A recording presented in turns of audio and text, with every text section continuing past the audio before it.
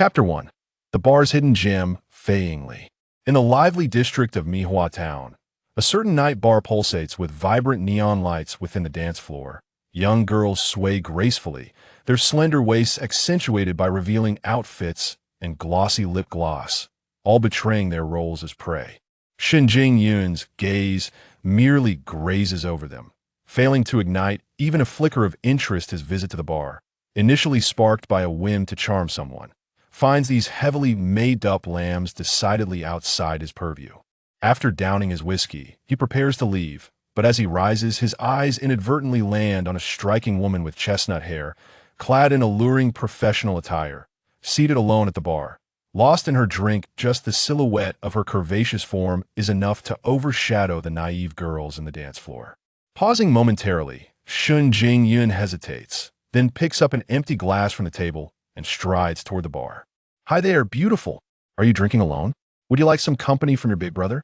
"Sorry, I just wish to be alone for a while." "Alone is rather dull. Why not let me join you?" Her once elegantly styled chestnut hair now spills over her shoulders in a disheveled manner, a few strands brushing against her alluringly flushed cheek, softening her otherwise aloof, queenly demeanor. Yet her rosy lips coldly utter a few words to the tattooed man who dared to approach her. "I am a lawyer," implicitly warning him that further advances may lead to legal consequences. Her voice exudes confidence, as if she holds an unwavering assurance of victory in any future legal battle. The tattooed man, however, remains undeterred, casually taking a seat to her left and calling out to the bartender with a grin, "They'll have a fruity cocktail, just like this lovely lady."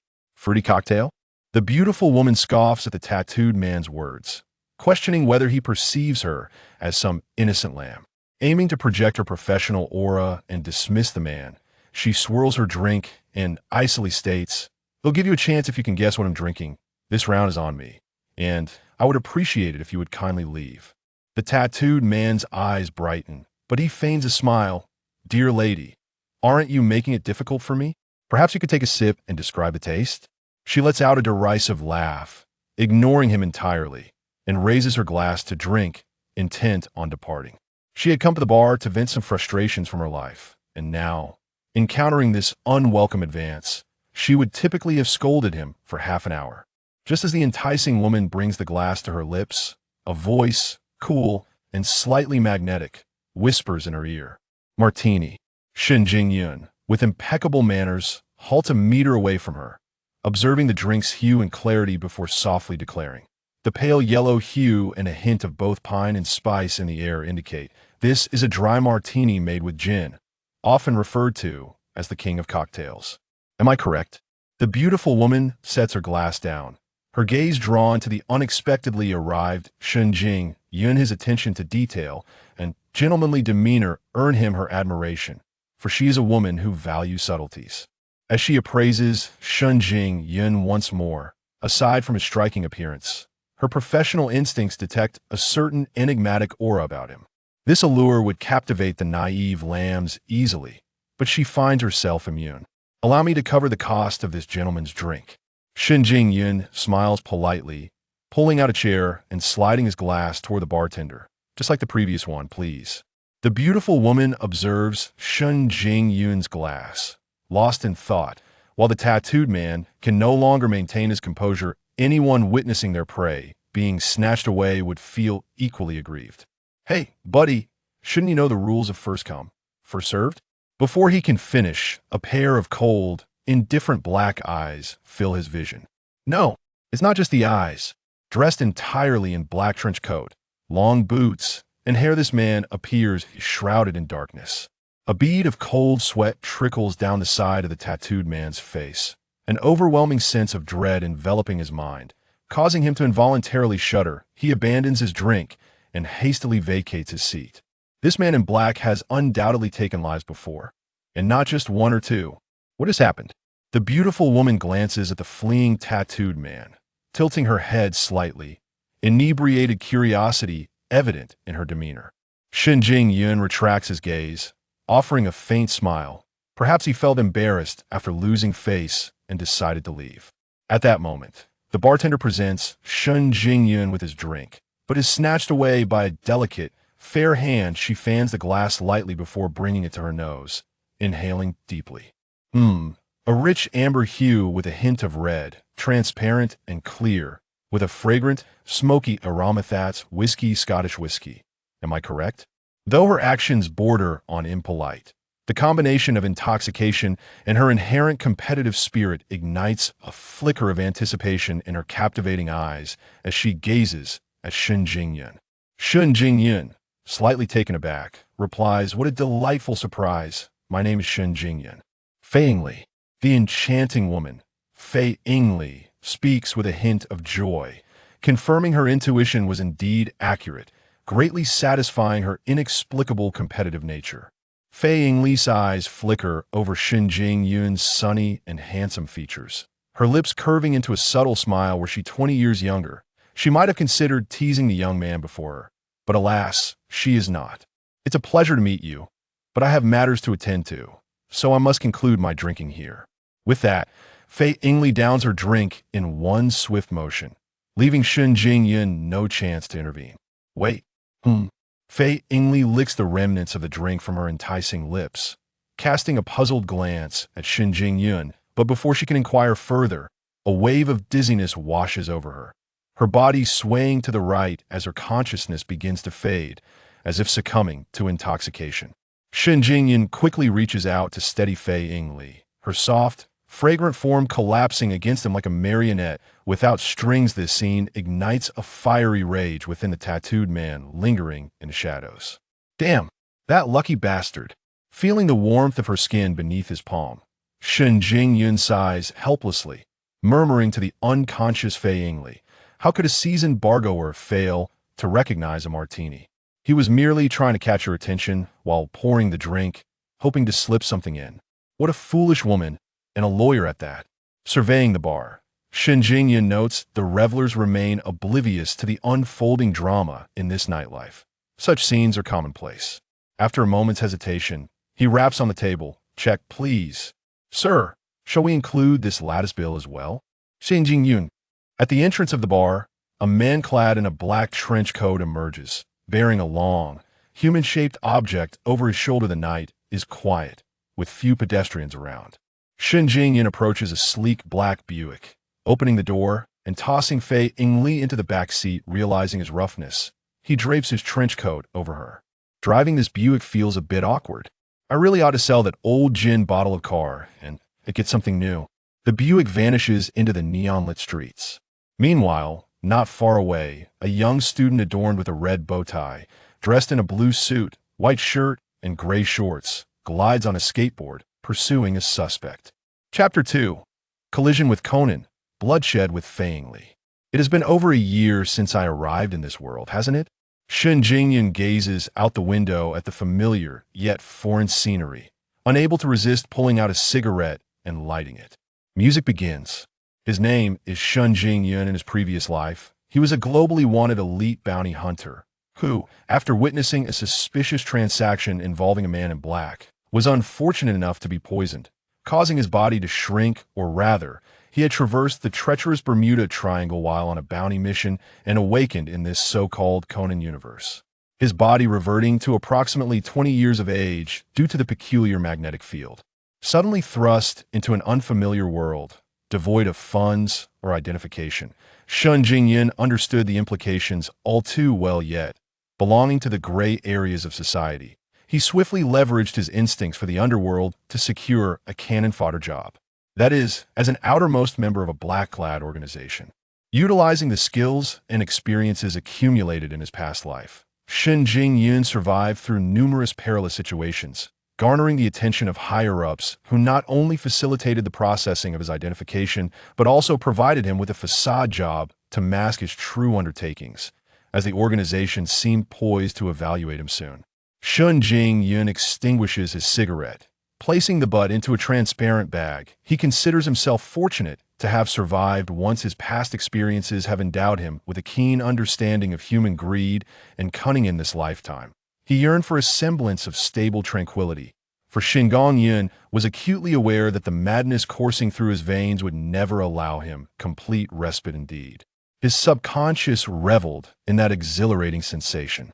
Today's hunt for beauty served as a means to alleviate the pent-up negative emotions accumulated over the past year. With a sidelong glance, Shengu Yun beheld the exquisitely ripe beauty seated in the back of the car, a flicker of hesitation crossing his countenance. Just as his attention lingered on whether to indulge in Fei Yingli, a shadow suddenly darted out from around the corner ahead, moving with such swiftness that there was no time to evade. Shengu Yun's brow arched, and he slammed the brakes. Screech!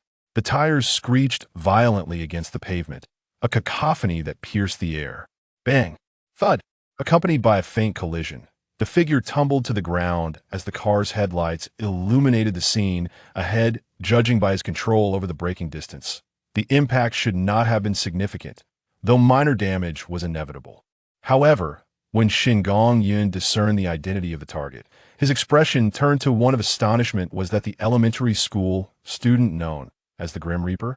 Were Kinju at his side in this moment, he would surely quip, "Not dead yet. Hit him again, faster." Shengu Yun exited the vehicle, retrieving the skateboard that had fallen aside, and approached the spot where the figure had landed. "Are you all right, little one?" It was hard to fathom that a child who had rolled on the ground 3 or 4 times could merely rise with a torn garment, yet exude such vibrant energy. Darn it, I was so close to catching him.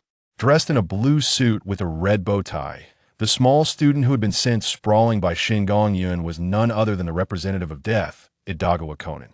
Clenching his fists, Conan pounded the ground, his gaze fixed intently on the white car that was gradually vanishing from view, his expression devoid of tears or pain, revealing only the frustration and disappointment of having let the suspect escape. Shengu Yun inquired once more, "Are you truly unhurt?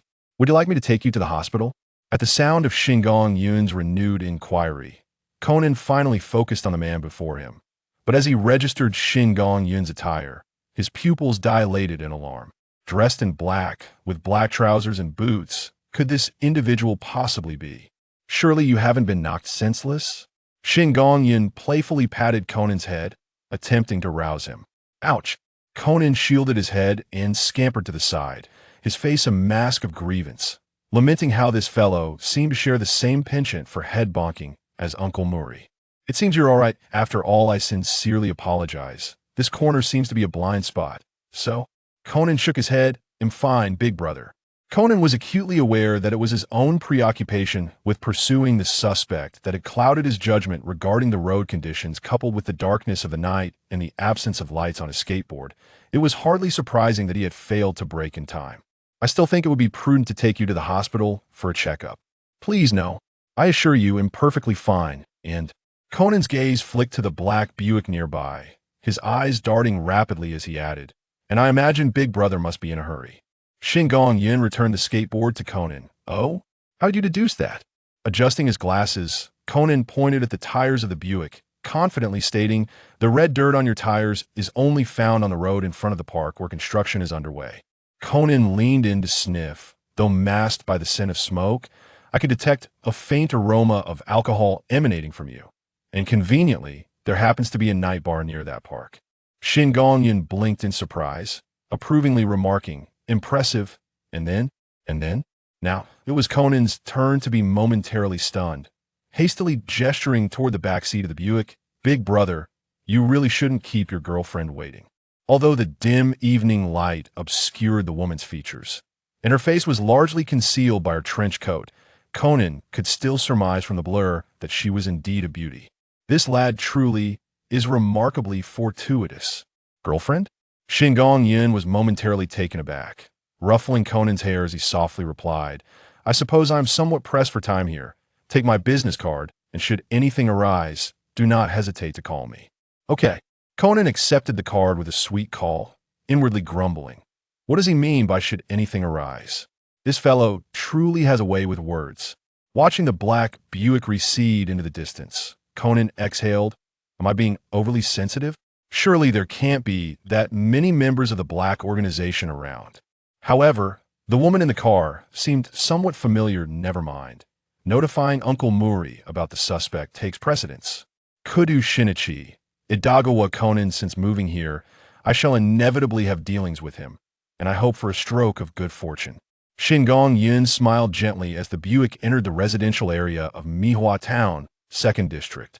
The vehicle gradually came to a halt before a modest two-story house, a property he had recently acquired with his earnings from the black organization, a rather ordinary abode, far removed from the grandeur of the Kudu residence, not far away. After all, he was not yet a core member of the black organization, nor a model figure like Kinju. Perhaps influenced by the alcohol, Shengu Yun's grip tightened slightly as he lifted Fei Yingli into his arms. Though separated by fabric, the smoothness of her skin and the warmth of her body transmitted a tantalizing sensation to his palms. She was akin to an exquisitely ripe peach, enticing beyond measure. Gently placing Fei Yingli on the bed, her chestnut-colored, slightly curled hair cascaded messily around her, her exquisitely beautiful visage flushed with a rosy hue, and her slightly parted lips exuded a fragrant bouquet tinged with the essence of wine. A subtle tremor coursed through the body, a gentle caress. Was it merely an intoxicant, or did it also carry an aphrodisiac allure? Shengu Yun gazed at the alluring Fei Yingli on the bed, instinctively furrowing his brow. He had never considered himself a gentleman, however. This situation seemed to diverge from his initial intentions. He was a connoisseur of beauty, not a mere opportunist. As Shengu Yun wrestled with the dilemma of whether to indulge in Fei Yingli, a series of familiar, icy voices echoed suddenly in his mind. The task has been triggered. Fei Yingli, please make the following choice within 10 seconds. 1. Do nothing and embrace Fei Yingli for a night of slumber. 2. Pursue with unrestrained fervor, engaging in a fierce battle with Fei Yingli. Unlocked ability, sniping proficiency. 3. Make no choice, and upon awakening tomorrow, you will be 3 centimeters shorter. Shengu Yun was startled by the sudden voice, instinctively delivering an elbow strike behind him, only to grasp at empty air. Upon realizing that the voice originated from within his own mind, he was taken aback. Could it be that he was suffering from schizophrenia? After all, it was his own voice. Wait, who are you? He pondered as a countdown echoed in his mind. 10, 9, 8, 7, 6. Even if it's short by 3 centimeters. 5, 4, 3, 2. I choose 2. Chapter 3. A sweet rain after a night of drinking. Organizational tasks. The long void of decades was suddenly filled in one night, the will eroded by substances, reason gradually succumbing, and thought replaced by madness. Fei Yingli could feel that every part of her body was in a state of disrepair, aching and weak, and although her consciousness was slowly returning, her memory remained in a void. In her extreme weakness, she instinctively tugged at the blanket, leaning her head against a warm spot nearby. This motion caused her heart to race. The chaotic memories of the previous night flooded back like a torrent, the disordered scenes swirling past her eyes like a fleeting panorama. The small hand that had rested on Shengu Yun's arm trembled uncontrollably, then suddenly pinched down hard, but due to her frailty, it soon limply fell against his arm. Absurd. This was the first word that flashed through Fei Yingli's mind. She had actually shared a bed with a man she had met for less than 3 minutes. The second thought that followed was, sue him. She was determined to see this scoundrel brought to justice. However, as rational thought gradually returned, Fei Yingli began to piece together the events. It must have been that tattooed man who slipped something into her drink, such a lowly scoundrel. She was resolved to see him imprisoned for life.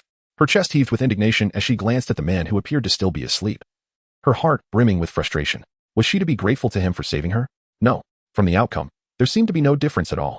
Fei Yingli attempted to sit up, but the weakness enveloping her body forced her back down, her increasingly radiant face emanating an aura of coldness. With a stern expression, she examined her body for a moment before falling into a long silence. Shengu Yun, just wait. We are far from finished. Hiss. This guy was truly working harder than a bull. An hour later, with a deafening slam of the door, Shengu Yun slowly opened his eyes. Indeed, explaining was the most foolish approach when dealing with women. Allowing them to calm down on their own would save a great deal of trouble. Shengu Yun donned his night attire, having meticulously erased all traces of the previous night's activities. Even the esteemed lawyer, May Dali, would be unable to unearth any conclusive evidence of his indiscretions. This circumstance contributed to Mei Yingli's abrupt departure, likely still seething over Shengu Yun's unscrupulous conduct. In this line of work, if one fails to manage the finer details, they risk facing dire consequences. However, recalling the vivid crimson stain on the white sheets while handling the evidence, Shengu Yun wore an expression of peculiar intrigue. It is no wonder that the assignment was dubbed the Bloody Night, for blood had indeed been shed. Shinji ceased to dwell on the matters concerning Hiyori. At present, what held paramount significance for him was the enigmatic voice that had inexplicably manifested in his mind the previous night. Mastery of marksmanship. As Shinji silently recited these words, a myriad of memories related to various types of sniper rifles flooded his consciousness. It was as if the door to a long-sealed vault of memories had been unlatched, revealing that he was, in fact, a sovereign of sniping. The emergence of these recollections bore no semblance of pain. Instead, they seamlessly blended into his mind, as though they were meant to be. Shengu Yun was undoubtedly aware of the various tropes associated with time-traveling novels, particularly those involving golden fingers. Yet, no matter what methods he employed, he could not recapture the voice he had just heard. Perhaps certain conditions needed to be fulfilled for it to resurface. It was also quite possible that his memories had sustained damage during his transference, and this was merely a phase of recollection. If that were the case, he might consider. Half an hour later, at the Central Hospital of Mihua, in the psychiatric department, according to your account, a voice that resembled your own suddenly manifested in your mind, demanding that you undertake specific actions? Indeed, Dr. Hirano, adorned with thick, round glasses, scribbled notes while once again inquiring of the young man seated before him. Was the task he requested of you something your heart genuinely craved? The youth, Shengu Yun, hesitated briefly before responding. Given the circumstances at that time, one could say so. Shengu Yun refrained from divulging the intricate details, for otherwise, he would indeed find himself facing imprisonment. Shengu Yun inquired once more, Doctor, can my condition be cured? The doctor replied, At present, it appears to be benign, yet we must observe it for a longer period. Please return on March 6th. All right, doctor. Shengu Yun rose, preparing to depart, but cast a glance at the calendar on the table. Today was Friday, March 18th, and her face involuntarily quivered. Unable to restrain herself, she exclaimed, Doctor, are you referring to March 6th of next year? Today is already March 18th. Dr. Hirano paused in his recording, then lifted his gaze to meet Shengu Yun's with a calm demeanor, replying softly, Next Tuesday will be March 6th. Shengu Yun stood at the entrance of the Central Hospital of Rice Flower 10 minutes later, holding a report in his hand. At the bottom, a clear line read, The patient exhibits mild dissociative identity disorder accompanied by a temporal perception disorder, with a recommendation for pharmacological treatment. Shengu Yun let out a gentle sigh, for he had long perceived the chaotic nature of time in this world. Although a year had indeed passed, it seemed to others as if only a few months, or even less, had elapsed. No wonder the seasons had cycled through spring, summer, autumn, and winter several times. While Conan remained merely a first-grade elementary student, this discrepancy was not due to the passage of time differing, but rather a divergence in the perception of time itself. The concept of time, including the calendar dates and the 24 solar terms as understood by Shengu Yun, stands in stark contrast to the world of Kexue. Moreover, it is exceedingly difficult for him to alter this perception, as it is ingrained deeply within his very essence. Shengu Yun gazed at the report in his hand with a mixture of emotions, then crumpled it into a ball and stuffed it into the ashtray of his Buick. Exclaiming in indignation, It is the fault of this world, not mine, nor do I suffer from any ailment. Just as he was contemplating whether to seek further examination at another hospital, the vibration of his mobile phone emanated from the pocket of his clothing. Shengu Yun retrieved his phone, his expression shifting upon seeing a series of unfamiliar numbers. It's me, a voice, cold and gravelly, resonated from the device. A mission has commenced. A minute later, the call ended, and Shengu Yun could not help but mutter, Fortunately, I turned my phone off last night. Otherwise, hearing that voice at a critical moment would have left me utterly dejected. The Buick roared to life and slowly disappeared into the bustling streets. In a shadowy corner of Kabuki-icho, a sleek black Porsche was flanked by two men draped in voluminous black coats. One, a tall figure with silver hair, tossed his phone to the other before opening the car door. Get in, Vodka. Yes, boss. The burly man, noticeably larger than the silver-haired individual, was Vodka, the most loyal subordinate of Jin, with the organizational codename, Vodka. Boss, that fellow Shengu Yun is remarkably fortunate. He has been with us for so long without a hitch, and his skills are commendable. Is the organization considering special training for him? Jin silently lit a cigarette from the car's lighter, offering no response to Vodka's inquiry. Boss, does the organization truly intend to cultivate him? His identity information was fabricated by us. Could this be? Ambiguity is preferable to certain rats who can be seen through at a glance. Moreover, the white smoke gradually filled the car's interior as Jin's cold, unfeeling gaze drifted out the window, seemingly laden with meaning. Rats? Vodka's face revealed confusion. After a moment of contemplation, he realized, Boss, are you referring to that traitor from 2 years ago, Black?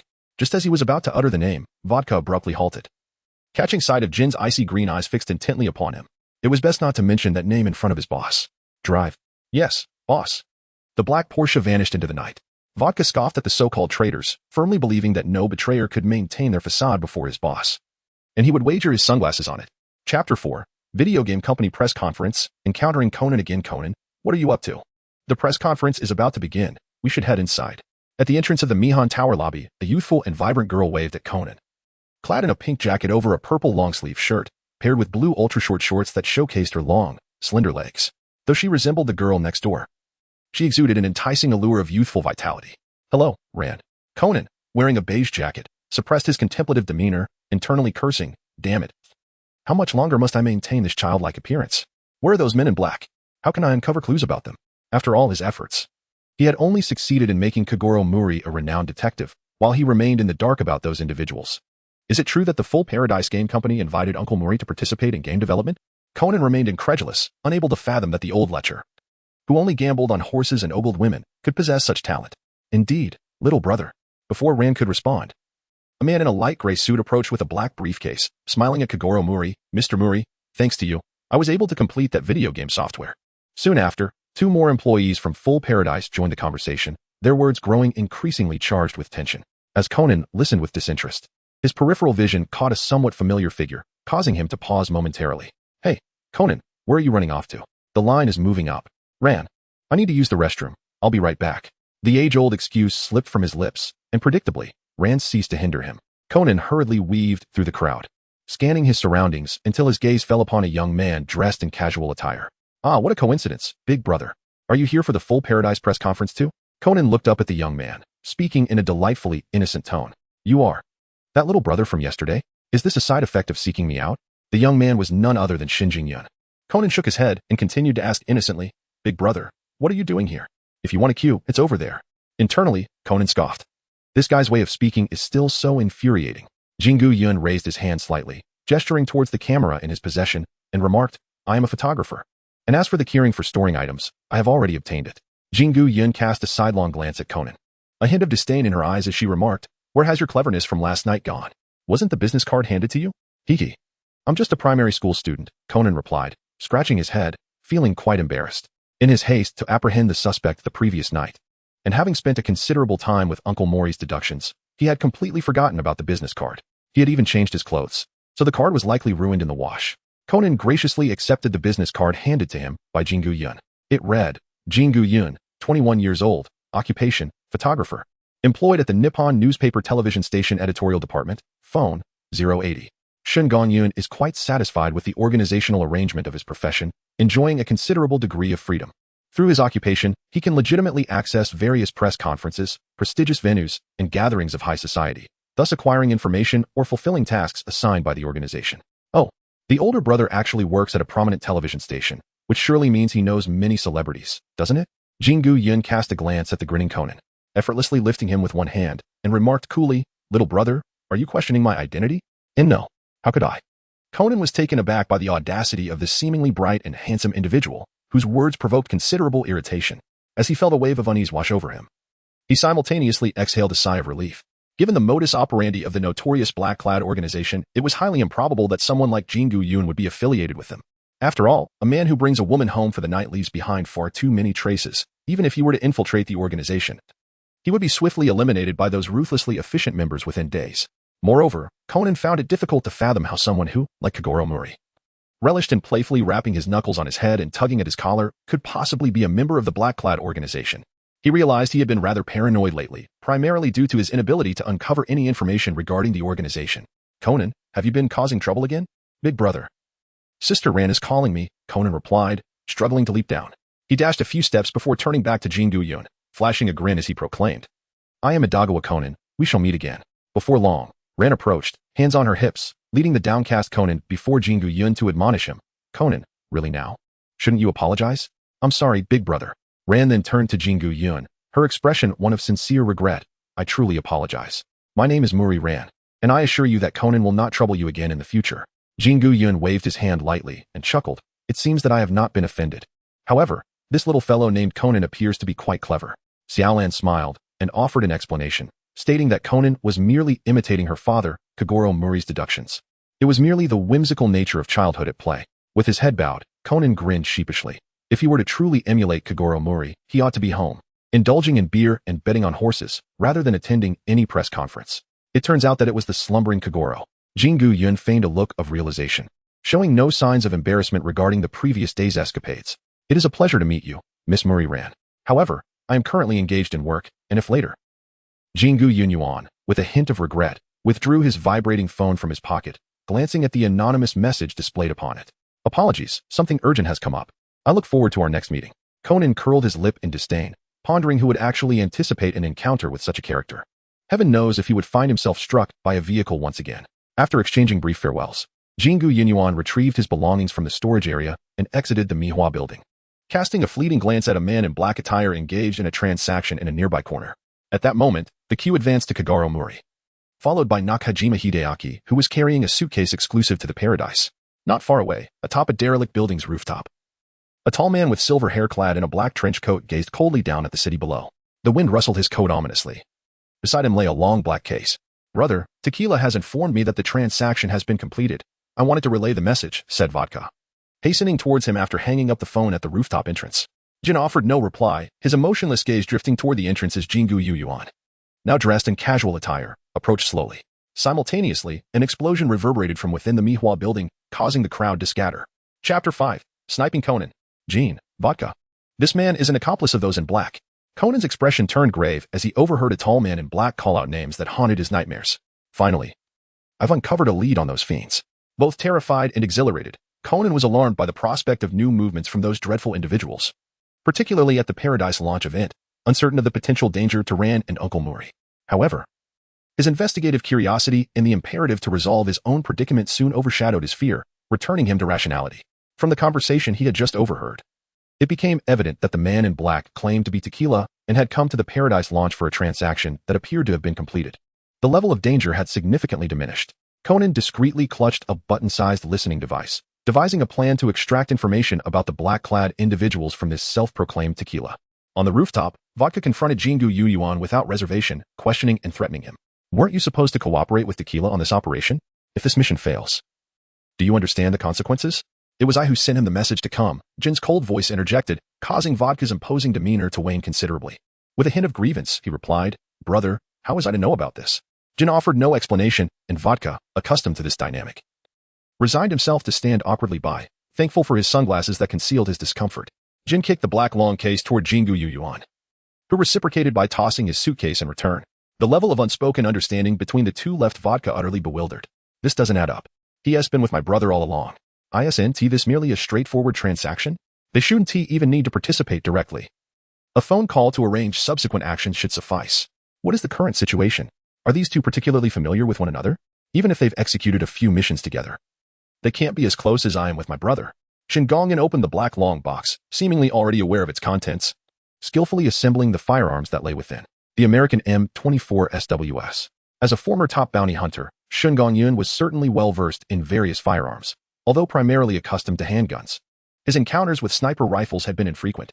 However, after inexplicably acquiring expertise in sniping that fateful night, holding the M24 now felt as natural as water to a fish. Jin Zhou's demeanor remained as indifferent as ever, yet there was a subtle shift in his gaze as he observed Shengongyun's proficient assembly of the sniper rifle. Over the past year, the organization had primarily gathered intelligence on Shengongyun's agility, remarkable logical reasoning, and precision with handguns. They had not anticipated his adeptness with sniper rifles, nor the finesse with which he handled them. At that moment, a resounding explosion erupted from the distant Mihua building, thick smoke billowing into the air. What was happening? That direction was the Mihua building. Vodka, peering through binoculars, discerned that the explosion originated from within the structure and promptly attempted to contact Tequila, only to find the line unreachable. "Brother, I can't get through to Tequila," he reported. Jin Zhou opened the suitcase, glanced inside, and then turned his gaze towards Shengongyun. "Don't look at me like that. I have no idea what transpired." Shengongyun was toying with a sniper bullet, seemingly reluctant to part with it. Perhaps he could make off with the M24 later. Jin Zhou would likely not mind, considering he had provided a safety net for Tequila after the failed transaction. Meanwhile, the wailing of police sirens filled the air as patrol cars sped towards the Mihua building, and still, no word had come from Tequila. "Brother, the police have arrived. Do we need to send someone to assist Tequila?" Vodka inquired. "No need. Execute Plan B," Jin Zhou commanded, his cold gaze fixed on Shengongyun. "You will carry it out." Jin Zhou tossed the suitcase to Vodka, who caught it and, upon opening it, revealed his astonishment.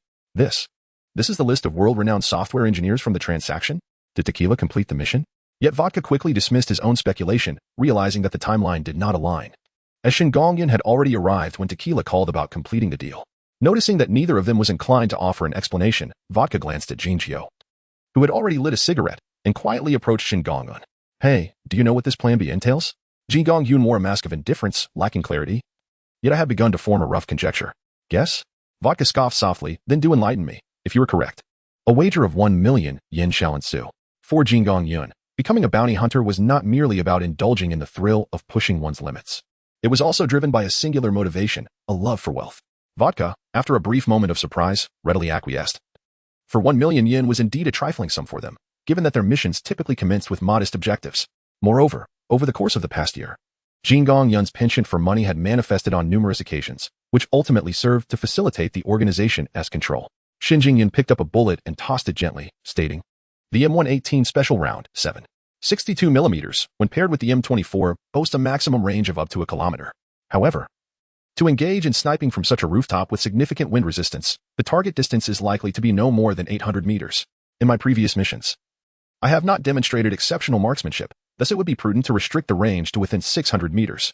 Furthermore, using this rooftop as a reference point, including the Mihua building, I shall extend outward by 100 meters, ensuring the height of the structures in question does not deviate significantly from that of this abandoned edifice." Shengu Yun lifted the sniper rifle, aiming at a distant skyscraper, and coldly remarked, "The only target is the imposing black tower, situated approximately 500 meters away. Utilizing the rooftop as a vantage point, the optimal position for a sniper must undoubtedly be the pinnacle of the black tower." Shengu Yun addressed Vodka, inquiring, "Is there not a trace left by you all?" Vodka's expression shifted repeatedly, ultimately culminating in a sigh. "It is the bar on the top floor. Today truly is a stroke of bad luck." As for Tequila, when Jin uttered the execution of Plan B, his survival had become inconsequential. Even if that explosion bore no relation to Tequila, he had already caught the attention of the police, and those under their scrutiny often found themselves silenced. Having lost money, Vodka stealthily approached Shengu Yun and whispered, "How did you come into possession of that transaction list? Since you have acquired it, what dealings did that fellow Tequila engage in? Your Browning handgun appears to be in commendable condition." "You, my friend." After receiving the handgun, Shengu Yun murmured, "It's merely a preemptive strike, a trivial maneuver. After all, within the confines of the Mihua building, one must contend with a high school detective, while outside, he is merely an employee of the Paradise, effortlessly capable of obtaining a copy of a list without drawing suspicion." Jin extinguished his cigarette, his pupils cold. Yet he could not help but sigh for his subordinate and driver. While somewhat foolish, his driving skills were passable. At the entrance of the Mihua building, a figure swiftly dashed out, gliding across the sidewalk on a turbo skateboard. Faster, even faster. With his exceptional deductive reasoning, Conan quickly identified the perpetrator behind the bombing case and learned the location of their deal from Nakajima Hideaki, who was involved in the transaction with Tequila. The Daihe building. Filled with a unique thrill that few could comprehend, Conan took the elevator straight to the top floor of the Daihe building. Meanwhile, on the rooftop of an abandoned building approximately 500 meters away, a dark muzzle was already positioned. A young man with black hair observed the small figure through his scope, revealing an inscrutable, bloodthirsty smile. Chapter 6. The Mysterious Ancient Jade. Jin, small ventures, have you uncovered any trace of Tequila? Vodka inquired. According to their original plan, Tequila was to head to the Daihe building after the transaction, to eliminate any traces they had left and deal with Nakajima Hideaki. However, the plan had changed. Shengu Yun was now to take out suspicious individuals heading towards the bar on the top floor of the Daihe building, including Tequila, provided Tequila was still alive. "No. I only saw an elementary student running towards the bar on the top floor." Jin replied impatiently, "No need to wait any longer. Just shoot the bomb hidden in the third slot above the left side of the bar." Although Jin could remotely detonate the bomb, he was curious to see Shengu Yun's sniping skills. Since Tequila had not shown up, it would be left to Shengu Yun to trigger the explosion. Understood. No sooner had Jin finished speaking about the bomb's location than Shengu Yun had already aimed and pulled the trigger, the bullet slicing through the air. An explosion, far more powerful than before, reverberated across Mihua town, smoke billowing into the sky as a bar vanished in an instant. The organization had ample explosives to erase their traces. The three instigators had already left the rooftop, none of them bothering to look back. "Remember to transfer 1 million yen to my account." As he watched Shengu Yun's departing figure, Vodka's lips twitched in irritation as he complained to Jin, "Brother, this guy is too arrogant. He even swiped the gun you brought. Perhaps we should find an excuse to eliminate him. That way, I can save my million." "Drive." "Yes, brother." Days later, in the twilight of Mihua Town's 2nd district, a 2-story building nestled at the street corner, a black Buick quietly parked in front of the small courtyard, which was adorned with neatly trimmed flowers and minimal weeds. On the living room table lay a camera, and Shengu Yun showed little interest in the aftermath of the Paradise press conference. Shengu Yun sat pensively on the sofa, contemplating what would have transpired had he aimed a shot at Conan's head from the rooftop that day. Would Conan have evaded it with his extraordinary reflexes? Or would an unexpected third party have intervened to deflect the bullet? This could serve as an intriguing subject for future exploration with Conan. Shengu Yun caressed the ancient jade pendant hanging on his chest, deeply aware of the unscientific power of the Kexue. Not to mention the inexplicable mastery of sniping that had been unlocked within him, this ancient jade was indeed a remarkable artifact. It was the only item that had traversed with him across dimensions, Or perhaps it was the very jade that facilitated his journey. The last bounty he had accepted was solely to acquire this ancient jade pendant from the Qin dynasty. Over the past year, he had employed various methods to experiment with it, including but not limited to blood oaths, incantations, and hydraulic presses, all of which proved futile, resulting in the destruction of one hydraulic machine. Ultimately, it was during a perilous mission that he sustained grave injuries and, while unconscious in a bathtub, discovered one of the jade's abilities, healing.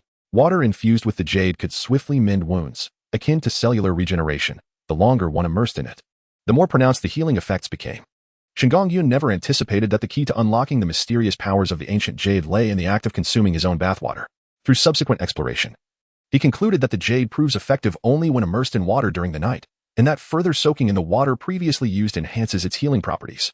Shengu Yun procured an empty can of cola, deftly snipped open the pull tab, poured in boiled water, and cast in an ancient jade piece, executing the task in a seamless manner.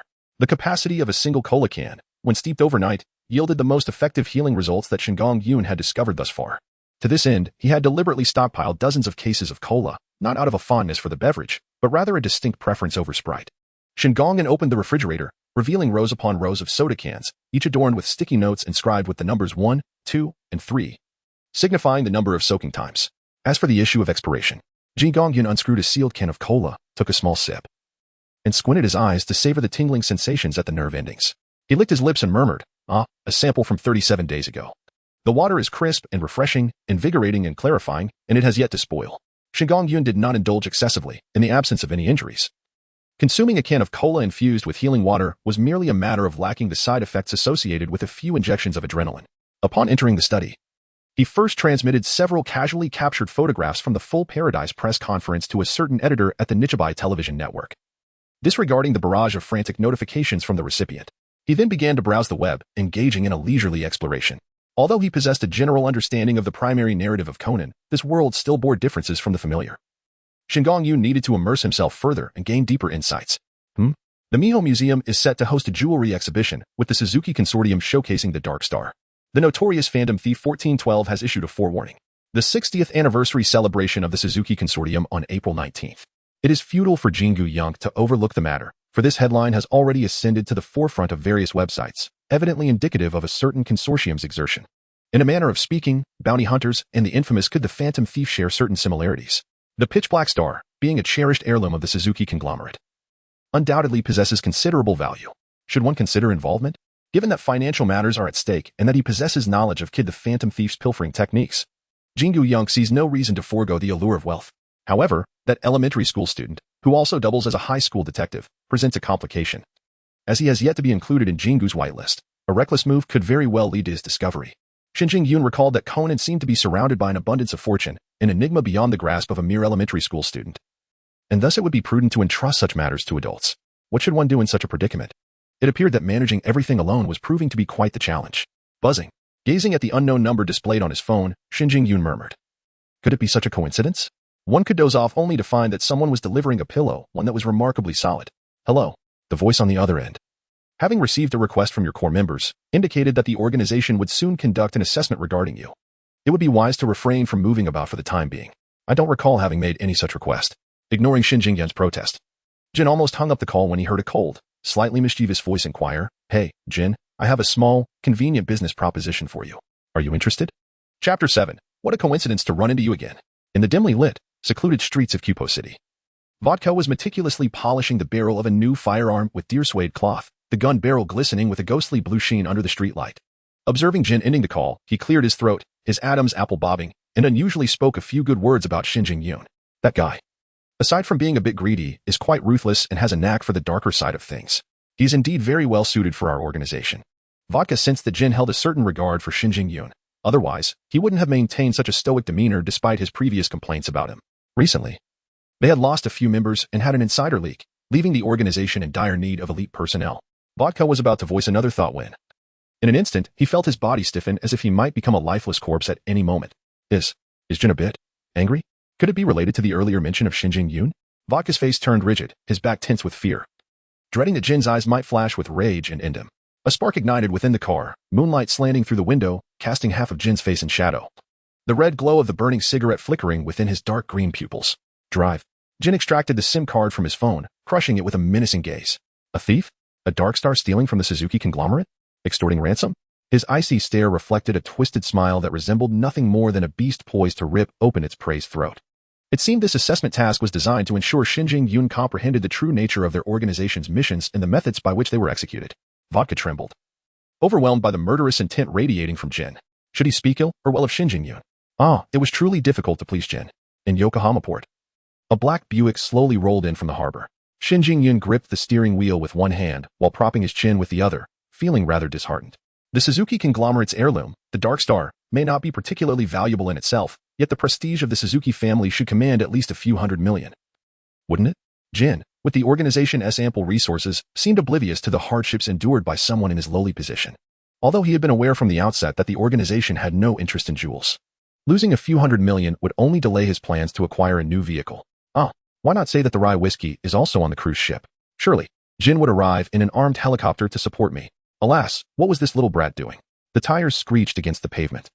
And although the driver had braked in time to avoid a collision, upon recognizing the obstruction, he decisively released the brake.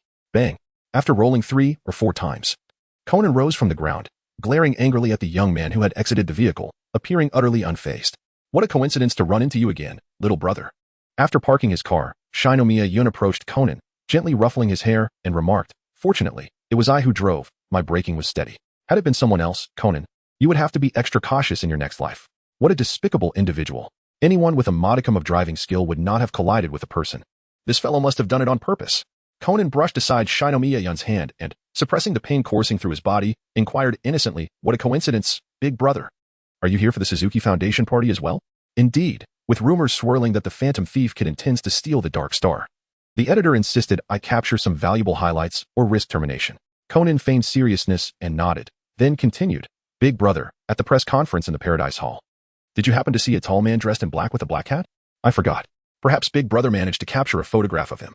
This was also the reason Conan approached Shengu Yun after recognizing his Buick. Prior to the explosion incident, or rather before they queued to check in their belongings, Shengu Yun had left the press conference, making any connection to the event improbable. Jingong Yun remarked nonchalantly, "Whether I possess it or not, I shall not provide it." In truth, Uncle Maori had stated that the individual in question was a member of a criminal organization. If only there existed a photograph of him.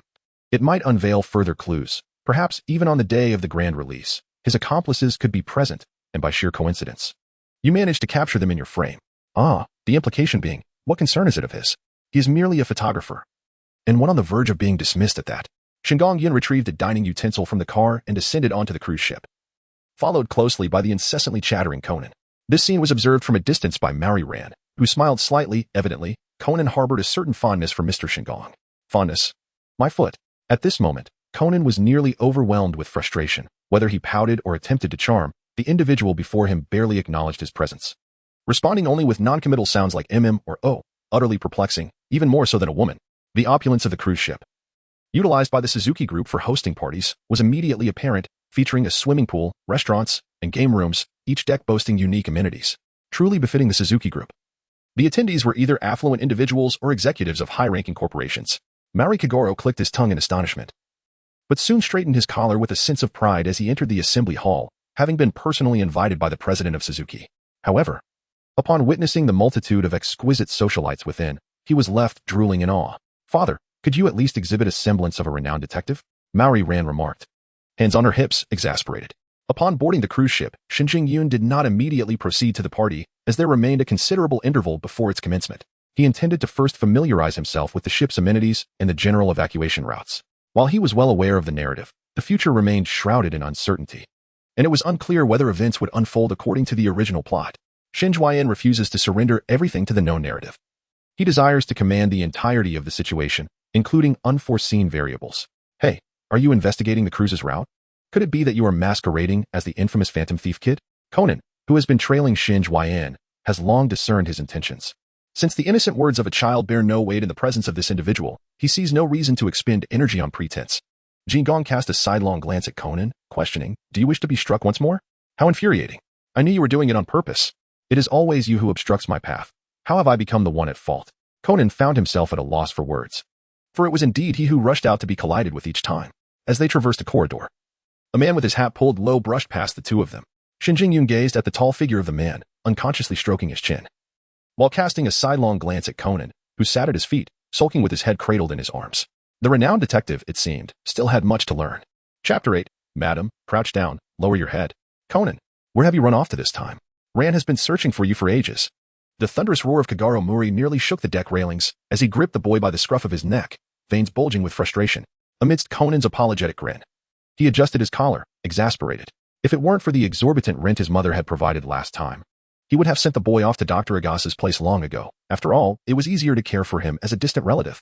Sonoko Suzuki had also arrived, and after a considerable wait, Ran Muri appeared in a red evening gown, slightly out of breath. I'm sorry, everyone. I almost got lost on the cruise ship. It must surely be the work of the great kid, using magic to confuse the directions. Sonoko exclaimed excitedly, her hands propping up her face in a dreamy fashion. I heard he would disguise himself as a waiter this time. Perhaps he will be a stoic, bespectacled gentleman. Ran chuckled softly. Meanwhile, the police officers and staff from the Metropolitan Police Department had all gone to the party venue to maintain order and protect the enigmatic Black Star, leaving the deck devoid of any figures. Kamizumi walked along the side corridor, his fingers gliding over the cold railing, his gaze falling upon the lifeboat suspended outside. Soon, a slumbering hue of crimson captured his attention. There, Miss Ran Muri. The moonlight cast a silvery edge upon Ran Muri's red backless gown, her chest rising and falling reminiscent of a bride fleeing from her wedding in a classical oil painting. Shengu Yun's expression remained serene as she extended her hand to check the pulse. A hint of coolness brushed against her fingertips upon contacting the skin. Awaken. Shengu Yun gently patted Staolan's cheek, though the gesture could hardly be described as tender. Nevertheless, the latter showed no sign of awakening. It seemed she would not rouse from her slumber any time soon. Shengu Yun had no intention of bringing Mao Lilan along. Her unconscious state proved to be more advantageous. He deftly maneuvered his left hand through the young girl's legs, lifting her and placing her into a more secluded lifeboat. He then draped a blanket over her, concealing their presence while preserving her warmth. It seemed rather careless of the gentleman to overlook such details, but then again, he was merely a single youth. At the gathering, President Suzuki concluded his remarks, and now Mrs. Suzuki had invited the magician Sanada Ichizo to perform, with Lilan and Sonoko eagerly participating in the spectacle. Upon entering the party, Shinomiya Yun was swiftly spotted by an eager little follower who stared at him with a tilted head and a scrutinizing gaze. The festivities had been underway for quite some time, with the captivating performances already concluded, yet he had only just arrived. Conan cast a glance at the petite camera slung across Shinomiya Yun's shoulder, seemingly questioning whether he had come merely to capture the sensational highlights. Unlike the paparazzi, photographers do not need to engage in the pursuit of scandalous gossip. Instead, they aim to immortalize the essence of a magazine's or journal's prominent cover, which demands a high level of photographic skill and an acute awareness of social trends. Arriving so late, one might wonder if he was masquerading as the infamous Phantom Thief Kid. We are not that familiar yet. The implication was clear. You are meddling too much, young one. In the midst of their conversation, a startled cry erupted from the crowd ahead. The Phantom Thief Kid. It's the announcement from the Phantom Thief Kid. Upon hearing this, Conan immediately abandoned Shinomiya Yun and plunged into the throng. Spotting the familiar white card with its cryptic symbols, Conan contemplated thoughtfully, stroking his chin. Shengu Yun strolled leisurely towards the gathering, glancing at the cryptic symbol on the invitation. Quickly losing interest, he casually took out his camera and snapped a few photographs, intending to present them later. Mao Lilan sensed she might have been caught in the frame, but for some reason, she chose not to intervene. Instead, Suzuki Sonoko approached and vocally questioned, "Hey, how can you take pictures of others without their permission?" "Well, you're so handsome. Please make sure I look beautiful in the photo." Sonoko's reprimand transformed into admiration as she turned, captivated by the young man wielding the camera, whose sharp features and tall, athletic frame radiated charm and vitality. Conan chuckled to himself, observing Sonoko's infatuation while noting that Lilan's earlier demeanor seemed rather peculiar, especially in light of the magic performance they had witnessed. "Please make way, Miss Suzuki." Obediently, Sonoko stepped aside, her mind already set on exchanging contact details with the dashing young man after the event. With such a bright and attractive appearance, coupled with an apparent talent for photography, what girl wouldn't desire to have her picture taken beautifully, eliminating the need for any editing? The question of wealth did not even cross her mind. Conan followed Shengu Yun's gaze and was momentarily taken aback. Suzuki Tomoko. Indeed, the wife of the Suzuki conglomerate would certainly attract more attention than Sonoko. Just as Conan began to decipher the meaning behind the cryptic symbol on the invitation, a black bead resembling a pearl rolled onto the floor, emitting an explosive sound and releasing a thick cloud of white smoke. It was a decoy pearl designed to obscure the location of the genuine Black Star. "Quickly remove it. This thing is going to explode." The attendees, comprised of affluent individuals and company presidents, were unlikely to gamble with their safety, even if it was merely an illusion. Everyone hastily discarded the fake pearls adorning their chests, and soon, several black beads detonated, filling the air with smoke. The crowd surged chaotically, desperately trying to escape the party, overwhelming even the security personnel tasked with maintaining order. Suzuki Tomoko, adorned with the authentic black star, struggled to remain calm amid the disorder. As the surrounding security was swept away by the throng, each individual present was a paragon of affluence, and the security could only do their best to avoid confrontation, quickly losing track of Tomoko in the sea of bodies. Despite the chaos, it was merely a fleeting moment, before the crowd could disperse. It was the perfect opportunity for a swift exit. In the tumult, Tomoko was unintentionally bumped into, and a shadowy hand reached for the black star adorning her chest. Instead of the anticipated fall, she felt a hand clasp her shoulder, colliding with a solid object below. Tomoko instinctively brushed aside the obstruction, only to discover it was a camera. Turning her head, she gazed up at Shengu Yun's profile and inquired, "Thank you. Who are you? Don't move." "Could the Phantom Thief is here?" Upon hearing the name, Tomoko's body tensed immediately, but she relaxed upon confirming the black star remained in place on her chest. The hand reaching for her receded at Shengu Yun's arrival, and the disguised kid smiled subtly. Since the initial plan had failed, he would pursue another. Suddenly, the chandelier overhead extinguished, plunging the party into darkness. "Could the Phantom Thief? He must be here to steal the black star." "Master Kid." Tomoko's expression turned anxious. Although she was no ordinary woman and managed to maintain a semblance of composure, her rigid body betrayed her inner turmoil and unease. What should I do? As shadows enveloped her, she had no idea from where Kid the Phantom Thief would attempt to seize the black star. In her panic, she grasped the sleeve of the man behind her, unwilling to be left alone in the darkness. "Madam, crouch down and lower your head." Initially startled, Tomoko recognized the voice of the man who had supported her and immediately complied, yet she held firmly onto Shengu Yun's wrist. Crouching down, lowering her head, and hugging her chest, she protected the family heirloom of the Suzuki conglomerate. The fabric against her skin was smooth silk. In Chapter 9, excuse me for a moment, crouching low, cradling the black star in her embrace, she significantly increased the difficulty for Kid the Phantom Thief to make his theft. Once she had settled, Tomoko's mind became unexpectedly tranquil. Recalling the Suzuki conglomerate's research on Kid the Phantom Thief, which mentioned that he was a gentleman towards women, if the information was accurate, the black star nestled in her arms was undoubtedly safe. Tomoko silently praised the young man behind her for his actions, completely unaware that what she clutched to her chest was not merely his hands. Caught off guard, one of her hands was restrained, yet Shengu Yun maintained a calm expression, regulating his breath as he attentively listened to his surroundings, filtering out the chaos of panic and confusion that arose from the power outage. One sound, subtle yet orderly, approached the crouching Tomoko step by step. Found it. Shengu Yun reached out into the darkness to his left, but grasped nothing but emptiness. In the shadows, a confident smile played at the corners of Suzuki Tomoko's lips, as her actions undeniably constrained his abilities.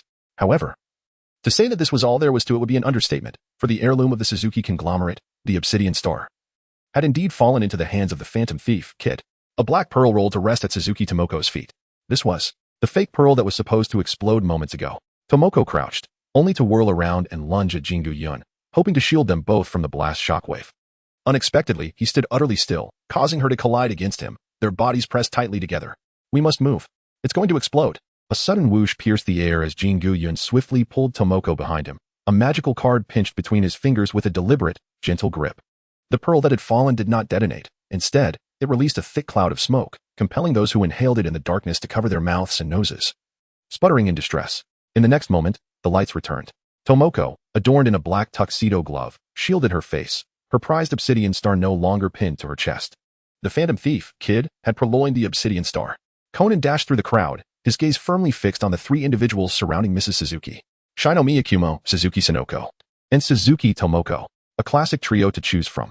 Among them, Shino Miyakumo, being the closest to Suzuki Tomoko, bears the greatest suspicion and is most likely to be the one who has stolen the black star. Kid's old rival, Nakamori Ginzo, has also received word from his subordinates that over a dozen individuals took advantage of the chaos to leave the party. Kid must be among them. We must pursue them swiftly. Suzuki Sonoko approached Suzuki Tomoko to offer comfort, her gaze occasionally darting towards Shino Miyakumo. Muri Kagoro furrowed his brow, glancing left and right, and ultimately seemed to grasp certain crucial points. Clearing his throat, he declared, "Mrs. Suzuki, I believe I have deduced the whereabouts of the Phantom Thief, Kid. He is not one of the departing guests, but rather someone who remains here." "What?" In the face of everyone's astonishment, Muri Kagoro continued with pride, through simple elimination. When the lights came on and Mrs. Suzuki discovered that the black star had been stolen, Kid could not have fled far. Therefore, the individual standing closest to Mrs. Suzuki at that moment, the man with the camera, along with Sonoko and young Muri ran, are under suspicion. At this moment, Conan interjected, "Uncle Muri. That big brother is called Shino Miyakumo. We met him at the Manton 10's press conference." Muri Kagoro waved his hand dismissively. "What he is called is irrelevant. Sonoko and Ran could never be Kid. Thus, this Shino Miyakumo is the prime suspect. No, it cannot be him. Shino Miyakumo just protected me, And moreover, isn't Kid adept at disguise? He could easily masquerade as a woman. Suzuki Tomoko defended Shinomiya Kumo, considering her own rationale. If he were indeed Kid, he could have stealthily taken the Black Star when she fell, rendering any subsequent actions unnecessary. She was an astute woman, not one to blindly heed the words of others. Furthermore, discerning a disguise is simple. One need only pinch the face to ascertain whether it is Kid in disguise. Muri Kagoro confidently shook his head and waved his finger. You have all fallen into a misconception, believing that Kid would disguise himself as someone else. In fact, the opposite is true, this time. The Phantom Thief Kid is here in his true form to pilfer the pearl. That Shinomiya Kumo is the genuine Kid. Ah ha ha ha. Conan helplessly covered his face, finding the assertions increasingly outrageous. As Muri Ran sighed in relief, her disguised gaze seething with resentment towards Shinomiya Kumo, she was unexpectedly tugged by a young elementary student. Big Sister Ran, shall we go catch the Phantom Thief Kid? But Conan turned back with a sweet smile. Isn't Brother Kumo our good friend? Doesn't Big Sister Ran want to prove his innocence? All right then. Ji Gongyun appeared indifferent to Conan's departure, while Suzuki Tomoko ardently defended him. Mr. Muri, your assertion hinges on the premise that the true Black Star is indeed in Ji Gongyun's possession. If it is not, I hope you will offer an apology to him. Muri Kagoro observed the calm demeanor of Ji Gongyun, who seemed unconcerned and inviting a search of his person, and he chuckled. Perhaps. My deduction may have been slightly erroneous. It is entirely possible that Kid the Phantom Thief has already made his escape. The luxury cruise ship floated upon the vast sea. Where could Kid the Phantom Thief possibly flee? The glider. On the top deck of the cruise ship, Muri Kagoro, accompanied by the remaining guards, set off in pursuit of Kid, leaving only 2 security personnel and Suzuki Tomoko, Suzuki Sonoko, and Ji Gongyun at the entrance. Mr. Ji Gong, I sincerely appreciate your assistance earlier. Even though the Black Star has been stolen, it was evident that Tomoko's spirits were considerably dampened, for as a formidable woman, losing a treasured heirloom while in her care would inevitably tarnish her reputation within the consortium. Nonetheless, I shall ensure that Kid does not have an easy time of it. With the financial resources of the Suzuki Consortium, it would be a mere trifle to keep the Black Star from being sold. Sonoko attempted to defend her current idol, stating, Mom, Kid has never stolen jewels for the sake of money. He is like a gentleman under the moonlight. Stealing a glance at Ji Gongyun, she added, In any case, let us trust that Uncle Muri will retrieve the pearl. Is the Black Star truly valuable? Ji Gongyun inquired quietly. Tomoko regarded him with admiration, appreciating his calm composure even in the face of the enigmatic Kid. The pearl's worth lies in its rarity and the unique significance it embodies. Should anyone manage to reclaim it from Kid, I would be willing to offer a reward of 200 million yen on behalf of the Suzuki Consortium. I have matters to attend to, please excuse me. Chapter 10, You Shall See, Detective. As Tomoko watched Ji Gongyun's retreating figure, there was no hint of disappointment in her eyes. Instead, her admiration deepened. She found the young man's desire for wealth quite agreeable, for she had plenty of it. Young individuals capable of earning her money were precisely the fresh blood she sought to recruit. A consortium can only thrive through the emergence of more capable youth. Tomoko began to harbor the intention of recruiting the young man known as Ji Gongyun and turned to Sonoko, asking, Sonoko, how much do you know about this Ji Gongyun? Mom, today is our first meeting. I only know his name, but it seems that Ran is not very familiar with him either. That bespectacled boy, however, appears to be trailing behind Ji Gongyun like a shadow. Do you think Ji Gongyun can retrieve the Black Star from Kid? Well, Sonoko hesitated. Torn between the charming and handsome young man her mother approved of and the mysterious, suave thief, it was indeed a difficult choice. In the cabin of the cruise ship, Conan skillfully juggled a soccer ball, having deduced the disguise of Kid the Phantom Thief masquerading as Muri ran through the cryptic clues in the invitation. Moreover, due to Ji Gongyun being an unexpected figure, he was uncertain whether Ran truly recognized him or even knew his name, which explained his earlier hesitance while taking a photograph. Muri Ran, who was actually Kid, slightly spread her hands and smiled. So, that's why you asked me that question. You are quite the tricky fellow. Conan lowered his gaze, the reflection of his glasses obscuring his expression, as the soccer ball remained firmly underfoot. In truth, Sister Ran had only met Ji Gongyun once. They were not friends. Conan also noted something peculiar. When the lights flickered off, and then back on, the person standing closest to Mrs. Suzuki was Ji Gongyun. He distinctly recalled that this individual had been positioned quite far away. Why had he suddenly appeared beside Mrs. Suzuki? The only plausible explanation was that Ji Gongyun had deciphered the cryptic message before him and rushed to protect Mrs. Suzuki. It was highly likely that he had already encountered Kid and was aware that the Muri ran before him was but a disguise. If Conan's suspicions were accurate, then Ji Gongyun's deductive prowess was indeed formidable. The disguised Kid, feeling distressed, rubbed his head, revealing a pearl wrapped in a handkerchief. He calculated the time, realizing nearly 3 hours had passed, and wondered if Miss Rand might catch a cold. What do you think, detective? Damn you. Conan suddenly connected the dots, his expression wavering. Regrettably, this pearl is actually... Bang. The iron door of the cabin was kicked open, and a figure lunged at Kid with such speed that Conan could scarcely discern their features. The intruder offered Kid no chance to speak, delivering a punch directly toward his face, forcing Kid to evade. Though the maneuver appeared graceful and composed, beneath the disguise, his expression was one of palpable fear, cold sweat trickling down his brow. Close combat was not Kid's forte. A smoke bomb fell from his palm, and his disguise was cast into the air as his voice faded from the doorway. Until we meet again, detectives. As Shengu Yun turned to pursue, he left behind a faint remark. I will chase after Kid. You go find someone. At that moment, on the upper deck of the cruise ship, a crowd had gathered, comprising police officers, crew security, and Detective Kagoro Mori, yet Kid was nowhere to be seen. The only thing on the ground was a glider, cleverly designed to mislead. Damn it. Kid has escaped again. At the stern of the ship, a man clad in crew attire and wearing a low hat was walking in the opposite direction. His upper face was shrouded in shadow, revealing only his prominent nose and the faint curve of a smile. But that smile vanished entirely as a dark figure obstructed his path. Hand over the pearl. Phantom Thief Kid produced a black pearl from his pocket, this time unwrapped by a handkerchief, gripping it directly. You truly possess remarkable skills, deceiving everyone, myself included. Phantom Thief Kid sighed as he grasped what was evidently a mere imitation of a pearl, lamenting. Who would have thought that the illustrious Phantom Thief Kid would steal a fake pearl, leaving no excuse to return it? He continued. Before I could steal the genuine Dark Star, you had already swapped it out, and the moment occurred when the lights went out. I am curious, did Mrs. Suzuki not notice at all? Jingu Kuin would never reveal to Kid that it was Suzuki Tomoko who had grasped his hand and placed it in her bosom. As a bounty hunter, he was momentarily tempted and had no choice but to comply. It appears, however, that you did not return the Black Star on the spot. That precious pearl remains in your possession. Phantom Thief Kid seems utterly unconcerned about his ability to escape from Jingu Kuin's grasp. He tossed the counterfeit pearl into the air and remarked, Detective, you wouldn't want the truth about who attempted to steal the genuine Black Star to become public knowledge. Would you? I am a photographer, Kid replied. And so what? You wouldn't want the embarrassing incident of Phantom Thief Kid stealing a fake pearl to be splashed across the front pages of magazines, now would you? Kid fell silent. But it would certainly cost you many female admirers, he continued. The sounds of the crowd moving around them reached his ears, indicating that the time he had delayed with his glider had already passed. I owe you a favor, Phantom Thief Kid reluctantly conceded, knowing that this matter would trouble him for a long time. Shengu Yun retrieved her camera and gestured to Kid, indicating her intention to fully assist him. Shall we take a few pictures? The Phantom Thief Kid remained silent.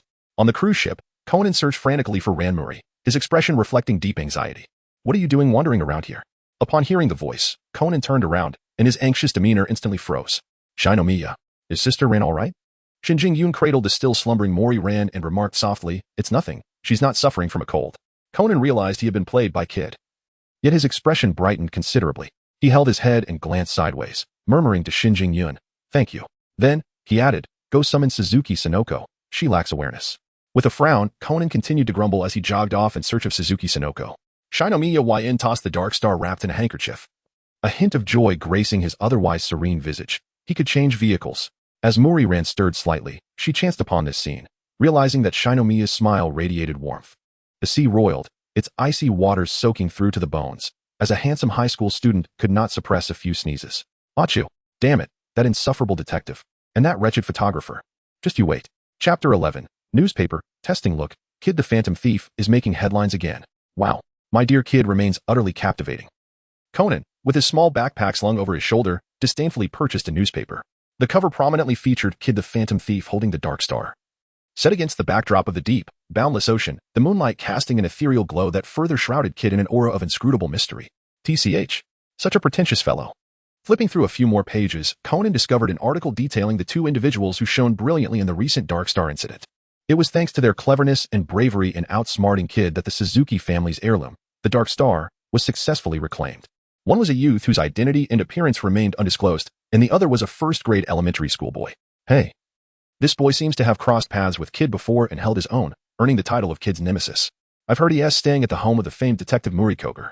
Ah, so he was the slumbering detective. That explained everything. It was undoubtedly the illustrious detective behind the scenes, strategizing for the child, truly worthy of his legendary status. Passers-by suddenly grasped this revelation, and their admiration for Detective Murikoger soared to new heights. Listening to the well-reasoned deductions of the crowd, Conan's expression darkened, yet he felt powerless to change their minds. Letting out a resigned sigh. While the renowned detective deserved no further elaboration, the anonymous youth who could match wits with Murikoger was indeed remarkable. Indeed. Such a capable young individual had been a famed high school detective previously, but alas, it seemed he had vanished. Conan stumbled, nearly falling flat, and glared fiercely at the two individuals mocking him in front of the newspaper stand. What did they mean by vanished? Was he not standing right there? Truly blind. Those two.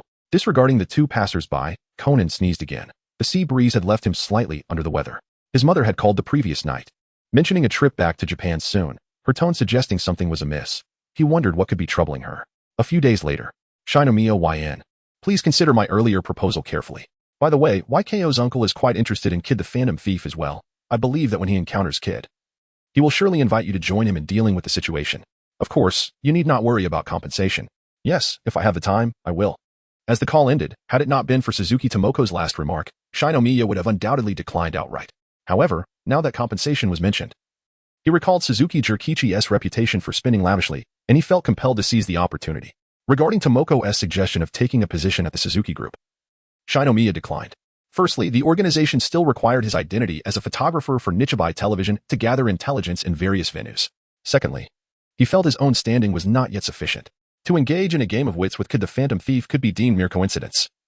Tomoko had likely valued his youth, or else she would not have suggested a position at the Suzuki Group, but rather invited him to serve as a special consultant. Shengu Yun opened his email, revealing an abundance of over 99 favorable reviews sent by the editor. He believed that the cover of the journal featuring the enigmatic Phantom Thief Kid would grant him a reprieve from debt collectors for a while. On the journal cover, the Phantom Thief Kid was depicted holding the genuine Black Star, a theatrical flourish that preserved the reputation of the infallible thief while allowing Shengu Yun a moment of tranquility. Truly a win-win situation. As for the retrieval of the faux pearl pilfered by Kid, that was merely Shengu Yun's way of tying up loose ends.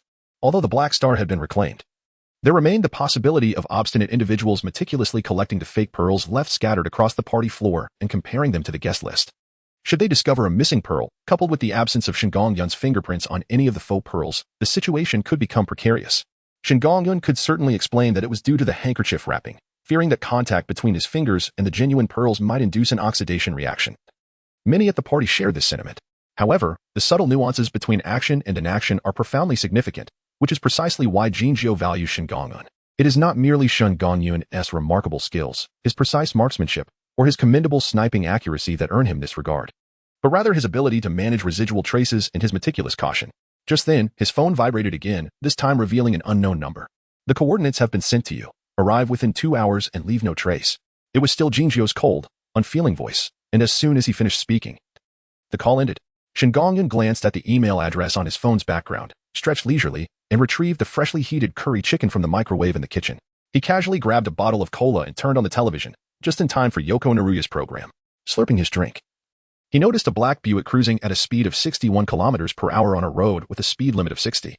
Only after several impatient vehicles overtook it did the Buick leisurely turn onto a small path leading to the suburbs. Due to the rain yesterday, the suburban dirt road was a muddy mess, and the Buick's tires were caked in muck. Fortunately, Shengu Yun had already prepared to acquire a new vehicle. As he navigated through a grove, the concealed sentries seemed to have received a notification. After checking the license plate number, they paid no heed to the Buick's entrance. This was an organizational base nestled in the outskirts, equipped with an underground research institute and laboratories, though it was not a permanent residence. Shengu, you seem to be late. A figure awaited at the entrance of an inconspicuous old villa, Vodka, who appeared somewhat impatient. Only after Shengu Yun exited the vehicle did Vodka straighten up and approach him. 2 hours was just perfect. Not a minute more, not a second less. Shengu Yun glanced at his watch. He neither relished tardiness, nor did he appreciate arriving early. Vodka huffed in annoyance, merely venting his frustrations. This summon for Shengu Yun was not for a mission. Entering the basement through a secret passage within the villa, a closed laboratory the size of 2 basketball courts unfolded before them, well-equipped, though mostly with standard apparatus. The organization was rife with personnel, many of whom were traders, and abundant in funds. This laboratory was specifically designated for testing physical data and simulating fundamental scenarios to train the organization members in their reflexes, combat skills, and sniping abilities. However, due to space constraints and equipment updates, it had become a training ground for newcomers. Where's Jinjiu? Vodka asked. The boss isn't here. He shot a glare at Shengu Yun, who was oblivious, his sunglasses shielding his eyes. He couldn't even notice a glare, let alone fear a case of conjunctivitis. Just as Vodka began testing Shengu Yun's physical data, a heavily secured vehicle pulled up to the villa's entrance. The door swung open, revealing a woman with tea-colored hair. Clad in a white lab coat, her demeanor cool and detached. Chapter 12, A Brush? An encounter. The underground laboratory was divided into 2 levels. The lower level served as a simulated arena for testing human data, while the upper level functioned as a laboratory for data analysis and storage, housing a plethora of human data samples. The woman with tea-colored hair, accompanied by a staff member, walked into the underground laboratory with an indifferent expression. "Where are the samples?" she inquired, her visit intended to retrieve a portion of data samples for drug trial research. One of the few reasons she could leave the confines of the laboratory. They're all prepared, however. The data from the personnel currently being tested below has yet to be recorded. Would you like to? The researcher from the laboratory handed her a prepared data sample, which she accepted while donning gloves, casually flipping through a few pages before turning to leave. "No need. This will suffice for a while." Her voice was cold, and her icy gaze never once glanced at the simulated training arena below. She harbored no fondness for the shadowy organization and had no desire to linger. If it were in the bustling city outside, perhaps she would have considered enjoying a cup of coffee and watching the young men and women freely traversing the streets. With the physical tests completed, it was time to assess his reaction capabilities. Shengu Yun shed the burdens weighing upon him, breathing lightly, his gaze piercing through the transparent glass of the corridor above, catching a fleeting glimpse of a figure with chestnut hair around the corner. Shiho Mayano, the esteemed pharmacologist of the organization, would she perhaps offer a different analysis or interpretation of the diagnosis that labeled him with a dissociative identity disorder? Shengu Yun adamantly refuses to believe he suffers from dissociative identity disorder. He cannot possibly be ill. However, that voice, which had been absent since the incident of bringing the unconscious Mei home, has not manifested for quite some time. In fact, he even conducted an experiment with the unconscious Xiaolan. During the event of the Black Star, confronted with the unconscious Xiaolan, no peculiar voice echoed in his mind as it had previously. This was one of the reasons that prompted Shengu Yun to venture onto the cruise ship. After all, they were mother and daughter, so why not test the waters? Though, upon reflection, that reasoning seems somewhat flawed. Shengu Yun shook his head, watching as the simulated scenario shifted once more. The sequence, beginning with physical endurance and followed by reaction speed, seemed somewhat amiss. Vodka, donning sunglasses that obscured his expression, wore a grin that suggested he was in rather high spirits. He intended not only to prioritize physical training, but also to place simulated sniping at the very end. By that time, should his hands tremble, it would be amusing to see how Shengu Yun managed the sniper rifle. Vodka bore no particular animosity towards Shengu Yun. Rather, he harbored an unsettling feeling that Shengu's arrival might usurp his standing in the eyes of their leader, a notion he could not abide. 3 hours later, a Porsche 356A glided to a stop before the villa. The sound of polished black shoes striking the floor echoed ominously within the vacant laboratory. "Where is everyone?" The voice was frigid, devoid of warmth. "Brother, Shengu Yun has departed. Here are his test results." Vodka, appearing rather sullen, handed the data to Jin. "Internal testing personnel, Shengu Yun, stamina rating, S, strength rating, S, reaction rating, SS, pistol accuracy rating, SS, sniping rating, A." Data analysis indicated that the lower score in sniping was due to the limitations of the simulated training ground, which could only assess distances up to 500 yards. However, "I believe Shengu's capabilities are roughly commensurate with that level." Jin inquired, "What position is sniping scheduled in the tests?" "The final position, with no breaks in between." Despite his reservations, Vodka exhibited no concealment before their leader. His loyalty to the organization was unwavering. After reviewing Shengu Yun's data analysis, Jin remarked coldly, "Has anyone else seen this data? You are the first, brother." Sherry visited, but she left before the results were available. Jin, his demeanor icy, secured the data and turned to exit the laboratory. "Ensure all loose ends are tied up. Leave no trace." "Understood, brother." Vodka comprehended that their leader had already categorized Shengu Yun as a core member of the organization, with personal files of all core members deemed strictly confidential, no disclosures permitted, particularly to any infiltrators within their ranks. Vodka retrieved a newly acquired Browning pistol from his coat, his lips curling into a menacing smile as he regarded the researchers with disdain. The most straightforward method of enforcing confidentiality was to transform the living into the deceased. In the Mihua department store, a fashionable urbanite, adorned with designer shopping bags, exclaimed, "Cinny, don't say another word. This time, I shall not forgive him, no matter what." After finally managing to free one hand to answer the phone, she found herself being lectured by the voice on the other end. "I must continue shopping." "What? You dare to blame me? Does that individual bear no fault whatsoever?" The striking woman entered a CAF, casually tossing her shopping bags onto an empty seat, oblivious to the peculiar gaze of the young man seated opposite. "So you two have conspired to bully a mere woman like me. I truly am unfortunate." Her performance was seemingly innate, as her tearful expression and plaintive voice flowed effortlessly. Shengu Yun took a sip of the bitter coffee, seemingly recognizing the identity of the woman before him, whose figure was nearly flawless.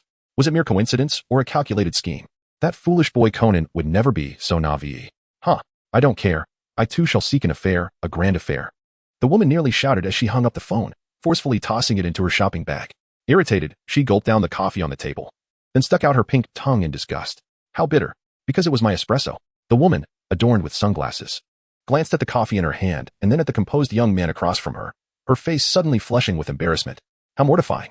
It was all the fault of that new friend who was no help at all. Detectives are all cut from the same cloth. Ugh, I sincerely apologize. I thought it was my order. However, the woman quickly recovered her composure, removed her sunglasses, and smiled, saying, "Hello, I am Fujimine Yukiko." Ah, Yukiko, feeling a bit shy. Continued, about what I just said. I overheard. A big star seeking an affair is indeed sensational news. Shoo. Noticing curious glances directed their way, Yukiko hastily donned her sunglasses again, concealing her alluring visage, and leaned closer to Shengu Yun, explaining to the onlookers, "It's nothing, we're just having a little lover's quarrel. But we've already made up." Once the crowd's attention dissipated, Yukiko muttered resentfully, "It's all that new. Conan's fault. Conan? You know my little Conan?" Yukiko covered her lips, slightly taken aback. "Well, sort of. I know him quite well. In fact, I've accidentally hit Conan with my car twice. Though I hesitate to share that with you." Chapter 13. This is my affair. Encountering Yukiko was an unexpected twist for Shengu Yun. After returning from a secret base in the outskirts, his car was caked in mud, compelling him to take his Buick for a wash. While awaiting the car's cleansing, he decided to pass the time at the nearby coffee shop in the Mihua department store. "Shengu Yun, I shall refer to you as such," Yukiko said, her beautiful eyes sparkling with curiosity and a hint of concern. "How did you come to know Conan?" "I recall that boy staying at the home of the renowned detective Mori Kagaro. Was it due to a case?" "Ms. Yukiko. Call me Yukiko or Miss Yukiko. I am not that old." Yukiko rolled her eyes at Shengu Yun, but with her sunglasses on, he could not fully appreciate the captivating charm of the star. It was just a series of coincidences, and besides, it is getting late.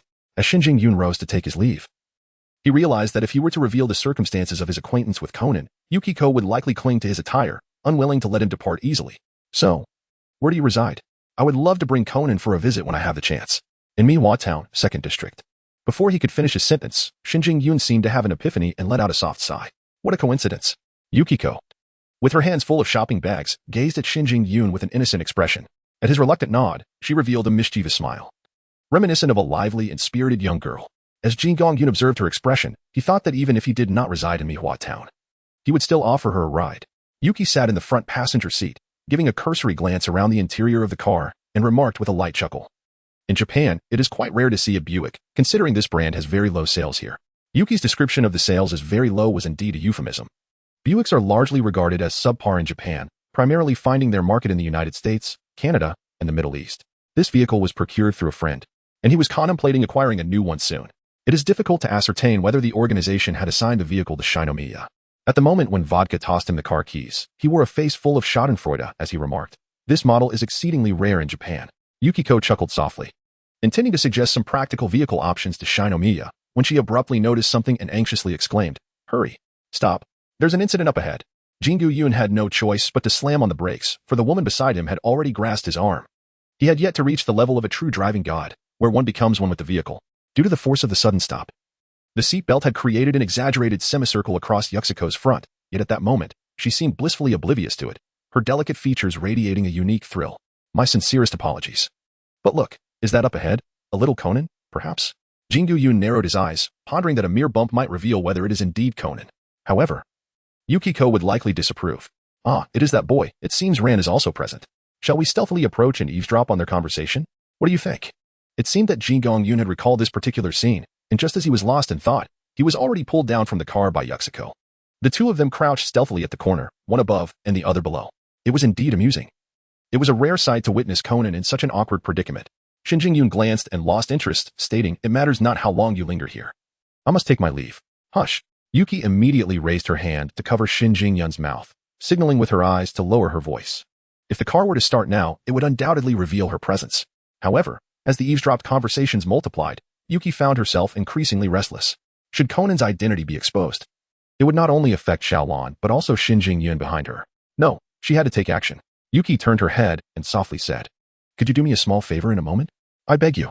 After speaking, Yuki tidied her clothes, slung her small bag over her shoulder, and stepped out with an elegant smile. Shinjukumo initially intended to leave, but upon realizing the trunk of his car was filled with Yukiko's shopping bags, he felt a wave of exasperation. If he departed now, this woman would undoubtedly come knocking with a litany of complaints. Meanwhile, Yukiko quickly managed to impress Rand. And after the latter had departed, she placed her hands on her hips, casting a smug glance at Conan. "Well, Conan, you ought to express your gratitude to me this time, don't you think?" Conan, cradling the back of his head and turning his face away, retorted, "I could handle it myself without your interference. By the way, have you truly had a falling out with your father? What brings you to Japan?" Noticing Conan's self-sufficient demeanor, Yukiko clenched her teeth and enunciated each word. Indeed, not only have we had a falling out, but I have also found a romantic partner, with whom I plan to spend the night. She gestured behind her, but after a prolonged pause with no response, she stomped her foot in frustration, hurried to the corner, and pulled Shinji Yun by the arm to stand before Conan, her enchanting face radiating pride and defiance. Well, what do you think? This is my romantic partner. Handsome, isn't he? Initially, Conan felt a twinge of concern, but upon recognizing Shinji Yun, his worries diminished significantly. With that guy's notoriously foul temper, he might as well change his surname to Shinji. Shengu Yun cast a faint glance at Conan and remarked, "What a coincidence." But alas, the lament was, of course, for their third encounter, which regrettably lacked the thrill of a vehicular collision, an implication that only Conan could truly comprehend. Yuki asked Conan how he became acquainted with Shengu Yun, to which he grimaced and recounted the events surrounding the Black Star incident. Conan inquired, "What is going on between you two?" Yuki, half embracing Shengu Yun's arm, eagerly interjected, "It is simply that I have captivated him with my beauty and charm." Not convinced, Conan scoffed and turned to Shengu Yun, asking, "What is the situation?" Shinji Yun raised his eyebrows slightly, prompting Conan to timidly inquire, "How did you come to know Aunt Yukiko?" Instantly, a piercing gaze akin to that of a murderer shot from the side, leaving Shinji Yun momentarily startled. In certain circumstances, it was even more unsettling than Jin's gaze. An unexpected encounter. Conan nodded, while Yukiko's face displayed a look of disbelief, questioning why he would trust him over her. Conan pressed further, asking Yukiko about her return to Japan, to which she recounted the matter concerning her friend's commission. Folding her arms, she declared with pride, "Originally, I intended to take you along, but now, I've changed my mind." Conan glanced at Yukiko, who cast a sidelong glance at Shinji Yun, her expression clearly indicating that she now had a more formidable ally and no longer required his assistance. Conan sighed with relief. He was currently ensnared in a multitude of unresolved issues, with the Black Organization lurking in the shadows. He mused, "Brother Shinji's deductive skills are remarkable, so I can entrust him with this." With that, he decided to take his leave. Internally reflecting, Conan considered Shinji Yun's deductive prowess, which, based on his capabilities displayed on the Dark Star, would make solving ordinary commissions a breeze, not to mention his commendable physical skills. With Shinji Yun by Yukiko's side, he felt reassured. Chapter 14. The Dilemma of the Famous Detective, Shinji Yun. I am not a detective.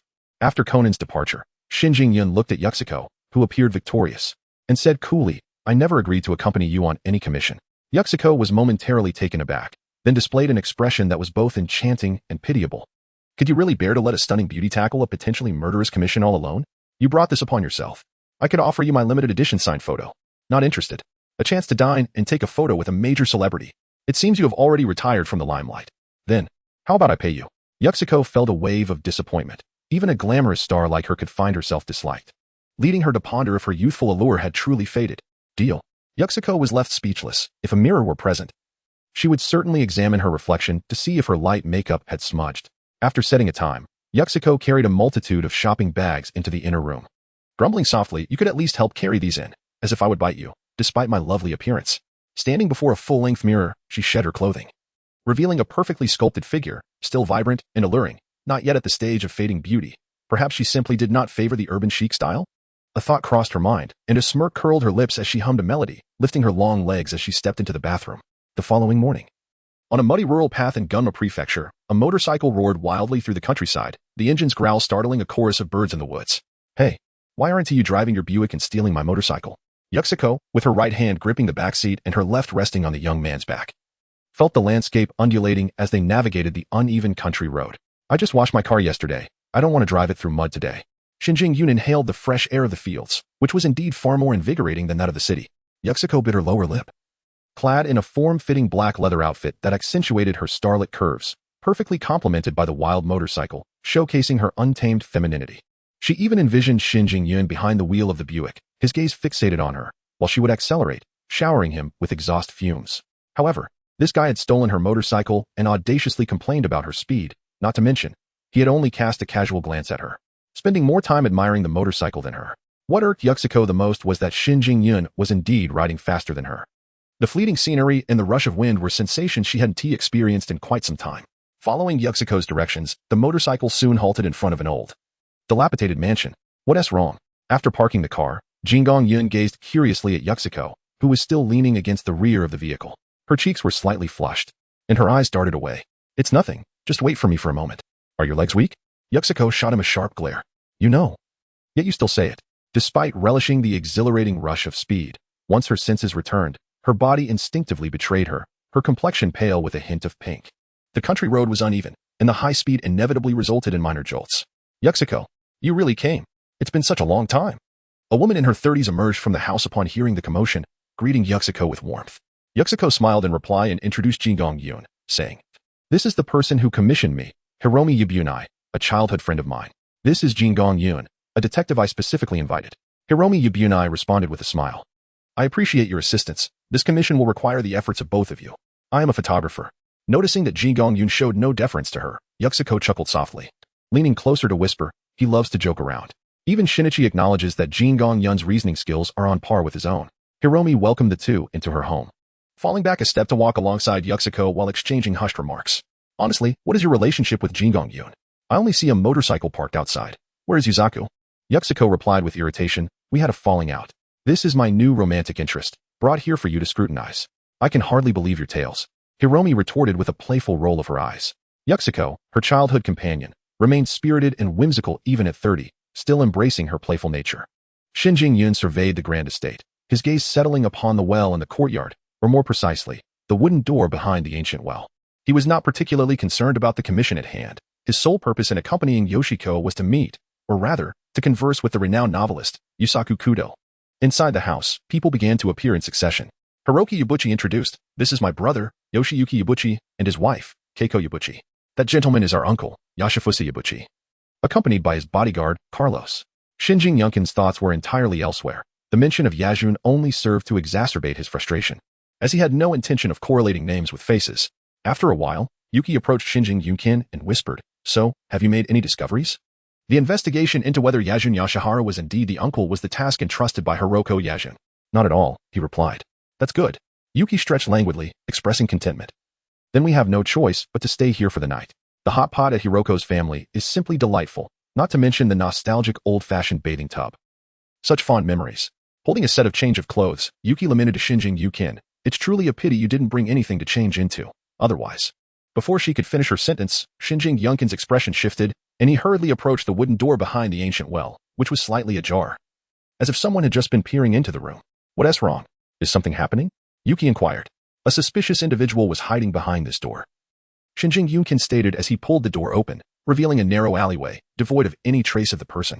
Yuki immediately recalled the brother of Yajun Yoshiko, who had caused a commotion at the wake. Was it possible that he harbored resentment and sought revenge? The thought of a lurking figure, poised for retribution, caused her complexion to pale slightly. Noticing Qin Yunkin's bewilderment, Yuki replied sharply, 15 years ago, Yajun Yoshiko's mother fell into a well and died.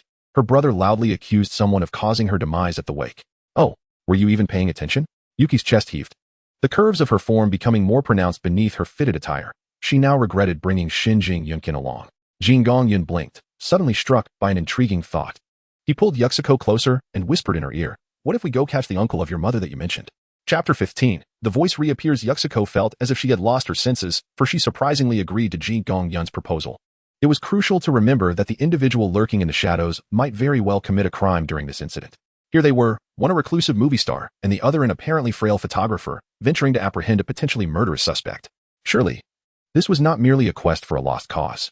Yukiko rested her forehead on her hand, her fingers gently stirring the water, her delicate brows furrowing in contemplation. Perhaps she could feign exhaustion and let him proceed alone, but that would be reckless. If the suspect were to turn the tables and infiltrate the house, she would be left vulnerable. Yukiko, is the water warm enough? Outside the window of the old-fashioned wooden bath, Sanuchi Hiroko was adding firewood. Just right, Hiroko. Oh no. It seems we are running low on firewood. I'll fetch some from the storage. You can soak for now. Yukiko hummed a little tune, her porcelain arms resting on the edge of the tub, the gentle ripples of the water causing her soft curves to rise and fall. She was deep in thought, pondering the key to resolving the dilemma, yet no solution seemed to present itself that would satisfy both objectives. Alas, to fulfill the commission while also capturing the suspect was a task for which she felt ill-equipped.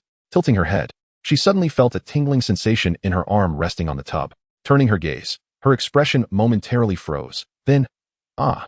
A shriek echoed from the bathroom, instantly capturing the attention of those gathered around the hot pot in the room. Before anyone could ascertain the source of the cry, Qin Yun had already vacated his seat. This was unexpected. Had Yukiko found herself in peril? Yet the perpetrator remained there, indulging in hot pot. Who could possibly harm her? Shengu Yun furrowed her brows slightly. Nonetheless, having accepted Yukiko's commission, Her safety undoubtedly fell within the parameters of that entrusted responsibility. Shengu Yun swiftly arrived outside the bathroom. Hearing the sound of objects being struck within, and he breathed a sigh of relief, it was a blessing that she was still alive. The door lock bore no signs of tampering, and there were no indications of anyone else intruding, suggesting that it was likely a mere misunderstanding. As he contemplated whether to force the door open or to knock and inquire, the familiar voice echoed in his mind. Scene object activated. Fujimine Yukiko. Please make the following choice within 3 seconds. Force the door open immediately and utilize the newly acquired ability to observe Fujimine Yukiko for over 10 seconds. Ability unlocked. Dynamic vision. The door lock snapped, and the bathroom door swung open to reveal a billowing steam mingled with the delicate fragrance of a woman. Yukiko stood there. Her rosy lips parted in astonishment as she gazed at the unexpected arrival of Shengu Yun. Her fair, warm-toned arms were poised in mid-air, while her body, for reasons unknown, remained upright, enveloped by the mist that seemed to drape her in a sheer veil. The bathroom door was closed once more, yet now, the fog-laden sanctuary was graced by another presence. Yukiko's mouth slightly agape, her voice of fury coiled within her throat. And Shengu Yun could even perceive the flush rising beneath her skin, poised to erupt like a volcano, just as those fiery words were on the verge of spilling forth. A slender hand stifled her, leaving only a series of muffled sobs in its wake. Silence. At this moment, the state of Shinji Kumo is quite extraordinary. He can distinctly observe the traces of water droplets rolling down Yuki's flushed cheeks, each droplet cascading from her trembling eyelashes. A chestnut strand of hair gracefully falls onto her delicate collarbone, subsequently swept away into the bathwater along with the descending droplets. The smooth outline of her back, reminiscent of snow-capped mountains, gently rises and falls with her breath, while the water trails meander down her sides, capturing every intricate detail in an instant. His precise perception of her movements allows him to anticipate her actions, as if he could remember every exquisite detail of a beautiful painting. Yuki, emerging from the bath, embodies this notion perfectly. Yuki is both bewildered and dazed. Her mouth is covered, one wrist firmly grasped, and her other hand pressed against her chest. Though nothing can truly conceal her, this is all she is capable of at this moment. To her astonishment, he has even silenced her. Perhaps it is a trick of the light, but she notices a slight redness in Shinji Kumo's pupils, reminiscent of the feral eyes of men depicted in novels and manga. This thought drains the color from her face, rendering her too frightened to escape. She vaguely recalls a saying, the more one struggles before a beastly man, the more he is inclined to pursue.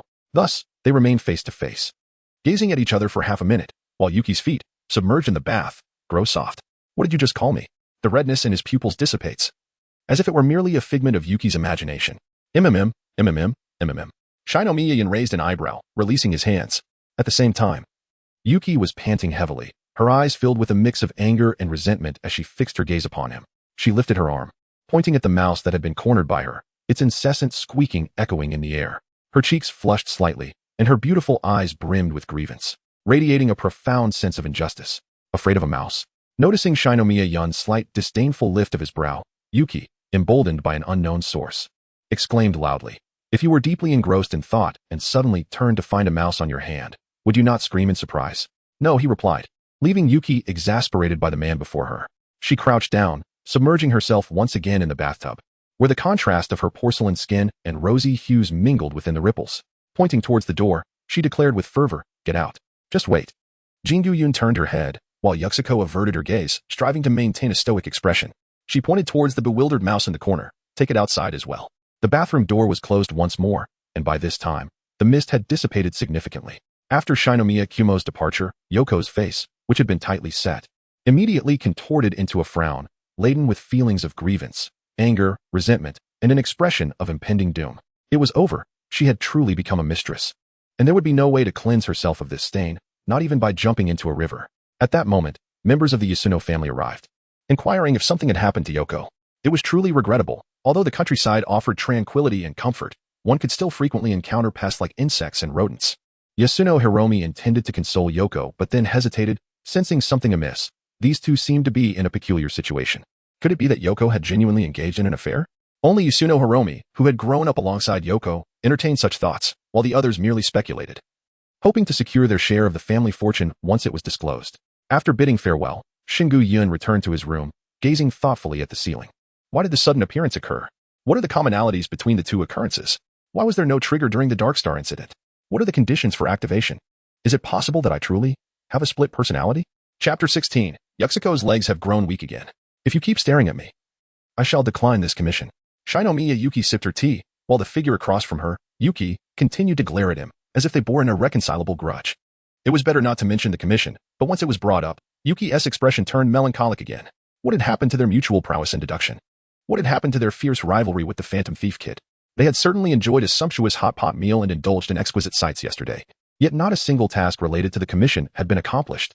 Unable to bear Yuki's gaze any longer, and feeling a twinge of guilt over yesterday's events, Shinomiya Yuki cleared his throat and softly remarked, "Completing this commission is not particularly difficult." Yuki remained unmoved. "Then I shall take my leave." As Shinomiya Yuki truly stood to depart, Yuki grew anxious. Based on her current understanding, when he said he was leaving, he meant returning directly to Mihua Town. How he would return, of course, would be on her motorcycle, and she was certain he wouldn't even return the commission fee to her. Having enjoyed the culinary delights and the breathtaking scenery, he would simply take both the bike and the money, leaving her behind. She believed Shinomiya Yuki was capable of such an act. "Wait." Yuki hastily called after him, only to find him leisurely lifting his tea, wearing an expression that suggested he had anticipated her reaction. Feeling a surge of impatience, she shot him a fierce glare. "You remember this?" Yuki huffed, realizing that resolving her friend's commission still required Shinomiya Yuki's assistance. Forcing herself to calm down slightly, she inquired, "What should we do?" "You call for help. Watch me perform." Returning from Brazil, Yasunari Iho, despite being 64, appeared remarkably vigorous, with robust arms that belied his age. In a guest room, Iho was sipping tea with Carlos, the diminutive elder leaning against the door while the tall, muscular young man occupied the inner side. Curiously, these two seemed inseparable, sharing everything from meals to bathing, even sleeping in the same room. With no one else present, Iho spoke in a hushed tone, "Rest assured, until the inheritance is disclosed, I will not allow anyone to harm you, Carlos." The young man nodded, his demeanor both reserved and timid. Hidden in the shadows, Shinomiya Yuki wore an odd expression. The elder and the young man appeared to share a bond that, despite being described as a friendship across generations, hinted at a more complex dynamic. Once Yuki was in position, Shinomiya could no longer tolerate the exchange of silence between the two. He abruptly materialized behind Carlos, his voice emerging from the mask he wore. Raspy and ominous. "Yasunari Iho, do you remember me? 30 years ago, you fled to Brazil, and I thought I would never have the chance for vengeance. Now, I can avenge the insult inflicted upon my family's dog. This is your old acquaintance, is it? I shall make you witness his demise before I take your life." A sharp glint of a knife emerged from his sleeve, and without a moment's hesitation, the masked figure lunged for Carlos's neck. The suddenness of the event left Iho bewildered. He had no inkling of how the masked assailant had infiltrated the room and was utterly perplexed by the nature of the grudge being voiced. Yet, as he beheld the knife poised to pierce Carlos's throat, Iho's eyes widened in horror. He leaped forward with all his might, but it was futile. He could only watch helplessly as Carlos faced death. In that moment of life and death, there was no time for contemplation. Nor could he concern himself with whether Iho had truly insulted the man as family dog 30 years prior. Iho shouted, "I am not Yasunari Iho. I am not him. You have mistaken your target." The blade's speed remained unrelenting. "The real Yasunari Iho has long since passed away in Brazil." All done. The masked assailant retracted the knife and removed his mask, revealing a handkerchief belonging to Yuki. He gestured towards the door. "Did you all hear that? You may enter now." As the door swung open, Yasunari Hiroki's eyes widened as he gazed at Iho. "Is this true? Uncle Iho has really passed away?" Iho's expression twisted with conflict. He now understood he had fallen into a trap. Bitterly, he nodded. "I am a friend of Iho. Carlos is his biological son." Yuki took the handkerchief and quipped, "I didn't realize you had a flair for acting. Would you care to join my class for a few lessons? Is there a segment on bath scenes?" Scram. With that, Yuki and Shinomiya Yuki departed, leaving the matters to be resolved by the Yasunari family. "By the way, you really don't resemble a detective at all. Is this how one solves a case?" Yuki placed her hands behind her back, feeling a weight lift from her heart as she resolved her friend's commission. Her mood brightening considerably. "What shall we do next? Return to Mihua Town?" Qin Yun cast a mysterious smile at Yuxiko, remarking that there was still a suspicious individual awaiting their capture. Yuxiko blinked, her previous worries dissipating as she found the thought rather exhilarating. As dusk fell, in a quaint alley of a rural town, a man donned in sunglasses and a hat leaned against the corner wall. His high-collared gray trench coat obscured his features, while a scarf concealed his mouth and nose, rendering him unrecognizable. Perceiving that the voices from the mansion were gradually fading, the man at the old well discreetly nudged open a wooden door, ensuring no one was present before stealthily infiltrating the mansion. His gaze roamed until it settled upon an old warehouse nestled in the corner of the yard. The warehouse was shrouded in dim light, cluttered with debris and dust. The beams above engulfed in shadow. Although an antiquated chandelier hung within, the gray-clad man evidently had no intention of revealing himself. After a series of cautious explorations, he discovered a collection of letters within a concealed compartment, an expression of triumph emerging on his scarf-clad face. With his ensemble of sunglasses, scarf, and hat, he was unmistakably up to no good. Concealed behind a column in the beams above, Yuxiko, clad in a form-fitting black leather outfit, perfectly melded into the darkness, her slender figure obscured. A few slightly yellowed curls were also shielded by the man beside her. Infiltrating someone else's abode, she mused, was no different from the acts of a peeping Tom or a thief, utterly revolting. As Yukiko observed the gray-clad man stashing the gathered letters into his pocket, a look of disdain flickered in her eyes. She imagined if this were a woman's boudoir, those letters might well transform into intimate garments. The mere thought incited a desire in Yukiko to confront him with a few swift kicks. Hush! Shinomiya. Yuki extended his hand to embrace Yuki, gently grasping her cascading curls. The man in gray glanced up at the eaves before shaking his head. Was he being overly sensitive? Noticing that the man in gray had no intention of leaving the warehouse, Yuki tilted her head and whispered softly, "Aren't you going to apprehend him? This is the perfect moment to catch him red-handed." "There's no rush," Shinomiya replied, leaving Yuki feeling helpless. Without his intervention, she was no match for the dangerous man below. To avoid detection from the gray-clad figure, the space on the beam was limited, forcing them to be nearly pressed against one another. Yuki could distinctly hear the steady rhythm of Shinomiya's heartbeat, contrasting sharply with her own, which was quickening in intensity. In that moment, memories of the earlier scene in the bathroom flooded her mind, causing her legs to weaken slightly. Chapter 17. Yuzaku is captured. Yuki claps her hands in the dimly lit warehouse. A man and a woman were closely huddled behind a wooden pillar, trying to avoid drawing the attention of the man in gray below. Yuki's posture resembled that of being cradled in the man's arms, with only one hand resting against his chest to prevent her figure from becoming distorted. The young man's breath was barely audible, while Yuki's cheeks flushed with warmth, her breathing betraying the calmness she had previously maintained. In an effort to remain undetected, she forced herself to divert her thoughts. What was the purpose of stealing those letters? Yuki's voice was barely above a whisper as she tiptoed slightly to ensure Shinomiya could hear her. Those letters were likely sent by the true Senai family, containing the identities of Carlos and the imposter, but had been concealed by the deceased Senai brother. It dawned on Yuki that this was all about the inheritance. Thus, the man in gray could very well be the brother of Hiromi's mother. If his name was absent from the will's inheritance list, would he resort to threats or even murder? Shengu Yun pondered. It is indeed a possibility. Senai Hiroshi's mother's brother may be involved. Yet the man in gray below likely is not. We must apprehend him. The situation cannot be allowed to deteriorate further. Yukiko, filled with excitement, momentarily forgot her precarious position on the beam. Her left foot slipped, and her body lurched backward, nearly causing her to plummet. Who is there? This faint voice was clearly heard by the man in gray, who fixed an intense gaze upon the darkness on the beam. His voice, slightly hoarse yet forceful, betrayed a hint of unease as he slowly began to edge towards the door. Suddenly, a shadow darted from the darkness. The man in gray attempted to evade but appeared to lack agility, resulting in a small stone striking his shoulder, clutching his wound. He fled from the warehouse without looking back. In his peripheral vision, he caught sight of a masked figure in black descending from the beam, their crimson pupils flickering ominously in the shadows. Shengu Yun symbolically pursued for a brief moment before returning to the warehouse, where he gently lifted the injured Yukiko from the beam, inquiring, "Shall we continue the chase?" "Yes. How could we not? We cannot allow that scoundrel to escape, otherwise the Guangmei family will live in constant fear." Yukiko's expression was resolutely defiant, yet she was filled with frustration over her own helplessness. Her ankle had begun to swell, and although her eyes glistened with vulnerability, her gaze remained unwavering. "Come on." "Huh?" Yukiko intended for Shengu Yun to pursue alone without concern for her. However, now, her beautiful eyes were fixed on the broad silhouette of the man, shimmering with determination. Hesitation breeds defeat. Pursue. In the labyrinthine alleys, the figure of a man clad in gray appeared somewhat disheveled as he leaned against the wall, gasping for breath, his heart racing with fear. Who could it be? Those crimson eyes could not possibly belong to anyone from the Yonai family, nor were they Japanese. Could they be American? Or perhaps from London? Is this aimed at me? I must leave this place. With such a dangerous individual, it seems I cannot visit Shinichi upon my return. This gray-clad man, concealing his identity as Kudo Yusaku, wore a complex expression, but soon his heart tightened, and instinctively he crouched down as a stone whizzed past, striking the wall before falling. They've come. But where? The rural alley lacked streetlights, illuminated only by the faint glow of the moon, making it difficult to discern his surroundings. Another stone was hurled his way. The gray-clad man executed a roll to evade it, scrambling to his feet and daring not to glance back as he dashed deeper into the alley. On the roof, Shengu Yun leaped across the eaves with Yukiko on his back, his agility unimpaired by the burden of several dozen kilograms. Casually, he retrieved a small stone from his pocket and aimed it at a disheveled man in gray who was scurrying down the alley. Although the stone lacked significant force, it would undoubtedly leave bruises upon impact, and Shengu Yun's aim was impeccable, eliciting suppressed laughter from Yukiko with every precise throw. Well done. Such sneaky individuals, who stealthily invade others' homes to pilfer, deserve a lesson. The sparkle in Yukiko's eyes grew brighter with each hit Shengu Yun landed on the man, as if she herself were throwing the stones. With a pained yelp, the man in gray tumbled to the ground, rolling like a dog. Hooray! Another hit. Yukiko removed her hand from behind Shengu Yun's back to clap, her face illuminated by the silvery moonlight, appearing ever more enchanting. After pursuing the man for a short distance, Shengu Yun halted abruptly, noticing that the man below had ceased his flight, sitting on the ground while clutching his injured side.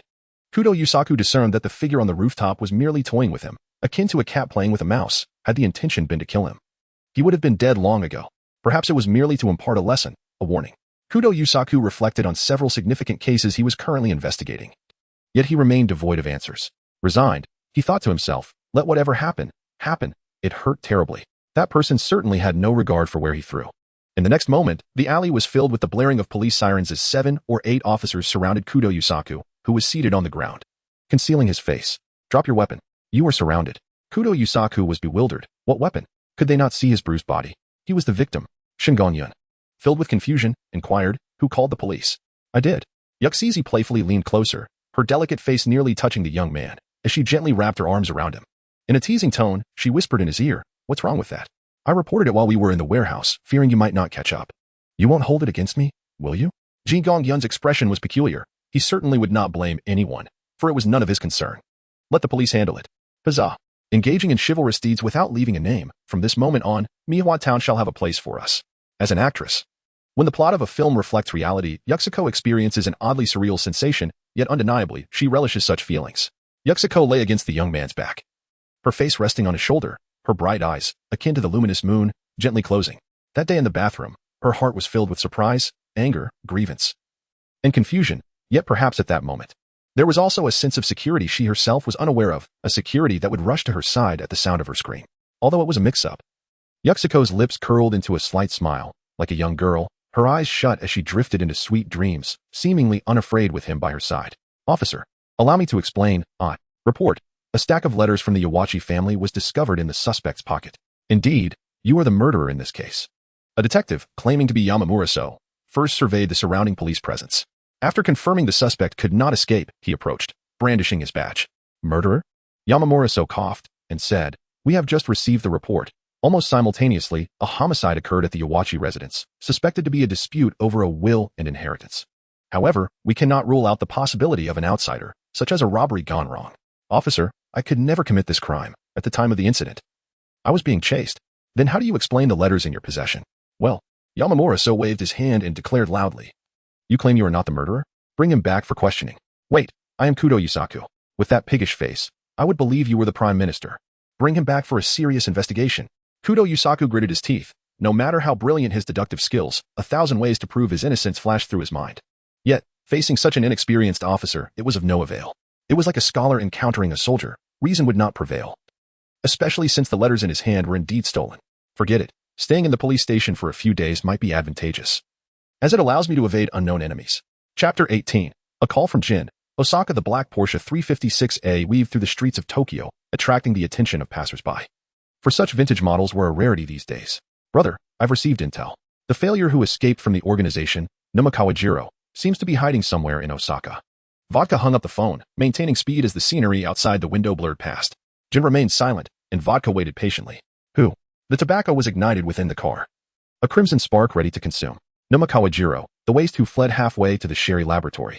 Is it necessary to inform me of such trivial matters? Yes, brother. Silence enveloped the car once more. What about Shengu Yun? He should be at home. The organization instructed him not to move around recently. Call him. Vodka dialed Shengu Yun's number, and after a series of ringing tones, he awkwardly informed Jin, brother, the call did not go through. The line is currently busy. Jin lit another cigarette, and the car fell into silence. Mrs. Suzuki. All right, Ms. Tomoko, how have you considered the matter from last time? I cannot guarantee that I will be able to stop Kid the Phantom Thief every time. You need not worry about the remuneration. Then that is settled. However, regarding my current job. All right, beautiful Ms. Tomoko, I look forward to our next encounter. Shengu Yun hung up the phone, unable to decline Suzuki Tomoko's enthusiastic invitation and generous compensation. It was quite a feat for a person of influence from a conglomerate to call him repeatedly over several days. Showcasing sincere intent, of course, he was referring to the monetary reward. They had agreed that as long as Shengu Yun played a pivotal role in the upcoming confrontation between the Suzuki Consortium and the elusive Kid the Phantom Thief, the external position and salary would be quite substantial, all without needing to resign from his current job, thus affording him considerable freedom. It had been 2 days since the last incident involving Yuki, and to his relief, the woman had not troubled him since. On his desk lay a newspaper, prominently featuring a murder case from Gunma Prefecture, claiming it had been perfectly resolved, attributed to the keen deduction of Detective Yamamura So. However, Shengu Yun knew full well that it was Kudo Yusaku who assisted the novice detective in solving the case. The conditions of which could easily be inferred, no mention of him in the press. This was due to the fear of enemies tracking him down, as well as the embarrassment of being publicly humiliated. A renowned novelist being pelted with small stones until a grotesque spectacle ensued. All while his reasoning abilities were rendered futile, Japan was hardly a place where he could linger for long. Buzz. His phone vibrated, but Shengu Yun did not answer immediately. He took a sip of cola from the fridge, savoring the taste before pressing the answer key. Hello, is there something you need? Came the low voice of Jin on the line. Yokohama, Gunma, does that mean you're not planning to move around much? Nothing to discuss. I'm hanging up. Wait, Shengu Yun. Have you heard of the name Numazu Michiachiro?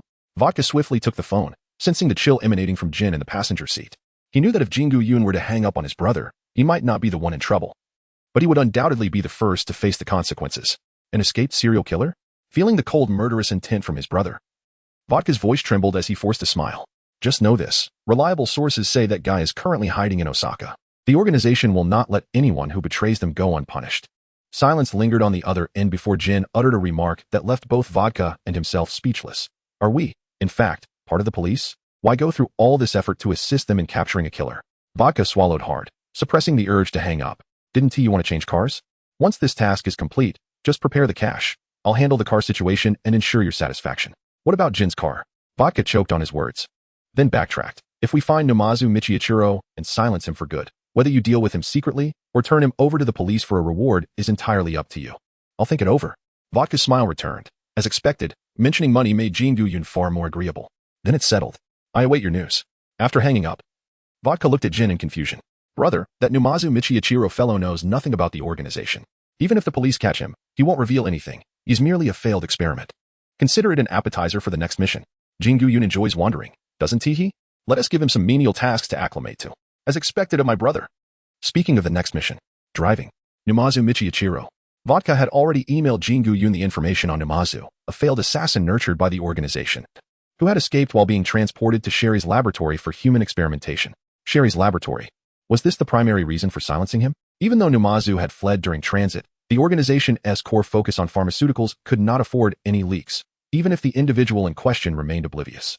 An ancient jade piece soaked in cola sparkled under the moonlight as Shengu Yun reclined on a lounge chair, pondering what kind of car to acquire. Sports car? Antique? Muscle car? Osaka, Tsutenkaku.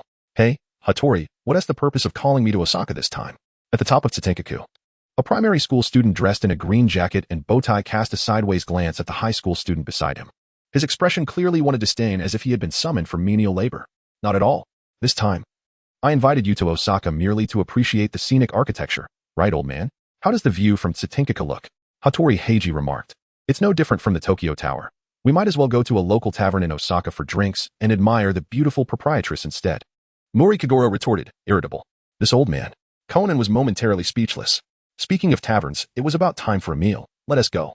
I'll take you to an amazing ramen shop. The dark-skinned student glanced at his watch, muttering, our ride should be here soon. Let us head down the elevator. Just then, the elevator arrived, and as the crowd surged, the diminutive Conan struggled to navigate through the throngs, inadvertently bumping into someone and tumbling to the floor. Damn it. Did someone just kick me? Conan complained, rubbing his backside while glancing around. You're a bit in the way, Conan. Chapter 19. Dark skin, you're finished. Kudo. Could this guy be? Hattori Heiji squatted down, leaning closer to Conan, his eyes narrowing on the young man greeting Mori Rand. Conan nodded weakly. That's the guy I mentioned last time. The one who retrieved the Black Star from Kid the Phantom Thief. This fellow's deductive skills are on par with mine. And his physical prowess is impressive, though I can't yet discern whether he practices karate, jeet kune do, or aikido. Hattori Heiji adjusted his cap, revealing an intrigued expression. Not quite on your level, then? I'd love to challenge him. Hey, what do you mean by that? Conan protested, feeling irked as it implied his deductive abilities ranked third among the trio. What does it matter? In Osaka, this is my territory, of course, I'm at an advantage. Dark Skin relished the rare chance to outshine Conan, and his opinion of the yet unknown Shengu Yun improved considerably. After all, if one were to quantify it, there was now a Shengu Yun between him and Kudo, widening the gap significantly. Thus, Hattori Heiji approached Shengu Yun, extending his hand. Nice to meet you. I'm Hattori Heiji, a high school detective renowned alongside Kudo Shinichi. Though, to be honest, I'm a tad better than him. Conan shot him a sidelong glance. Shengu Yun, photographer. Since we met by chance, why don't we go grab a bite together? I know an excellent ramen shop. Dark Skin invited Shengu Yun, then lowered his head to Conan. Right, Conan? Didn't you say you wanted to ask your brother Jingu about some deductive matters? You scoundrel, Hattori. Conan, realizing all eyes were on him, forced a naive smile and squeaked, but is Jingu brother busy? If he is. Hattori Heiji covered Conan's mouth, chuckling. Let us go. The car is waiting. It's a special ride just for you. Xiaolon covered her mouth with a light chuckle. Pleasantly surprised to unexpectedly encounter Shengu Yun in Osaka, she still had not properly expressed her gratitude for his assistance during the incident concerning the Dark Star. Kogoro Muri smirked, dismissing the group of youngsters who had yet to fully mature, pondering what they could possibly understand about deduction, oblivious to the presence of a true detective. What does it matter, Dad? It's lively with so many people around. Muri ran intended to seize this opportunity to privately extend her heartfelt thanks to Shengu Yun. Shinjing Yun did not decline. He had contemplated the possibility of encountering Conan and his companions at the Sky Tower. He had come here to locate the hiding place of Yuichiro Namikawa. Being unfamiliar with Osaka, he believed that following the locals would help him avoid unnecessary detours. However, Shinjing Yun could never have anticipated the events that would soon unfold, instilling within him an overwhelming urge to leap from the vehicle. On a main thoroughfare in Osaka Prefecture, a police car blared its siren as it sped past, prompting surrounding vehicles to yield and create a clear path amidst the bustling traffic. Ha ha ha. What do you think? This way, the likelihood of traffic jams is entirely eliminated. What an embarrassing situation. Inside the car, apart from Heiji Hattori and the driver, everyone felt an immense sense of awkwardness. What does it matter? You have nothing to feel guilty about. Why should you care about the gazes of others? Blackskin wore a smug expression, utterly oblivious to the discomfort in the air. Jingguang Yun wore a scowl throughout, casting a decidedly unfriendly gaze at Heiji Hattori. He yearned to eliminate this dark-skinned individual. How could he, a core member of the black organization on the verge of acquiring a codename, find himself in a police vehicle? If Jin were to catch wind of this, what conclusions might he draw? A traitor? An exposed identity? In collusion with the police? Captured? Regardless of the interpretation, Jin would not hesitate to reward him with a bullet. During their initial encounter, this dark-skinned man audaciously sought his life. This was intolerable, absolutely intolerable. He had only recently secured 200 million yen, still warm in his grasp, yet to be spent. If Jin were to discover this, he would undoubtedly be dismissed with extreme prejudice. Indeed, dark-skinned individuals harbored malicious intentions. Shinji exhaled deeply, retrieving a pair of sunglasses from his pocket. These had been left behind by Yuki after she fell asleep that day, and he had not anticipated their utility at this moment. Within the vehicle, aside from Hattori Heiji, the others found no fault in Shin's donning of the sunglasses. In fact, they were eager to inquire if he had any spare pairs, wishing to wear them as well. Which was rather embarrassing. After enduring a challenging journey, the instant the police car came to a halt, the occupants moved in unison, disembarking in a flurry, almost within a second. Even Ran, seated beside the driver, covered her face, revealing her discomfort. Well then, Heiji, I shall go park the car, remarked the driver. A police officer named Sakata Suk, dispatched by Heiji's father to attend to Kogoro Muri. After all, a renowned detective commands respect. As the dark-skinned officer turned to respond, the four others had already entered the ramen shop, pretending not to know him at all. Hey, wait for me. I know which flavor of ramen is the best. Due to the ramen shop's immense popularity, the interior was nearly full, necessitating a queue for a table.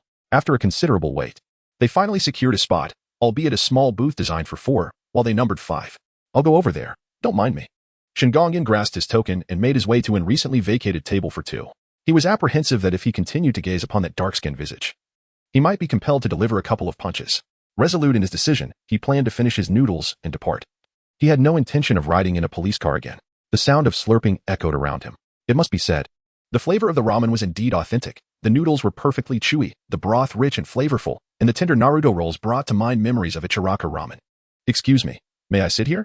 A girl with a high ponytail, embodying the charm of a high school student, stood daintily across from Shingongyun. Her large eyes darted to the side, seemingly fearful of being discovered, resembling a rather comical picture of stealth. Shengu Yun savored the noodles, nodding slightly as he recognized the girl before him. Heiki, your time is up. The girl with the high ponytail showed an expression of regret, clasping her hands together as she murmured, Thank you, I shall take my leave shortly. My apologies for the disturbance. Slurping sounds echoed softly. Shinjing Yun, rarely inclined to speak, softly inquired, Are you following me? Well, that is somewhat the essence of it. I simply wish to observe this individual named Kudo, to discern what manner of person could so thoroughly captivate Heiji, who incessantly speaks of him during school. The girl with the high ponytail was unable to contain her words. Once a topic arose and a listener present, she divulged her thoughts in a torrent. As she expressed her indignation, she lightly tapped the table, which caught the attention of Conan nearby. This startled the high ponytailed girl, who, with no time to ponder her next move, hastily brought her bowl of noodles closer, burying her face in it to feign a bout of eating. What are you looking at, Kudo? Inquired the dark-skinned boy. Nothing much. It seems there is a girl sitting over there with Shinjingang. Ha ha ha. Have you already struck up a conversation with a girl so swiftly? She looks rather frail from behind. Her taste appears lacking. It seemed the thrill of deduction had gripped him as he murmured under his breath. Eating ramen and nearly burying your face in the bowl. Are you trying to hide from someone? Shengu Yun seemed to sense a slight tremor from the table. Was there an earthquake? Chapter 20. The Chosen Maiden. In Japan, earthquakes are quite common, yet the tremor seemed confined solely to the table, which Shengu Yun had only encountered today. Lean and unremarkable, hardly a sight to behold. It was as though a shadow enveloped Kazuha's face. As the little hand pressed against the corner of the table gradually began to emit the sound of splintering wood. That remark about being unremarkable must have referred to me. Unexpectedly, Shengu Yun interjected a remark, causing the spirited girl with a high ponytail opposite to elevate her bravado yet again. Her lips remained still, yet a deep voice emerged, describing me. He slowly lifted her head and softly said, "Do me a favor." I was more than willing. Old grievances and new animosities intertwined. Hey Pai. Your doom is imminent. As he discussed strategies for confrontation, Shengu Yun merely listened, occasionally nodding, yet devoid of any intent to execute them. The optimal strategy was right before us. After everyone finished their ramen, they congregated around a curved table, engaging in casual conversation about their afternoon plans. The girl with the high ponytail strode past with her head held high. Hee, what brings you here? In response to Hattori Heiji's inquiry, Hee remained silent, not even offering a grunt, and tossed her head aside. Hattori Heiji, unfazed, introduced, "This is Yuan Shan Hee, the daughter of the Osaka Prefectural Police's Criminal Division Chief. Yuan Shanin Si Lang. As for her personality, well, you've seen it. She tends to be quite unlikable." Unlikable? He scoffed internally. Taking a seat beside Mao Lilan, tucking a strand of hair behind her ear, disregarding Hei Pai as she remarked, "You are." Suddenly, the crowd outside surged, and faint cries could be heard. Sakata Yusuke rushed over, breathless, exclaiming, someone fell from above and landed on a police car, with a dagger lodged in their chest. What? Hei Pai and Conan dashed outside, followed closely by Mao Li Xiaogua, whose expression had turned grave. A body sprawled across the police car could hardly be mistaken for an accident. At the curved table, only He and Xiaolan remained, exchanging bewildered glances. Alongside Shengu Yun, who leisurely sipped tea, rinsing his mouth. Xiaolan blinked, her kind demeanor directed at the adorably cute girl before her. Your name is He, right? What did you ask earlier? I'm Mao Lilan. He, taken aback, stammered, Mao. Oh no, what a blunder. With her naturally shy disposition. The warm smile from Xiaolan made her ears flush crimson as she hastily replied, No, nothing. It's a pleasure to meet you, Xiaolan. I'm equally delighted to meet you, He. Although Jingong Yun considered her logical thinking skills to be quite commendable, she found herself utterly perplexed by the two girls before her, who seemed to bond as if they had known each other for ages, instantly resembling sisters. Is the formation of female friendships truly this rapid? After engaging in conversation for quite some time, the two distinctively unique girls belatedly realized that they had neglected Jingong Yun and felt a deep sense of remorse, particularly with He, who had previously deliberated extensively with Jingong Yun on strategies, only to see none of them come to fruition. She was overwhelmed with guilt. Shengu Yun remarked that it was of no consequence, as he had not been paying attention anyway. Xiaolan inquired, by the way, I recall Conan mentioning that Mr. Shengu possesses remarkable deductive skills.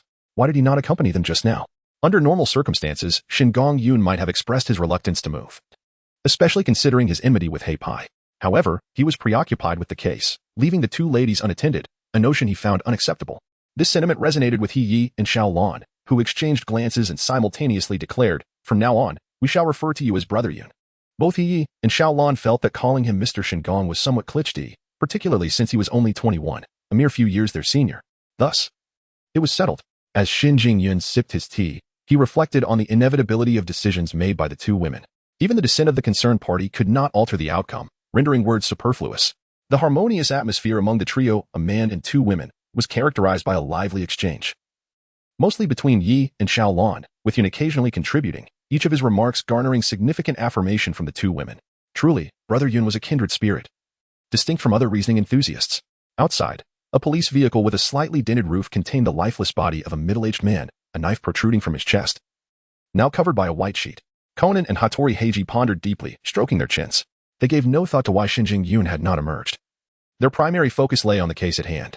Hattori, do you have any leads? Conan inquired.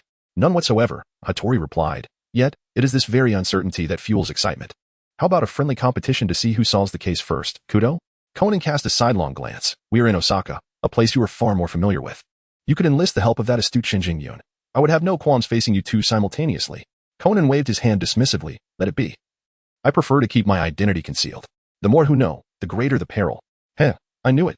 We are indeed the ultimate duo. as well as each other's greatest rivals, Hattori chuckled. Conan merely smirked, neither confirming nor denying. Soon, both became wholly engrossed in the case, entirely forgetting their initial purpose of travel. Meanwhile, Mori Kaguru returned to the inn to brief Xiaolan and the others before accompanying Yusuke Sakata to the Osaka Prefectural Police Headquarters to investigate the incident. Another case. After finally arriving in Osaka, and now we must deal with this, Xiaolan sighed silently, resting her chin on her hand. Cheer up, Xiaolan. They will handle their case, and we will enjoy our outing. I'll take you to the castle to see the beautiful scenery, Yi exclaimed, linking her arm with Xiaolan's, cherishing the bond she felt with this newfound sister. Would Brother Yun like to join us? Shengu Yun hesitated slightly, then nodded gently, murmuring, a murder has occurred, and the perpetrator remains at large. It would be prudent for the three of us to stick together for mutual support. Before today, Shengu Yun would have found it utterly inconceivable to utter such words. Even after speaking them, he felt an overwhelming sense of wickedness and hypocrisy. He was well aware of the perpetrator, Sakata Yusuke, and the motive behind it. His father's car accident case had surpassed the statute of limitations, prompting him to seek vengeance for his father. If the law fails to deliver justice to the aggrieved, then from that very moment, personal retribution becomes a noble and just cause. Shengu Yun felt no compelling reason to intervene. He was not a paragon of justice. His purpose for this journey was solely to locate Natsuhara Kichiro in order to exchange a vehicle, yet he found himself indulging in an unexpected diversion, engaging in some lighthearted mischief. In Osaka Castle Park, Kaido remarked, "Look, there's a fortune-telling booth over there. Shall we give it a try?" It seemed a fitting notion, hoping to attract a stroke of good fortune to ensure a smooth conclusion to their Osaka escapade. The two youthful and radiant young ladies stood before a tarot card fortune-telling machine, their eyes closed in earnest anticipation. The sight elicited a faint smirk from Shengu Yun. Had divination truly held any merit, he would have long since dispatched Natsuhara Kichiro and returned to Mahanko for a refreshing cola. Ding! The fortune-telling machine dispensed a card, the death card. Kaido softly read the card's meaning. In matters of the heart, profound changes await you, ushering in a new phase. Accept the reality, and you shall embark on a more beautiful journey. The face of the card depicted the Grim Reaper, while the reverse showcased one of Osaka's attractions, Osaka Castle. Meanwhile, Kaido cradled the card in her palms, her hands pressed together in prayer, murmuring softly, "I hope Dad and the team can solve the case soon and uncover the crucial clues." It was the hangman. If everything seemed to be veering towards an unfavorable outcome, perhaps it was time to reverse the course. The reverse side of the hangman also featured a local attraction in Osaka, Mino Mountain. In a fleeting moment, Shengu Yun recalled something and sighed. The Chosen Maiden? Chapter 21. Hi, do not look back. If everything is progressing unfavorably, perhaps we should reverse our approach. Xiaolan murmured softly, while Hai was also perplexed by the meaning of the divination. Yun, would you like to give it a try?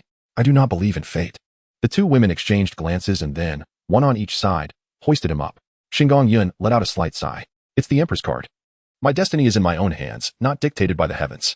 The expressions of the two women turned slightly awkward. Indeed, Yun had accurately articulated their sentiment. However, the implications were too ethereal, with 99 of it seeming to be mere deception. I find this divination utterly unconvincing.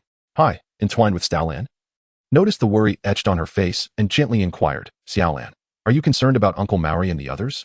Xiaolan shook her head, her smile returning. I used to feel that way, but now that I have you all by my side, it has improved significantly. Hai cast a furtive glance at Shengu Yun, recalling what Xiaolan had previously mentioned at the noodle shop. Leaning in, she whispered into Xiaolan's ear, isn't Yun's deductive ability quite remarkable? Should we perhaps?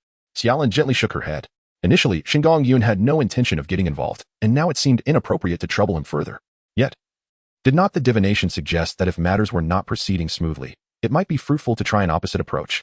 Once alone, now with Hai by her side, Xiaolan pondered for a moment before, hand in hand with Hai, they stepped forward in unison, declaring, Yun, let us also embark on this case.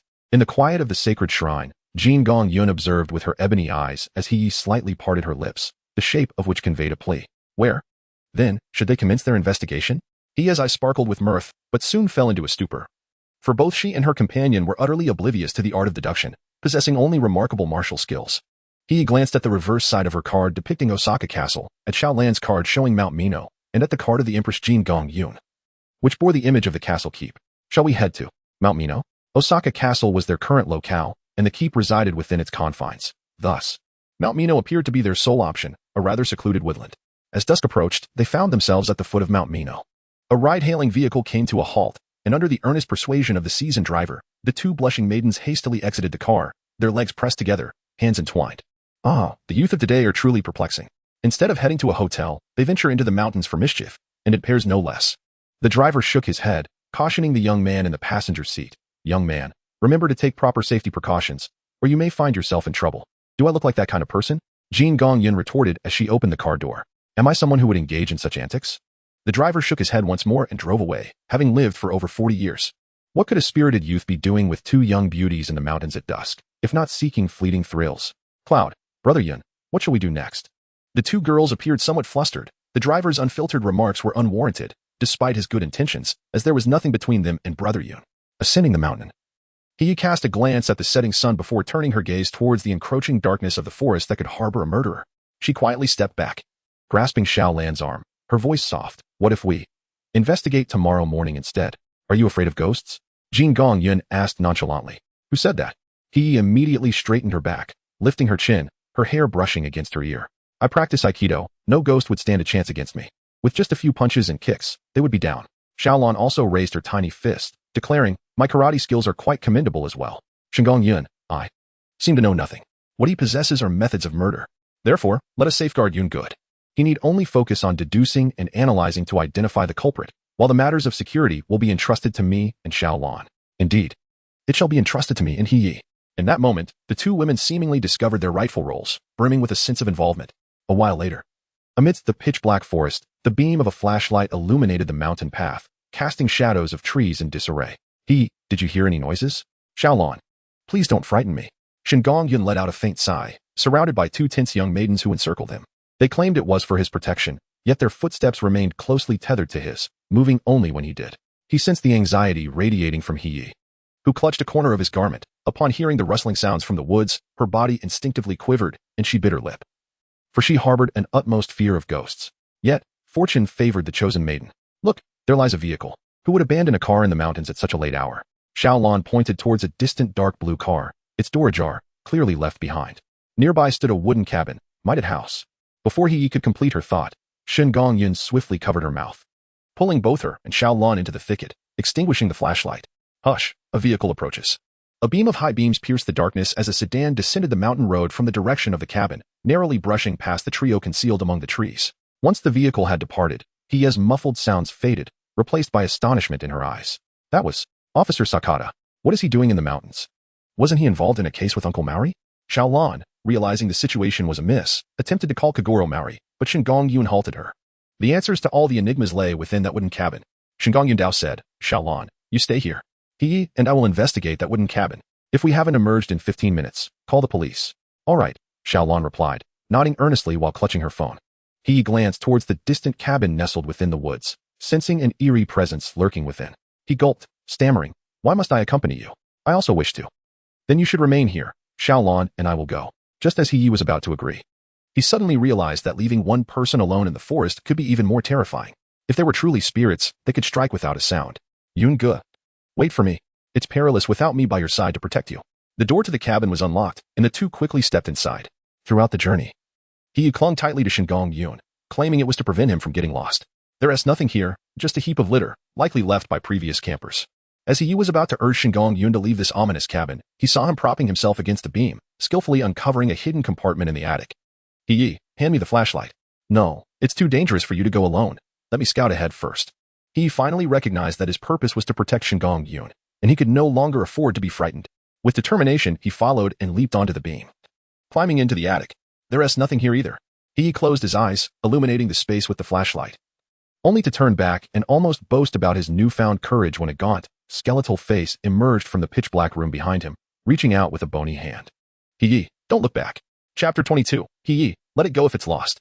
Before hearing Shen Gongyun's voice, He sensed an unnerving chill creeping up her spine, as if a ravenous beast had fixed its gaze upon her, and she was merely prey. Trembling uncontrollably, her body stiffened, and the flashlight slipped from her grasp, crashing to the ground. In the fleeting moment of disarray, she caught a glimpse of a withered hand reaching for her shoulder, yet her legs refused to obey her commands, leaving her utterly paralyzed. He, don't look back. The calm, steady voice resonated in her ear, and upon glimpsing his tranquil visage, her suppressed fear seemed to dissipate, allowing that elongated hand to glide past her ear as her tense body leaned gently against the young man's shoulder. How warm.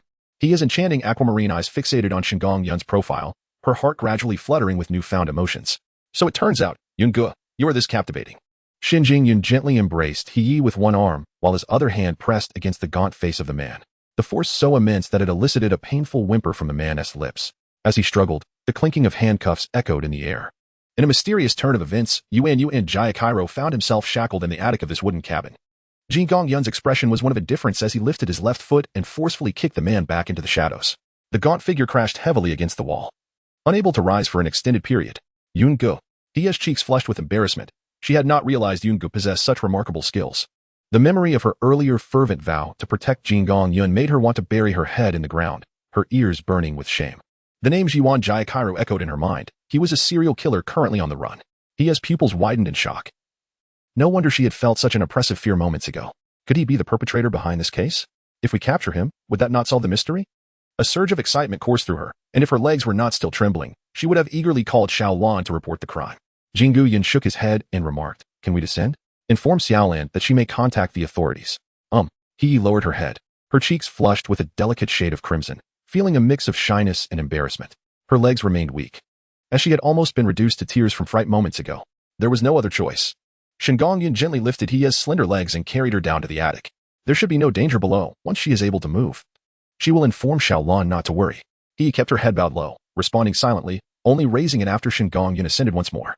Her eyes glistened with unshed tears as she lightly patted her flushed cheeks, lamenting, "You truly are useless." Upon returning to the attic, Shen Gongyun seemed to step on something. Bending down, she discovered a talisman, presumably dropped while carrying Hiyi. In the darkness, Nu Yuan Jilong huddled in a corner. Shen Gongyun approached with a cold, indifferent gaze, her footsteps resonating clearly in the silence. "Who are you?" Nu Yuan Jilong, a notorious serial killer. Believed the aura of death he exuded would instill fear in an ordinary person. Yet, the youth before him remained unfazed, her icy black pupils filled with mockery and disdain. The familiar sound of footsteps echoed like a nightmare. "Who on earth are you?" Nu Yuan Jilong's voice cracked as he rasped, his gaunt face gradually revealing a look of terror. Even when imprisoned in this wooden cabin, he had never shown fear. After all, what was death to him? He was unafraid. However, if he were to fall into the hands of certain individuals, death would be the kindest fate he could hope for. "You are one of those people. They have come for me. They have come for me. I don't want to go back. Please, kill me, I beg you." In my life. Nu Yuan Jilong's sanity began to unravel, and he started to babble incoherently. Shenjing Yun stood before him, his expression indifferent, silent, and unmoving. Suddenly, the curled-up Ichiro Sherbu, who had been babbling incoherently on the ground, sprang up in an instant. His elongated, sharp nails lunged towards Shenjing Yun's throat with remarkable speed, a testament to his training as an assassin by the organization. Ichiro's face contorted in a grotesque snarl as he growled, "You wretched lot, perish. Perish. Perish." Bang. A head was forcefully slammed against the wall, producing a resounding thud. The eardrum shattered instantly, blood trickling from the ear. Worthless, less than trash. Shengu Yun forcefully thrust the talisman into Numakubo Jiro's mouth, repeatedly pressing his head against the floor. With each impact, the talisman was swallowed an inch deeper. With Kazuha and Sonoko outside, he could not directly eliminate Numakubo Jiro. The bare minimum demanded by vodka was to render him incapable of speech. And turning him over to the police was inconsequential. Then, thud, thud, thud, until Numakubo Jiro's mouth began to drool incessantly, emitting incomprehensible babble. Shengu Yun wiped his hands clean. Once he confirmed that there was no possibility of the man returning to normal, he descended from the loft to wash his hands. Moments later, Kazuha, accompanied by the vigilant Sonoko, rushed in from outside. In a hushed tone, she inquired, "Yun, how are things now?" "Sonoko and I have already notified the police." Sonoko, filled with concern, added, "Yun, you aren't hurt, are you?" Kazuha mentioned that he is a serial killer and extremely dangerous. Shengu Yun nodded slightly. He was restrained by handcuffs, posing minimal danger. It appeared he had been confined for some time, resulting in a degree of mental disarray. As he frequently banged his head against the wall, he realized, "No wonder I was suddenly ambushed." "What? You were attacked? Are you injured anywhere?" Xiaolan inquired anxiously, her expression filled with concern. He immediately stammered, pulling Xiaolan aside and boasting about her remarkable Aikido skills, claiming she had not sustained any injuries. Xiaolan felt relieved, but upon observing Hiye's fidgeting demeanor, she asked, "Have you lost something?" He hesitated, "No." Actually, just then, the shrill sound of a police siren pierced the air as a tall figure in black rushed in, exclaiming loudly, "Have you found Yuan Jayakairo? Where is he?" Shenjing Yun pointed upwards, and immediately two solemn detectives ascended to investigate. Before long, they apprehended the serial killer, Jichiro Numikawa. Just as Conan was about to inquire how Shenjing Yun and the others found themselves in the remote mountains, he heard Heiji Hattori interject, "Aside from Numikawa, have you discovered any other suspicious individuals?" His curiosity stemmed from the information he gathered from the two officers, revealing that Jichiro Numikawa had been handcuffed and confined in the attic. Jing Yun did not conceal anything prior to our arrival at the cabin. Officer Sakata seemed to have driven past it. Sakata. Oh no. Both Conan and Hattori Heiji halted in surprise, swiftly piecing together all the crucial clues of the case. Without a backward glance, they dashed out of the cabin, their figures disappearing into the distance, as if they had never noticed Xiaolan and Heyi at all. Conan was truly reckless, running about aimlessly. Heyi, is something the matter? Heyi gently shook her head, her gaze lowered momentarily before lifting it to smile at Xiaolan. Actually, it's nothing of great importance. If it's lost, then so be it. Chapter 23, Codename Mission. It was unexpected that the seemingly mild-mannered Officer Sakata would turn out to be the perpetrator of this series of murders. On the high-speed train back to Mihua Town, Xiaolan reflected deeply as she listened to Muri Kagoro's deductions regarding the case.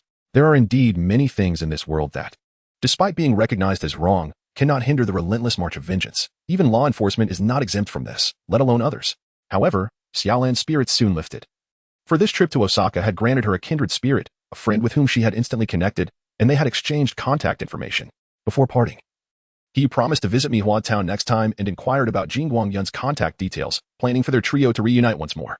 On the train, Jing Yun sipped her cola when her phone suddenly chimed with an email. Hee, guess who I am? It was rather dull. Jing Yun swiped away the email without responding. After a short while, another message arrived. Brother Yun. It's Hee. Oh. Shengu replied with a single letter to the waitress, requesting another bottle of cola, preferably chilled. Ding dong. An email arrived, with a pouty, displeased expression. Brother Yun, I sincerely thank you for safeguarding me in the cabin. Next time, allow me the honor of protecting you. After all, Xiaolan and I are the sword and shield of the queen. Jing Yun, with a sense of resignation, rubbed his temples, realizing that the days ahead would no longer be so leisurely. Well then, we shall take our leave for now. Until we meet again, Yun-gu. Jingu Yun nodded slightly. But after taking a few steps, she cast a sideways glance and asked, what are you following me for? Hee, I'm on my way to Dr. Agasa's house. And it's along the way with Brother Jingu, Conan replied with innocent enthusiasm, tilting his head upwards. Shinjinggong swiftly grasped Conan by the collar, fixating on his feigned smile, and warned him to speak the truth, or face the consequences. Ahaha, it's genuine. Doctor Agasa has developed a new gaming software and invited me to play with Jinta and the others. Suddenly, a realization dawned upon Conan as he clarified, Jinta, Hayu, and Ayumi are my classmates from the first grade at T and Elementary. Dr. Agasa is a distant relative of my brother Shinichi, who has invented many fascinating things. Shinjinggong. Would you care to join us for a look? I shall not go. Shinjing Yun tossed Conan onto the ground and lightly tapped his head, remarking nonchalantly. Even if you follow me and discover my address, I shall not permit you to enter. Enduring the pain, Conan managed a sweet smile. This fellow was certainly not easily deceived. On the street, a sleek black business vehicle passed by. In the rear seat, a woman with tea-colored hair rested her chin on her hand, her gaze indifferent as she observed the bustling activity of the street, where people and cars swiftly vanished into the distance. Bang! How infuriating. Although he was already aware of the outcome, being unceremoniously denied entry left Conan thoroughly vexed. Nonetheless, his primary objective had been achieved. He glanced at the Kuda residence across the street and mused, it is indeed quite close. Distant relatives cannot compare to nearby neighbors. Yet this neighbor refuses to allow entry. With a slight pout, Conan dashed towards Dr. Agasa's home, where he had not lied about wanting to play video games with Jinta and the others, despite being somewhat forcibly summoned. Hey, Shinjing Yun flicked his sleeves and trouser legs, ensuring that the young Conan lacked the audacity to install a listening device on him before answering the call. Make your way to the base. The address has been sent to your email. The cold, deep voice of Jiojin resonated through the phone. Your mission has commenced. In the outskirts, a black Buick glided through a thicket of trees, coming to a halt before an abandoned factory. Vodka had been waiting for quite some time. Upon seeing Shinjing Yun alight from the vehicle, a smile graced his face. Shinjing, allow me to congratulate you in advance on officially becoming one of us. What is there to be joyous about? Vodka found himself at a loss for words, his countenance souring dramatically. With a cold huff, he strode into the derelict factory. Shengu Yun stepped forward, activating several secret commands with the vodka, as a circular lift platform rose in the midst of the abandoned factory. Jingu Yun approached with an impassive demeanor. Why do organizations prefer to establish their bases underground? Could they not simply excavate a mountain? Concealing some legitimate experimental facilities would suffice. The air underground is stifling. It is only a matter of time before one succumbs to a myocardial infarction. This base is significantly larger than the last one I visited. And while there are fewer laboratories, there are more firing ranges. This area is already within the borders of Gunma Prefecture, characterized by desolate mountains and sparse population, making it an ideal location for marksmanship training. Since the purpose is to train organizational members in firearms, it implies a certain intent. Jinju leaned against the metallic wall, the tobacco in his hand burning halfway down, ash falling to the ground. 1 billion yen, 3 days. Hearing 2 sets of footsteps approaching, Jinju ended the call. his expression devoid of warmth, without any superfluous words. This task is straightforward: to kill. Furthermore, it serves as an opportunity for Shengu Yun to witness how the organization cleverly utilizes ways to generate funds. The method of extortion through theft is far too pedestrian. Where are the guns? Should I resort to killing with my bare hands? I'm not an amateur. Jinjio maintained a stern countenance, finding the quip utterly unamusing. He cast a glance at Vodka, who struggled to suppress a chuckle. The latter immediately activated a concealed door, scanning his fingerprint. Before Shengu Yun lay a meticulously arranged display of handguns, submachine guns, sniper rifles, and ammunition. He even spotted several heavy machine guns and rocket launchers. Indeed, this is a weapons cache of the organization, its location shrouded in secrecy, known only to a select few. By bringing Shengu Yun to this armory, Jinjio has, in a deeper sense, acknowledged his eligibility for membership. What remains is merely a token of allegiance to join the organization. Choose any weapon you desire. Vodka's throat moved. Yet he remained silent. After all, Shengu Yun had already deceived him out of his Browning pistol. To take a life was hardly a justification for deploying heavy weaponry. The Browning, Colt, Desert Eagle, Beretta 92, Tokarev. Considering the precision and durability of handguns, the Beretta 92 stands out as Jinjio's personal sidearm. After a moment of contemplation, Shengu Yun selected a Colt M2000 handgun, manufactured by the esteemed Colt Company of America, a formidable rival to Beretta.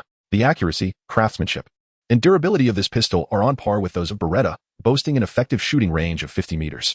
You summoned me not merely to present me with a firearm, did you? After a prolonged silence, Jingo coldly stated, soon, the organization will conduct a large-scale operation, and I need to ascertain your precise sniping data. He retrieved an M24 from the armory and tossed it to Shengu Yun, who smirked and proceeded towards the simulation range below. Brother, that matter has yet to be confirmed. Is it not too early? Jingo remained silent. His icy gaze fixed on Shengu Yun, who was preparing to shoot, his dark green pupils reflecting an inscrutable intent. Half an hour later, 667 meters, 730 yards. Is this truly the pinnacle of Shengu Yun's capabilities? Vodka exclaimed in astonishment. A precise sniper target at 700 yards, within the organization, aside from Jingo. Only the defector from the rival organization, Black Rye, possessed such sniping prowess. Jingo observed the recorded data in silence, while this outcome was anticipated. An unsettling feeling lingered within him, particularly concerning the 700 yards. Is this truly your limit, Jinji? At this moment, a black Buick traversed the highway leading to Mihua Town, swiftly departing from the Gumma territory. A sneeze escaped. Caught a cold? I hope this mission doesn't bring about any unforeseen complications. Chapter 24. Akemi Mayano. By the time they returned to Mihua Town, evening had settled in. As Jinji drove past the Cud residence, 3 small heads suddenly popped out from the nearby entrance. Well then, we're off. See you all at school tomorrow. Tomorrow is the weekend, Jinta. Is it? I only remember having eel rice just yesterday, Hikaru remarked, noticing a vehicle approaching. A car is coming, Jinta. Don't stand in the middle of the road. Conan, why are you hiding so far away? Do you think the car will drive into the house? Conan glanced at the familiar Buick, his lips twitching slightly. He had developed a certain wariness towards that vehicle, having been hit by it more than once. Fortunately, the car gradually came to a halt. Jinta hurried to the entrance and apologized. I'm sorry for standing in the middle of the road. Seeing the car stop, Conan contemplated briefly before jogging to the window and rapping on it. Brother Jinji, what a coincidence. Conan, do you know the older brother driving the car? Hikaru whispered. Conan nodded, recalling their previous encounter at a press conference. By the way, Brother Jinji possesses remarkable deductive skills. Conan's mind raced with calculations, and indeed, the other 3 immediately expressed interest in Jinji, gathering around him. As the window rolled down, Jinji cast a sidelong glance at Conan. A hint of mischief in his eyes. Looking for trouble? Hee. Conan grinned. Hello, big brother. I'm Ayumi Yoshida, a first grader at Titan Elementary. I'm Jin Sia, also a first grader at Titan Elementary. And I'm Jinta Kojima. The 3 of them joined forces, pulling a grinning Conan into their midst as they struck a pose, declaring, we are the Junior Detective League. Junior Steamed Egg League. Jingu Kamoku averted his gaze. Commanding, do not obstruct the way. After uttering these words, he rolled up the car window, inadvertently catching a corner of Conan's collar. It was only after driving several meters that the driver noticed someone outside clutching their collar, struggling to breathe. The window lowered, and with a soft thud, Conan fell to the ground. As the vehicle disappeared into the distance, Conan, flushed and gasping for air, clenched his fists and vowed vehemently, from now on, I will never, ever approach this car again. Absolutely not. What a lack of courtesy. Our young detective team has solved numerous cases, and they left without even a word, he lamented, feeling somewhat overlooked. Hikaru seemed a bit dejected, while Jinta was more indifferent, whispering, if we meet again and he treats me to eel rice, I might just forgive him. Only Ayumi blinked, hands clasped behind her back, and shone brightly. No way. Jingu is so handsome, he can't possibly be a bad person. Perhaps he was just in a hurry, right, Conan?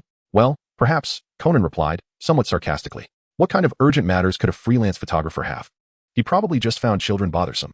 Shengu Yun indeed finds the antics of children quite bothersome. The prospect of caring for them is utterly inconceivable. Unless one were to encounter a well-mannered young woman of at least 18 years of age. Such a scenario would require a stroke of divine intervention. Perhaps finding one by the roadside. 2 days later, at the Mihua branch of the Yotsuba Bank. Good day, sir. Are you here to withdraw or deposit funds? Deposit. 100 million yen. 100 million yen. Please hold for a moment. I must inform the manager. Before long, a slightly portly bank manager emerged, rubbing his hands together, and greeted the young man at the counter with utmost courtesy. Sir, would you like to make a fixed or a current deposit? Regardless of your choice, I shall personally attend to your needs. It is quite rare for someone so young to deposit 100 million yen. It suggests you are either from a prominent family or a wealthy heir, a valued client indeed. I'll go with a current deposit.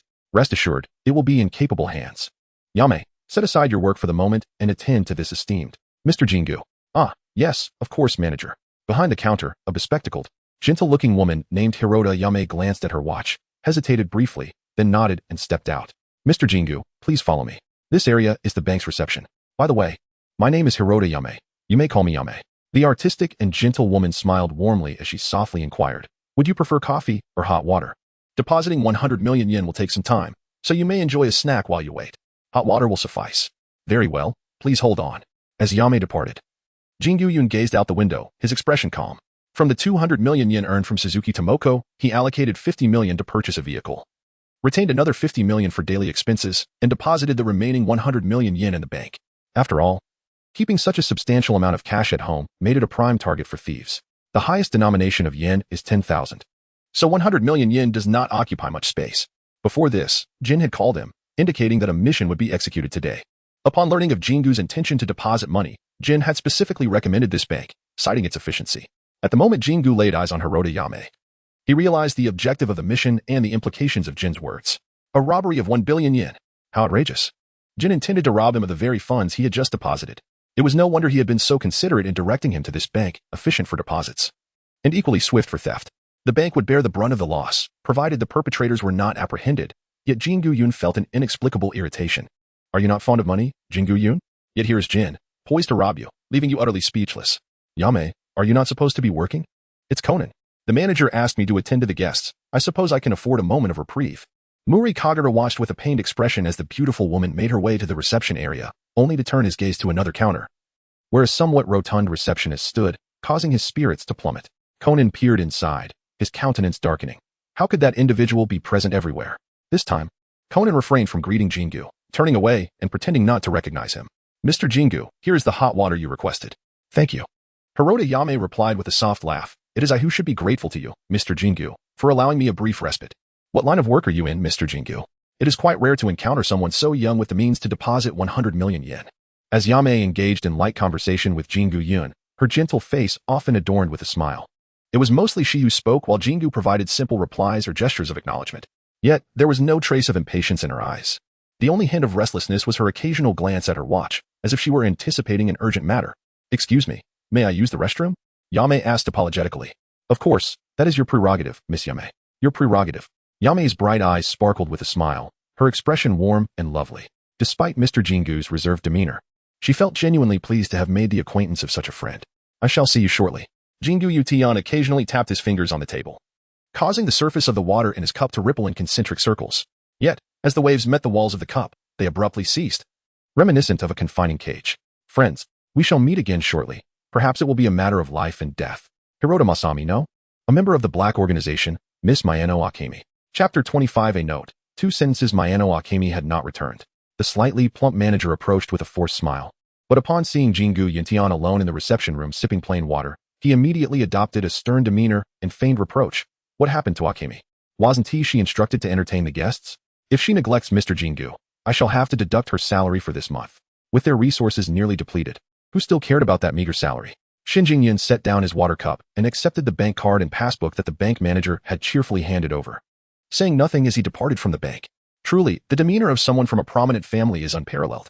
The bank manager, wearing a smile, welcomed a significant client, one with immense potential. His judgment could not possibly be mistaken.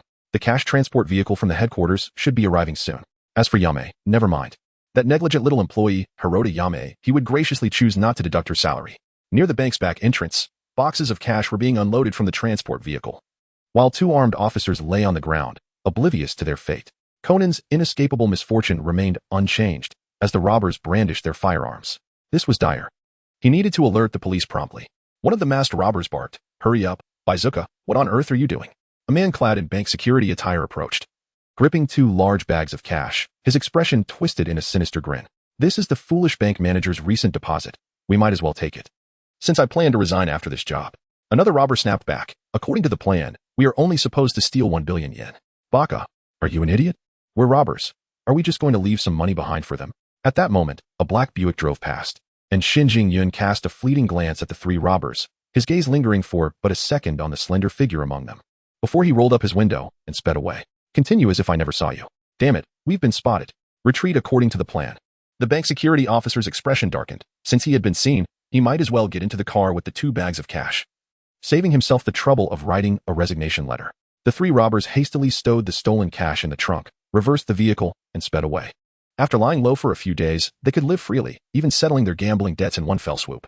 "Wait, is someone following us? A little boy? Is he here to chase us down? Hilarious, he's faster than the police." In the rearview mirror, a young boy on a skateboard closely trailed their vehicle.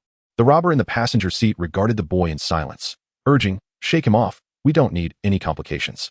The driver, visibly disdainful, complied for reasons unknown. Flooring the accelerator and, following their planned route, sped past the train tracks, successfully losing the young tail. "You're too cautious, Yame, with this money. We can go anywhere we please, and who fears the police?" Oh no, the brakes have failed. At the traffic light, a black Buick halted on the crosswalk. A young man in casual attire resting his left hand on the steering wheel, while his right flicked ash from a cigarette. Suddenly, the sound of a speeding vehicle pierced the air, and he looked up, his dark pupils reflecting a runaway van hurtling towards him. What the hell? Boom. In a critical moment, the rear wheels of the Buick screeched against the pavement, executing a dramatic 90-degree drift, causing the van to scrape past and crash into the roadside greenery. "Great. My newly washed car is going to need repairs and a paint job again." The smoking van's door flung open, and a masked robber stumbled out, spitting blood, cursing under his breath. What terrible luck. As he intended to check on the condition of his 2 companions, he looked up and froze, as if recalling something, his expression turning menacing as he approached the Buick. "What an unfortunate twist of fate. Why is my luck so wretched? Of all people, it's you, you little brat." The robber glared at the young man, who appeared nonchalant as he stepped out of the car to assess the damage. "You're the reason for my misfortune. Had you not spotted me, my vehicle wouldn't have malfunctioned." Shengu Yun turned away, his expression indifferent as he replied, "Is there any connection between the two?" The robber was taken aback, fury surging within him. He drew a pistol from behind and aimed it at the young man's head, menacingly asserting, "Is there a connection in sending you on your way?" Bang! A gunshot rang out, and the robber fell. Shengu Yun, maintaining an air of composure, withdrew his hand from his pocket and turned his gaze towards the van, where a slender robber, clutching his shoulder and sporting a slightly damaged mask that revealed a hint of pale lavender lips, furrowed his brows. "Don't move." After coldly dispatching his accomplice with a single gunshot, the robber trained his pistol on Shengu Yun, rasping, "Transfer the money from the van to your vehicle. And do it swiftly." Shengu Yun raised an eyebrow slightly, and under the weight of truth's intimidation, he joined the robbers in transporting the cash. As for the third robber, the bank security guard, he was thrown out of the car window due to not fastening his seatbelt, meeting an instant demise. Even if he had survived, he would likely have been finished off with another shot. Once the cash was loaded, the robber with delicate lips took the passenger seat in the Buick, aiming his gun at Shengu Yun and rasping, "Drive to this address." Shengu Yun cast a glance at the robber with pink lips and uttered a remark that left the robber utterly speechless. "Since the other 2 have perished, you alone shall bear the cost of my vehicle's damage." Somewhere in an apartment, Shengu Yun found himself bound by the hands of a pink-lipped bandit, imprisoned within a dimly lit chamber. "If you remain compliant, I shall release you once my task is complete," the bandit murmured as they closed the door, whispering an apology intended solely for their own ears. In the living room, the bandit removed the black mask, revealing a delicate visage, softened in beauty. Her blue eyes filled with tenderness, tinged with sorrow and regret. A coat, stained with traces of blood, slipped from her shoulders as the graceful woman stepped into the bathroom, her silhouette faintly visible through the translucent glass door frame. With a creak, the door opened, and Shengu Yun, brow furrowed, heard the sound of water cascading from the shower. This was the first time he felt a tumult of emotions as he took a tentative step back and closed the door behind him. The apartment bore the name Hirota. What a foolish woman she was.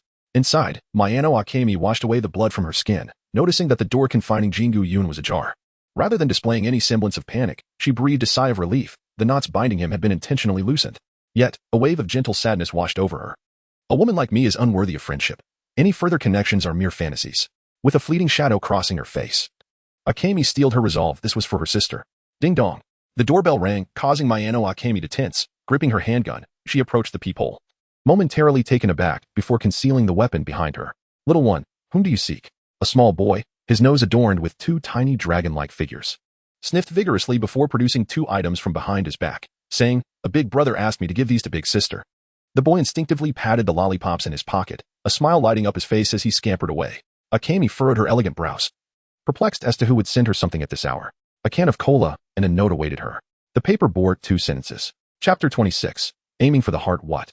We've located the bandit's vehicle. An accident? 2 fatalities? The loot is missing.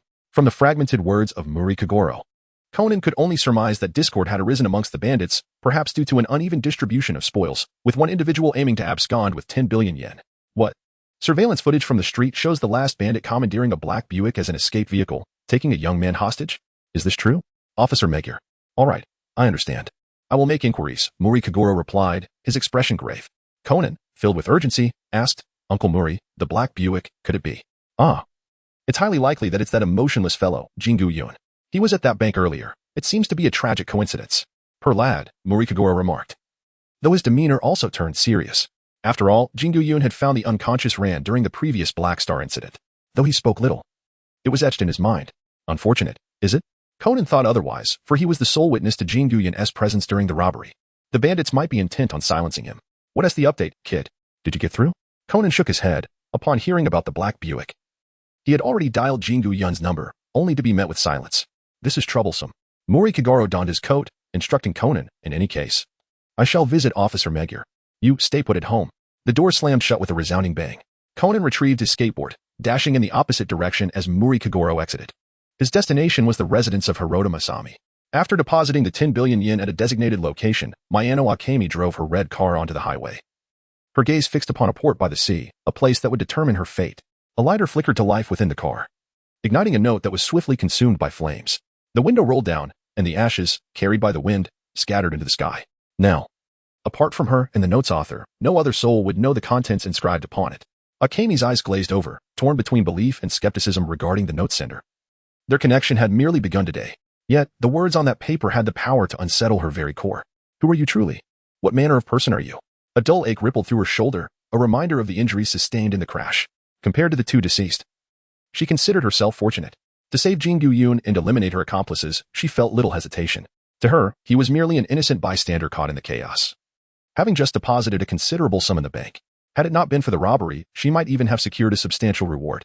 The bandit, a scourge upon society, was destined to partake in such a crime. Logically and emotionally, she could not stand by and watch Shengu Yun perish, having bound him only to later release him. She had even anticipated his immediate call to the authorities, yet he did not. She remained oblivious to Shengu Yun's thoughts. Was he merely a calm, ordinary man? Or had he discerned her true identity, knowing she would not harm him? Or perhaps he possessed sufficient confidence to ensure his own safety? Akemi pondered many things. And in that moment, a delicate blush spread across her pale face, reaching her ears. Only then did she realize the bathroom door was semi-transparent. Though it appeared blurred from the outside, it revealed her unclothed form. I wonder if he saw. In such circumstances, who would have the heart to notice such details? Akemi, why dwell on this? Perhaps from now on, there will be no further intersection between you and Mr. Shengu. Shaking her head, she sought to regain her composure. To live, away from the organization, with her sister, or to die, erasing everything either way. It would be a final farewell. The red car traced a fiery yet graceful arc under the evening glow, resolutely heading toward the tranquil harbor where the sea kissed the sky. Night had fallen at the port. It seems you have awaited my arrival for quite some time. Hirota Masami, or rather, Mayano Akemi. The black trench coat billowed in the harbor wind, producing a haunting rustle. Beneath the black hat lay a haughty, pallid visage. Silver hair entwined with moonlight, enough to send shivers down one's spine with a mere glance. A member of the black organization, codenamed Jin. Hand over the money. With Jin standing before her, the figure of Vodka, lingering a step behind, faded into insignificance. Upon encountering Jin, Akemi clenched her fists, her voice steely. I have fulfilled your demands. Now you must honor the agreement to release my sister from your organization. You may have misunderstood. Jin's icy gaze brimmed with malice, a smile curling at the corners of his mouth.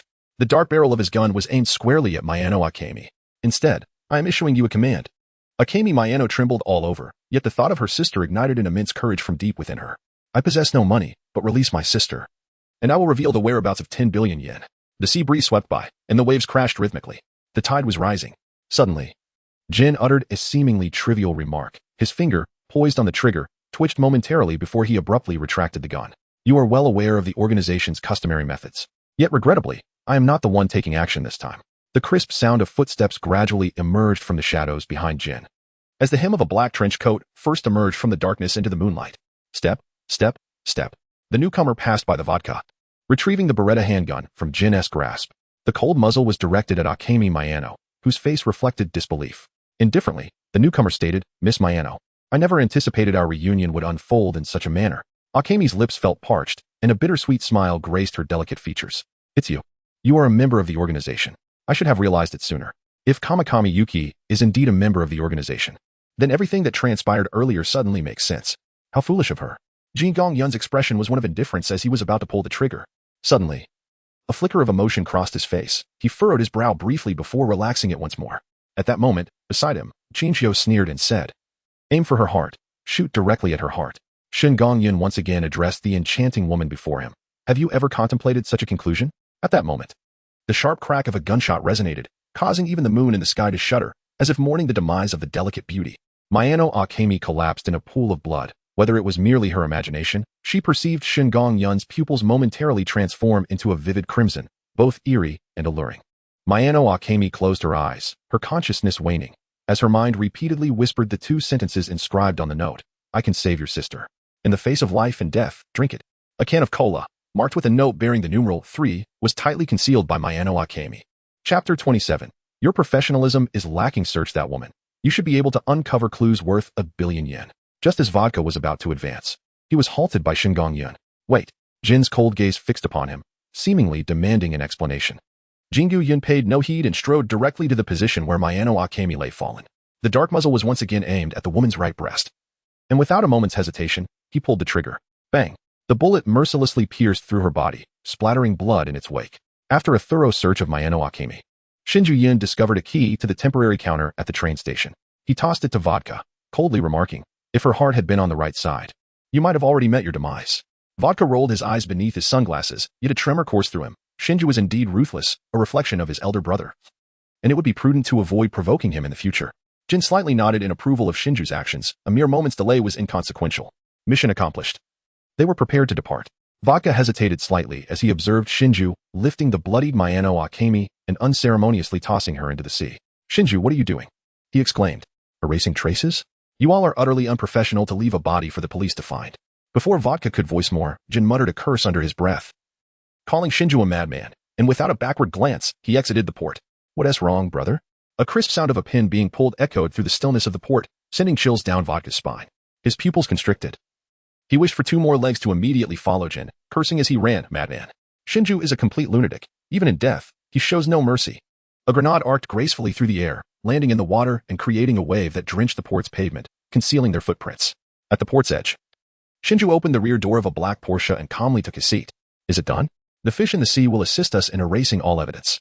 Jin's gaze was fixed on the gathering crowd ahead as he coldly stated, next time, avoid making such a commotion. There are myriad ways to erase traces. Humph. Drive. Yes. Brother. As the black Porsche exited the port, a skateboarder approached.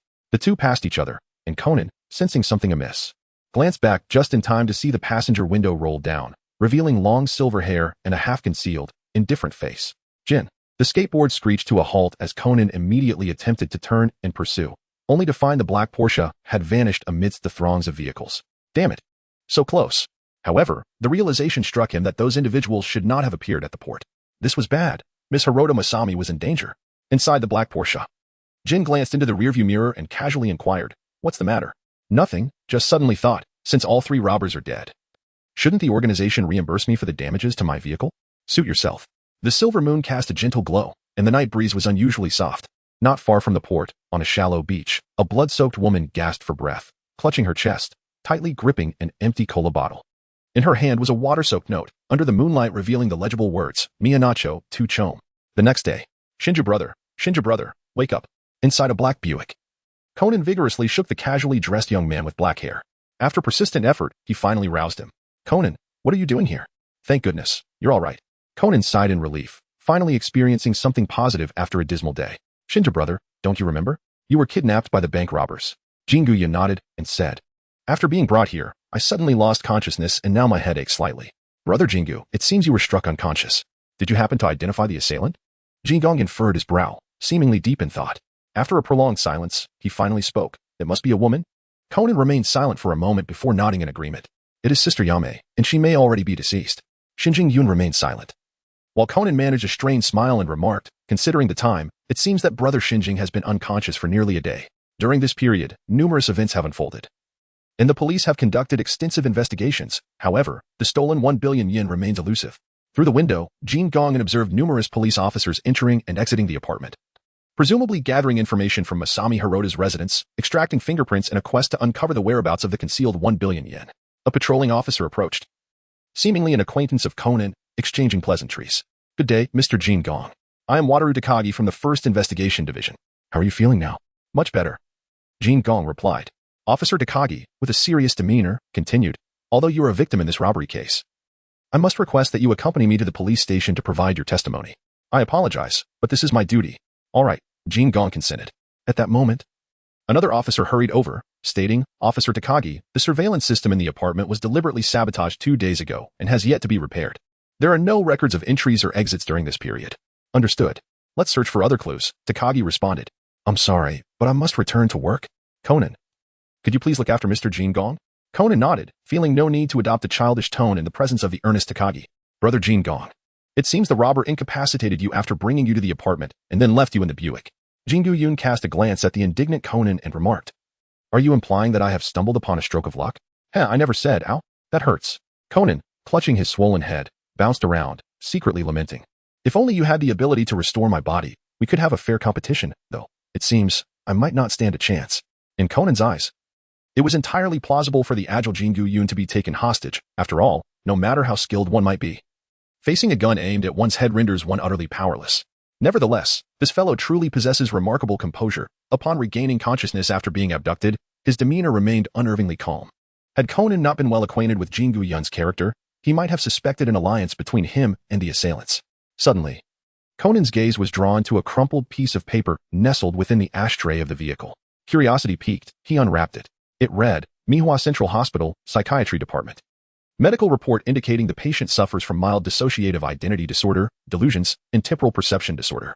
Understanding dawned upon Conan. Everything fell into place. It turned out that Shengu Yun was indeed mentally unstable. What are you looking at? The medical report was swiftly snatched away, replaced by Shengu Yun's indifferent visage, which, upon closer inspection, bore an unexpectedly cool and handsome appeal, though Conan was hardly the type to swoon. Shengu brother, what is this? There are so many words I don't comprehend. Ow, don't hit. Please, not there, definitely don't kick. Chapter 28. Disguise Techniques. After finishing his testimony at the police headquarters, it was nearly evening. The Buick had been temporarily sent for repairs, and there was still no word on the car that Vodka had promised to procure. Thus, Shengu Yun had no choice but to take the tram back to Mihua Town, 2nd District. Is stimulation what he seeks? Perhaps that is one of their shared traits. Shengu Yun sat on the tram, gazing at the neon signs gradually illuminating the night. Yet his thoughts drifted back to the moment he aimed his gun at Mayano Akemi in the harbor. The scene had been triggered, Mayano Akemi. He had merely 3 seconds to make a choice. To save Mayano Akemi and extricate her from the clutches of the black organization, unlocking the skill, disguise. He had long since resolved his feelings regarding Mayano Akemi. The emergence of the voice in his mind only solidified his convictions, providing yet another reason to act. The thought of this woman, who had shown him kindness despite their brief encounter, dying felt like a tragic loss.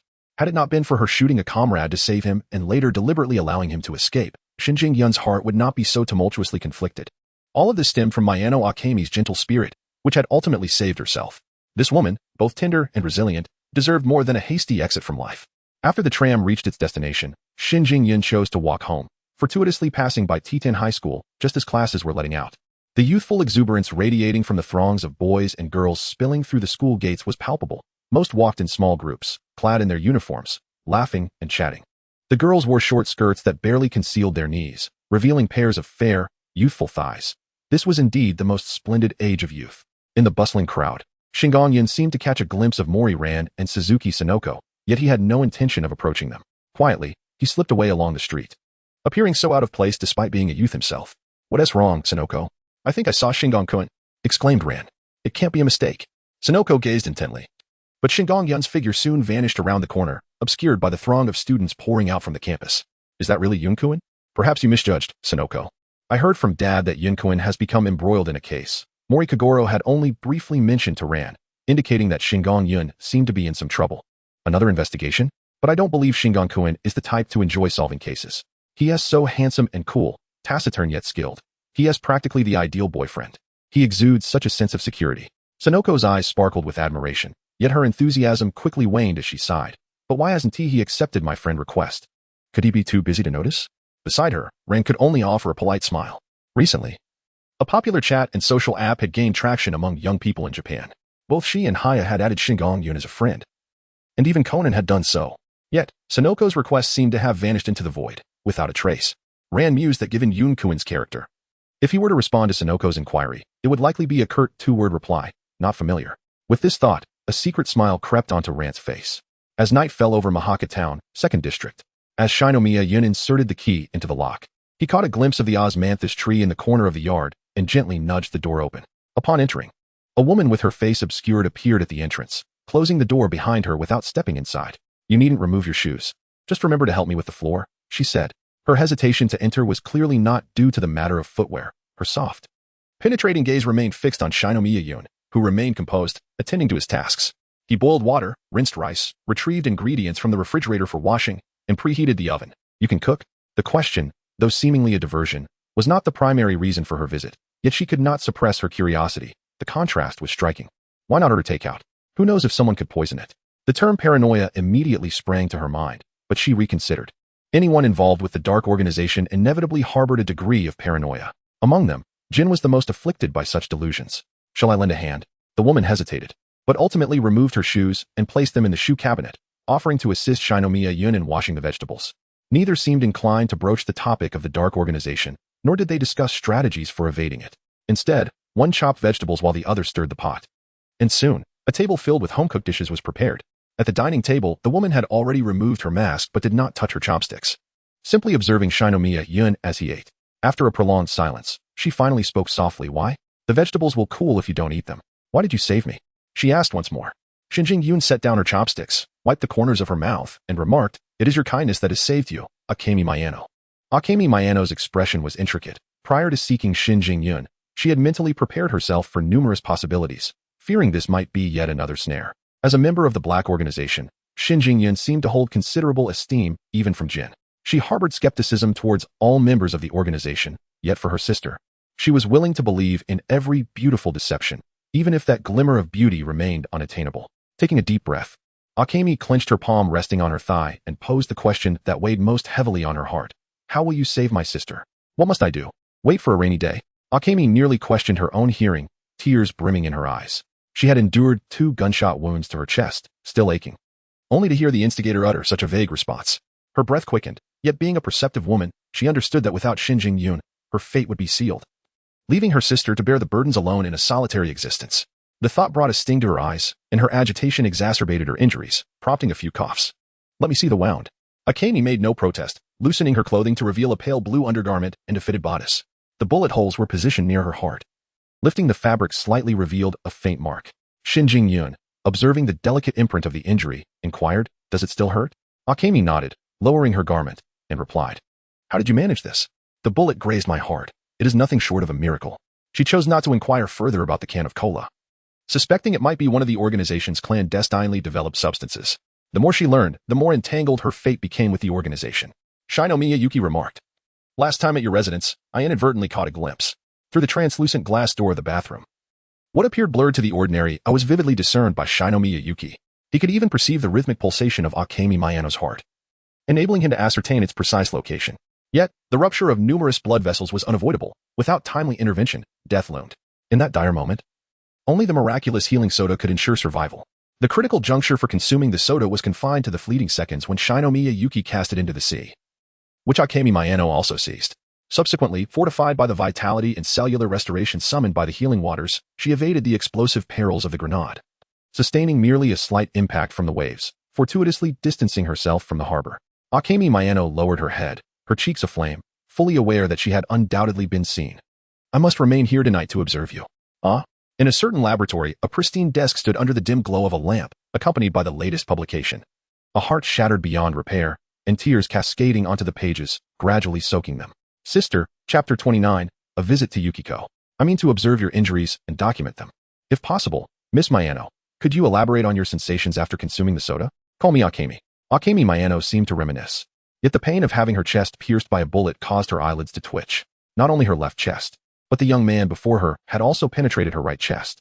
He was fierce, resolute, and meticulous. As fellow members of the organization, she felt like a vulnerable lamb confronted by a ravenous tiger that had gone days without sustenance. A mere encounter could lead to her utter demise. Akemi Mayano candidly expressed her feelings from that harrowing moment. Now, she had no choice but to forge ahead. For her mere presence in the organization's site would spell her doom, potentially endangering Shinomiya Yuki, who had come to her aid. Restoration, activation, vitality, and the ability to provide a fleeting yet powerful surge. Shengu Yun was deep in contemplation, pondering whether it was time to expedite the progress of tags 4 and 5. As for tag 3, it appeared that he could only address severe injuries, as he had yet to experiment with fatal wounds. Additionally, he considered whether severed limbs could be reattached, if various ailments could be cured, and the possibility of advancing to the regeneration of lost limbs.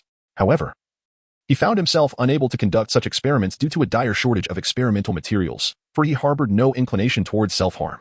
Shengu Yun cast a penetrating gaze towards Mayano Akemi, causing the latter to feel a sense of discomfort, as if a chill had crept down her spine. Is something wrong? Did I say something unclear? No, Miss Akemi. How is your health? Have you ever suffered from any significant illnesses? Mayano Akemi paused momentarily before responding candidly. I often experience minor ailments like colds and coughs, but I have never had any serious illnesses. Shengu Yun sighed softly and said, let it be for tonight. You may temporarily occupy the second room on the left upstairs. Please tidy up after yourself. Gong Yiming Mei nodded in acknowledgement, and Shengu Yun continued. You must understand that you can no longer present yourself in public with this visage. Gong Yiming Mei shook her head, indicating indifference. As long as her sister could escape the organization and live a good life, it mattered not if she remained unseen for a lifetime. What I mean is, when you venture out, you must don a different appearance. Shengu Yun offered little explanation as he retrieved a substantial sum of cash from a corner bag, presenting 20 million yen, sufficient to purchase a modest apartment and a small vehicle in Mahanaku.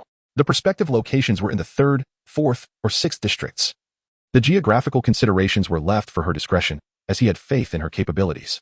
Mayano Akemi did not refuse. She had already lost everything. Her apartment was sealed by the police, and her bank accounts were frozen, although a small portion of hidden funds remained. It was inadequate for even her daily sustenance. Thank you, she uttered. Do not mention it. This is a debt to be repaid in due course. Mayano Akemi blinked her beautiful eyes in surprise at Shengu Yun's unexpectedly humorous side. She could not reveal herself. Her identity was compromised, rendering her unable to work and repay such a monumental debt. Was she to have her sister settle it for her? Or would they both work for Shengu Yun? Upon returning to her room, Shengu Yun lay on his bed, feeling a pang of regret for his expenditures. Indeed, women could be the most extravagant. He had not even taken her out, yet had already incurred significant expenses. Tomorrow, he needed to visit Yukiko, which was quite a hassle. Although he had acquired skills in disguise, the necessary materials were essential, and the quality of human skin props was critical. The only individuals proficient in this field whom he was familiar with were Yukiko and the elusive Kaido Kuroba, known as Kid the Phantom Thief. Who knew where Kid was? Perpetually skipping classes? As for Yukiko, she was merely a street away. The lack of funds was staggering. He was in dire need of money. Conan, my dear brother, your path to wealth rests upon your shoulders. The latest developments in the billion-yen heist revealed that the mastermind, bank employee Masami Hirota, and her accomplices had all perished, with the whereabouts of the stolen billion-yen remaining a mystery. At the Muri Detective Agency, Kagoro Muri gazed at the latest report, his expression one of sorrow. It was hard to fathom that the beautiful and gentle Miss Hirota was indeed the architect of such a grand heist. Conan scrutinized the article as well, discerning that the headline was decidedly sensationalized. The true mastermind behind the robbery was certainly not Masami Hirota, she was a victim. While the genuine culprits belonged to the black organization. Ran entered with breakfast and inquired, is it true that Miss Hirota has passed away? Kagoro Muri nodded solemnly, lamenting. It is true. The police extracted hair from her residence and matched it with blood found at the harbor. The results were unequivocally identical. But they have not discovered Miss Hirota's body. Perhaps, Conan interjected, based on the volume of blood at the harbor and the traces left behind. It seems that Miss Hirota was struck in the chest or a vital area by a bullet before being cast into the sea. With the tides rising at night and the currents being fierce, her chances of survival are exceedingly slim. Moreover, her body would sink to the ocean floor, subject to the voracious appetites of fish, and that area is known to attract sharks, making the prospect of recovery exceedingly bleak. Additionally, the police had found remnants of grenade fragments at the scene. Sensing an unsettling atmosphere, Conan innocently exclaimed, These are all things that Oni-chan Shinichi told me. Kagoro Mori scoffed. You little rascal, stop absorbing such useless information and hurry to school. Conan clenched his teeth. It was clear that this was all the work of the Black Organization, an insidious group he was determined to track down. A sudden sneeze broke the tension, followed by the melodious chime of the doorbell, accompanied by a lovely feminine voice calling, I'm here. Shinomiya Yuki touched his nose, pondering why he felt as though someone were cursing him, despite having committed no heinous acts. Surely, it must be that miserly scoundrel, Chinjio, who was upset over the fact that he had once again tricked him into parting with a Beretta pistol and pilfered a few grenades. Was it truly necessary for such incessant lamentations? As the door creaked open, Yuki saw Hoshiko, her hair adorned with numerous clips, as if she had been preoccupied with hairstyling. However, upon noticing the visitor was Shinomiya Yuki, her beautiful eyes widened in surprise, and she hastily slammed the door shut once more. It was over. Her hair was incomplete. She had not yet applied her makeup. Her lips remained unadorned, and her eyelashes uncurled. It was a complete disaster. Shinji found himself at a loss for words, pondering the peculiar antics of the woman before him, who seemed to be engaged in a baffling charade of opening and closing doors, while the iron gate remained steadfastly shut. Perhaps he ought to seek the assistance of the elusive phantom thief kid. Kaido might be diligently attending class, although Ekden was somewhat distant from Manok. After a considerable interval, the grand door swung open once more, revealing Yukiko, her countenance obscured beneath a lavish fur coat, who then swiftly ushered Shinji inside before darting back into the interior. This woman was quite eccentric. Perhaps it was worth attempting a note labeled 1. Chapter 30, Professor Igasa. Stay indoors on rainy days. A freshly brewed cup of red tea rested upon the coffee table, as Yukiko's voice resonated from within the inner room. Please wait a moment. I shall be ready shortly. Shengu Yun took a sip of tea, savoring its flavor, and understood that a minimum of 2 hours was required. With a deliberate approach being the wisest course of action, Shengu Yun leisurely wandered through the Kudo residence, which was indeed expansive, particularly the study. One charge of C4 would likely not suffice for complete destruction. It would be prudent to prepare additional explosives. Shengu Yun found himself pondering this matter without understanding why. With a slight curl of his lips, he borrowed several intriguing detective novels, intending to return home and visit Yukiko later in the afternoon.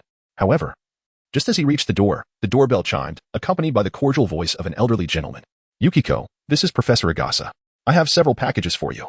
As the door swung open, Professor Igasa was prepared to carry the parcels inside, only to discover that the one who answered was not Yukiko, but rather a young man.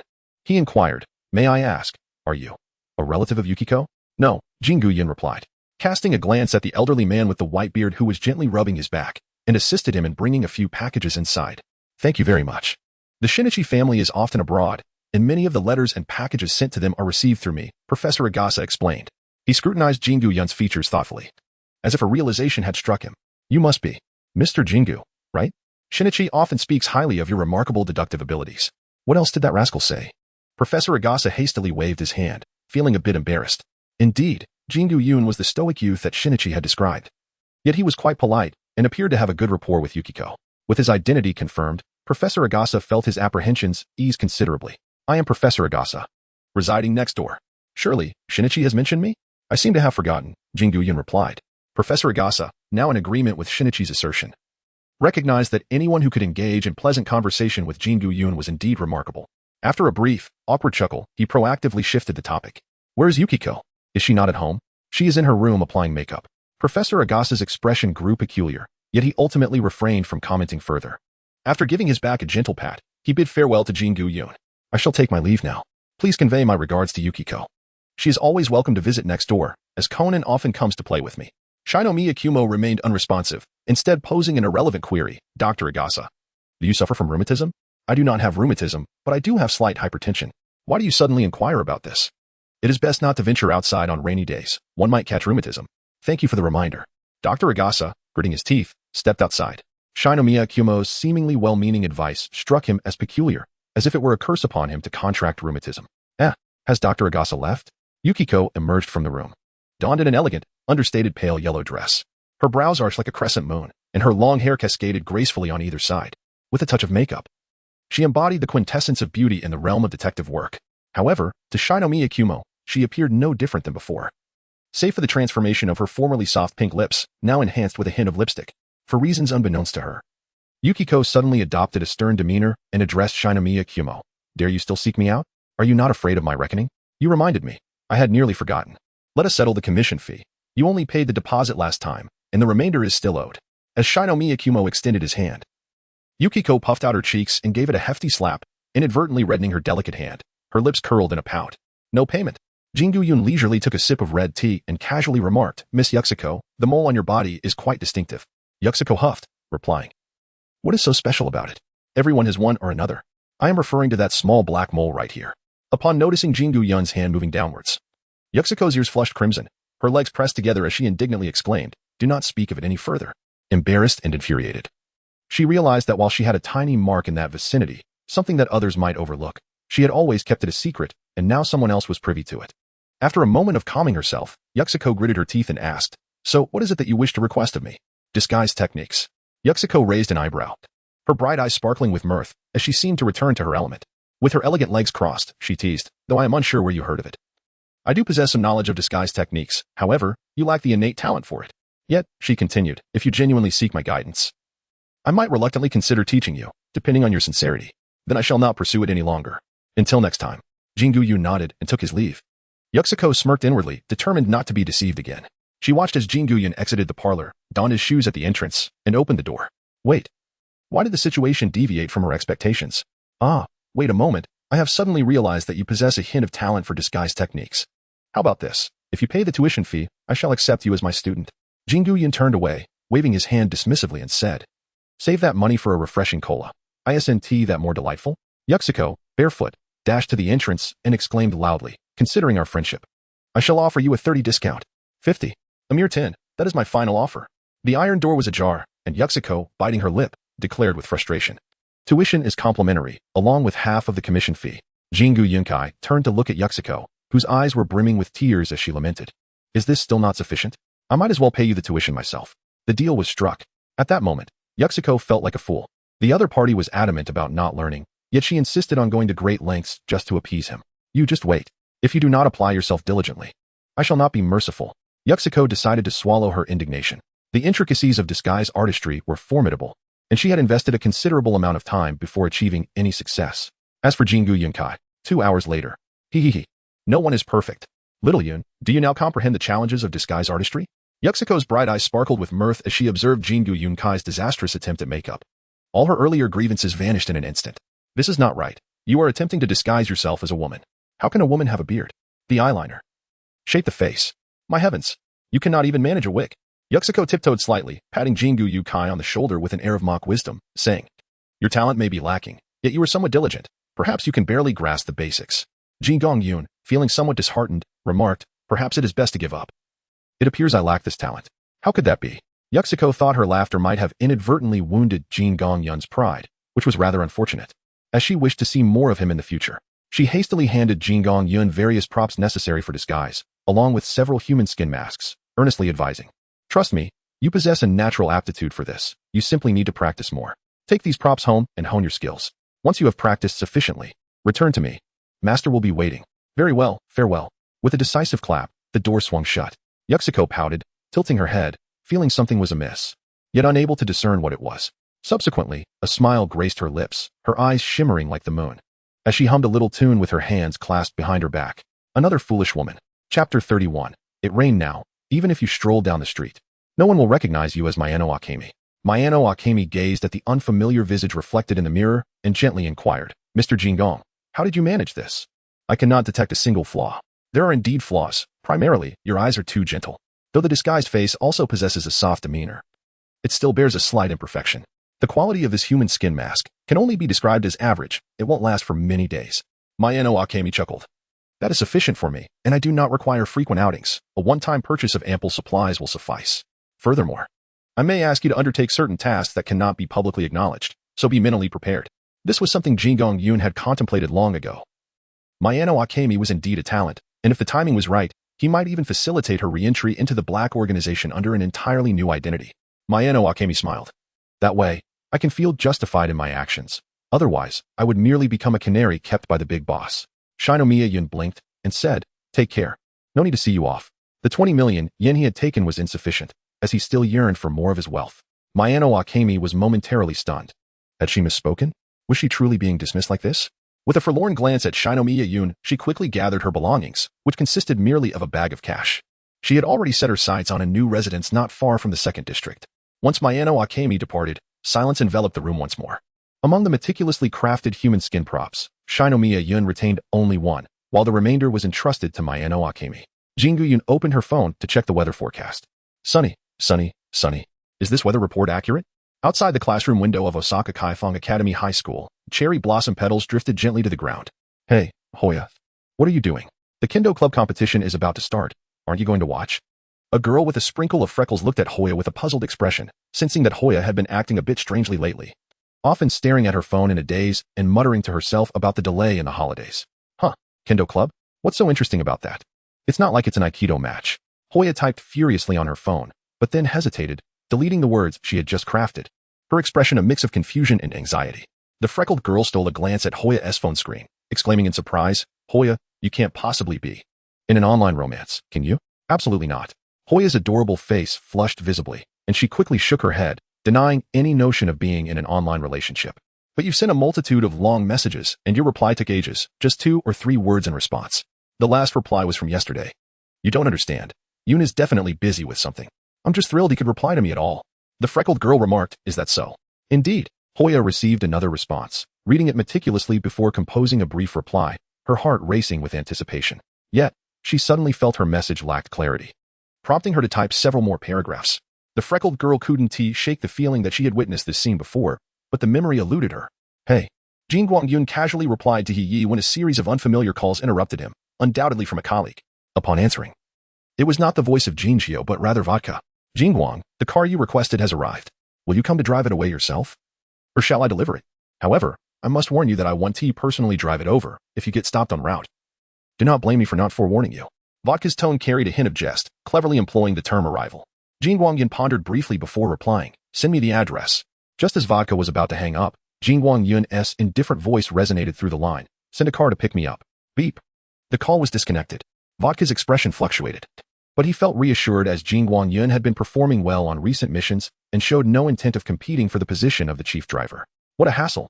2.5 hours later, at an abandoned laboratory on the outskirts, the black Toyota came to a steady halt at the entrance.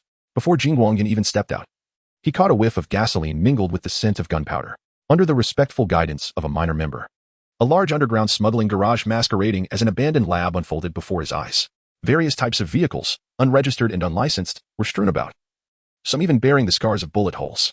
Those wrecks were hardly worth a glance, even if gifted to you. You could not take them on the road without immediate interception. Vodka emerged from the garage, his youthful visage reflecting greed beneath dark sunglasses. Gift for me? Do you have the authority? Then I shall graciously accept. Vodka quickly waved his hands in surrender. Stop, stop. I concede. Let us take a look at the new batch of goods. This shipment has all the proper paperwork. With a license, you can hit the road. Following Vodka inside, Jingguang Yun beheld 4 racing cars, freshly transported from containers, each distinct in style. Vodka pointed to a modified SUV, chuckling. 50 million yen won't buy you anything too extravagant. But these 3, Lexus LX 570, Hummer H2, and Porsche 911, have all undergone performance upgrades. From bulletproof glass to submachine guns concealed beneath the seats, they are fully equipped. As Vodka spoke, he lifted the rear seat of the Lexus, revealing a brand new -5 Mauritanian Uguias along with magazines nestled inside. The remaining seats were similarly stocked. The firepower here is sufficient for you to rob 2 or 3 banks. Whichever you choose, you won't come away at a loss. Shengu Yun fell into a contemplative silence, lifting his gaze slightly. Is this what you refer to as the road ahead? If you wish for me to languish in prison, you need only say so. Vodka chuckled softly. That is not my concern. The paperwork is all in order. Whether or not to proceed is entirely up to you. What about that vehicle over there? Vodka pulled the cover off the 4th car and remarked, are you referring to this Ford Mustang Viper GT 500? It is a limited edition, quite a feat to acquire. And apart from performance modifications, it has only been fitted with bulletproof glass. Nothing else has been done. That one will suffice. Are you certain? Adding that Porsche into the mix pushes us well beyond the limit. Shengu Yun took the car keys along with a series of procedural documents, unlocking the car door. If there's a problem, go seek out Jinjiu, he remarked. Brother, who has the time to deal with such trivial matters? That is precisely your dilemma. Not mine to ponder. Vodka interjected. Why does that sound somewhat familiar? The roar of the red sports car's engine echoed through the underground garage, its sleek form vanishing in the blink of an eye. Vodka kicked the nearby Hummer with frustration, spitting out, damn it. I've been duped into acquiring yet another modified sports car, not to mention that imprisoned female scientist. What a troublesome situation. On the highway, the relentless growl of the engine continued unabated. Compared to the Buick he had driven for over a year, this $1 million modified sports car was an entirely different experience. A soft patter of rain began to fall, a single droplet landing on the windshield. Indeed, it was raining. Chapter 32, Bringing Home a Young Lowly Brother. That Shinomiya fellow is utterly unreasonable. Vodka reported to Jinjiu, condemning Shinomiya Yun for exploiting even his own colleagues, resulting in considerable losses for him. Jinjiu replied coolly, enough. Do not squander so much effort on futile matters. Have you completed the list of top-notch programmers one by one? Not yet. Vodka trembled, lowering his head and standing off to the side, suddenly feeling that Jinjiu was being quite partial, as he, the most loyal subordinate, was being overshadowed by the newcomer Shinomiya Yun. Jinjiu regarded Vodka with a cold stare. At the moment Shinomiya Yun killed Mayano Akemi, he had already considered him a member of the organization. The death of Mayano Akemi involved numerous connections, and her murder would inevitably bind them to the organization. Furthermore, unlike the other fools in the organization, Shinomiya Yun was young and full of potential, someone that the gentleman would undoubtedly appreciate. The atmosphere in the room fell silent once more until a hurried figure in black rushed in, reporting that there was a situation in the research facility's holding room. What? Vodka hastily followed his subordinate to open the iron door, only to find nothing but a pair of empty handcuffs inside. Find her. Search the entire research facility if you must, but bring Sherry to me. Vodka shouted at his subordinates. Jinjiu, with a stern expression, entered the room he had already examined. It was indeed sealed, leaving no possibility for escape. The only exit was the door before them. Jinjiu crouched down and opened the sole garbage outlet in the room, then paused, silently scoffing. How could an adult fit through such a narrow garbage exit? Was it some form of contortion like in the movies? Absurd. Jinjiu maintained his composed demeanor as he exited the room and dialed a number. Hello? A languid voice belonging to a young man came through the phone, accompanied by the sound of rain. A crucial research personnel from the organization has defected. I will send you your identity details via email. The young man glanced down at the unconscious, tea-colored haired young girl in his arms and remarked, we might as well rename this the search organization. It's always about finding someone. Are we perhaps a secret police department? Jinjiu ignored the young man's comments and abruptly hung up. Life and death are of no concern. Half an hour earlier, on the streets of Mihua Town, a light rain fell. Pedestrians huddled under umbrellas, their hurried steps splashing water onto a dirty white coat dragging on the ground. Occasionally, passers-by cast curious glances at the slight figure enveloped in the coat. But in the blink of an eye, she was lost in the crowd. The diminutive figure stared blankly at her delicate hands. Though she had gradually accepted the reality of her shrunken form, the searing pain within her remained persistent. Though her body had diminished, her stamina had reverted to that of a child, yet she continued to run forward, desperate to distance herself from that place and those people. However, she suddenly halted. Where was she meant to run to? The world was vast. Where was her home? With her parents gone and her only protector, her sister, now absent, she found herself without a destination. Gradually, her pace slowed, a combination of exhaustion and confusion weighing heavily upon her. Just then, a red sports car sped past, splashing water all over her, and it was then that her mind began to clear. She raised her dirty yet determined little face, gazing ahead. Suddenly, she froze. The occupants of the red sports car seemed familiar. Where had she seen them before? Miwa District. The girl recalled, and at that moment, despite her frail condition and exhaustion from running in the rain, her thoughts sharpened beyond her previous clarity. Barefoot, she exerted every ounce of strength to chase after the red sports car. Even as its taillights quickly faded into the downpour, she refused to give up, her face reflecting sheer determination and resolve. For this was her only glimmer of hope. With a thud, the girl fell into a puddle, her hands and feet growing increasingly cold while her forehead burned with fever. Struggling to move forward, her white coat had already worn thin from dragging on the ground, and unfortunately, she had lost all her strength. Fortunately, ahead, the red sports car skidded to a halt at a corner. The driver, seemingly realizing they had splashed a pedestrian with water, exhibiting a surprising degree of civility. Qin Yun approached the girl, holding an umbrella, when suddenly, his phone rang from his pocket.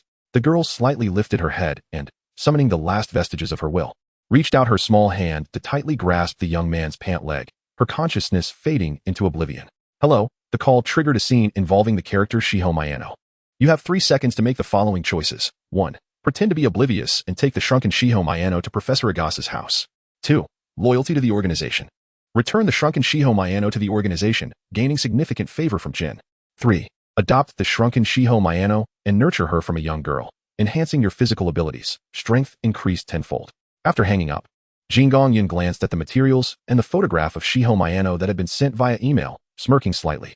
His objective was Shiho Mayano, not the little girl he had stumbled upon. Shengu Yun cradled the unconscious girl in his arms and turned towards the house behind him.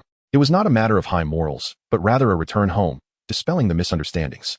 Not far away, at Dr. Agasa's residence, the elderly gentleman gazed out at the rain-soaked day and suddenly recalled Shengu Yun's warning about venturing outside in such weather, cautioning against the risk of rheumatism. He instinctively rubbed his legs, reflecting, at my age, It is indeed wiser to remain indoors on rainy days. Moist droplets meandered from the entrance to the bathroom on the second floor, where a tattered white coat lay discarded on the sink, accompanied by oversized undergarments. In the bathtub rested a petite figure, flawless as jade. The warm water caressed her pale feet, the mud that once clung to them long since washed away, revealing exquisitely delicate toes. Shengu Yun, with an expression of tranquility, gently cleansed the body of the little lamb with a towel, his mind devoid of distractions. It was only upon noticing the lingering sadness and fear etched between the girl's brows that he momentarily paused. He cradled her in his arms, tenderly dried her body, and draped his own long shirt over her, perfectly concealing her delicate, lovely legs. At this moment, Shengu Yun found himself in a quandary. Should he truly raise it? What would become of the children's clothing? Should he venture to purchase it himself? Would he be perceived as a deviant? Perhaps he could ask Mayano Akemi to buy it for him, but how could he possibly explain the matter of having stripped the little lamb bare? Shengu Yun found herself in a state of turmoil, her gaze fixated on the human skin mask before her. She shook her head vigorously, insisting that it was absolutely impossible.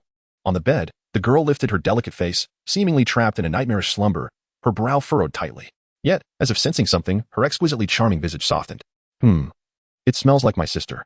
Chapter 33, the Tsundere Loli, Hybra, AI What Am I? The chestnut-haired girl instinctively rubbed her slightly warm forehead, then suddenly sat up to survey her surroundings. The ceiling, the wardrobe, the pristine white sheets, all felt so unfamiliar. However, the faint sound of a kettle boiling outside the room brought her a sense of relief, causing her taut nerves to ease considerably. She sat up and, with bare feet, climbed onto the small table by the window. The second floor. That place is, just as I thought. From this vantage point, she could vaguely see the Kudo residence across the street. Indeed, they were acquainted, and fortuitously, they lived not too far apart. The last time she hurried through the streets of Baika City, she had caught a fleeting glimpse of a young man and a little elementary school girl adorned with a bow.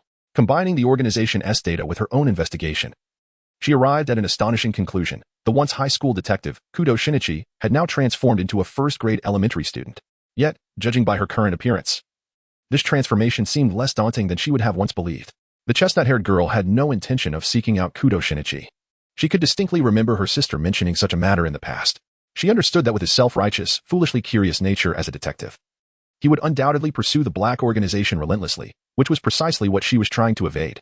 However, if she wished to restore her former body, the only known research subject, aside from herself, was Kudo Shinichi, the elementary student. As the chestnut-haired girl contemplated her future plans, the door behind her creaked open. You're awake. Time seemed to momentarily freeze. At that moment, the chestnut-haired girl, clad only in a large dark robe, supported herself on the table. Her small rear end slightly raised as she half knelt to gaze outside, the door positioned directly across from the window. From Shengu Yun's perspective, he could see. Even with his temperament, he couldn't help but lower his head, close the door, and depart silently.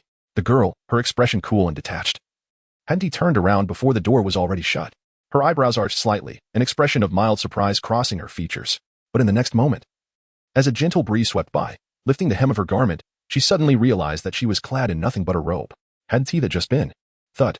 A heavy sound echoed as something fell to the floor, clear enough for Shengu Yun outside the door to hear.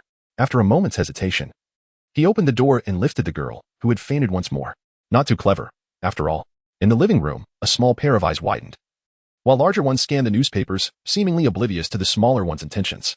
After a prolonged silence, the girl, evidently shaken, spoke first, her voice cool and youthful, as if forcing herself not to dwell on recent events. Are you not going to ask who I am? Who are you? The girl, clutching a detective novel, brushed a strand of hair behind her ear and replied nonchalantly, Hybra. AI? Shengu Yun cast a fleeting glance at the books in the girl's hands, two detective novels featuring female protagonists, which he had previously pilfered from the Kudo residence, seemingly hastily assembled, as evidenced by their disjointed narrative. Hybra AI flipped through the pages, opting not to pursue the topic further, instead retorting, and what next? Do you intend to send me away? Which would you prefer, the children's welfare institution or the police station? Hybra AI offered no response, leaping off the sofa. She was still clad in that dark long shirt, albeit with a cotton white undershirt and small shorts. Garments she had fashioned from Shengu Yun's own clothing with a pair of scissors. I am hungry, she declared. Subsequently, she approached Shengu Yun, extending her small hand and lifting her face slightly, her expression devoid of emotion. Give me money, I wish to buy clothes. Shengu Yun tugged at the corner of his mouth. It was typically he who solicited funds from others, yet today he found himself in an unexpected predicament. Reluctantly parting with a 1,000 yuan bill. It was insufficient. Hybra AI's cerulean eyes fixated intently on him, and noticing his apparent reluctance to produce more money, she boldly reached into his pocket, retrieving a substantial stack of bills. I shall bring back dinner. There is no need for you to cook. The door was gently closed behind her, leaving Shengu Yun with a furrowed brow, only to suddenly chuckle softly. Finding a spark of amusement in the situation, life seemed to promise a hint of excitement after all. At the entrance, Hybrid AI lightly patted her small chest. Her exterior composure belied the tumult within. She had meticulously prepared for every possible contingency. At worst, she would endure a day of hunger rather than relinquish her place here. Her greatest fear was the typical child's question, "Where are your parents? Shall I take you to the police, uncle, to help find your mother?" Fortunately, this individual was not like the others. The prospect of being sent to a police station or a welfare institution was a true nightmare for her. Hybrid AI kicked gently at the red Mustang Viper parked in the yard, the very vehicle that had splashed her with rainwater, silently cursing, "Letcher, Letcher, Letcher." $1 million sports car, clearly not lacking in funds. Her small hand clenched tightly around the yin she had acquired, which she deemed rightfully hers. Humph. Though her demeanor was rather proud, she never revealed such sentiments in front of others. Inside, Shengu Yun pondered. Having replaced the cola in the refrigerator with genuine soda before Hybrid AI awoke, aside from that, there were no other items that warranted concealment.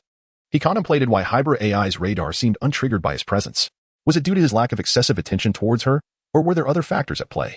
Shengu Yun glanced at the white cotton attire, now reduced to fragments upon the ground, and was unexpectedly filled with a sense of melancholy. Setting aside other concerns, it was evident that his wallet would undoubtedly become significantly lighter. He could no longer afford to maintain such an imbalance between income and expenditure. Shengu Yun picked up her phone and, for the first time, sent a message to Conan. "I have changed my car." The implication of her message was to inquire whether he had any plans for recent outdoor adventures, such as exploring ancient castles, surviving in caves, or treasure hunting in old mansions. As a detective, he should be able to grasp her meaning. If he couldn't, what kind of detective would he be? Conan did not respond, perhaps engaged in a profound conversation about life's significant matters with a friend in Osaka. Meanwhile, in another group chat of 4, 3 high school girls were fervently sharing their daily lives. "Hannah, Xiaolon, I will be on vacation next week. I plan to come to Miho Town to visit you. And by the way, Xiaolon, really? That's wonderful, Hannah. I'll go to the station to pick you up. Yunzi, don't forget to bring me along. By the way, Lon and I have signed up for a magic enthusiasts event, which is actually a meetup with online friends. I've heard there will be many handsome guys there. Hannah, will Yunji be attending?" With a cautious expression, Yunzi suddenly excited yes. "Lon, why don't we invite Shengu Yun to join us? I heard the event will take place at a snowy villa deep in the mountains. How romantic." This group chat was created because she had not added Shengu Yun as a friend and had asked Xiaolon to extend the invitation. "Xiaolon, Yunji probably. Wouldn't he be interested, right?" With a helpless expression, Shengu Yun swiftly glanced over the chat history and, from their conversation, discovered the link to the Magic Enthusiasts Alliance chat group. Toki Takushu, what a rather uninspired choice of name. Shinji Yun contacted an online user under the alias of Doi Takaki, a red herring, and sent him a succinct message comprising 4 characters and a punctuation mark. Could the Phantom Thief? At that moment, in a grand residence in Igoda, the bored Kaido Kuroba was engrossed in a video game when he suddenly received an email. "My identity has been exposed? How clever is this online community?" Chapter 34. The 3 rules. As the door creaked open, Hybrid AI, clad in a deep crimson knitted sweater, entered while carrying a large bundle of shopping bags, placing them at the entrance. After removing her snug little shoes, she moved through the room as though she were the lady of the house, setting a bento box down on the table before Shinji Yun. "Eat it while it's warm. I'm heading back to my room. Please refrain from disturbing me." However, before AI could take more than a few steps, her collar was suddenly yanked, causing the shopping bags in her hands to tumble to the ground. The contents included an abundance of coffee, a smartphone, intimate apparel, a mirror, toiletries, a bath towel, and even a can of insecticide. Shengu Yun, with an expression devoid of emotion, effortlessly lifted Huiyuan AI onto the sofa. Lowering his gaze upon her as he spoke deliberately, "This is my home." Huiyuan AI displayed a heart-wrenching expression, biting her lip and feigning tears as she lamented. "Are you going to drive me away? If I am left on the streets, I will surely perish from hunger in just a few days." As she spoke, she occasionally sniffled adorably through her delicate little nose. Any man of responsibility would find it impossible to resist embracing her tenderly, treating her like a princess and granting her every desire. "I tend to be harsh with children, particularly bothersome ones." Instantly, Huiyuan AI retracted all signs of emotion, crossing her arms and responding coolly, "That works perfectly. I, too, enjoy tranquility." Shengu Yun forcefully tousled the girl's hair, extending his palm, suggesting that it was acceptable for her to remain, yet stipulating 3 conditions. "I agree," she replied. Wahara AI brushed away the large hand resting on her head, raising her chin slightly. "This marked our first consensus. My request is, you may have misunderstood. What I mean is, I speak, you listen, and you abide by the rules." "On what grounds?" Shinji Yun gestured toward the shopping bag on the floor and the attire she was wearing, her meaning unmistakable. Huiyuan AI let out a cold huff, casting her gaze aside, taking a step back to observe whether he would make any unreasonable demands. "Firstly, without my permission." You cannot enter or exit my room at will. You. Hui Yuan AI shot him a fierce glare, apprehensive about this lecherous man intruding upon her sanctuary. Secondly, you may inquire with me regarding any expenses. Hui Yuan AI feigned an air of disdainful arrogance, almost inclined to nod in reluctant agreement, until she heard the latter part of his statement. However, it must be repaid in the future. I shall be magnanimous and waive the interest. Hui Yuan AI could not suppress a couple of coughs. She feared that having just escaped one organization, she was leaping into another treacherous pit. By the way, rent, utility bills, and so forth will also be included, so you must grow up quickly to repay your debts. As for the third point, I have not yet pondered it. I will supplement it once I have further thoughts. Hui Yuan AI believed the youth before her had certainly fallen into a pit of avarice, grinding her teeth in frustration. What difference was there between this arrangement and renting an apartment elsewhere? Would an apartment allow you to reside for 10 years without payment? Hui Yuan AI pushed Shengu Yun aside, picked up the shopping bag from the floor, and ascended the stairs without looking back, coldly stating, "In the future, you must knock before entering my room.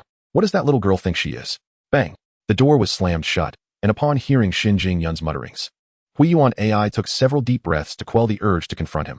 The room was sparsely decorated but impeccably clean. Not only the bedroom, but also the living room, entrance, and even the kitchen were tidily maintained. This indirectly suggested that the owner of the house either had a slight obsession with cleanliness or possessed a meticulous nature. Judging by the toiletries in the bathroom, it appeared that Shengu Yun lived alone, and the kitchenware seemed scarcely used. Either the owner had moved in recently or used them infrequently. She did not discover any peculiar items within the room. Setting aside her current subjective opinions about Shengu Yun, from an objective perspective, it seemed she would fare well living here. Shengu Yun did not inquire about her past, nor did she question Shengu Yun's identity. She was even unaware of his name. However, these were not the primary reasons for her presence here. Hui Yuan AI lay on the bed, gently cradling the pristine white quilt in her arms, burying her head within its folds. For this place bore the sin of her sister. Within the cocoon of blankets, her small frame trembled before gradually finding stillness, eventually succumbing to slumber. She had not forgotten the terror instilled by the organization. She merely concealed it, allowing no one to perceive her inner turmoil, even masking her pessimism to some extent. In the living room, Shengu Yun consumed the all-vegetable bento purchased by Hui Yuan AI, raising his eyebrows in disbelief. He had no hypertension. Yet this girl had not even purchased a morsel of meat for him. Quite the miser. As he continued to eat, a smile crept across his face, and he gave a thumbs up towards the upstairs. Truly, he possessed a certain flair. On a moonless night with a strong wind, a crimson sports car carved a vivid arc along the winding mountain road, the tail lights creating a series of ghostly images at the curve. The roar of the engine echoed relentlessly. Approaching the mountain's waist, a black Porsche was parked at the roadside, its left front wheel surrounded by a cloud of ash, suggesting it had lingered there for quite some time. The tires screeched against the pavement, a piercing sound of drifting emanating from the rear right road. The headlights illuminated two men clad in black leaning against the Porsche. A red Mustang Viper swung its tail and halted before them. The man in black sunglasses instinctively took a step back, his face contorted in irritation as he regarded the approaching figure. That scoundrel Jingu, if he scratches my brother's car, it will surely be his misfortune. What a despicable fellow. Another tall man with silver hair maintained an air of indifference. Upon noticing the approaching young man in black, he coldly remarked, "You are late." "Is that so? It must be your watch that is fast. I could offer you the timepiece I purchased last year." The young man retorted, though he did not fully grasp the underlying meaning. Nevertheless, he understood it was certainly not a compliment, and replied, "I wouldn't even deign to glance at a watch worth less than 10 million yen. Shengu Yun shrugged, asserting that it was certainly not him, as he did not wear a watch. Beside him, Vodka, adorned with a timepiece, was gradually perspiring cold sweat, though his watch was not particularly expensive. It was by no means trivial. Whenever the two engaged in a confrontation, it was invariably him who bore the brunt of the injuries.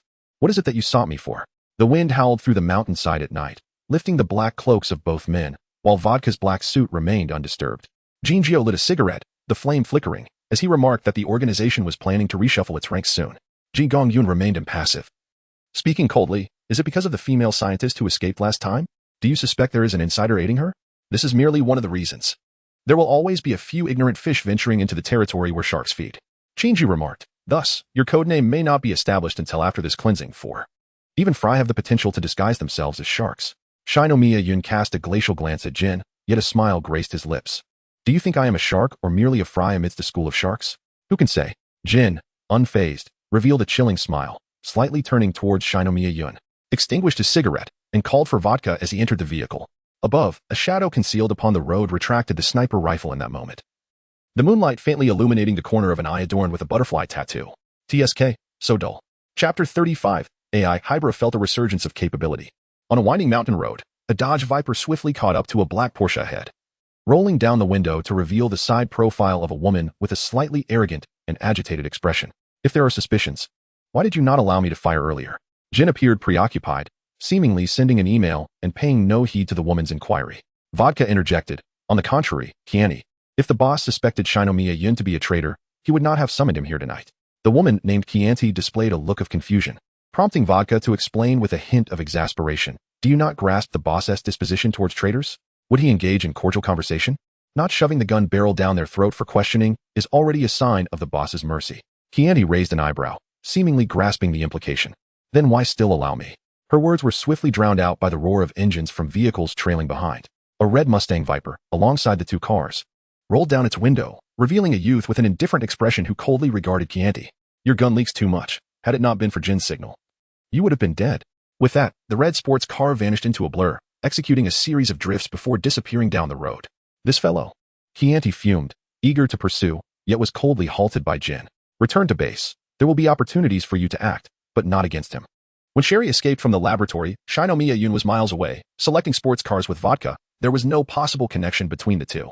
Though he held disdain for the detective's methods, Vodka was undoubtedly Shinomiya Yun's best alibi, a fact beyond dispute.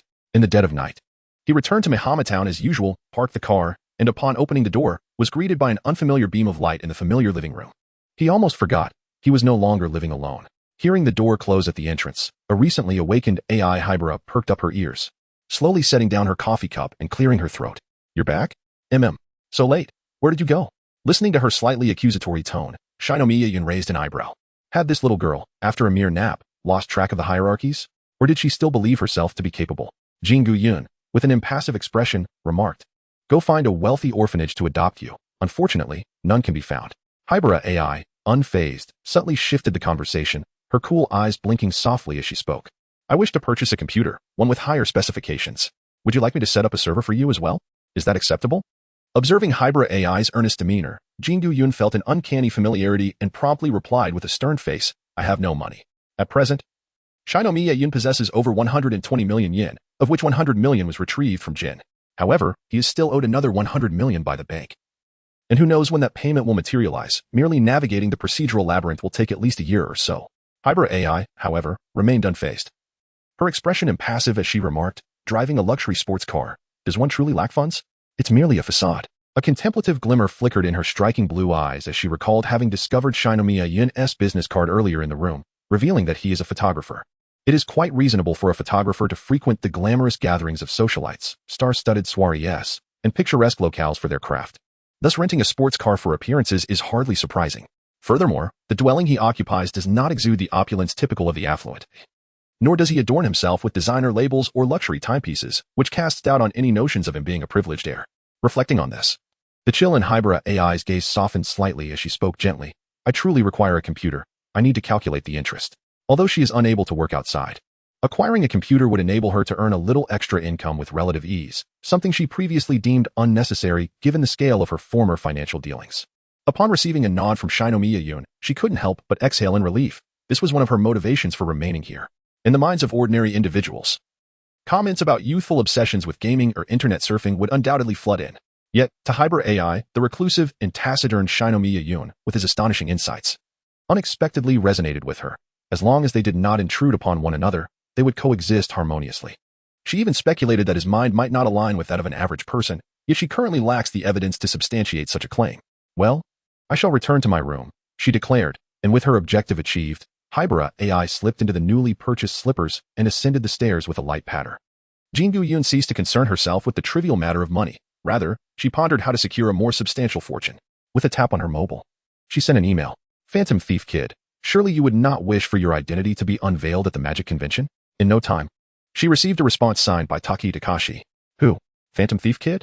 Is he the dashing and astute master thief of the century? You must have mistaken the person. Shinjing Yun's lips twitched slightly, yet he offered no reply. Since there was no acknowledgement online, he would confront the matter in person, coincidentally. There was another issue that required Kid's assistance. Jiang Gudian, a high school student racking his brain, fixated intently on the email sent by a user identified only by 3 question marks. No matter how hard he tried, he could not fathom who it might be or how they had discovered his identity. Infuriating. Should he go or not? What if it truly was a trap? Perhaps it was merely a deceptive mass message. He decided to investigate. If the situation seemed precarious, he would slip away. The following morning, Hybrid AI stifled a large yawn and glanced at Shengu Yun, who appeared to be in excellent spirits, offering a subtle critique. No wonder he had been out until the wee hours. His quality of sleep was remarkable. I must step out for a while, and I shall likely return the following day. Shengu Yun placed a spare key on the table, accompanied by a substantial stack of 10,000 yen bills intended for purchasing a computer and covering living expenses for the next few days. Hybrid AI acknowledged with a slight nod, brewed some coffee, and picked up a magazine from the table, engrossed in its contents. It was only upon hearing the sound of the door closing that Hybrid AI discreetly counted the bills on the table with her delicate fingers, her eyes curving into a smile. After buying the computer, there was still quite a bit left. Perhaps a small handbag could be acquired. Ahem. Does Sister Ran really not want Uncle Mori to drive you? Conan, wearing a mask, appeared to be suffering from a cold. Yoko, hands on her hips, seemed particularly cheerful today and teased, "Hey, little brat, is it because you wet the bed at night that you caught a cold?" Yoko, that woman. Ran remarked to Kagoro Mori, "No need to send us. Yin said he would come to pick us up. He happens to be going as well." Yoko nodded in agreement. Exactly. Jingu must have been captivated by the magic I mentioned in the group chat. I even prepared a magic performance, just as Conan was about to interject. A red sports car turned the corner and smoothly parked in front of the Muri Detective Agency. A Ford Mustang Viper, indeed a vehicle of unique taste. Conan held no suspicions, while others might be unaware. Yoko's big mouth had already revealed to them that Shengu Yun had earned 200 million yen from Suzuki Tomoko. Well then, we shall take our leave. Conan coughed twice, intending to greet them and inquire about the meaning behind the last email he received. He found it hard to believe that Shengu Yun would send him a message about changing cars without any deeper significance. However, before he could voice his thoughts, he coughed again, prompting Shengu Yun to cast a glance his way, coolly remarking, "Be careful not to cough yourself to death." Cough, cough, cough. With a sudden press of the accelerator, he inhaled a mouthful of exhaust fumes, aggravating his coughing fit further. Chapter 36, If I Were Phantom Thief Kid. I would be a dog, Yun. What made you want to attend the Magic Enthusiasts offline gathering? Isn't it obvious? Jingu must be interested in magic. Yoko patted her chest, her eyes gleaming with pride. Rest assured, I have already informed everyone that I will be bringing my boyfriend and a magician along. Boyfriend and magician? Yoko, really now? Ran glanced at the expressionless Shengu Yun and leaned closer, whispering, "I have no objections, but have you asked Yin for his consent?" Yoko shook her head, winking. "But I believe Shengu must have some impressive tricks up his sleeve that will leave everyone in awe." "None." With a clatter, Yoko collapsed onto Ran's lap, exclaiming, "He's just being modest. Shengu is certainly being humble." Shengu Yun remained silent, his disinterest in the gathering of magic enthusiasts palpable. Even the prospect of death at the event failed to ignite his concern. For as long as he was unharmed, he felt no inclination to intervene. He was neither a renowned detective nor an impassioned youth. However, it appeared that this time the deceased was a keyboard warrior that rendered him even less inclined to involve himself. The serene snow-covered landscape of the distant mountains, however, was quite appealing, a fitting locale for both murder and concealment of bodies. Snow accumulated along the sides of the road, and Shengu Yun had reduced his speed as the path ahead grew treacherous. In the distance, a quaint cabin emerged, standing resolutely amidst the snow beyond a swaying bridge. "Brother Yin, it's not convenient to park here. Perhaps we should leave the car at the rescue station we just passed and walk over?" suggested Xiaolan. Shengonyan nodded. Even if Xiaolan had not spoken, he would not have driven forward. Otherwise, according to the first rule of the murderous mode at the Snow Mountain Manor, severing the escape route, the assailant would undoubtedly deflate his tires. Murder may be permissible, but tampering with his tires is intolerable. After parking the car, the trio ascended the mountain on foot, traversing a suspension bridge until they reached the destination of this clandestine gathering. "Have you gathered enough?" Yuanzi released the hem of Shin Gongyun's attire and chuckled. "I was afraid of falling." That suspension bridge swayed precariously, truly frightening. Shin Gongyun's indifferent demeanor did not evoke any animosity in Yuanzi. Rather, it ignited her competitive spirit. Although she undoubtedly belonged to the category of those who are esteemed for their beauty, she still held her own judgments regarding a person's character. Shinjing Yuna, though enamored with wealth, regarded the second daughter of the Suzuki conglomerate with a dismissive air. Not only did she refrain from showering her with affection, but she also couldn't be bothered to spare her a glance. Capturing her heart, would he truly worry about financial insufficiency? Surely, he would deceive this youthful and radiant maiden, only to target her mother instead. As the door to the vacation cottage swung open, a middle-aged gentleman emerged, casting an initial glance at the garden before scrutinizing Shinjing Yuna with a hint of curiosity. He introduced himself. "I am Araki Yoshinori, the proprietor of this cottage. You must be the apprentice of the magician?" Yuna was taken aback, expressing her astonishment. "How did you know I was the magician's apprentice?" I had used a male identity in the group. Indifferent to the exchange between Yuna and the gentleman, Shinjing Yuna paid no heed, even as two elegantly poised women made their entrance without eliciting her attention. Shinomiya Yuki cast a cursory glance over the attendees of the gathering, mentally categorizing them as corpses. murderers, and bystanders. Ah, greetings. I am Kisaki Takemura, the proverbial red herring of this group chat. A rotund young man descended the stairs, his chubby face betraying no discontent as he noted the absence of handsome men at the gathering, likely due to Shinomiya's presence. Hello everyone, I am an apprentice magician, and these two are my friends, Shinomiya Yuki and Muriran, while others seemed indifferent. The portly Kisaki Takemura recognized the identity of the person behind the email the moment he laid eyes on Shinomiya. Oh no, it's that insufferable photographer. What a predicament. Should I slip away now? This fleeting thought crossed his mind, yet he maintained a calm facade and smiled at the two, inquiring, as fellow magic enthusiasts. May I ask who your favorite Japanese magician is? The question piqued the interest of all present. The host of the vacation cabin, Erasure, was the first to respond. If I had to choose, it would undoubtedly be Kuroba Toichi. Kisaki Takemura nodded in vigorous agreement. One of the two women, Tanaka Kexue, attired in a light purple coat and possessing a graceful demeanor, softly replied, As for me, I admire the young prodigy, Kinoshita Jiro, who has won numerous awards at such a tender age. The other woman, Kuroda Naoko, along with Hamano-ri, also shared their favorite magicians. When it came time for Shinomiya and his companions to speak, just as Ran was about to chime in, Shinomiya cast a measured glance at Kisaki and remarked, I am not well acquainted with many magicians, but I do know of a rather lowly thief, the Phantom Thief Kid. That wretched photographer. Kisaki Takemura managed a polite smile, feigning surprise as he responded, but I have heard that the Phantom Thief Kid is a world-renowned thief, renowned for his exceptional magical prowess, always escaping unscathed through his spectacular performances, leaving the police utterly befuddled. Shengu Yun added, There is one more point you seem to have overlooked. The renowned Phantom Thief Kid excels in the art of disguise, effortlessly transforming into individuals of significantly different physiques, both men and women. Perhaps it is entirely possible that the Phantom Thief Kid is mingling among us at this very moment. Everyone was momentarily taken aback by Shengu Yun's words, while Arachi awkwardly chuckled, saying, Surely that cannot be a famous thief attending a gathering such as ours. Indeed, and moreover, there are no jewels here for him to pilfer. Tsujitaku, subconsciously wiping away non-existent beads of sweat from his forehead, quickly shifted the conversation. Mr. Shengu truly enjoys jesting. Shall we head inside? Aren't there entertaining performances to enjoy? At that moment, Enko suddenly remarked, It would be quite simple to ascertain whether the Phantom Thief Kid is among us, if he is in disguise. A gentle pinch of his cheek would reveal the truth. Shinomiya raised her eyebrows slightly, appearing quite understanding.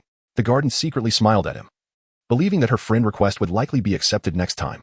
Hamano-ri waved his hand, expressing his helplessness. Although I do not comprehend your conversation or why you must prove you are not Kid the Phantom Thief, I harbor no fondness for that individual whose magical prowess is considerable yet is employed for thieving.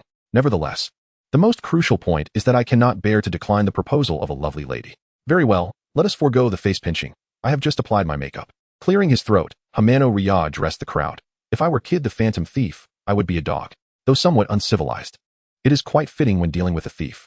Shinomiya Yuki cast a fleeting glance at the man named Hamano-ri, who dared to utter such words in the presence of the principal. Who else but him could possibly face such consequences? Sonoko and Ran exchanged glances, opting not to follow suit. Instead, they playfully pinched each other's cheeks. The other two women mirrored this behavior, while Araki also engaged in a cheek-pinching exchange with the hired mushroom-haired temp. Subsequently, everyone's attention shifted toward the corner where Doi Takashi stood, his smile devoid of sincerity. He raised a hand in protest, saying, Hey, why the sudden need for self-affirmation? What if it delays the upcoming program? Hamano-ri replied, It's merely a pinch on the cheek. It won't take long. I can assist you. He began to approach Doi. Wait.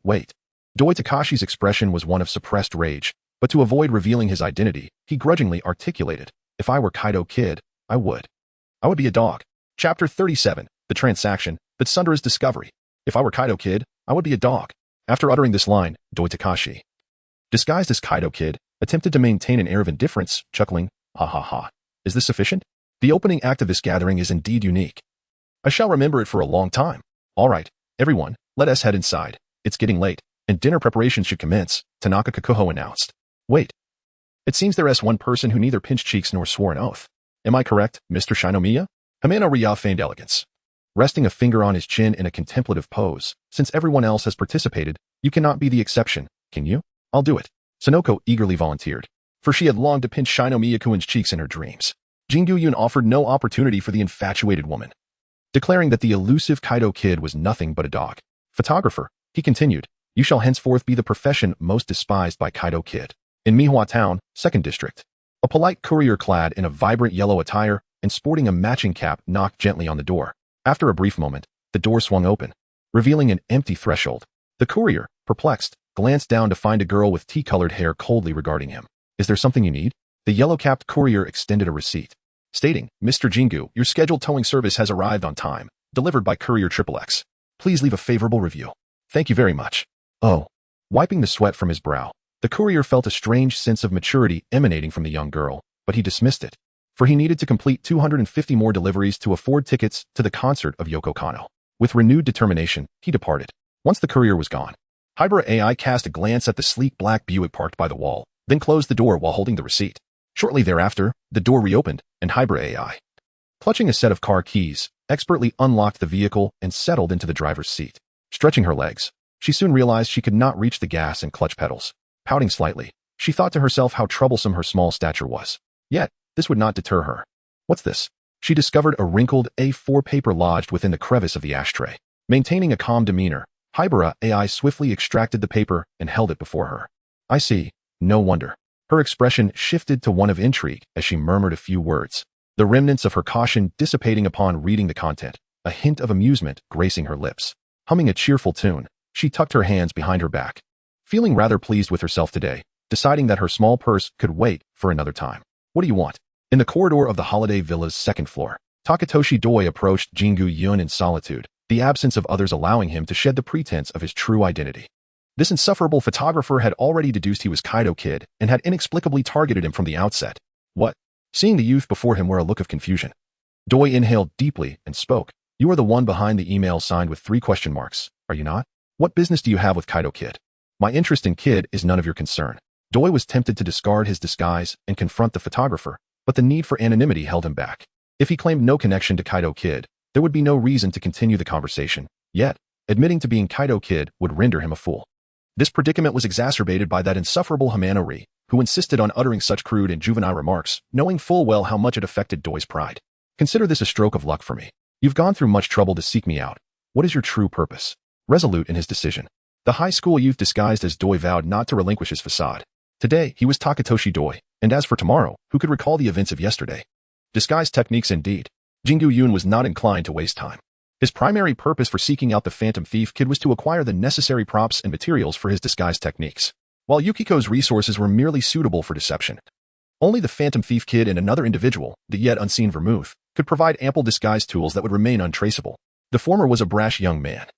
Although highly intelligent, he was vain and prone to theatrics, making him considerably easier to handle than a woman. The Phantom Thief Kid gritted his teeth and remarked, Is your method of soliciting assistance simply to coerce the other party into admitting they are a dog? Do not cast aspersions. I never asked you to say that. The Phantom Thief Kid fixed his gaze intently on the expressionless youth before him, feeling a profound sense of helplessness. How did you deduce that Takeda Takuju is indeed the Phantom Thief Kid? The name Takeda Takuju, when rearranged in Japanese katakana, simply translates to the meaning of the Phantom Thief Kid, a mere trick to deceive children, and aside from that. Shengu Yun pointed at the round belly of Doi Kexue and remarked, Your footsteps are far too light, not befitting the gait of one of your stature. Despite your earnest attempts at imitation, you can only deceive the casual observer. Are you concealing a glider or some other magical apparatus within? Doi Kexue, known as the Phantom Thief Kid, refrained from responding to Shengu Yun directly. Instead, he spoke softly in his true voice. It seems you are in need of the tools required for disguise. I can acquiesce to your request, but I too have a condition. Let us discuss finances later. Downstairs. Yards away. Honestly, we haven't even consulted Yun's opinion yet. What if? Oh, come on, Xiaolan. As a woman, I have no objections. I imagine Jingu Kuin would be equally unconcerned. Unless, Xiaolan, do you disagree? Xiaolan's expression was conflicted. The vacation cottage had limited rooms, and unexpectedly, an extra guest had arrived. Araki had intended to draw lots to decide who would sleep on the living room sofa, but Yards had volunteered to forego the drawing, suggesting the 3 of them share a room instead. Xiaolan understood Yards' implication. Laying a blanket down to create a tatami mat meant they would indeed share the same room. Yards wrapped her arm around Xiaolan's shoulder, whispering conspiratorially, Do you doubt Jingu Kuin's character? Are you afraid he? Certainly not. Xiaolan retorted. Well, I worry that Yun might not agree. If it had been anyone else, Xiaolan would have declined without hesitation, but when it came to Yun, she sometimes sensed that Jingu Yun harbored little desire for women. Then it settled. Just like that. At that moment, Kuroda Naoko approached the two, saying, Dinner is almost ready. Let us call everyone down to eat. Has Miss Tanaka not prepared the bathwater yet? Here we are. Here we are. It's freezing outside. I nearly froze to death. Tanaka Yashikyu entered, shaking off the snow from her hair, her expression slightly uneasy. What is wrong, Miss Tanaka? Xiaolan inquired with concern. Oh, it's nothing. I just encountered one of your companions outside. His demeanor was rather aloof. In the snowy expanse behind the vacation cottage lay a lifeless body, rigid and surrounded by an absence of footprints. On the second-floor balcony, a young man stifled a yawn. He had slept little the previous night and felt quite tired. Chapter 38. Why has everyone fallen asleep? Why hasn't Hamano come down yet? Didn't you go to call him? We assumed Kexue upstairs would come down with Mr. Hamano. Kexue, just descending the stairs, wore an honest smile. Isn't Hamano preparing for the entertainment? I wouldn't want to disturb him, lest I be scolded. That is true. Kuroda Naoko agreed. But dinner is ready. We can't all just sit here waiting for him, can we? In that case, let us all go up and call him. Yard suggested. She hadn't seen Shengu Yun, so it was a perfect opportunity to go upstairs to summon him and inform him about the sleeping arrangements for the night. Soon, they arrived at Hamano Rie's door, knocking for quite some time without a response. Sensing something was amiss, Araki and Kexue exchanged glances before forcing the door open. Inside the room, they found it empty, save for an open window. Ketsue's expression darkened as he rushed to the balcony, scanning the surrounding snowy landscape. After a moment of searching without any findings, he exhaled in relief. It seems Mr. Hamano is not in his room. Quite strange. Where could he have gone? Perhaps to another room? The group searched the vacation cottage again, but still found no sign of Hamano Rie, only encountering Shengu Yun, who had just emerged from his bath. Jingu-kun, have you seen Mr. Hamano? Yards inquired. Before Shengu Yun could utter a word, Tanaka Kikuho, standing nearby, had already discreetly clenched her fists, her expression somewhat unnatural. Who could it be? Shengu Yun had no intention of memorizing the names of these individuals. Hamano Rie. Yes, she was the one preparing to perform the entertainment segment. Is this not the show that Mr. Hamano intends to present to us? It is quite possible. His sudden vanishing and reappearance aligned perfectly with his style. Era Yoshizawa pondered for a moment before smiling and saying, in that case, let us not wait for him. We shall enjoy our meal before unraveling the vanishing act he has prepared for us. Half an hour earlier, on the narrow bridge in front of the vacation lodge, the wooden surface had been doused in gasoline. At the other end of the bridge, Tanaka Kikuho held a lighter, poised to ignite the bridge and sever their only escape route. Just then, a cold voice echoed from behind her. Murder is permissible, but could you refrain from burning the bridge? Who? Tanaka Kikuho whirled around, her gaze locking onto the young man standing a short distance away, his expression placid. It seems you've misunderstood. I merely came here to take a stroll after boiling some water. As she approached within 3 steps of Shengu Yun, she advanced forward, her crossbow arrow still unlaunched. Suddenly, her vision blurred, and her head was forcefully pressed into the snow, devoid of any hesitation. Her hands were seized, the arrow positioned against her nape, as the young man's icy words reached her ears. If you have nothing further to say, I can demonstrate what constitutes a truly impossible crime. You are fortunate to transition from an observer to a participant. Pressed into the snow, Tanaka Kikuho caught a glimpse of the young man's emotionless, indifferent gaze, her body trembling. She understood the implication of being a participant in Shengu Yun's eyes, to become a lifeless corpse as he orchestrated the impossible crime. She could already feel a sharp pain at the back of her head, the arrow's point pressing against her scalp. I can be of assistance. Tanaka Kikuho stammered. My grandfather was the magician Haruhi Kazutaka. I can offer you his lifetime collection. Attending a gathering of magic enthusiasts surely implied a vested interest in magic. And the only thing she could conceive that might pique his interest was the vast array of magical props, materials, and literature left behind by her late grandfather. Though for an ordinary person, these items would hold little value. How intriguing. Had this been earlier, I might have considered it, but regrettably, it can now only amount to half of your life. Tanaka Kikuho was not foolish. In fact, she had devised a near impossible method of murder, her intellect intact. I am willing to serve under you to repay that remaining half of my life. You possess my murder leverage. Escape is not an option for me. The young man fell silent for a moment, seemingly in contemplation. The arrow that had been pressed against her nape withdrew, and as she sensed her constraints dissipate, Tanaka Kikuho let out a slight sigh of relief, rising to brush the snow from her clothes.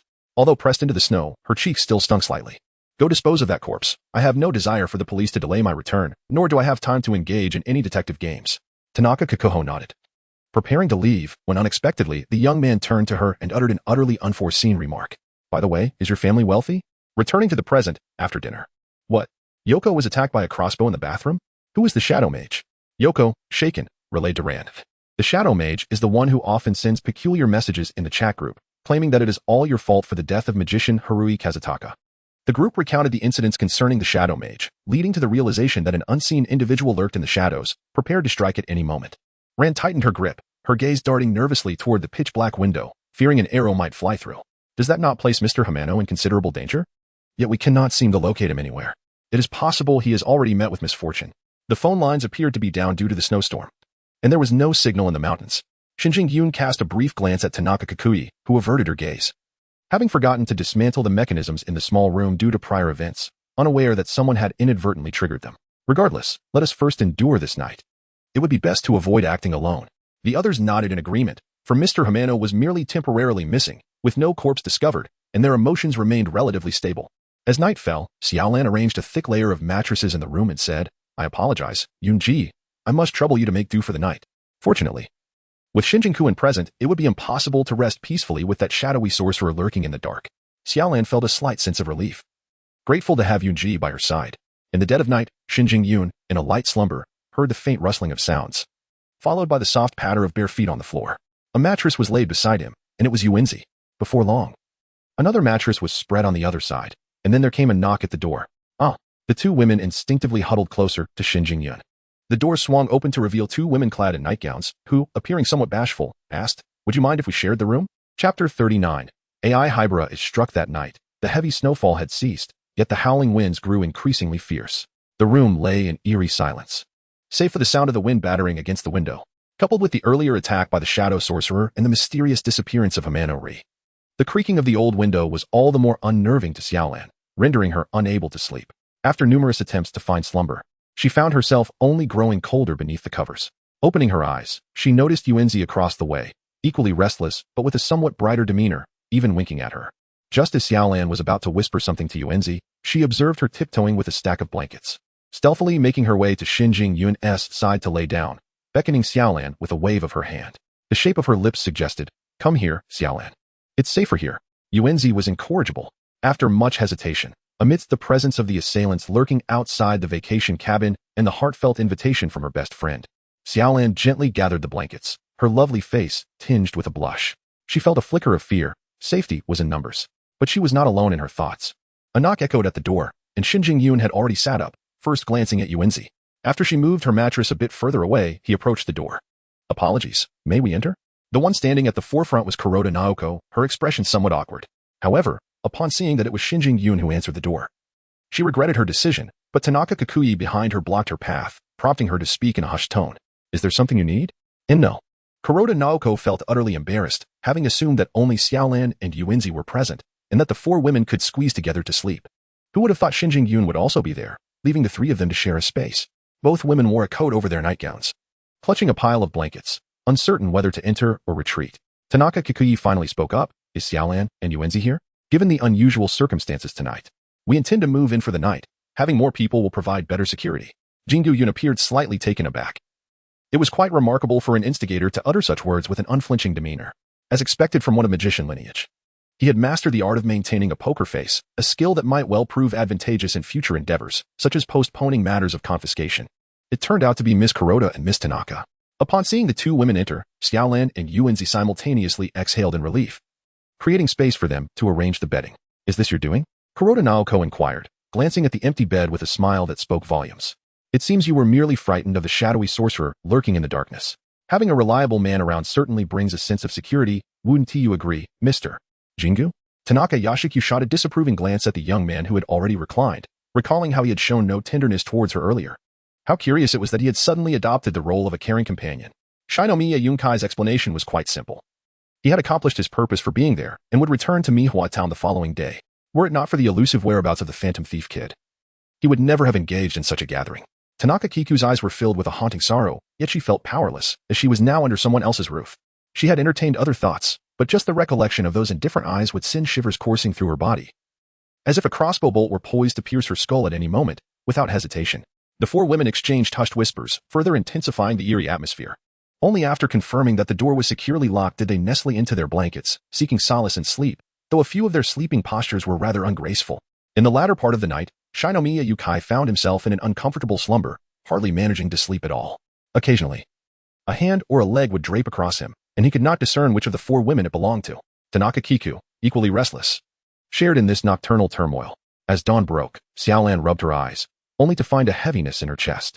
Upon glancing down, she discovered that Sonoko was slumbering on her, sprawled out as if carelessly tossed there by someone. Gently, Xiaolan rose, realizing that only she and Sonoko remained in the room. Shinomiya and the other two women seemed to have awoken long before. Sonoko, wake up. It's time to rise, Xiaolan urged. In her dream, Sonoko mumbled, No. Don't push me, Shinomiya-kun. I'm just snuggling. Let me snuggle a bit longer. Good morning, my lovely companions, Xiaolan greeted. Mr. Hamano? Where did you disappear till last night? We searched the entire vacation cabin for you. As Sonoko and Xiaolan descended the stairs, they found Himano Rya seated in the living room, his complexion somewhat pallid, his voice hoarse and sharp, likely due to a cold. Himano wore a look of resignation. While beside him, Era Yoshihisa chuckled and explained, "This fellow Himano spent the entire night hiding on the roof, and now he has caught a chill. His stubbornness is remarkable. But what truly matters is that he is unharmed. By the way, Tsukii Takakuki, Kuroda Naoko, and Tanaka Kiku have already departed early, after last night's events." No one had the heart to attend the gathering. Ji Gongyan entered through the doorway and addressed the two women. "It's time to leave. Then we shall take our leave as well. Thank you for your hospitality. I too must depart, as I am feeling a slight fever and ought to visit the hospital." Himano Rika gently rubbed her forehead, seemingly in less than optimal condition, on the narrow bridge. Sonoko remarked with mild sarcasm, "How could they leave without so much as a word? After all, we have engaged in extensive conversations in the group chat, and even shared a bed last night. Perhaps they were pressed for time. The primary reason is that you, Sonoko, have persistently refused to rise from your slumber, even speaking in your dreams." "That is not true." Ji Gong-yun's expression was indifferent as he glanced at his phone. It was Monday. No wonder Phantom Thief Kid had left early. If he lingered any longer, he would surely be late for school. He had intended to accompany him for a while. But alas, it would have to wait for another time. The sky began to sprinkle with light snow once again. "More snow again, Yun. Let us hasten our journey," one of his companions urged. The trio hurried down the mountain path, oblivious to the figure swaying unsteadily on the narrow bridge behind them. Suddenly, the figure fell straight off the bridge, a sight witnessed solely by the onlooker, Hangiza. Yet, his desperate cries were swallowed by the howling wind and swirling snow. Unheard by anyone. Not long after, police cars sped towards the snow-covered mountain. In a corner by the rescue station, Hamano Riku observed the vehicles racing past. He tore off the mask of human skin that concealed his face, revealing a woman of notable beauty. A glance at a newly added contact on his phone preceded his gradual disappearance into the storm. In Mihanacho, 2nd District, Hybra AI sat on the living room sofa, watching television, swinging her legs, and indulging in sweet treats. A cup of red tea brewed on the table, and compared to her days in the organization, this was an abundance of happiness. The sound of keys turning in the door interrupted her reverie.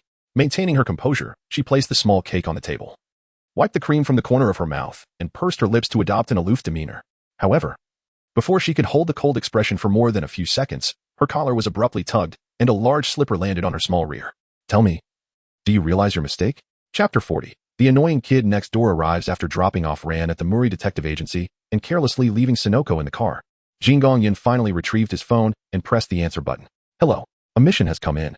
Jingu Young hung up the phone, murmuring to himself, "May 6th. Kabutocho.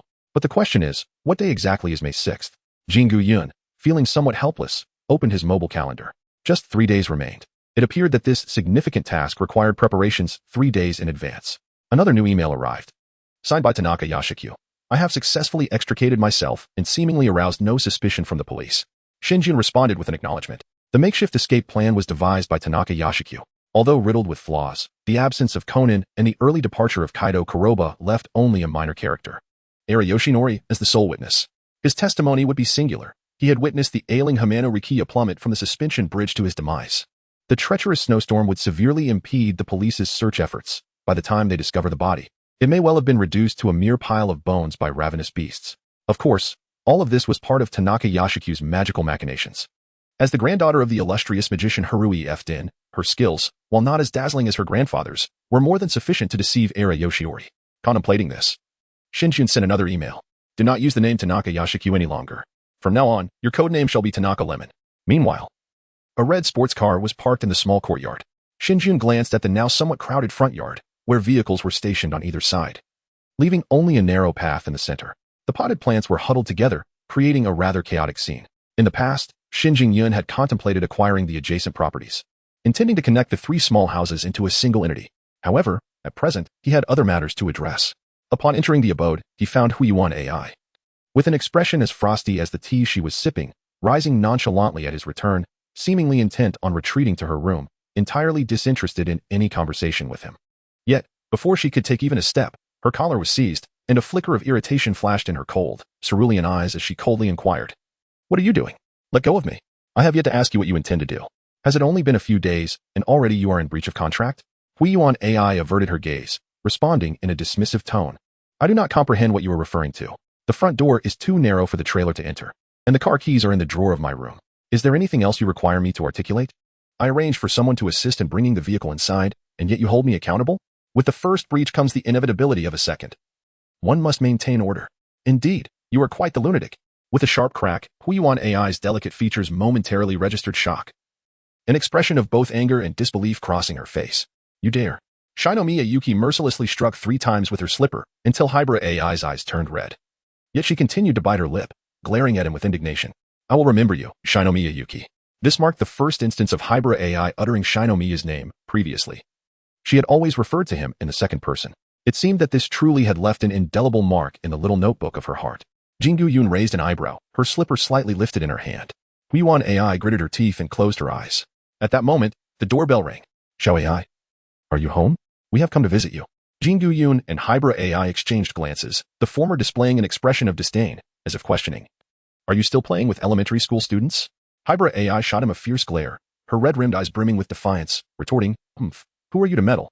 Shinomiya Young gently set down the teacup, causing Hybrid AI to draw a sharp breath, acutely aware of the inevitable bruising that awaited her behind. Throughout her life. Even during her time within the Black organization, she had never endured such indignities, cursed be the photographer, or rather, the deranged photographer. Outside, Ayumi stood at the forefront. Flanked by Jinta, Mitsuhiko, and Conan. Conan's gaze fell upon the black Buick parked in the courtyard, evoking a wave of psychological dread that instinctively propelled him to distance himself. Is there something amiss? Upon witnessing the door open to reveal an indifferent young man, the trio, save for Ayumi, instinctively recoiled a step. Ayumi cheerfully exclaimed, Shinomiya-kun, you're home. We've come to play with AI? Shengu Yun crouched down and inquired. Your name is Bume, correct? How did you come to know Xiao AI? Bume replied, I met her yesterday while visiting Dr. Agasa's house. On the way, I saw Xiao AI carrying numerous shopping bags, so I offered to help her carry them home. To my surprise, it turned out to be your home, Brother Shengu. What a delightful coincidence. Bume chattered on extensively, causing Shengu Yun a slight headache. He then ushered the young girl inside and blocked the 3 individuals attempting to sneak in, particularly the one who appeared most furtive. Shengu Yun spoke softly, girls play together, and boys play together. Would we drive? The 3 shook their heads in unison, their expressions somewhat restrained. Conan had intended to nod in agreement, but upon recalling that the young man before him suffered from a mental illness, he hesitated, fearing that he might indeed be encouraged to take a car out on the streets. Do you smoke? The trio shook their heads again. What about drinking? Jingon's brother interjected. Such activities are reserved for adults, and they are rather. Take care, I won't see you off. As Shengu Yun moved to close the door, Conan hurriedly stepped forward to block his way, playfully inquiring, who is Shengu's brother to Xiao AI? Are you relatives? Shinomiya glanced at Conan and inquired of Jinta and Hakuba. Can elementary school students really go around checking households? Conan is like this. Don't stoop to his level, Brother Shinomiya, they replied. Indeed, Conan is a disgrace to our junior detective corps, always pretending to be an adult. Conan, taken aback by his companion's betrayal, could only manage an awkward chuckle in response. Feigning innocence, he remarked, I'm just curious, you know, Shinomiya and Hybrid have different surnames. Look, Brother Shinomiya, Conan is pretending to be a child again. He always resorts to such antics to garner attention. It's truly shameful. Conan retorted, Hey, you two, are we still playing? Or who's really on whose side here? At that moment, Yumi emerged from the house, waving her hand behind her as she said, then it settled. See you tomorrow at Dr. Agasa's AI. Excuse us. Brother Shinomiya, we must take our leave. After bidding farewell to the spirited group, Shinomiya Yun expressed mild astonishment and asked, Are you going out tomorrow? That's none of your concern, came the curt reply. Removing her slippers, Hybrid AI picked them up with a slight lift and retorted fiercely, Don't overstep your bounds. Watching the expressionless youth approach, the auburn-haired girl retreated until she found herself cornered, finally biting her lip as she said, Yumi mentioned there would be a treasure hunt tomorrow. Gathering at Dr. Agasa's. A treasure hunt? Shengu Yun placed the small slippers down, stroking his chin. Is that kid Conan going too? Who knows? Aside from Ayumi, I am still unfamiliar with the names of the others. How about taking me along tomorrow? Hybrid AI, with her petite feet clad in white socks, feigned composure and declared, First, return my slippers.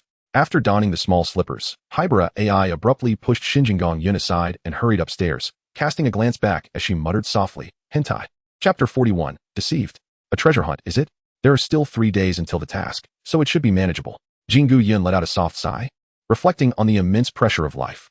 With that thought, she picked up her phone and sent a message to a friend whose avatar featured a white dove.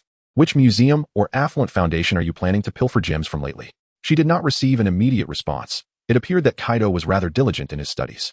Meanwhile, someone in their small group of 4 had tagged him, inquiring whether he was available over the weekend, as he and the others were planning to visit Tokyo to see Xiaolon.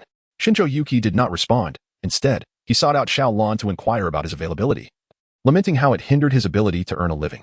Upstairs, Hybrid AI lay face down on her bed, resigned to the fact that today would be spent in slumber. All due to that insufferable person. No, I must move out. She buried her head in the blanket, the faint, delicate fragrance lingering at the tip of her nose, though barely perceptible. Perhaps moving out would be less appealing than this. School? Why would you pose such a question to me? At the breakfast table, as she consumed her milk oatmeal, Hybrid AI coldly rejected Shinjo Yuki's sudden inquiry. I shall not attend. Is he really contemplating living off his parents at such a young age?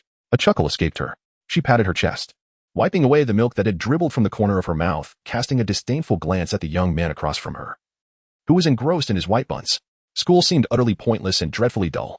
To expect an 18-year-old female scientist to attend elementary school, tackling arithmetic problems as simple as 112, would surely drive her to madness. Wouldn't it be far more enjoyable to remain at home, perusing magazines and sipping coffee? Why subject herself to such torment, let alone share a classroom with elementary students? The thought alone was enough to send her into despair. Shinomiya Yun nodded in agreement. Expressing his own disinterest in school, he remarked, then you shall remain at home and behave. Otherwise, I shall send you to elementary school. Hybrid AI offered no response, tossing her head aside before turning away to wash the small dishes. She desired neither of these options. However, she was soon lifted up, a fleeting expression of irritable frustration passing across her delicate, charming features. Fortunately, at that moment, the doorbell rang. Do not set me down yet.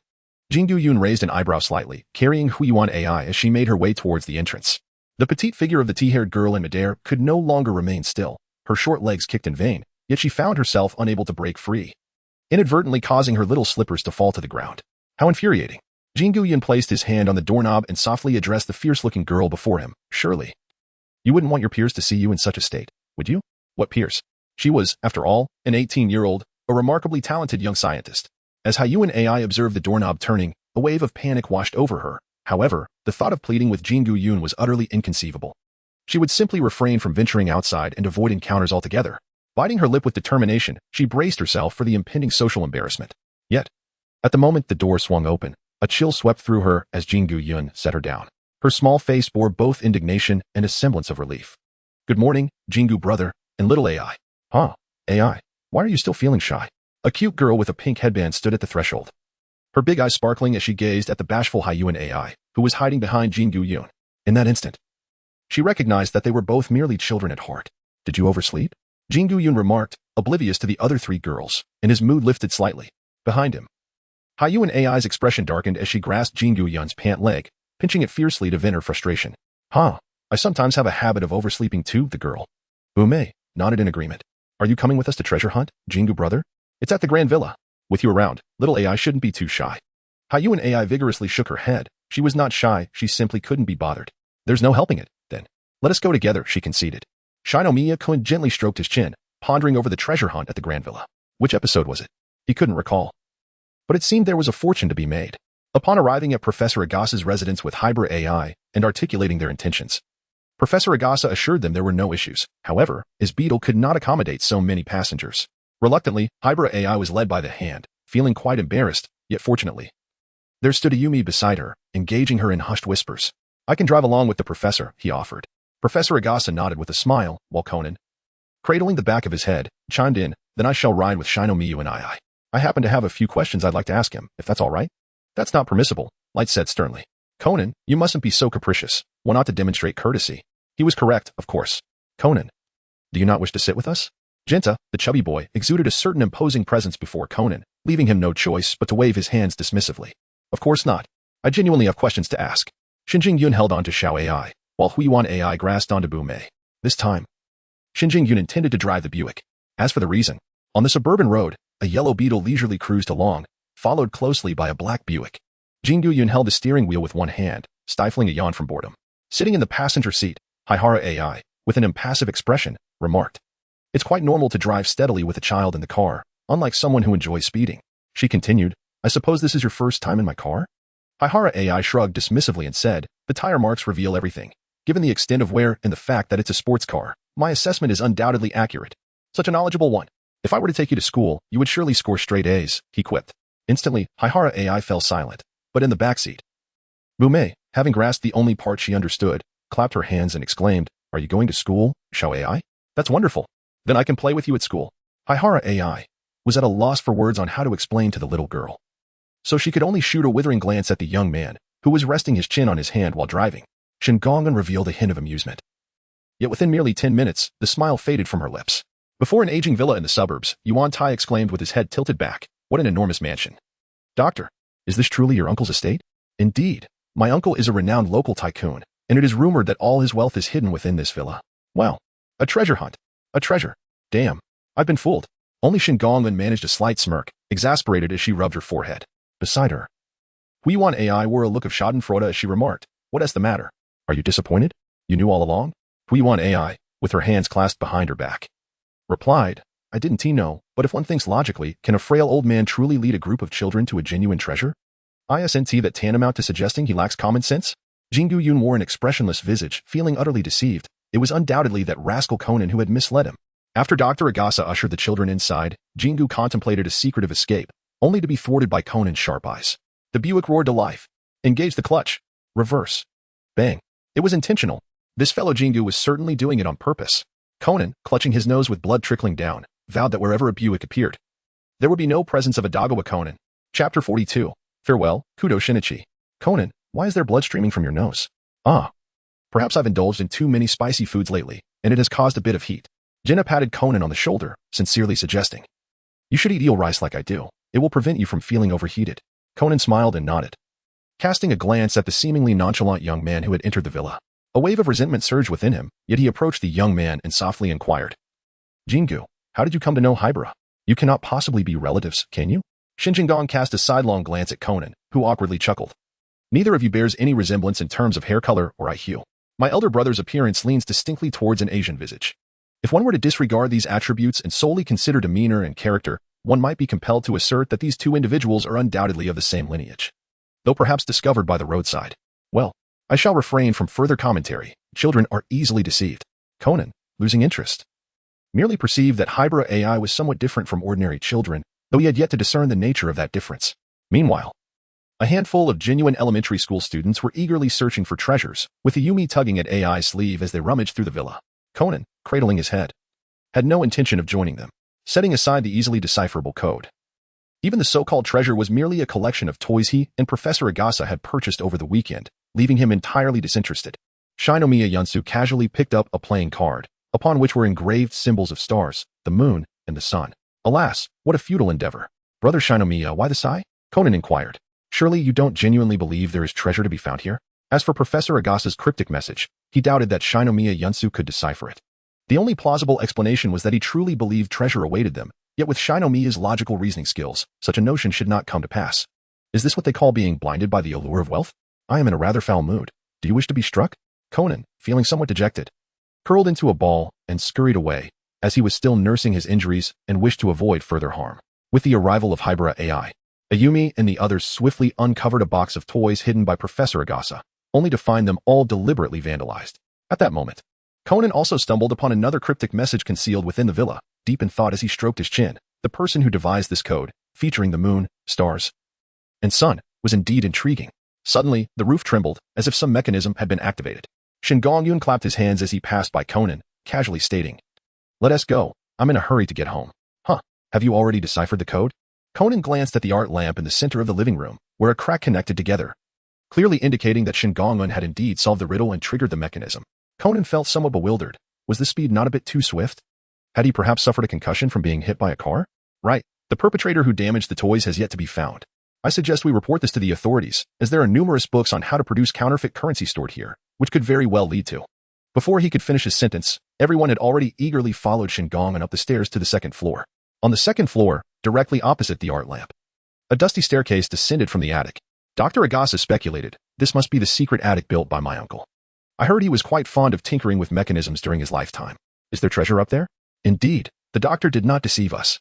Young Detective Corps. Assemble for treasure hunting. With a sudden crash, a brick-like object was thrown from the attic, landing on the floor. Hibara Ai picked it up, her eyes flickering as she softly remarked, "It's a lead plate for a $20 bill. It appears to be quite old. The craftsmanship is excellent, but the techniques are far outdated compared to today's standards. Counterfeits made from this lead plate would be easily recognized by anyone with a discerning eye in the market, rendering it practically worthless." Hibara Ai looked up, meeting the gazes of the others, and calmly stated, "What's wrong? Did I say something incorrect?" Ayumi chimed in, "Little Ai. You know so much. Exactly. If you were in school, you'd surely be at the top of the class." Conan turned his attention to the tea-haired girl, who seemed somewhat out of place, his brow furrowed. However, Upon seeing Shengongyun jump down, he refrained from saying anything, deciding to later warn Shengongyun that this girl seemed rather extraordinary. Counterfeits. Who could be hiding here to engage in such illicit activities? Doctor. Agasa attempted to ease the tension. Suddenly, a gunshot rang out, and a bullet fell to the floor. Conan swiftly turned to the staircase where a strange bearded man, brandishing a revolver, was slowly making his way down, his expression grave. Just as the bearded man was about to speak, a lead plate came crashing down, precisely knocking the gun from his hand, plunging the scene into an awkward silence. Shengu Yun cast a surprised glance at the girl who had flung the lead plate away. She wore a cold expression, her breath slightly labored, as if she had expelled all the pent-up displeasure within her. After all, who dared to provoke her? If she could not deal with Shengu Yun, how could she possibly be intimidated by an unnamed extra? The bearded man wore an exceedingly grim expression. But upon noticing the handgun that had fallen at a young man's feet, he lunged forward with a menacing growl. Get out of my way, kid. Bang. Another shot rang out, and the bearded man stood frozen in place, a patch of his hair singed and still emitting wisps of smoke. The barrel of the gun pressed against his forehead, causing his legs to tremble and cold sweat to trickle down his brow. Had he failed to consult the almanac before venturing out today? First, there was that fearless girl who had not only been unafraid of the gun, but had also dared to strike him with a lead plate. And now this young man who had nearly sent him to his demise with a single shot. Had he inadvertently wandered into a gathering of oddities? Dr. Agasa hurriedly intervened, urging, Mr. Shengu, please remain calm and collected. I have already contacted the authorities. The police will arrive shortly. We can leave this matter to them. As for the gunfire, we shall assert it was an act of self-defense. Shengu Yun retracted his handgun, removing all the bullets before discarding it, causing the bearded man to collapse helplessly onto the ground. Observing this, Conan withdrew his open tranquilizer needle watch, slightly pouting, realizing that once again, he would not have the opportunity to intervene. Shortly thereafter, the sound of police sirens approached, taking the bearded man implicated in the counterfeit case away. After several individuals completed their testimonies, dusk had already fallen. Well then, we shall take our leave for now. Shengu Yun paused momentarily and earnestly addressed Dr. Agasa, stating, Dr. Agasa, please ensure that such treasure hunting activities are clearly communicated in advance. Dr. Agasa, under the impression that Shengu Yun was referring to the recent counterfeit incident, quickly nodded an apology and promised to select a more suitable outdoor treasure hunting event next time. Satisfied, Shengu Yun departed. Meanwhile, Ayumi and her companions bid farewell to Shio. Noticing Conan lost in thought nearby, Kagoro and Jinta promptly chastised him, saying, Conan, you are truly impolite. With a sense of resignation, Conan waved and said, Brother Shengu, Shio. Until we meet again. Shinjwai did not turn back. Instead, it was Hybera AI, holding his hand, who glanced over her shoulder, revealing a meaningful expression as she silently conveyed a message to Conan. A profound shock surged through Conan, his countenance darkening in an instant as he deciphered Hybera AI's lip movements. Farewell, Kudo Shinichi. Chapter 43. Making a phone call in front of AI Kudo Shinichi. How could she know I am Kudo Shinichi? It is impossible, utterly inconceivable. Conan's expression grew gravely serious. If his identity were to be exposed and the members of the black organization were to discover it, everyone around him would be in peril. No, he needed to seek clarification. Conan hastily positioned himself in front of the two, his demeanor somber as he inquired, What do you intend to do to Shinj and II? In that moment, Conan had come to believe Shinjwai's earlier words, that Hybera AI was someone he had rescued, but there was undoubtedly something amiss. He could not accept that the other party had no ulterior motives. At this moment, Shengu Yun regarded Conan with an expression akin to that of observing a fool, and remarked, Have you forgotten to take your medicine today? Ignoring him, Conan continued to speak softly to Hybera AI, asserting, As long as I am here, you shall not harm my brother, Shinjing. Suddenly, a resounding crack resounded as a large chestnut struck Conan on the head. With a look of disdain, Shinjing Yun exclaimed, Get lost, and go tell your Kansai blackskin friends that. Ouch. That hurts. Observing Conan rolling on the ground while cradling his increasingly swollen head, Hybera AI instinctively swallowed hard, realizing that Shinjing Yun had actually been quite gentle with her. Wait, let me explain. No, I cannot explain this. Don't go. Conan grimaced, gazing helplessly at the black Buick as it receded into the distance. Inside the vehicle, Hybera AI cast a sidelong glance at Shinjing Yun's phone, which was incessantly lighting up with notifications, and softly inquired, Is it not advisable to answer that? It seems you are quite popular among the children. The caller ID displayed on the phone read, Foolish detective boy. Shengu Yun temporarily blocked Conan, neglecting to respond to Hybera AI's inquiry, instead remarking, In the future, refrain from such recklessness. I am quite willing. Hybera AI lightly rotated her fingers, responding nonchalantly, Moreover, are you not more reckless than I? You are capable of firing a weapon, which is hardly a skill befitting a photographer. I learned that in Hawaii. Hybera AI displayed a puzzled expression, questioning why one would need to go to Hawaii to learn how to shoot. I shall take a nap. Wake me when we arrive. Since she found no clarity in her thoughts, she decided to dismiss them, simply stating this before closing her eyes and drifting into a light slumber. The phone vibrated once more, causing Hybrid AI to slightly furrow her brow as she turned her head toward the car window. Hello. Yes, I'm driving. Kabuto Town? You will cover the fuel expenses? At the moment Jin Gongyun answered the call, an inexplicable chill coursed through Hybrid AI, prompting her to instinctively wrap her arms around herself. However, upon hearing the remark about the fuel costs, she could not help but chuckle softly. The ominous sensation dissipating almost instantly. Just an illusion, I suppose. What a miser. Are you still going out at such a late hour? Hybrid AI inquired casually. Her eyes still closed. Jin Gongyun declared, I'm indeed your creditor. Wan AI let out a soft huff, turning her head away. Even if you bring a woman home for the night, I couldn't care less, as long as you do not disturb me. My room has excellent soundproofing. With a slight frown at the corner of her eye, Wan AI coldly stated, You had better not forget your keys. I shall not open the door for you. Tomorrow. I will change the locks. Wan AI fell silent, her expression growing frigid. Upon reaching Mihua Town, she jumped out of the car and entered the house without looking back. A short while later, Dr. Agasa's beetle arrived, and Conan immediately leaped from the vehicle, racing toward a house across the street, shouting, Brother Jingong, open the door. I have something very important to discuss with you, that person named Hui.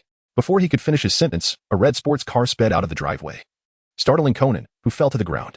As the window rolled down, Jingong Yun cast a cold glance at Conan, pressed the accelerator, and swiftly vanished down the street.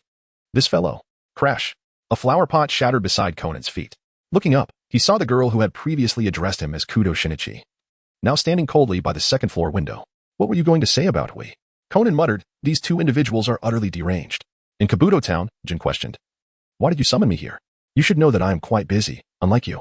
A black Lincoln halted not far from a Porsche 356A, and an elderly man dressed in a black suit emerged from the car, appearing to be in his 60s or 70s, yet with a remarkably lively demeanor. Vodka glanced at the old man but remained silent. Despite the latter's status as an organizational elder, Vodka held little respect for him. Pisk. Jin coldly uttered the old man's codename, lighting a cigarette as he leaned against the car. One more has yet to arrive. We shall wait a bit longer. Pisk was about to say something but restrained himself upon noticing the woman in the backseat of the Porsche. Who is it that commands such a gathering, making us wait? Jin took a drag from his cigarette, while Vodka chose to ignore him. The woman in the backseat rested her elegant chin on her hand, intrigued by the sound of engines approaching from the street, along with a glimpse of a red car. They are here. The red Mustang glided past Pisk, its body elegantly sliding into position beside the black Porsche on the snowy ground. As the window rolled down, a silver-haired, alluring woman gazed at the cold-faced young man with dark hair, her fingers tapping lightly, leaving everyone to ponder her thoughts. Jin Gong, you are late again. Compared to Pisk, Vodka found himself increasingly appreciative of Jin Gong Yun. Charge the fuel to my card. The one from our last wager where you lost 1,000,000 yen will suffice. You're incorrigible. Vodka replied, exasperated. Such matters could be discussed privately. There was no need to air them publicly, as he too valued his dignity. And this is... Jin interjected. He will be a member of our organization from now on. This situation is special. His codename has yet to be determined. Pisk looked at the young man who had just stepped out of the red sports car, mildly surprised, yet a sense of dissatisfaction brewed within him. He could tolerate waiting for Jin, Vodka, or Cohen, but a youth who hadn't even donned an organizational codename hardly seemed qualified. The silver-haired woman also exited the car, her graceful figure accompanied by a voice uniquely captivating, resonating with a magnetic allure. For our first meeting, you may call me Vermouth. Jin Gongyan nodded, casting a glance at Belmont's attire, quietly assigning her the label of a wealthy woman. Pisk, now that everyone is present, can you divulge the objective of this mission? Asked Jin. The target is the politician, Shunko Heavy Inc. The organization has deemed you the most suitable for this task, with Belmont assisting and providing cover for your escape. Shunko Heavy Inc.? I recall he has close ties with the organization, replied Pisk. He has been under police scrutiny due to bribery. What a foolish man. We should eliminate him before the authorities gather enough evidence to arrest him. Pisk nodded, treating the organization's mission with utmost seriousness. However, he added, isn't the number of people involved excessive? Belmont's assistance should suffice. Jin, do you not trust me? The implication was clear. Jin Gongyeon, as a newcomer, should refrain from complicating matters. After a brief silence, Jin coldly remarked, you better pray nothing goes awry, or else. Rest assured, if all goes smoothly. I will take my leave, Pisk replied. The black Lincoln turned around and vanished into the night. At that moment, Jin Gongyeon coolly stated, since the riffraff has departed, may we discuss your arrangements? Chapter 44, Truly Brought a Woman Home. Hey, Pisk is an esteemed figure within the organization. How could you refer to him as riffraff? Little handsome? Belmont teased, seemingly unfazed by Jin Gongyeon's dismissal of Pisk. A businessman who has succeeded by relying on the organization's power has managed to survive long enough. Jin retorted coldly. By the way, Jin Gong, Pisk has some connections with you. He is the chairman of an automobile company That underground smuggling garage is one of his illicit enterprises, Vodka suddenly interjected. So, he is quite wealthy? Shinomiya raised an eyebrow. His interest in the old man pissed growing significantly. Indeed, as Jin had mentioned, he had lived long enough. Shinomiya, do not act recklessly, as long as nothing unforeseen occurs. You must not lay a hand on Pisk. The organization has its own rules, Vodka kindly cautioned, aware of Pisk's blatant disrespect towards his elder brother. Taking advantage of his status as an elder statesman. Meanwhile, Vermouth stood silently nearby, a smile gracing her lips as she allowed them to discuss matters laden with profound implications. Now, the reason I summoned you here is twofold. First, to assist Pisk in dealing with the troublesome K-Shh, your presence in this matter is now inconsequential. Second, Vermouth has been entrusted with the task of locating Sherry, so you need not concern yourself with that any longer. And third, that gentleman wishes to meet with you. Shengu Yun nodded. Understanding that the words of Qinji were not to be taken literally but rather conveyed through some form of indirect communication. When the gentleman was mentioned, the countenance of everyone present grew solemn, and it took a considerable amount of time for the tension to dissipate. Shengu Yun inquired, is there anything else? If not, I shall take my leave. I am eager to return home for a relaxing hot bath. Qinji let out a cold snort, promptly opening the car door and taking a seat inside. Belmode approached the crimson sports car, her alluring smile gracing her lips as she asked, could you possibly give me a ride? It seems we are heading in the same direction. Vodka, puzzled, responded, aren't you returning to America? Belmode replied, I have grown weary of that place. I have treated myself to an extended holiday and intend to linger in Japan for a while longer. With a playful glance at Shengu Yun, she continued, what do you say, handsome? Would you be willing to take me along? Shengu Yun replied, the car is already at capacity. Anticipating his refusal, Belmode's enticing purple lips curled into a captivating smile as she softly suggested, then I shall cover the fare. Shengu Yun fell into silence for a moment before extending his finger, indicating 50 times. On the expressway leading to Mihua Town, Vermouth rested her chin on her hand, feeling somewhat melancholic. This was the most expensive yet the most silent taxi ride she had ever experienced. The red sports car had already entered the vicinity of Mihua Town. Yet the two passengers inside exchanged not a single word. Vermouth remained unperturbed, taking out a mirror to touch up her makeup, occasionally stretching her body, her curves accentuated, radiating confidence. Clad in a sleek black dress, her silver hair gently curled, two strands cascading down her chest, she exuded both allure and mystery, akin to a captivating enchantress hidden in the shadows. Upon arrival, she alighted from the vehicle, a smile gracing her lips. Indeed, the youth could hardly contain themselves. What on earth? A police station? Vermouth's smile faltered as she pointed to the towering police headquarters outside, inquiring, why have you brought me to the police station? Since you did not provide an address, I had no choice but to let the authorities escort you home, he replied. Mihua Town, 2nd District. Number 21. Vermouth seemed to recall an old friend who had also returned to Japan. Contemplating borrowing a place to stay for a few days, thinking she would undoubtedly welcome her. Where do you reside? She asked. What, have you lived there before? Noticing Shengu Yun's silence, Vermouth smiled, for she was not the type to be shy or reserved. She could engage in any conversation with ease. Crossing her legs, her perfect leg shape captivating, she teased, or perhaps you share a clandestine secret with a certain woman living there. Shinjin turned his head to gaze into the deep and beautiful eyes of Vermouth, smiling as he inquired, have you heard of the renowned high school detective in this vicinity? I believe his name is Kudo Shinichi. For a fleeting moment, the smile on Vermouth's face faltered, before she casually turned away and replied, I haven't heard of him. I rarely return to Japan. Is he truly that famous? As fate would have it, I reside in Nishihanmaki 2 Chome, and his name is incessantly whispered in my ears, to the point of weariness. At that moment, Shinjian's smile appeared to Vermouth as chilling as a devil's grin. Regrettably, I have yet to encounter him, he sighed. Vermouth felt a wave of relief wash over her as she glanced out the window at the passing houses, gently brushing back a strand of silver hair.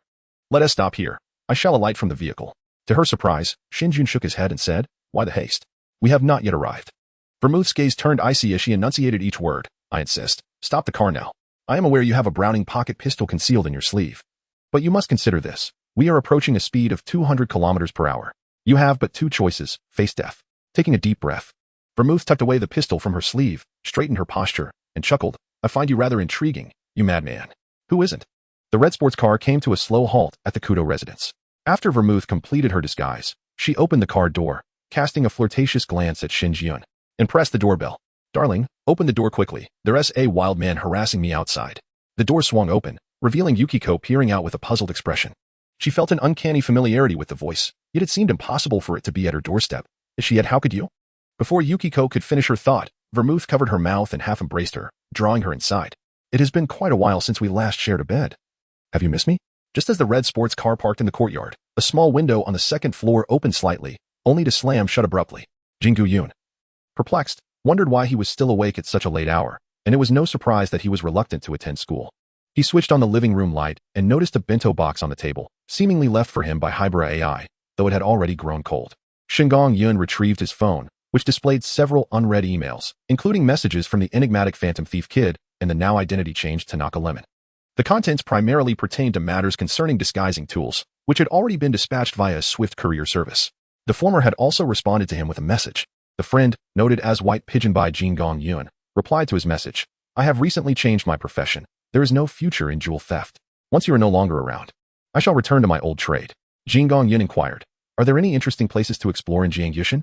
Information, like mud sinking into the sea, rendered the previously bright white dove avatar offline in an instant. As Shinju Kai was responding, Hybera AI descended the staircase, clad in charming cartoon-themed pajamas. It seemed she intended to pour herself a glass of milk, but upon reaching Shinju's side, she caught a whiff of something that made her brows furrow slightly. You actually brought a woman home? What on earth are you planning?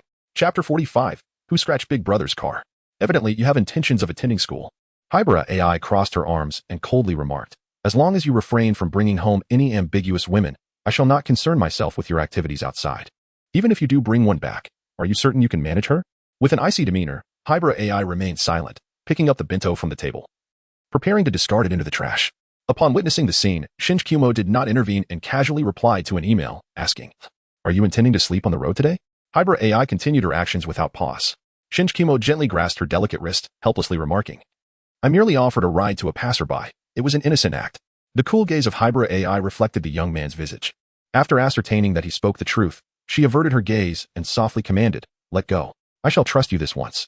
Shengu Yun opened his bento box, only to find it filled with vegetarian dishes, identical to the last one. Irritated, he remarked, I am in perfect health. Can I have a bit more meat? The cool, composed tea-headed Lolita replied, Meat products are prone to poisoning. A lighter diet is preferable. What a flimsy excuse. If one were to poison, would it matter whether the food was meat or vegetables? I need to step out tomorrow. Would you care to join me? Shengu Yun casually inquired. Not that he harbored any slight grievances against Huiyuan AI for the absence of meat. Where are you headed? Huiyuan AI lifted her gaze, taken aback. As it was the first time Shengu Yun had asked her to accompany him, previously, he couldn't even be bothered to greet her. There is a memorial for a director, and many celebrities and the company president will be in attendance. I will not go, Huiyuan AI replied curtly, turning to ascend the stairs. Such grand gatherings of celebrities are bound to attract reporters, should her visage accidentally be captured and the black organization become aware. Both she and Shengu Yun would face dire consequences. Shengu Yun gazed at the leftover bento, and after taking a few indifferent bites, discarded it into the trash bin. Nothing compares to the taste of home-cooked meals. At dusk, heavy snow began to fall. Think of me, darling. A graceful woman adorned with sunglasses blew a passionate kiss towards an irate woman at the entrance, zipped up her jacket, glanced at a building around the street corner, smiled subtly, and gradually disappeared into the crowd. Did an older sister just walk out from there?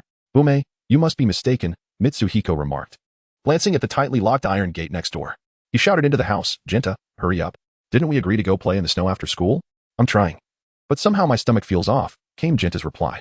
It's undoubtedly because you overindulged in eel rice, he added with a hint of annoyance. Sorry. Bume gazed longingly at the street for a while before suddenly recalling something. By the way, should we invite AI? She must be bored at home all alone. Bume. How did you know that? Bume pointed to a car in the yard. Because there's one less red car, Shengu and AI must be out working. I agree, Bume. Go ahead and invite her. Mitsuhiko and I will wait outside, Conan mused, stroking his chin. He had numerous questions for the girl named Hybera AI, and with Shengu absent, it was the perfect opportunity. Bume pressed the doorbell. AI, it's Bume. Do you want to come out and play with us? Moments later, the door opened slightly, and Hybera AI moved a small chair from behind the door. After confirming it was Bume through the peephole, she softly inquired, Is it just the two of us? Or, there are us three. The two hidden outside stepped in, along with Genta, who had just dashed over from Dr. Agasa's house.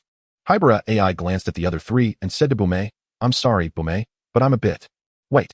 Conan stepped forward and whispered, You can skip out if you want, but I have a few questions. I need to ask you questions that must be clarified. Do I have to answer you? Hybera AI's expression hardened as she attempted to close the door, but suddenly recalled something and asked Conan, Do you have a lot of pocket money? It's a fee-based inquiry. However, the price is a bit steep. Can you accept it? On the streets of Mihua City, the three children joyfully stomped in the snow, followed by a girl with tea-colored hair counting a stack of bills, and at the rear, a somewhat disheartened young student holding an empty wallet. Do you have any other questions, detective? Hybera AI's mood seemed relatively good. She discovered that emulating Shengu Yun's tactics was quite amusing and had earned herself a tidy sum. Conan shook his empty wallet, his expression despondent, This month's living expenses were gone, and it seemed he would have to stay at Dr. Agasa's for a while. What exactly is your relationship with Qin Yun? Is he also?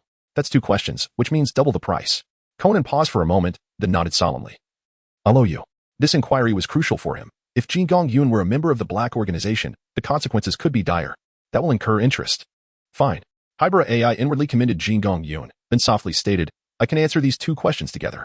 I happened to be picked up by him on the roadside. Is that satisfactory? Upon hearing this response, Conan felt a wave of relief wash over him. He thought the money spent was not in vain. However, mere seconds later, his expression darkened significantly. He recalled that Qin had mentioned just yesterday that he had picked up AI, which meant that today's expenditure had been for naught. Damn it. Why can't I just trust Qin Yun for once?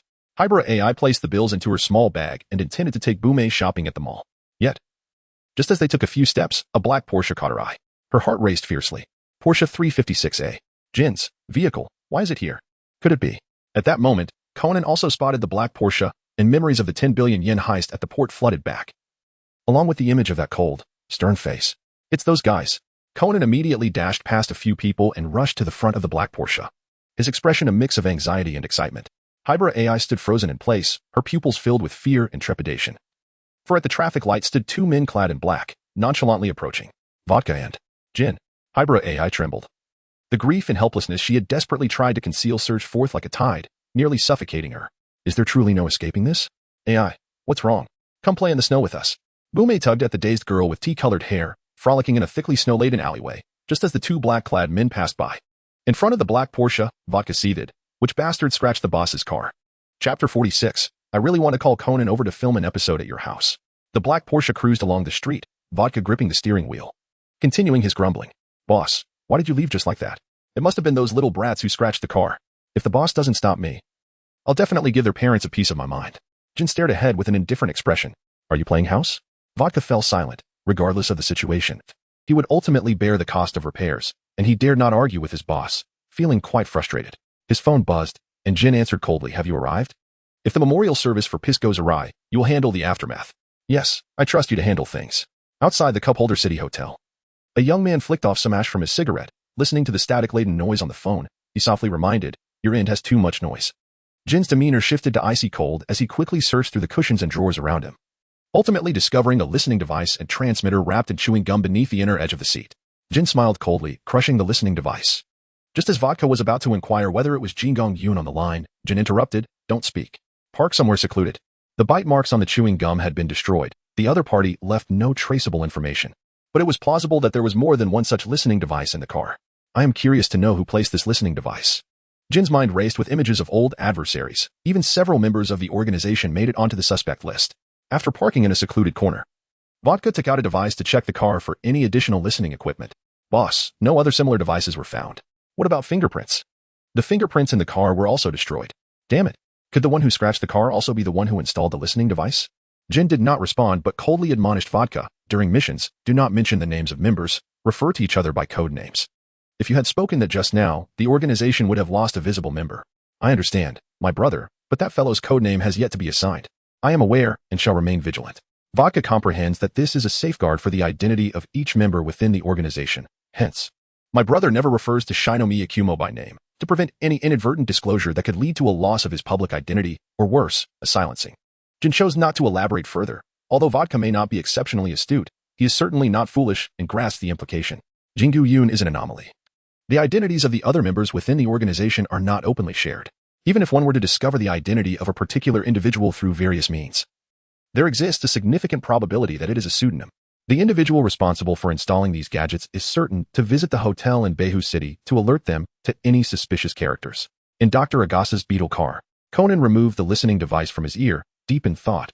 A memorial service. Pisk, a failure. Doctor, could you please look into where a prominent memorial service is being held in Behu Town? It shouldn't be difficult to find. Certainly, just a moment. Doctor. Agasa opened his portable laptop, commencing his data search. While waiting for Dr. Agasa, Conan turned to the silent girl with tea-colored hair in the back seat and inquired, are you familiar with the codename Pisk? Isco is also a type of liquor associated with that group, isn't it? Hybrid AI lowered her head in silence. And after a considerable pause, she replied, they will die. Take me back. She fished out some cash from her pocket, suddenly recalling Shengu Yun. During his presence, she had scarcely thought of the Black Organization, Most of the time, he had provoked her to the point of frustration, leaving no room for sadness or fear. Conan said solemnly that Group S target this time is likely someone of significant status and identity, and you surely do not wish to remain in this childlike body forever. Do you? I find it quite agreeable, Hybrid AI mused, believing her current form to be safe in Shengu Yun's household, as there were no remaining secrets. Although it was embarrassing and infuriating, it was a reality. Yet, if she were to revert to her original shape, who could say what might transpire? Perhaps nothing would happen. Hybrid AI imagined herself in Shengu Yun's perspective. He would undoubtedly demand immediate repayment of debts, making her work 10 jobs a day. And perhaps all the household chores would fall to her, with punishment for any resistance. The thought sent shivers down her spine. Hey, are you even listening to me? Conan felt that Hybrid AI and Shengu Yun were remarkably similar. Had he not been unable to find any evidence, he would be convinced they were related. Given their identical expressions and lifeless eyes. I found it. At the Beihou City Hotel, there will be a memorial service for Director Sakakami, attended by numerous prominent figures, including several politicians and CEOs. Conan nodded, contemplating. It seems unlikely to be a mistake. However, I wonder who their target might be. Never mind, let's head over there. Doctor. Agasa glanced at the rearview mirror, hesitating. Well, perhaps we should first take AI back home, after all. Wait, what did you just say? Director S Memorial Service? Hybrid AI's expression froze, recalling the location Shengu Yun had mentioned the previous night, which was also a memorial service for a director, and her heart raced with anxiety.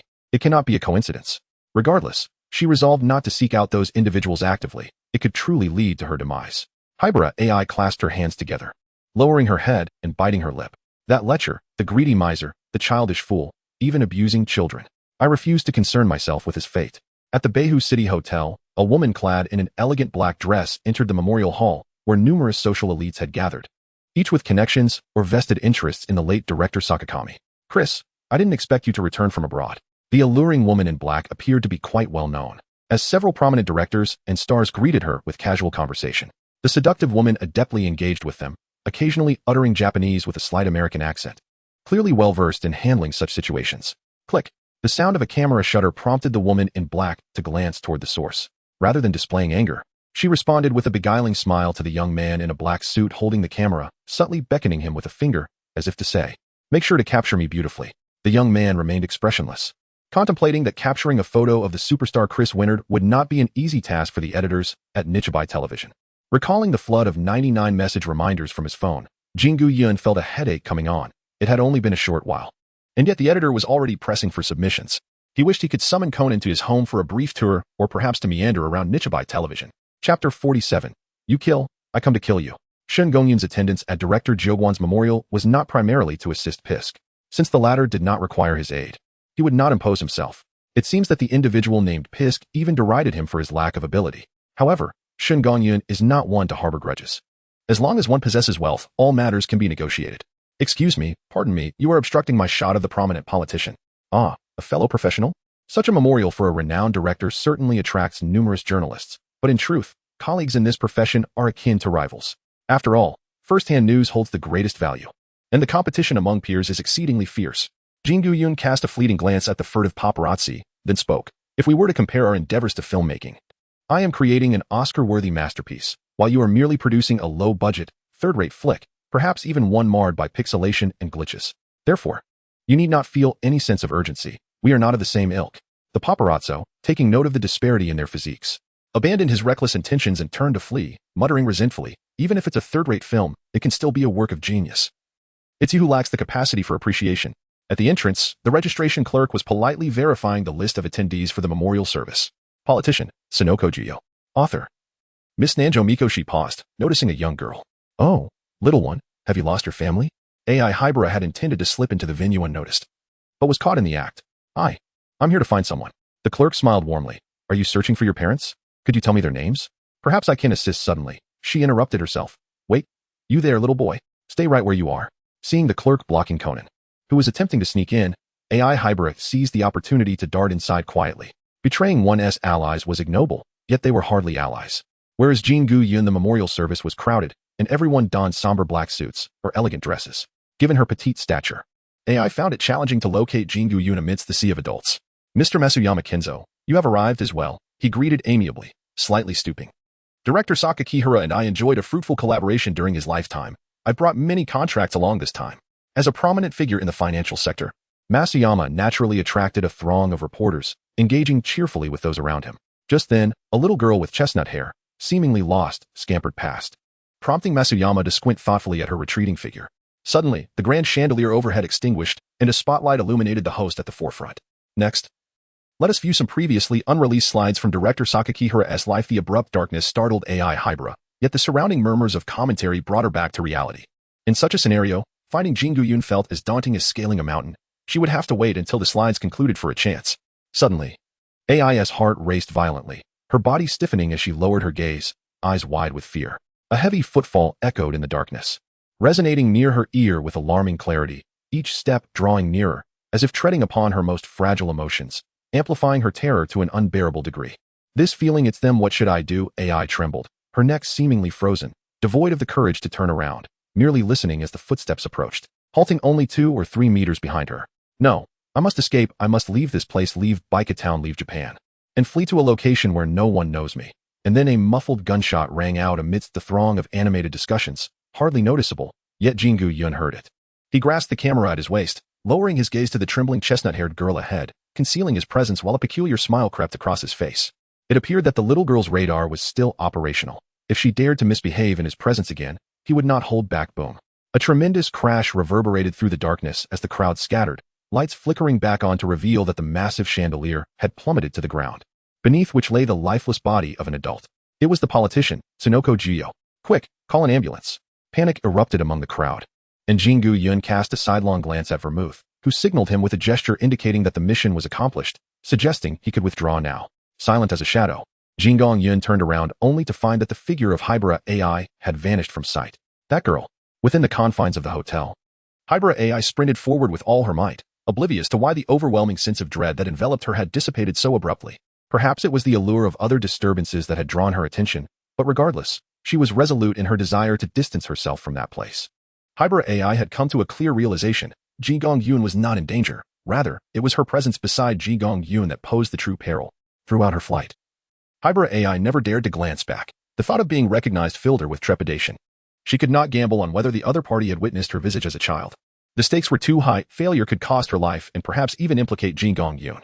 Though that individual was not particularly endearing, she found no aversion towards him. Exhausted from her frantic escape, Hybra AI paused to catch her breath, surveying her surroundings, which appeared to be a subterranean wine cellar. She had lost her way.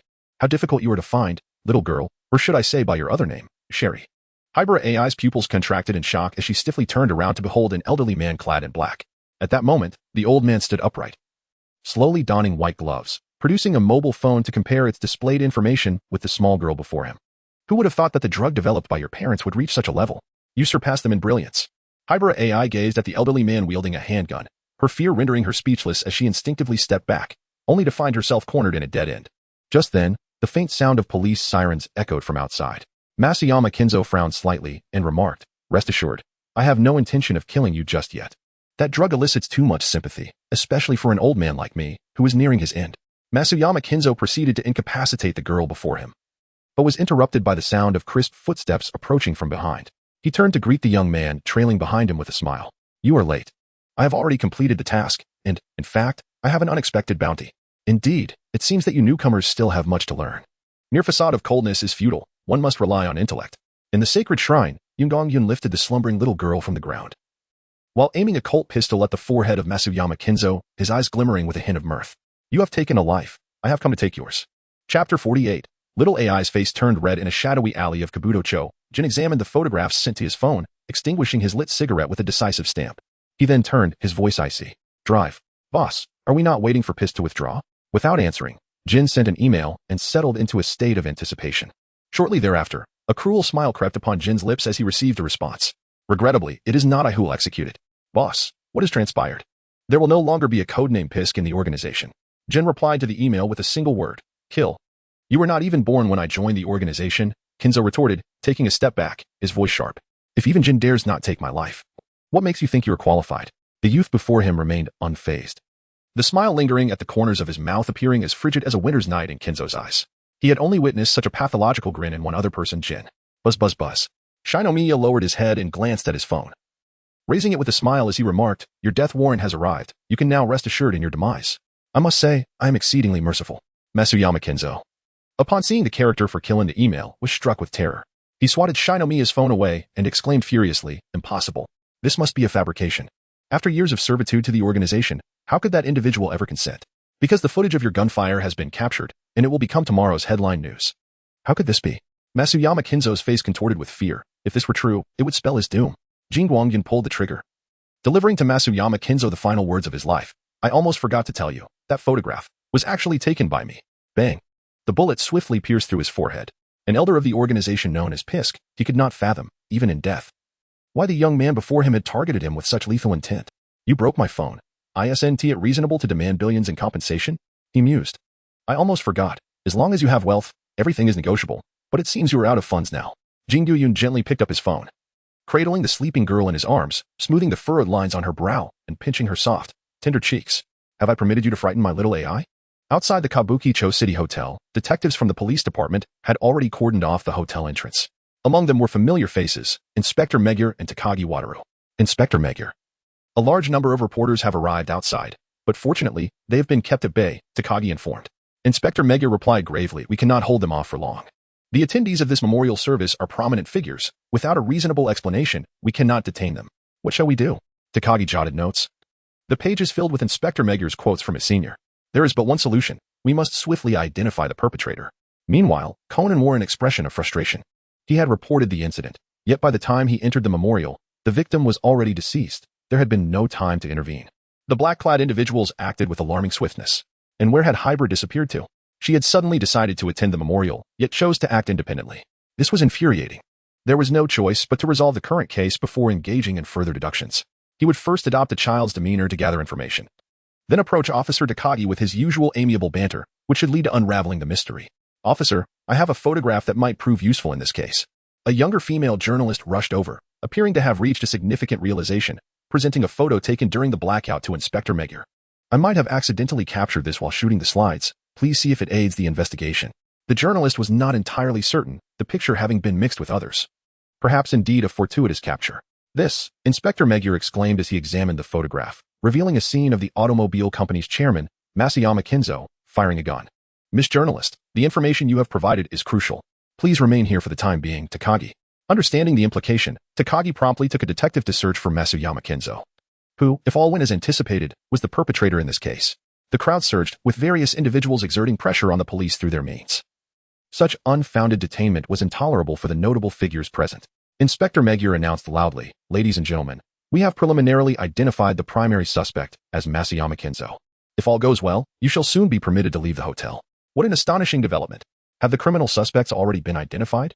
Has Officer Mumu taken some sort of medication today? Such fervor. Conan was taken aback. He hadn't even made a move, and the case was already resolved? This was unlike previous instances. Conan jogged forward and cleverly engaged the earnest Officer Takagi in conversation. It turned out that the shooting had been captured on camera. Officer Mumu's luck was indeed exceptional.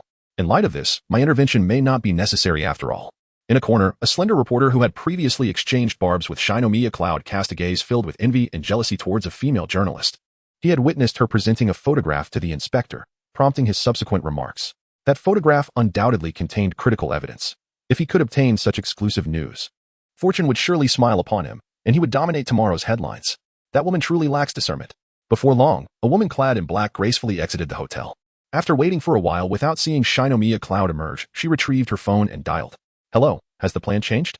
No need for your intervention. He will handle it. Then I shall be free to act."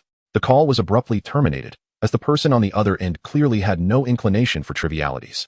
Vermouth chuckled softly. Her presence was merely to lend assistance this time, and she had no obligation to consult Jin. The purpose of this call was simply to ascertain whether there were any young individuals who might provide her a ride, especially considering her slight disadvantage during their last encounter. That night, while disguised as Sharon Vineyard, she had nearly frightened Yukiko to death and had to concoct a tale of a feigned death to retreat from the spotlight. Though she believed it would soon be unraveled. Nevertheless, this was of little consequence to her. Whether as Sharon or Chris, she was still Vermouth. Opening her email, she found a photograph of a woman with cool, tea-colored hair, Shiho Mayano. "Now, let me ponder where I should begin my investigation." With a mysterious smile, Vermouth decided upon her destination and hailed a taxi, vanishing into the night. The red Mustang cruised steadily along the highway back to Mihanock, with Shinomiya Cloud gripping the steering wheel with one hand, while cradling the delicate, tea-haired girl in his arms. No, it was AI Hybra who clung tightly to his clothing. Her furrowed brow now relaxed, though her sleeping face still bore an expression of fear. After a while, the tea-haired girl stirred slightly, and upon regaining consciousness, her immediate instinct was to break free from her confinement, but her small head was pressed firmly against his chest. AI Hybra, still disoriented, chose a relatively accessible spot and opened her mouth to bite down. After a considerable time, she gently blew on the delicate bite marks she had left. Her exquisite face tinged with a faint blush as she murmured, "I'm sorry, I didn't know it was you." At that moment, AI Hybra's too slender, pale legs were bent at the knees on the seat, her entire form nestled against the young man's chest. She could distinctly hear the steady thrum of his heartbeat, alongside the increasing rapidity of her own. Like the evening glow reflecting on her face, the sun sank shyly below the horizon, and at that instant, the tea-haired girl felt as though she were the setting sun, soon to be enveloped in darkness, burying her head in the young man's embrace. Remaining silent for an extended period. Chapter 49. Drooling a quarter of an hour earlier, at Cupa City Hotel. Shengu Yun supported the delicate curve of Huiyuan AI's leg. Choosing not to take a detour, the hotel's surveillance had been entirely dismantled, and now all attendees of the memorial service were confined to the hall under Officer Megur's orders, save for Shengu Yun and Masayama Kinzo, who had departed prior. As for whether that woman, Belmod, had left, he was uncertain and indifferent. Having resolved to partake in this mission, he had meticulously calculated all possible escape routes. That singular photograph was sufficient to eliminate any need for deduction, placing the blame squarely on the deceased Masayama Kinzo. Even if the randomly selected female journalist failed to submit the photograph to the police, he would ensure it was anonymously disseminated online upon his exit from the hotel. The only person both anticipated and unanticipated in this scenario was the girl in his arms, Huiyuan AI. Hadn't they agreed she would stay home? What folly drove her to seek him out in Kabuki-icho, risking her life? Originally, he had intended to exploit the photograph to extort a substantial sum from Pisk. For once a life had ceased, so too had the money. Little did he expect the young girl would be discovered by the adversary. At the very least, she had spared Pisk several hundred million. You are becoming increasingly valuable. Should you find yourself unable to repay in the future? I cannot fathom what you would offer as collateral. Shengu Yun deftly evaded the detective stationed at the hotel entrance and opened the door to the passenger seat. Just as he intended to lift AI Hybra into the car, he discovered her small hands tightly clutching his black suit, one of them even gripping his tie. He gently patted her, but received no response. It appeared that the effects of the drug would not dissipate in the immediate future. Shengu Yun took a deep breath, cradling Hybra AI as he settled into the driver's seat, murmuring to himself, if the traffic police were to see this, it would be more than just a license suspension. Reflecting on their situation, he noted, "You owe me quite a bit. I'll be keeping a record." As the car entered Miwa Town, Shengu Yun sensed that the girl with tea-colored hair nestled in his arms was beginning to awaken. Her small hand, which had been clutching his tie, seemed to loosen its grip. Beep, beep. Just around the corner, a large truck, its high beams blaring, approached. The girl stirred at the sound of the horn. Attempting to lift her head, in a swift motion, Shengu Yun pressed her small head down to avoid the attention of the truck driver, who was sure to attract Conan's scrutiny. Just as he was about to discuss the matter of debts with Hybra AI, a faint pain shot through his shoulder. "Let go," he urged. However, the tea-haired girl seemed oblivious, her thoughts still trapped in the moment of being discovered by Pisk. She bit down harder. Crack, crack. The familiar sting returned. Instinctively, Hybra AI released her grip, turned her head, and glared at Shengu Yun, her creditor, with a mixture of excitement, confusion, indignation, and a deeply buried sense of grievance. At this hour, she should have been at home, sipping coffee and watching television. Hybra AI collected her scattered thoughts, turning her small face away, and softly inquired, "What brings you here? Shouldn't I be the one asking you that? How did you end up at the Cup City Hotel?" She had already concocted an excuse on her way there. Pouting slightly, she gazed at the car's ceiling and fabricated, "I was a bit bored at home. So I took Dr. Agasa's car to find you, but I ended up lost in the hotel." "And where is Dr. Agasa?" "I don't know," Hybra AI replied, blinking her glistening eyes. After all, she was just a little girl. How could she possibly know so much? Shengu Yun could not be bothered to expose the numerous flaws in Hybra AI's fabricated tale, and it was evident that Hybra AI was aware of this. A faint smile curled at the corners of her lips as she glanced at the small bite mark on Shengu Yun's shoulder. Her expression tinged with a hint of remorse. "I apologize, I had no idea it was you. I thought you had been captured by some nefarious individual." Shengu Yun remarked, "You shall cover the medical expenses and double the amount."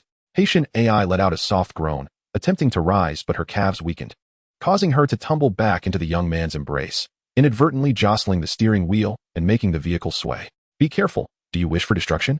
Haitian AI shot him a fierce glare, only to settle down obediently in his arms, inhaling the scent that enveloped him, which surprisingly did not repel her. Having just emerged from a state of fear, she found herself relishing this moment of security and warmth, though she would never voice it aloud. Despite the multitude of questions swirling in her mind, such as the fate of the organization member codenamed Pisk, how Shengu Yun discovered her presence at the hotel, and how he managed to rescue her from the clutches of the organization, not to mention whether he was aware of her true identity. She refrained from asking. It wasn't due to a lack of contemplation, but rather her unwillingness to dwell on such thoughts or inquiries at this moment. She simply wished to remain in this cocoon of warmth for a while longer, free from the burdens of thought or the presence of others. The long-awaited tranquility felt reminiscent of her sister's comforting presence. Shengu Yun's expression was peculiar, for the little girl had unexpectedly fallen asleep with her arms around his neck, her breathing steady and a gentle smile gracing her lips, as if she were dreaming of delightful things. To his dismay, she drooled, and his suit was quite expensive. At midnight, within a lavish villa, the residence of Masayama Kenzo, two men clad in black leaned against the front of a car, their gazes icy, as they prepared to conclude their final tasks. "Brother, the gasoline has been spread liberally. Shall we incinerate the bodies of those bodyguards as well?" Vodka inquired nonchalantly. "Have you extracted all useful information?" "Yes, brother. That fellow Jingu managed to take away 230 million yen in cash hidden within the villa's safe. Not a single yen for me." Unperturbed by Vodka's report, Jin was aware that the organization had its ways to reclaim all assets belonging to Masayama Kenzo. The 200 million could simply be considered as compensation for their mission. "Light it up." Vodka smirked coldly, tossing the ignited lighter into the villa. In an instant, the entire structure was engulfed in roaring flames, the three men's pupils reflecting the searing blaze. "There's nothing more to discuss. I'm heading back to sleep." The young man in black yawned lazily, feeling quite fatigued after a day of running back and forth between Kabukicho and Minami. The fuel tank was nearly empty. Jin nodded, his voice cold. "The organization will not have any activities in the near future, barring any unforeseen events." As Shengu Yun ignited the engine of his sports car, he casually remarked, "If anything unexpected happens, do not seek me out. I intend to take a holiday." Vodka could not contain his astonishment and exclaimed, "Brother, are you not the least bit upset? This fellow treats the organization as a mere workplace and is off on vacation." Vodka silently lamented. Having been part of the organization for so many years, he had never once taken a break. "Drive," he commanded. "Yes, brother." On the road, Shengu Yun opened his phone to discover several messages in the group chat specifically directed at him. "Yi, Xiaolan, I will be on holiday the day after tomorrow. I am coming to Tokyo to visit you." "Xiaolan, great." "Yi, I will introduce you to a dear friend of mine." "Yuan Zi, that would be me. Although we have yet to meet, we are already good friends. By the way, how about we invite Shinjin Kun to join us for some fun?" Tagging Shengu Yun fervently, Shengu Yun, "I am unavailable." Shengu Yun raised an eyebrow in surprise upon receiving two friend requests, one of which bore the note, "Your esteemed master, Yuxizi." Shengu Yun would decisively click to reject the friend request, then turned her attention to another one. Vermouth. Chapter 50. The truth unfolds. "Where did you find me?" "In the wine cellar." "Why were you in the wine cellar?" "I seem to have seen you rush out during the memorial service. I thought I was mistaken and went to inquire with the waiter." "Do not speak in conjectures. Answer me seriously." Hybra AI, filled with profound sorrow, handed the young man the banknotes one by one, her heart bleeding at the realization that the very techniques she had just mastered were now being used against her. Hybra AI continued to pass the banknotes and asked, "Aside from me, did you see anyone else in the wine cellar? Does the corpse in the corridor count?" Hybra AI's heart jolted, and she quickly inquired, "Was it an elderly man in a suit?" Shinomiya Yun cast a glance, and Hybra AI, biting her lip, reluctantly handed over a banknote. "Yes. Did you see anyone else?" "No." Hybra AI inquired further, "What happened next?" Shengu Yun took the remaining few banknotes from Hybra AI's hand and said nonchalantly, "Then I shall take you home." "Is that all?" Hybra AI blinked, sensing something amiss. It was merely a simple statement about going to the wine cellar and returning home, yet it had cost her a substantial sum, no less than 10 large denominations of yen. This wasn't just a fondness for money. It bordered on a voracious greed, even deceiving a child's savings. "That's all there is. Even if there were more, you couldn't afford it." Hybra AI retorted angrily, "Leave me be. I wish to be alone in silence." Shengu Yun was counting cash while casting a sidelong glance at her. Hybra AI took several deep breaths before hurriedly ascending the stairs.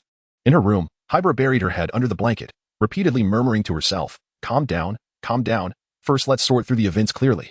Initially, I went to the Cup House Hotel to find him, then encountered an organization member, and I ran. No, the details of you and him are irrelevant. What truly matters is, how did that organization member die? Was Shengu Yun the murderer? No, if that were the case, he would have been wanted by the police long ago and wouldn't have the leisure to sit at home siphoning off her pocket money.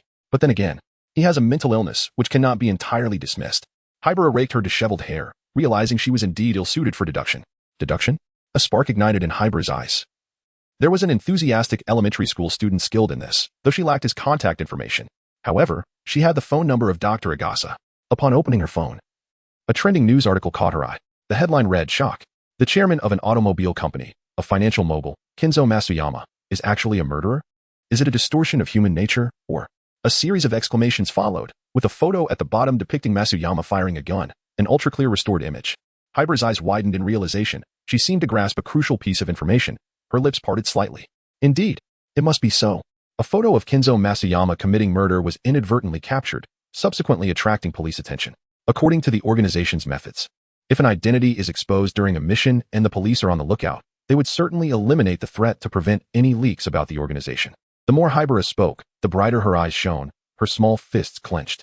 After I fainted, the police would surely seal off the hotel and hunt for Kinzo Masuyama. But prior to that, the organization would have preemptively eliminated him, culminating in Shengu Yun arriving at the cellar to carry me away. Yet, that would be an exceedingly fortunate coincidence. Hybera donned her jacket, determined to venture out and validate her hypothesis. Descending the stairs, she slipped into her slippers, opened the front door, and cast a fleeting glance at Shengu Yun, who was still seated on the living room couch engrossed in his phone. She gently reminded him, "I'm heading out." Oh, bang. The door slammed shut, but Hybera still heard Shengu Yun's voice. "If the door breaks, you'll have to compensate." Hybera puffed out her cheeks. Encountering such a character made her uncertain whether it was misfortune or fortune. Oh well, it was tolerable, I suppose. Not long after, at Dr. Agasa's residence, Hybera sipped her steaming light tea and inquired, "So, any leads?" Conan pondered, his expression not overly grave, and replied, "My deductions are similar to yours. If the organization's modus operandi is indeed as you described, then Shengu Yun is not lying. What? Do you think he would deceive me?" Hearing this, Hybera appeared slightly displeased. She hadn't come to solicit his reasoning on whether Shengu Yun had lied. Such a lecherous and avaricious individual, how could the organization possibly recruit someone like him? The organization isn't a mental asylum. I understand your implication. You're wondering if the organization is aware of your identity and whether remaining close to Shengu Yun might endanger him. Hybera fell silent, indeed contemplating this very concern, which had propelled her to rush out. If the worst-case scenario were true, she wouldn't return. Hence, her earlier inquiry felt akin to bidding farewell. Conan waved his hand, persistently sending friend requests to Shengu Yun, stating, "If your identity were exposed, how could you still be frolicking around here?" When at the hotel, perhaps even Shengu Yun, in search of you, would have. Suddenly, Conan felt a chill run down his spine, involuntarily shivering, and awkwardly chuckled. As long as nothing occurs in the near future, this conjecture holds. Hybera murmured, "Why did he take me away from the hotel during a murder case? Wouldn't it be safer near the police?" Conan replied lazily, "Perhaps it's because of you. He didn't want your childhood to be overshadowed by trauma." In his view, Shengu Yun was the archetype of being cold on the outside, yet warm on the inside, though this warmth was often difficult to convey. Thus, despite Jingu's constant jabs at him, he still cherished the notion of friendship with Shengu, albeit unilaterally. Hybera's gaze shifted, and she leapt from the couch, softly thanking Dr. Agasa for his hospitality before striding out with her hands clasped behind her back, appearing quite content.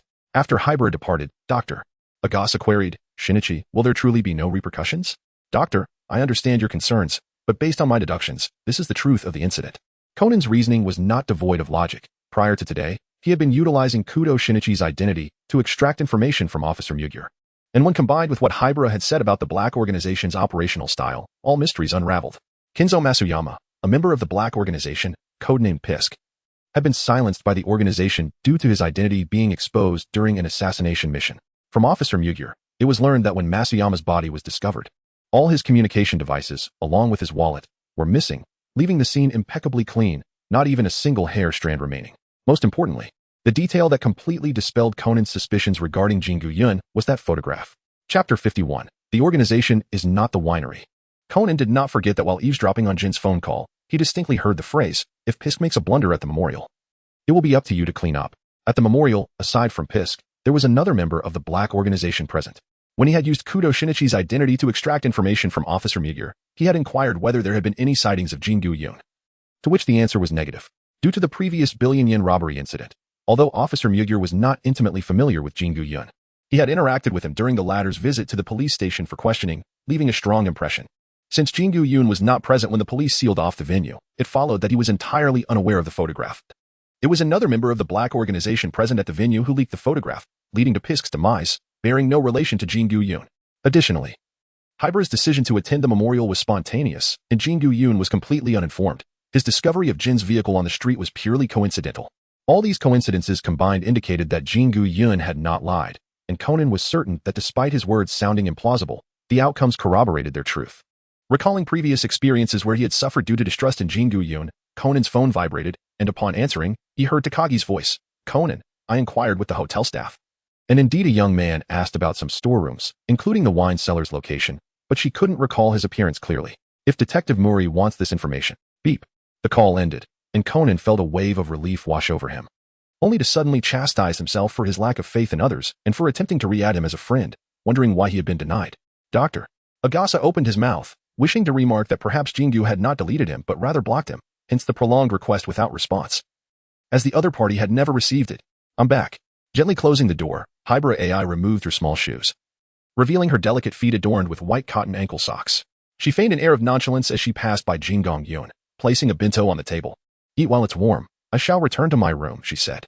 Shengu Yun blinked, pondering why this girl, who typically refrained from bringing meals into the room, was doing so today. There must be some hidden motive. Shinjinjian gazed at the steaming bento box on the table, wondering if it had been poisoned. Surely not. As he opened the bento, his brows lifted in surprise. A chicken leg. How peculiar. It seemed his small wallet still had some balance left, indicating he had not been severe enough in his spending. Truly, he had been too lenient.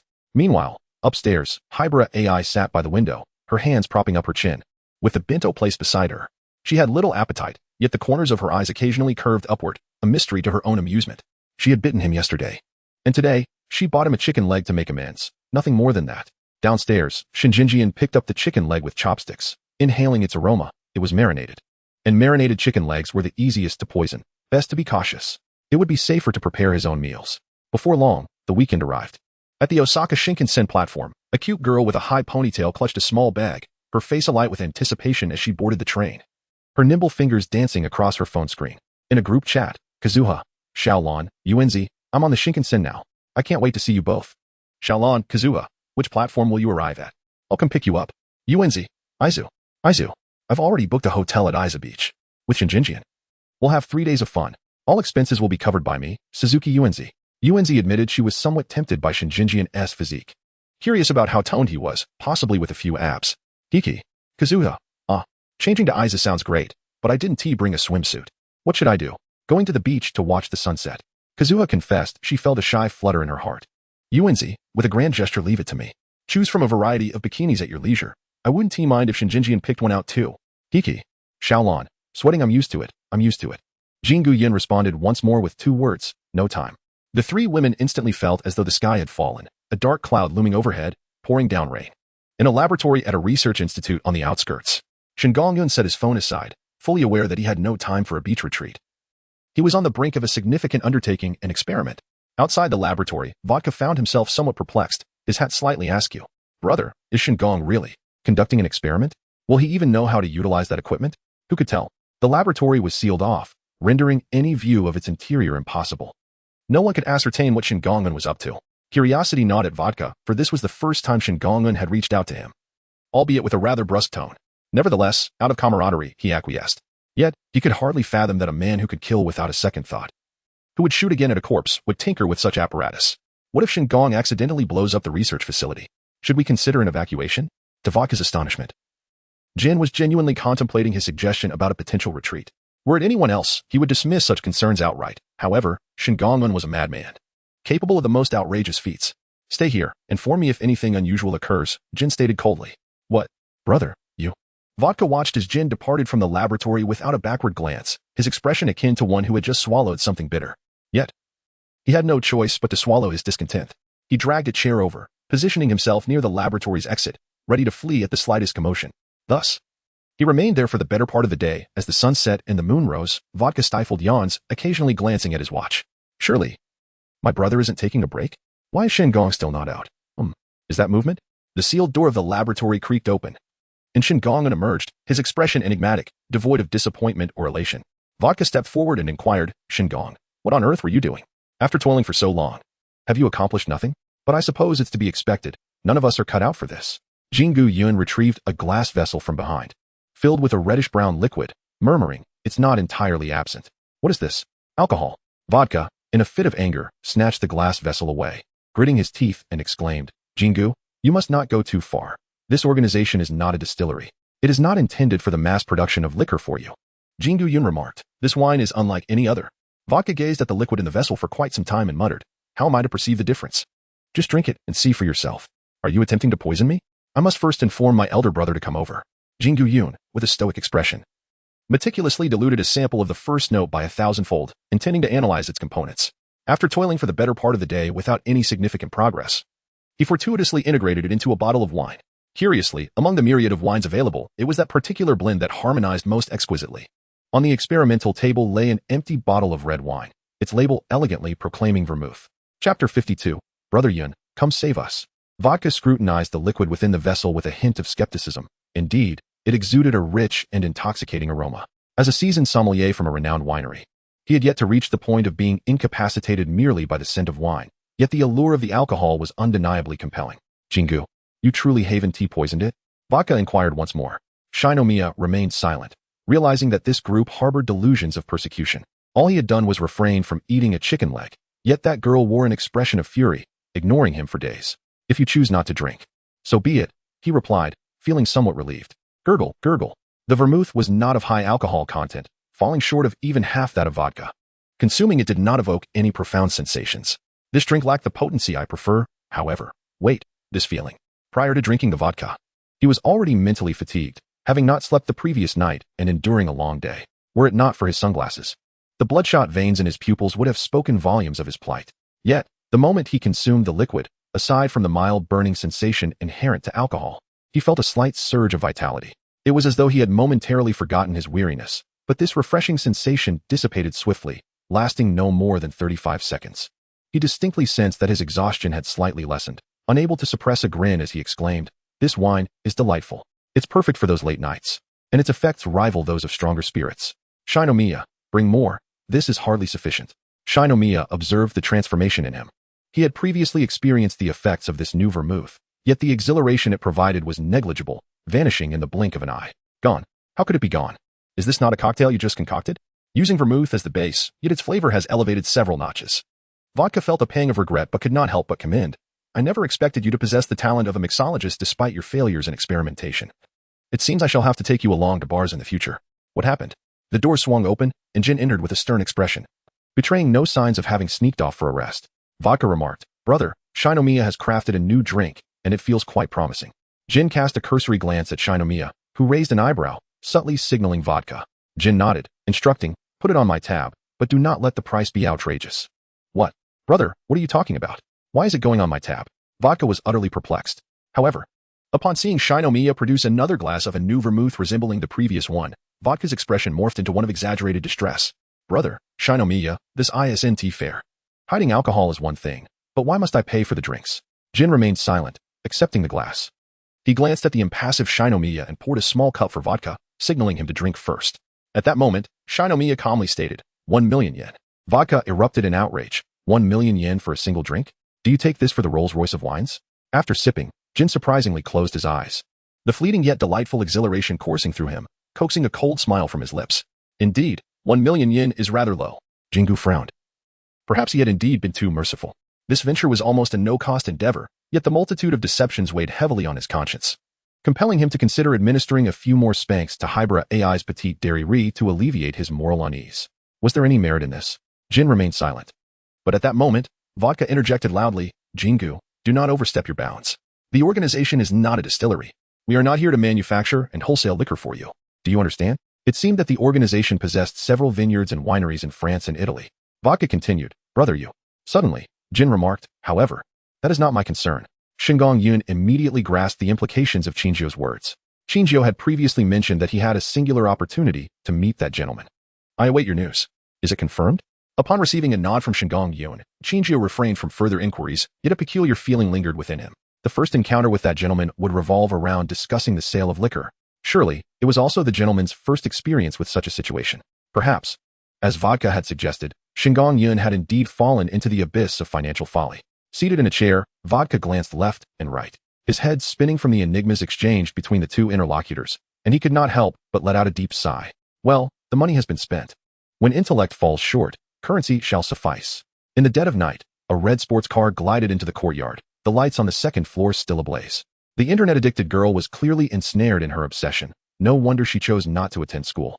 Jingu Yun boiled water and prepared a bowl of instant noodles. Ever since the chicken leg incident, Huiyuan AI had refrained from buying bento boxes for several days. In a good mood, she decided to purchase some vegetables and meat products to stock the refrigerator. Each of them bought their own groceries, cooked separately, and dined in solitude, ignoring one another. On lazy days, instant noodles paired with cola sufficed for a carefree existence. Opening her laptop, she deftly clicked to disregard the 99 reminders from the editor. Then searched the keywords, Kaido Kid in her browser. No trending news about Kaido Kid? Had Kaido truly reformed? Buzzing.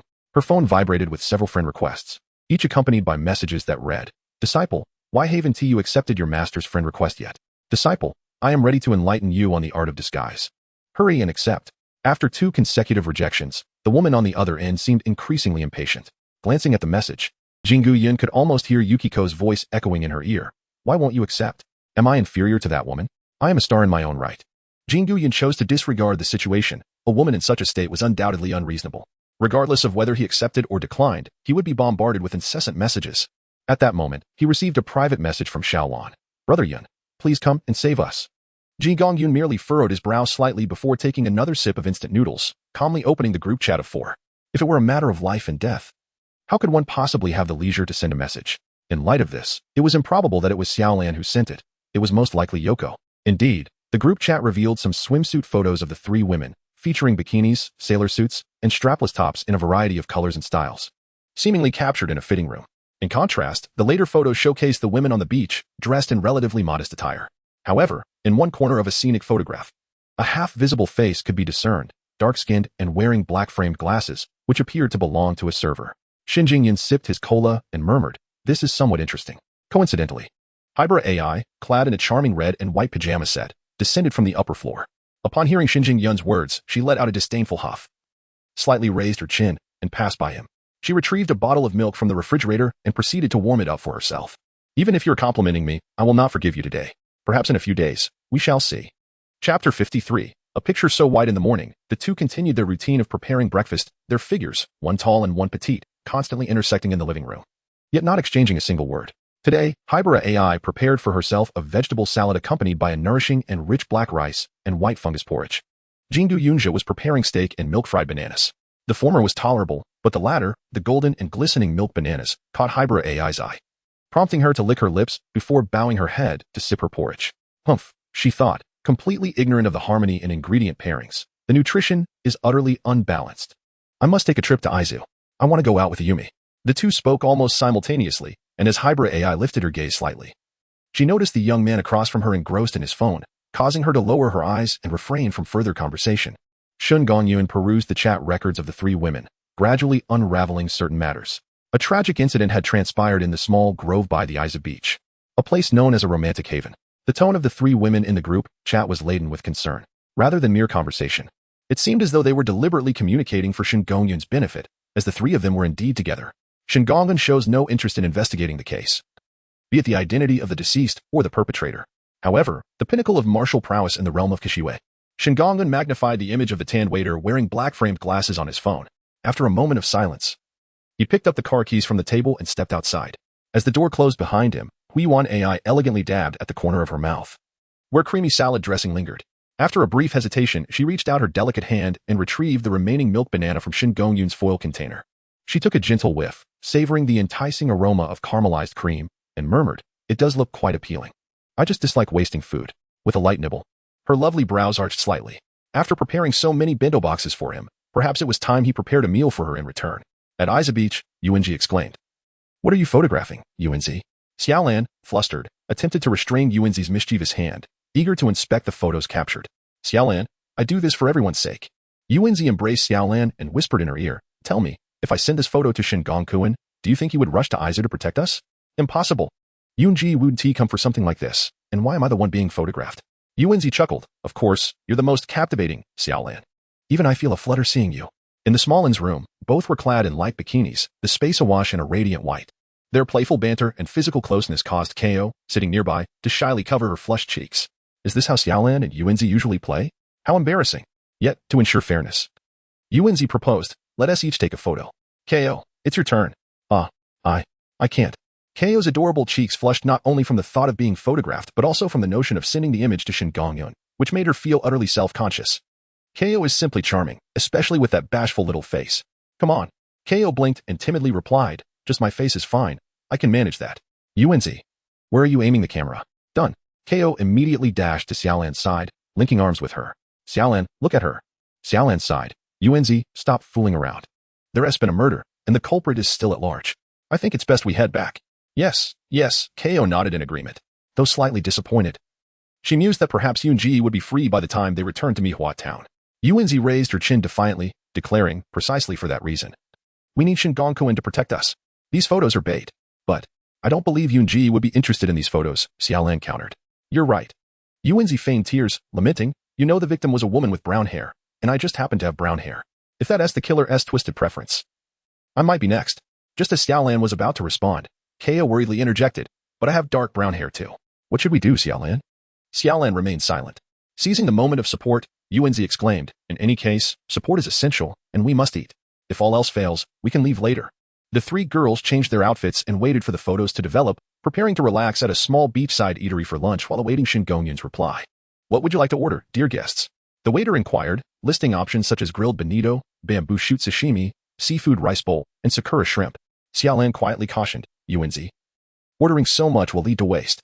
Yunzi responded with a mysterious smile. Don't worry, Xiaolan, trust me. By the way, could I borrow your phone? I left mine in my bag in the room. I need to photograph the dishes. After the tan waiter in service attire noted down the order, he glanced at Yunzi, who sported a headband, before turning to leave. Meanwhile, a red sports car had just exited the highway, and from the window, the picturesque Isa Beach was already visible. The phone vibrated slightly. The young man glanced down, momentarily stunned to see several photos sent by Xiaolan awaiting his reception. Shengu Yun accepted the message. If it was sent by Xiaolan herself, it would either be some beautiful landscape photographs or images from a crime scene that required his analysis. If it was from Yunzi, it would merely consist of some swimming pictures. However, these few photographs seemed a bit pale, a bit deep. Hello, three lovely ladies. May I have the honor of joining you at your table? A young man clad in a yellow short shirt, bearing a slightly roguish yet handsome demeanor, greeted Yunzi and her companions, a self-satisfied smile gracing his lips. Allow me to introduce myself. I am Doxy Jingyan. At that moment, the beach was indeed bustling with people, and the dining area of the hotel was filled with tourists enjoying their meals. The three young women did not hesitate long before agreeing to his request, as they were seated at a table for six, with seats across from them still vacant. After some light conversation, Doxy Jingyan's charming wit and decent looks drew even the attention of the matron at the adjacent table. By the way, I just heard from Yunzi that you've taken many scenic photos. Could you show them to me before Doxy Jingyan could finish his sentence? He sensed three icy glares emanating from across the table. The previously delicate and charming demeanor of the three young women had transformed dramatically, exuding an aura of lethal intent that nearly surpassed his own as a serial killer. What was going on? Doxy Jingyan awkwardly chuckled and stood up to call the waiter for his order, but accidentally collided with a passing young man, falling to the ground as the latter coldly glanced down at him. Watch where you're going. Chapter 54. Dazzling Swimwear Yungu. Upon seeing the young man, He and Xiaolan's previous bravado evaporated, reverting them back to their charmingly delicate selves. He's gaze flickered shyly, betraying her embarrassment. Yet the delight in her eyes was unmistakable. Initially feeling a tad disheartened, she now thought, Tokyo truly is a wonderful place. Yunzi was also taken aback. Although she had discreetly sent the photos to Shengu Yun, she hadn't anticipated his arrival so swiftly. It had only been the duration of a meal. Yungu, what brings you here? Could it be that Yunzi? Xiaolan gasped, covering her mouth, then shot an accusatory glare at the mischievous Yunzi. Yunzi, as always, had ulterior motives in taking her phone, and now Xiaolan was at a loss on how to face Shengu Yun. Meanwhile, He, with her adorably large eyes, had yet to connect the dots about the photos, believing that Shengu Yun had come upon seeing the messages in their group chat. Yungu is such a warm-hearted guy. Sir, you've bumped into someone and haven't even uttered an apology? One must not be so rude in the presence of lovely ladies. Doxy Jingyan brushed off his clothes, feeling a surge of anger within, yet he maintained a facade of gentlemanly demeanor, cleverly maneuvering the trio to position themselves opposite the young man. If he failed to apologize, it would reflect poorly on him, leaving an unfavorable impression in their minds. Moreover, this young man seemed to be acquainted with them, which could further jeopardize their relationship, truly a threefold gain for him. Are you blind? Shengu Yun wished to disregard the man. Yet he seemed utterly oblivious, continuing unabated. It is of no consequence that you bumped into me or soiled my attire. But you have intruded upon the dining experience of three lovely ladies. I would kindly request that you extend your apologies to them, and thus, we may consider your offense forgiven. Upon finishing his statement, Doxy Masayuki flashed a charming smile at Xiaolan and the others, attempting to present himself as quite the gentleman. However, the trio's gazes remained fixed elsewhere, entirely ignoring him. Yoko, in particular, exhibited an expression of adoration as she exclaimed, Shengu Yun, you have finally arrived. Are you here to protect us? That murderous fiend may still be lurking nearby. Xiaolan, and you have been unable to sleep a wink this entire night. Yun. You must have seen the messages in the group chat and rushed over. I truly appreciate your efforts. Meanwhile, Yi, her head bowed and cheeks flushed, felt as though she were meeting a long-time online friend in person for the first time. Uncertain of what to say, she merely offered a timid greeting. Shengu Yun nodded slightly, his gaze seemingly searching for someone, though he did not wish to attract attention. Yuanzi invited Shengu Yun to sit down and discreetly ordered another dish. Attempting to position herself across from him without drawing notice, yet her efforts were in vain. Standing awkwardly in the aisle, Dao Xiejinyan's face was ashen. He had anticipated every possible scenario, yet he never expected to be completely disregarded. His expression twisted in anger as he etched the faces of those present into his memory, particularly those of He Yi and Yuanzi, along with their chestnut-colored hair. Struggling to suppress his resentment, Dao Xiejinyan exclaimed, feigning surprise, "So you are acquainted with each other? I must apologize to this, gentlemen, in hopes of earning the forgiveness of these three lovely ladies. Leave." Dao Xiejinyan's expression contorted with discomfort, akin to tasting something foul. He could hardly fathom that there existed individuals so devoid of courtesy. He felt as if he had laid his dignity upon the ground for them to trample. His lips trembled, fury surging through him. And as he prepared to confront Shengu Yun, a powerful arm intercepted him. A dark-skinned waiter, wearing black-framed glasses, appeared seemingly out of nowhere and grasped Dao Xiejinyan's wrist. "Warning, please refrain from causing a disturbance here, or I will have no choice but to escort you out." After a prolonged struggle to free himself, Dao Xiejinyan finally broke free when the waiter released him, leaving with a menacing glare. "My apologies for disturbing your meal. Here is the seafood you ordered. Please enjoy." As the waiter returned, he cast a few lingering glances at the indifferent Shengu Yun, sensing an air of danger surrounding him, almost palpable. Once the waiter departed, Yuanzi immediately remarked, "Look at that guy. He has the appearance of a gentleman, yet he harbors such deceit. Any discerning person can see that he was the one who bumped into Shengu Yun, and he dares to twist the truth. If it weren't for you, Xiaolon, I would have confronted him myself." Xiaolon chuckled. "I believe Yunji would prefer to avoid any conflict with him." He Yi, clenching her small fist, added indignantly, "The most outrageous part is that he even intends to drive a wedge between us and Yunji. What a petty individual. He and I share a bond of life and death." The three young women were not foolish, especially given that their target was someone with whom they shared a good rapport, Shengu Yun. In that moment, their minds raced at least twice as fast as usual. Yuanzi was purely captivated by appearances. He was tangled in her own complex feelings along with her notion of bond of life and death, while Xiaolon approached her friends with unwavering tenderness and sincerity.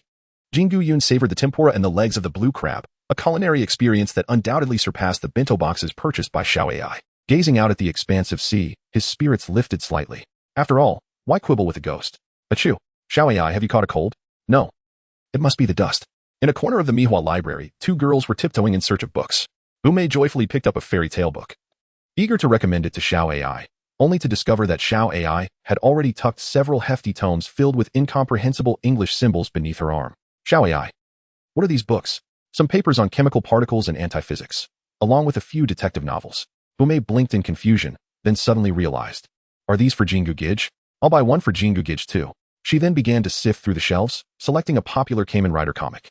Upon seeing this, Hui Yuan Ai's lips curled into a slight smile, as if envisioning Shengu Yun's expression upon receiving the comic, only to quickly revert to her usual stoic demeanor. After all, she had yet to forgive him. That night, in the Aizu region, at the Seaside Inn's guest room, Shinomiya Yuki tugged at the corner of his mouth, rarely revealing signs of restlessness. Yet, on this late evening, the unfolding scene truly tested the limits of his character. Yoko had removed her headband, donning a leopard print bikini while she meticulously arranged her bangs. Xiaolan appeared somewhat bashful, her hand gently covering the front of her blue and white strapless swimsuit. Among the three women, she possessed the most alluring figure, her long legs exquisitely fair and delicate. He kept her head bowed, her knees slightly bent, clad in a teal one-piece swimsuit that Yoko had claimed suited her perfectly, even styling her hair into twin ponytails. Nonetheless, he felt an unsettling sensation coursing through her. With her small hand pressed against her flushed cheeks, she occasionally stole glances at Shinomiya Yuki, only to feel a sense of relief when she discovered he wasn't looking her way, accompanied by a tinge of disappointment. Did she truly wish to be seen? Or did she prefer to remain unnoticed? The dazzling array of swimsuits exuded wildness, youth, and charm, yet it bore a most perilous question. Shinomiya-kun, whom do you find more appealing? Shengu Yun blinked, first dismissing the possibility of Yoko. Chapter 55, Shengu Yun vs. Kayagaku Makoto, Mihua Town. Xiao Shengu brother is really nice to you, giving you so much pocket money, said Ayumi, helping Xiao Ai carry a small bag filled with books, heavy and substantial. Although she couldn't comprehend them, their worth undoubtedly surpassed the fairy tale she had purchased. Moreover, to acquire over 20 volumes in one go, Shengu brother is truly kind to Xiao Ai. Well, I suppose so, Xiao Ai replied, faced with Ayumi's innocent gaze. Hybrid AI found herself at a loss for words. Ayumi envied Xiao AI, yet Xiao AI was equally generous towards Jingu brother, gifting him so many books. Hybrid AI ground her teeth slightly, tightening her grip on the shopping bag. It was difficult for her to tell Ayumi that this little money was all earned by her own efforts on the computer, and the books were for her own reading, having nothing to do with Shengu Yun. However, to say that Shengu Yun was unkind to her would not be entirely accurate. Hybrid AI's thoughts were tangled, and she reflected on her current state of overwhelming debt, burdened with over 100 million at such a young age. Indeed, this world felt like an enormous cage, from which there was no escape. At the corner behind the two, a woman wearing a sun hat cast a few lingering glances at Hybrid AI's back, her expression contemplative. After a slight pause, the two little girls had already turned into an unknown alley, disappearing from sight. Meanwhile, in another ordinary residence, a woman with gentle eyes waited until the two little girls had left before gathering the freshly dried clothes. Jingu-kun, who do you think is the most beautiful among the three of us? The three girls donned swimsuits of different styles, each a vision of youthful beauty. Their skin is smooth as porcelain and radiantly white. In particular, compared to Rand and Yoko, the shy and timid Ko blushed not only on her cheeks but also on her shoulders and delicate collarbone, as if she had been touched by a gentle blush. Shengu Yun was perplexed by their actions as they suddenly donned a dazzling array of attire, showcasing 3 pairs of long legs, a blinding display of whiteness. Are you all going for a night swim? In the garden, I mentioned that Yungu was quite different from the others. Although Xiaolan felt somewhat bashful, she became more at ease upon meeting Shengu Yun's impeccably pure gaze. After all, wearing a swimsuit was merely that. It wasn't as if they were stripping bare before Yungu. Shengu-kun, do we not possess even the slightest allure for you? Yuanzi lamented, her fingers gesturing to depict a grain of rice, her eyes brimming with tears. Xiaolan, feeling a sense of helplessness, noted that in Yunji's eyes, she could only perceive admiration directed towards her and Yi. As for Yuanzi, it seemed that Yungu had scarcely glanced in her direction. Perhaps it was best not to disclose this to Yuanzi. Jingu raised an eyebrow and remarked with indifference, I have already perused the photographs in the group. The implication was clear, a lack of novelty. How could mere images ever compare to the presence of a real person? Yuanzi, biting her lip, had already undone the seal of her hairpin, yet it proved ineffective.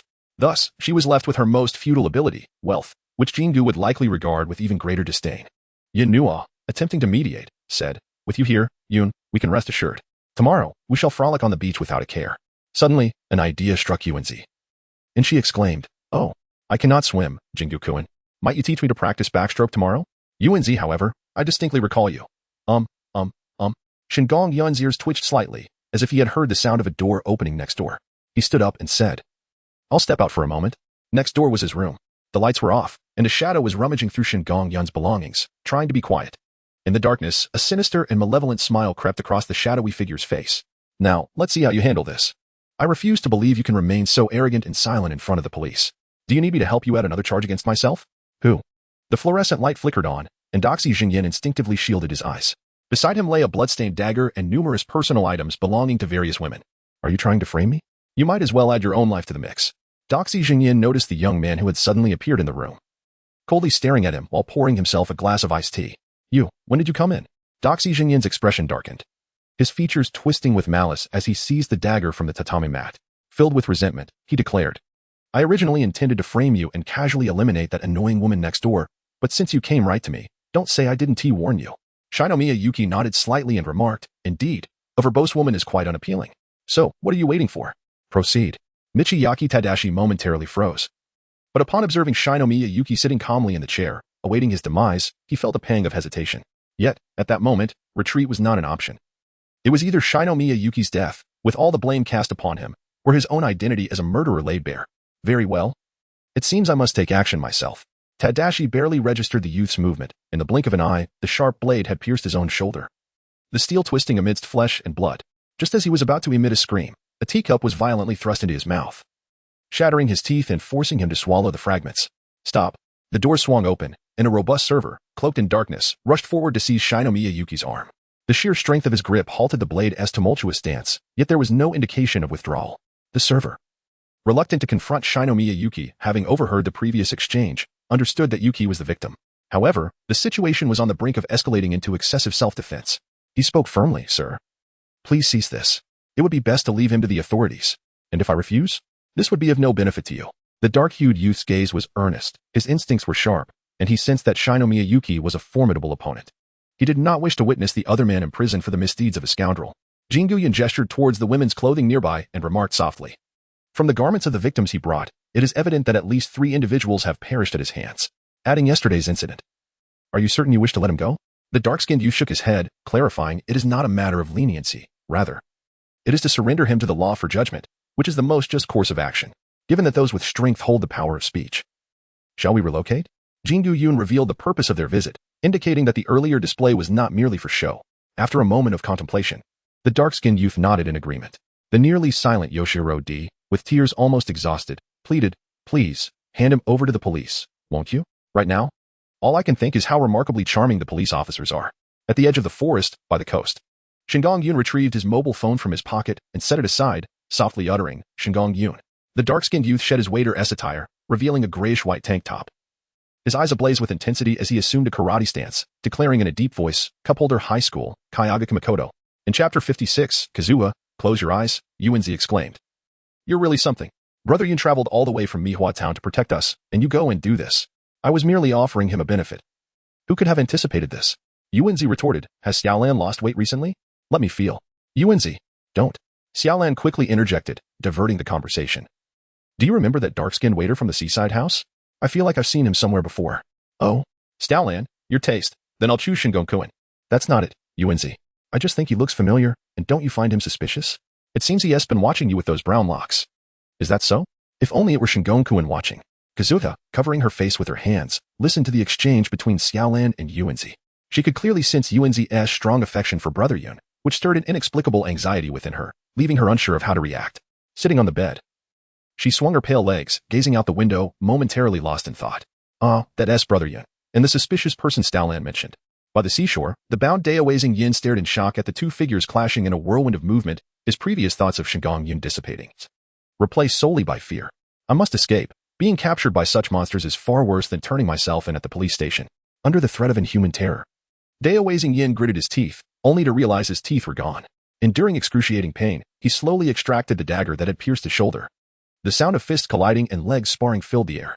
After yet another clash, the two figures separated, Kayagaki Makoto inhaling deeply to conclude his warm-up. His fervent gaze not only remained but intensified, his fighting spirit reaching unprecedented heights. In their earlier exchanges, he had initiated all the attacks. Yet not a single strike had landed on his opponent, as if he were merely testing the waters. Kayagaki Makoto carefully removed his glasses, placing them aside, and addressed Shengu Yun solemnly, "Mr. Shengu, I am about to get serious." Upon receiving a slight nod from Shengu Yun, Kayagaki Makoto dashed toward the shoreline. Swiftly closing the 2-meter gap between them, the fierce sound of wind accompanying his approach. Shengu Yun narrowed his eyes, extending his hand to counter the formidable punch. At the moment of impact, his feet carved a shallow mark in the earth. The force, despite his attempts to retreat and dissipate some of the power, the fist remained relentless and unyielding. Is this the might of a peak warrior? Such an unreasonable blow. How exhilarating. Shengu Yun lowered his gaze to the two trails etched into the ground beneath him, each measuring 3 to 4 meters in length. He shook his tingling left hand and smiled, exclaiming, once more. Jin wore an expression of utmost seriousness. Although his punch had landed squarely on Shengu Yun, it seemed as though the latter had allowed it to happen deliberately, perhaps to gauge his strength. Otherwise, he could have easily evaded it. From the beginning until now, he had been unable to discern the nature of Shengu Yun's techniques. There was no stance, no fist technique, and his entire being appeared devoid of any vulnerabilities. Jin assumed a karate stance, his gaze continuously assessing Shengu Yun, a skill of his that enabled him to perceive the physical characteristics of his opponent, thus anticipating the habitual movements of Shengu Yun. However, if you remain still, it will be my turn to strike. Shinjing Yunan, rarely loquacious, found himself speaking more than usual. He was unacquainted with the techniques of karate, jeet kune do, or any such formal stances. What he mastered was the art of rendering his opponent utterly defenseless. With a forward bend of his knees and a firm placement of his right foot, he exerted his strength, leaving a profound imprint on the hardened, sun-baked earth. How swift! Jin's pupils constricted as Shinjing Yunan, who had been a considerable distance away, now surged towards him with remarkable speed, shattering the notion that a punch could never outpace a bullet within a 7-step range. There were no flamboyant maneuvers. A single punch descended, the turbulent air pressing tightly against his gray vest. With a mighty roar, Jin's biceps swelled as he met the blow head-on. What a tremendous strike! Jin's heart raced with astonishment. This was the first time he encountered someone whose strength was on par with his own, and the agility and speed of Shinjing Yunan surpassed his. Under a subconscious impulse, Shinjing Kong was about to raise his leg, but after a slight frown, he restrained this urge and once again unleashed a punch, forcing Kayagaki Makoto, who had his hands crossed defensively before his chest, to retreat, leaving a deep mark on the ground. Rubbing his reddened arm, Kayagaki Makoto praised, "Mr. Shinjing, you were truly impressive." Shengu Yun wore an impassive expression. "You, Kayagaki Makoto, are indeed a true monster." Had I encountered you before meeting Xiao Ai, I would have found it exceedingly difficult to triumph over you in a direct confrontation, especially against those overwhelmingly powerful iron fists. This shall be the end. Shengu Yun cast a glance at Kisaki Masayuki, who had mysteriously absconded, and smiled. If he had not fled, it would have indeed been challenging to eliminate him. His objective for the day had been fulfilled. He could discern that Kayagaka Makoto bore no animosity towards him, as if they were merely engaging in a friendly contest, unable to unleash their full potential. The same was true for him. His expertise lay in the art of killing, honed through countless life and death moments, and certain instinctual reflexes were counterproductive in such a spar. At that moment, Kayagaka Makoto also noticed Kisaki Masayuki slipping away after severing the rope, and he immediately expressed his apologies, saying, "I am sorry. I shall accompany Mr. Shengu in the search for that murderer." Shinomiya Yuki waved his hand and said, "Never mind. You should call the police. He cannot have escaped very far." Jingguizhen expressed his gratitude once more. He held a deep respect for the strong and was reluctant to see Shinomiya Yuki make a mistake for the sake of a scoundrel. After taking a few steps, Jingguizhen turned back, his dark visage betraying a hint of embarrassment. Yet he spoke up, "Mr. Shinomiya, you did not exert your full strength earlier, did you? Your gaze has remained unchanged from the very beginning." Shengu Yun remained silent, merely stifling a yawn, as he felt a hint of fatigue. Jingguizhen slightly bent forward, earnestly stating, "I shall travel abroad to refine my skills. When we meet next, I hope you will graciously impart your wisdom. I shall forever remember Mr. Shengu. Leave." Shengu Yun waved his hand dismissively, puzzled by the sudden anger of Shengu Yun. "There is no need to remember, but when we meet again, I can introduce you to someone with a darker complexion. You two should find common ground." In the forest, he stealthily emerged. Lying on the grass as she witnessed a contest that could only be described as the pinnacle of human prowess, her small mouth agape throughout. Her large, expressive eyes were filled with the image of Shengu Yun, and as one skilled in Aikido, she understood the significance of such a duel. "Brother Yun, so handsome." As the two concluded their match, he bent down, hiding in the thicket to avoid being discovered for sneaking out. Her cheeks flushed. She remained oblivious to a pale-faced man lurking behind a tree, his expression sinister, back-arched, gripping a sharp knife, slowly retreating. Brother Yun, I merely came out for a stroll. I saw nothing. He stammered, flustered, as she noticed Shengu Yun approaching her, drawing nearer. Her already rosy cheeks seemed almost ready to burst with warmth, her eyes shimmering. "Brother Yun, what do you intend to do?" Close your eyes. Chapter 57.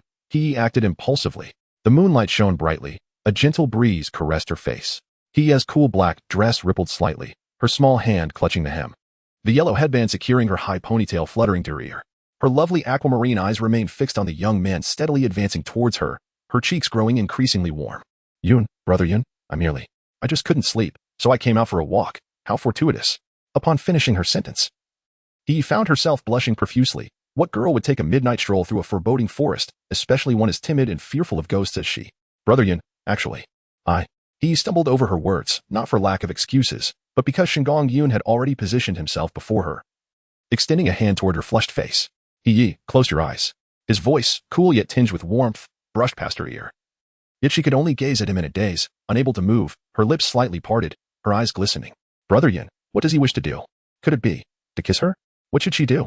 Should she evade or refuse?" Yet, she found herself not entirely opposed to the idea.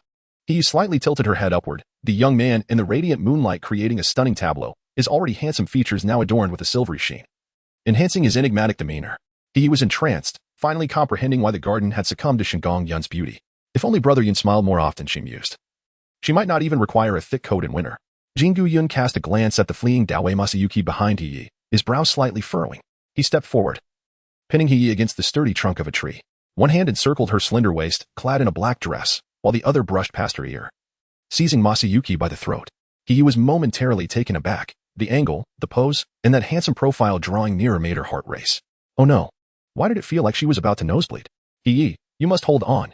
She closed her eyes, gently rising onto her toes, her flushed cheeks slightly lifting, long eyelashes trembling. Her heart was in turmoil, oscillating between vexation over her own uncharacteristic response and a flicker of genuine anticipation. The seaside beach and the beautiful sunset had transformed into the silvery glow of moonlight. In the little grove for couples, her fantasies had truly come to life. Shengu Yun cast a glance at the serene, upturned face of Hiye, who appeared quite cooperative. He gently tightened his embrace around her slender waist, shielding her slightly flushed ears with his hand, while his gaze remained cold and piercing as he stared at the struggling figure of Xie Zhongyin behind the trees. The wind tonight was indeed fierce. Crack. He nestled her charming little head against Shengu Yun's chest, her body growing soft with comfort. Yet, the anticipated kiss under the moonlight was delayed, prompting her to open her glistening eyes, only to be captivated by the depth and tranquility of the young man's gaze. For a moment, She was entranced. This adorably naive demeanor made Shengu Yun lower his head slightly, plucking a fallen leaf from her hair, and softly remarked, "The wind is quite strong tonight. Be cautious of the sand blowing into your eyes." He felt as though she had misheard him. Was he urging her to close her eyes merely because he feared the wind would blow sand into them? He had embraced her only to remove an errant leaf that had settled upon her head. "Yungu, this is entirely different from what I had imagined. What's wrong? We should head back." As Shengu Yun's words lingered in the air, feeling a sudden surge of courage, rose onto her tiptoes, encircling his neck with both arms. Her delicate, rosy lips brushed gently against his cheek, and seemingly unsatisfied, she bestowed another kiss before contentedly resting her head once more upon the young man's shoulder. It was only after this audacious display that he became acutely aware of her boldness, her face ablaze with a crimson hue akin to that of a steamed dumpling, ripe and ready to burst. What had she done? Caught in the heat of the moment, she had dared to act in such a manner towards Yungu. Panic set in as she grappled with the consequences of her actions. Overwhelmed by the rising warmth within her, a trickle of blood escaped her nose, and her small head succumbed to a dizzying blackout. Was this considered a form of provocation? Shengongan gently caressed the warm touch on his face, imbued with a hint of youthful fragrance. He lifted the unconscious He princess into his arms and, upon noticing the small trickle of blood from her nose, smiled faintly. Realizing this would save him considerable effort, turning his gaze back to the corpse hidden behind the tree, his expression remained indifferent. He was quite adept at dealing with corpses and even more skilled at extricating himself from suspicion. With He delicately slung across his back, Shengongan raised an eyebrow, amused by the endearing simplicity of this charming woman. The following day, He gradually awakened, rubbing her bleary eyes as her memories slowly returned. Upon seeing Xiaolan and Yuanzi perched beside her, she murmured, "Xiaolan, Yuanzi, you're up quite early." Yuanzi blinked, while Xiaolan chuckled, "It's already noon." "Ah, have I really slept that long?" he exclaimed. Xiaolan replied, "It's all right. I heard that the beach and the woods have been sealed off. It seems there are new developments in the case." They were not particularly interested in the investigation. And Yuanzi teased, "Did you sneak out last night to play the role of a flower thief? How come you still look so fatigued even at noon?" "How could that be?" "To think you guessed it, Yuanzi." He recalled everything, though such matters could hardly be revealed in front of her close friends, especially if they might be her rivals. "Perhaps I was overly cautious of that murderer. I truly relaxed only after Yungu arrived and had a good sleep. Indeed, the first night, I barely managed 2 hours of sleep, and dark circles were starting to form under my eyes." Xiaolan interjected, "Let us not dwell on this. Since the beach is off limits, let us pack our things and return with Yungu." It was the only option left. Yuanzi felt quite disappointed. She had envisioned a final day of learning backstroke from Shengongjun, but now she would have to wait for another occasion. He was in high spirits, even humming softly as she packed her belongings, her high ponytail swaying as her steps became lighter. She was now significantly ahead of Yuanzi. "You were truly impressive." Officer Hengu, upon discovering women's clothing in the woods, confirmed it was linked to the previous 3 victims. Moreover, the blood-stained weapon found on the beach had also tested positive for the DNA of a female victim who had perished 2 days prior. Hengu pondered, stroking his chin, and asked seriously, "Have any witnesses or traces of the murderer been found?" "Currently, there are no leads. Continue with a thorough investigation. We must not allow the murderer to strike again." Hengu sighed heavily, murmuring, "If only Detective Muri were here, he would surely crack this case swiftly." In a red sports car parked by the coast, Shengongan reclined against the seat. Not far from the windshield, 3 vibrant young women waved at him as they approached. Buzz, buzz, his phone vibrated with an email, a forwarded message from Jin, containing a single word, "Approved." Chapter 58, Codename of the organization that read Ford Mustang. "Please stop and cooperate with the inspection," Officer Hengu signaled, accompanied by 2 detectives as they approached the vehicle. He knocked on the window and produced his credentials, stating, "I am Hengu, a police officer from Shizuoka Prefecture. A murder has occurred here. Please exit the vehicle to assist with the investigation." "Officer Hengu." Hengu was momentarily taken aback, then turned to the young woman in the passenger seat, Xiaolan, and smiled in recognition. "Ah, it's you, Xiaolan. Are you here on vacation in Aizu? Does that mean Detective Muri is also here?" Hengu's excitement was palpable. He idolized Muri Kagoro, and if the famed detective were present, this case would undoubtedly be resolved in no time. "Officer Hengu, I came with Yuanzi and the others. My father is likely dealing with other cases," Xiaolan said with a smile, though there was a hint of awkwardness, as her father was probably off gambling or playing with marbles. "It seems my luck isn't great." Hengu observed the occupants in the car, particularly scrutinizing the young man behind the wheel, and asked a few routine questions. "Excuse me. What is your occupation? Please show your driver's license. Also, could you tell me what you were doing on the evening 2 days ago and early this morning? Did you see anyone suspicious?" Before Shinomiya Yin could utter a word, the 3 young ladies witnessing his interrogation could no longer remain composed. Xiaolan interjected, "Officer Hekaguchi. Yin arrived just yesterday at noon, and he has been with us ever since." Yun asserted loudly, "Xiaolan is absolutely correct. We were all together with Shinomiya-kun until we retired for the night. Kay glared at the detective, her delicate features taut as she declared. Yin could never be involved in this case. We can vouch for him. Indeed, she could testify for Shinomiya Yin. As in the early hours of the previous night, she had acted impulsively towards him, a memory that now filled her with a profound sense of embarrassment. Officer Hekaguchi felt a flush of discomfort and hastily remarked, "This is merely a routine inquiry. You may take your leave." Once the vehicle was cleared, Hekaguchi wiped the perspiration from his brow, murmuring to himself, the daughter of a renowned detective, the second daughter of the Suzuki conglomerate, the sole offspring of the head of the Osaka Police Department's criminal division. Who exactly is this young man? Before long, Hekaguchi received a report from his subordinates. Officer Hekaguchi, here are the results from the roadside inspection. That red Mustang indeed just arrived from Mihanacho yesterday. Thus, he concluded that the matter had no connection to him. Understood. Let us expand the search area, he instructed. The disconnection he referred to pertained to the grotesque murder case that had already claimed 4 female victims. As for the blood found on the sharp knife, which likely belonged to the male perpetrator, that was a secondary concern. If anything were to happen to those 3 women in the vehicle, it would surely cause an uproar that he could not afford to ignore. Additionally, whether that depraved murderer was alive or dead, to be frank, Hekaguchi, even in his uniform, felt an urge to deliver a severe punishment to such scum. Nonetheless, justice must be served, whether in the light or in the shadows. Shengu Yun stifled a yawn. The previous night, he had casually squashed an ant. And due to the presence of Yi, the task of disposing of the remains proved too cumbersome. He had no choice but to summon Tian Zhongning to handle the body. He still vividly recalled the look in Tian Zhongning's eyes at that moment, as if he were gazing at a debauched rogue who had murdered for the sake of a beautiful woman. However, upon learning that the deceased had brutally harmed 4 women during his lifetime, Tian Zhongning promptly crushed the corpse's neck with a fierce kick. His gaze towards Shengu Yun becoming even more intricate. You are a good person. As Shengu Yun drove, he reflected on this statement, letting out a scoff. He had no connection with good people and had no desire to receive a good person card.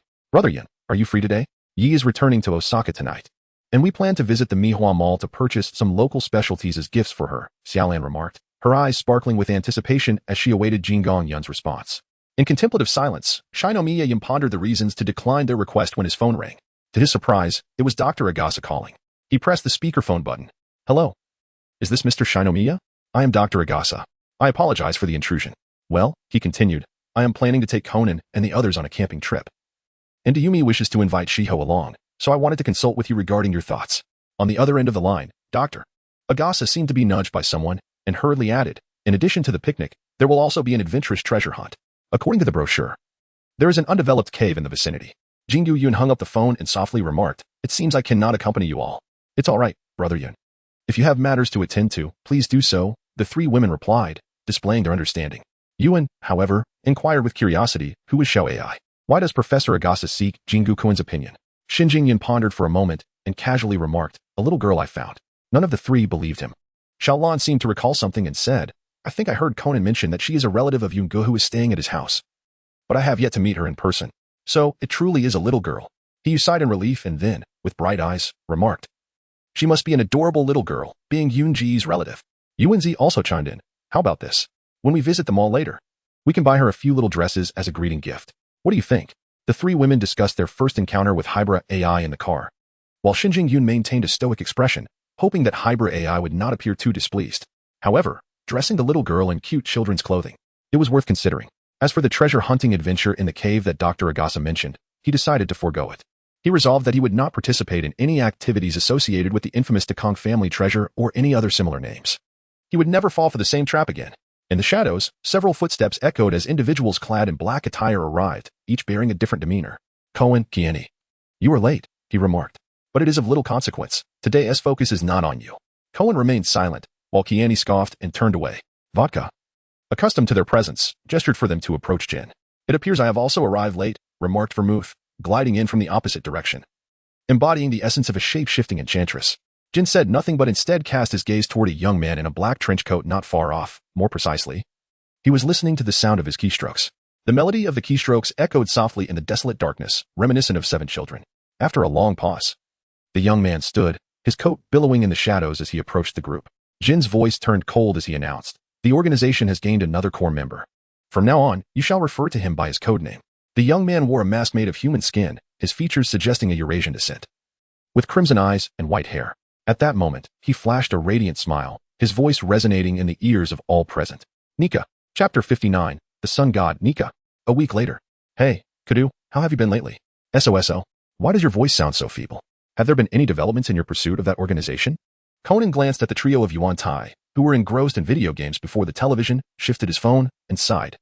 Ever since the incident at the Cup House Hotel, those guys seem to have vanished without a trace. There has been no progress whatsoever. Hattori Heiji inquired over the phone. Didn't he mention that those individuals clad in black use alcohol names as codenames? That is correct. Why, do you have any discoveries? Hattori, covering the phone, whispered. I accidentally overheard my father discussing something with Uncle Jinjiro. Conan sat up straight. Accidentally? I suspect you did that on purpose. Come on, spill the beans, otherwise. You wouldn't have called me. Hattori continued. Have you heard of the wine named Nika? Nika? Nika whiskey? Is there such a wine? Conan frowned. Given Hattori's inquiry, it was evident that such a wine existed. I just found out.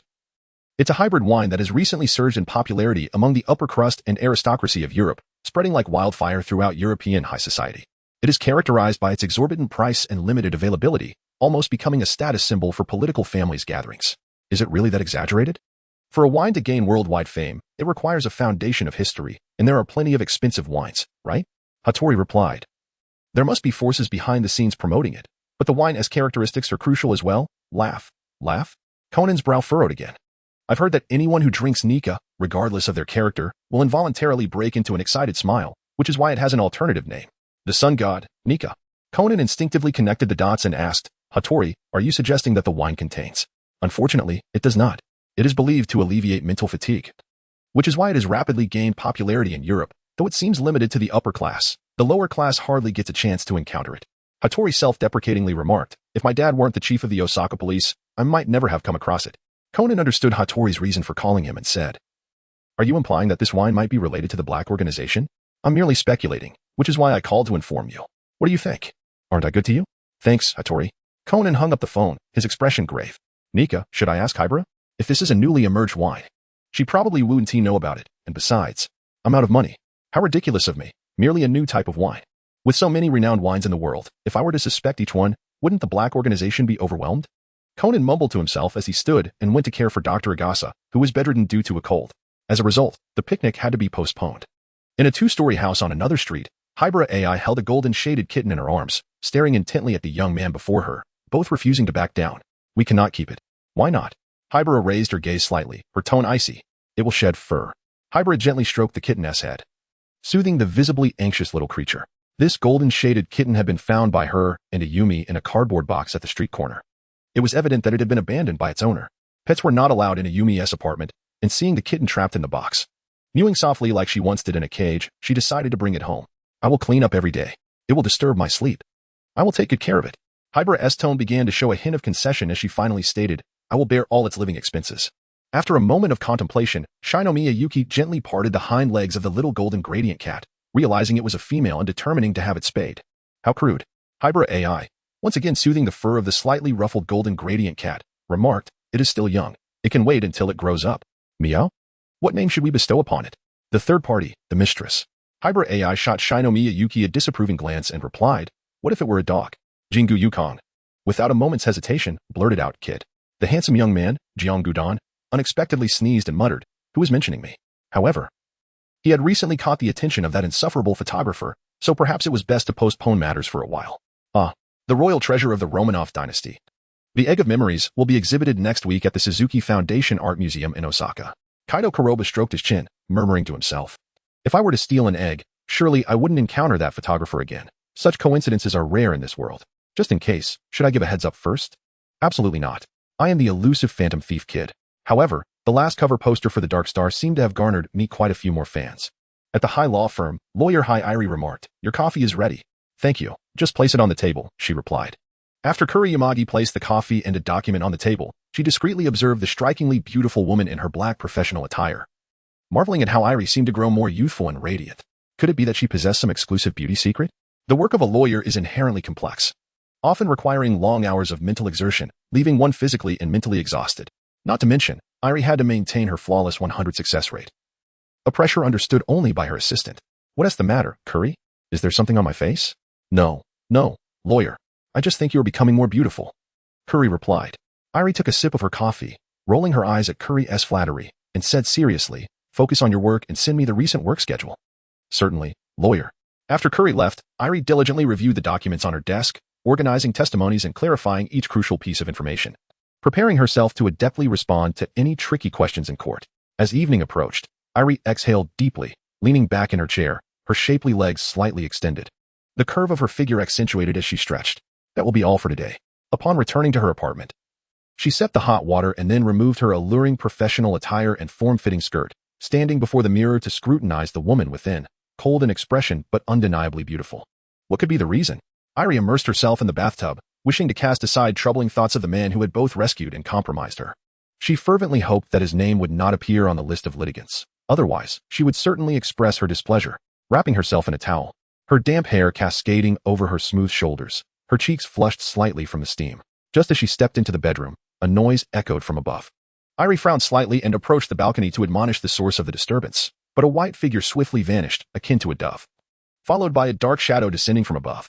Before she could discern the figure's features, her mouth was covered, and she was pulled into the bedroom. This presence. She felt as if she had encountered it before.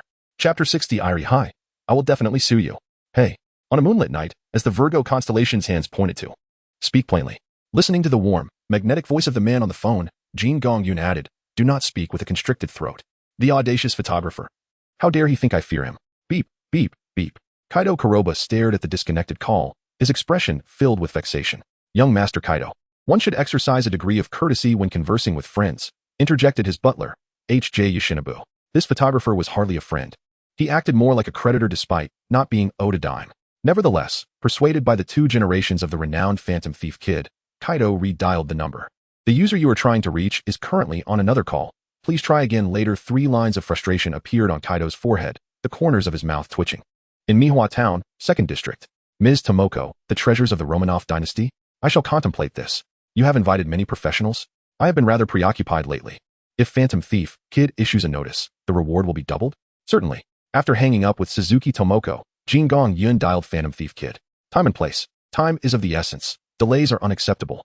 On the rooftop of an apartment in Mihua Town, Phantom Thief Kid, clad in a pristine white suit, descended gracefully. Good evening. Mr. Qin. I sincerely appreciate your presence. You are late. I shall penalize you by requiring an additional line in the notice, Qin Yun retorted.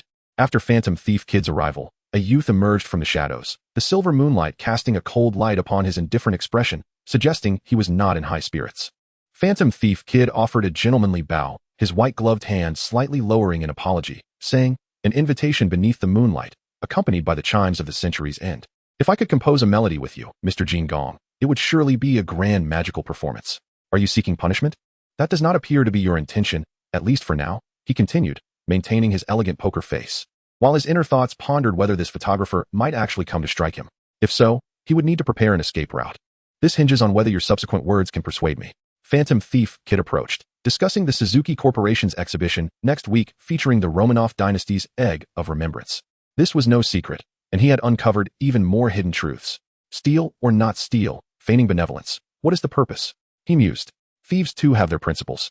Phantom Thief Kid whispered, but that Egg of Remembrance is likely not so simple. My leads are limited, and to unravel the entire mystery, one must undertake a personal appraisal.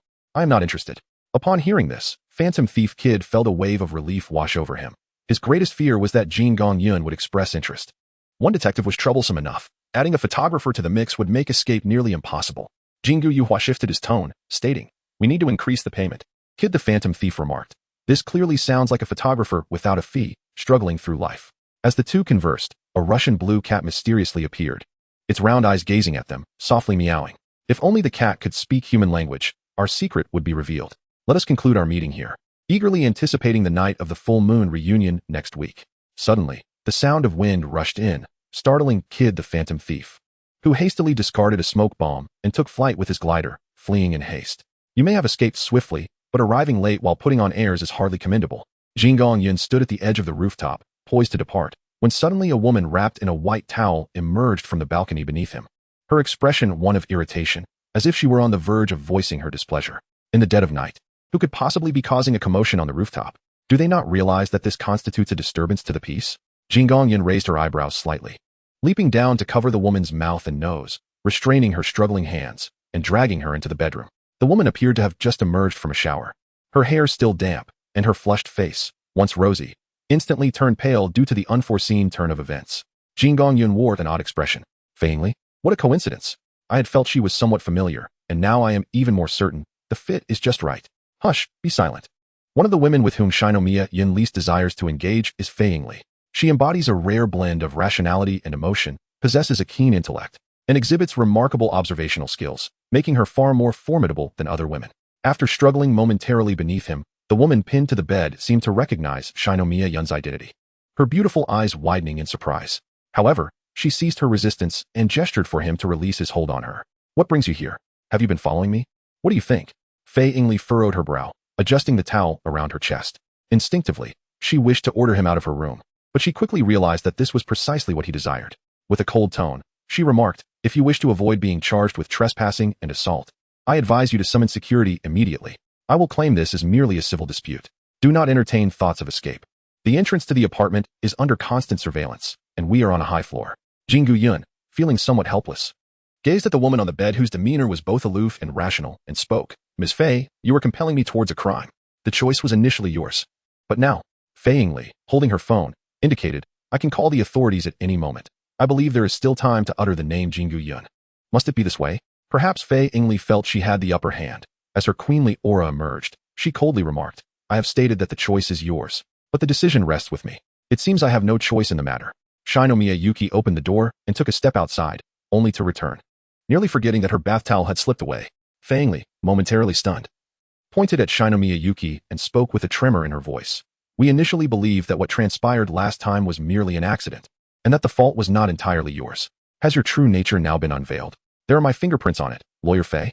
Fei Yingli fell into silence for a moment, clutching her chest, and coldly replied, You are delusional. This is beyond your control.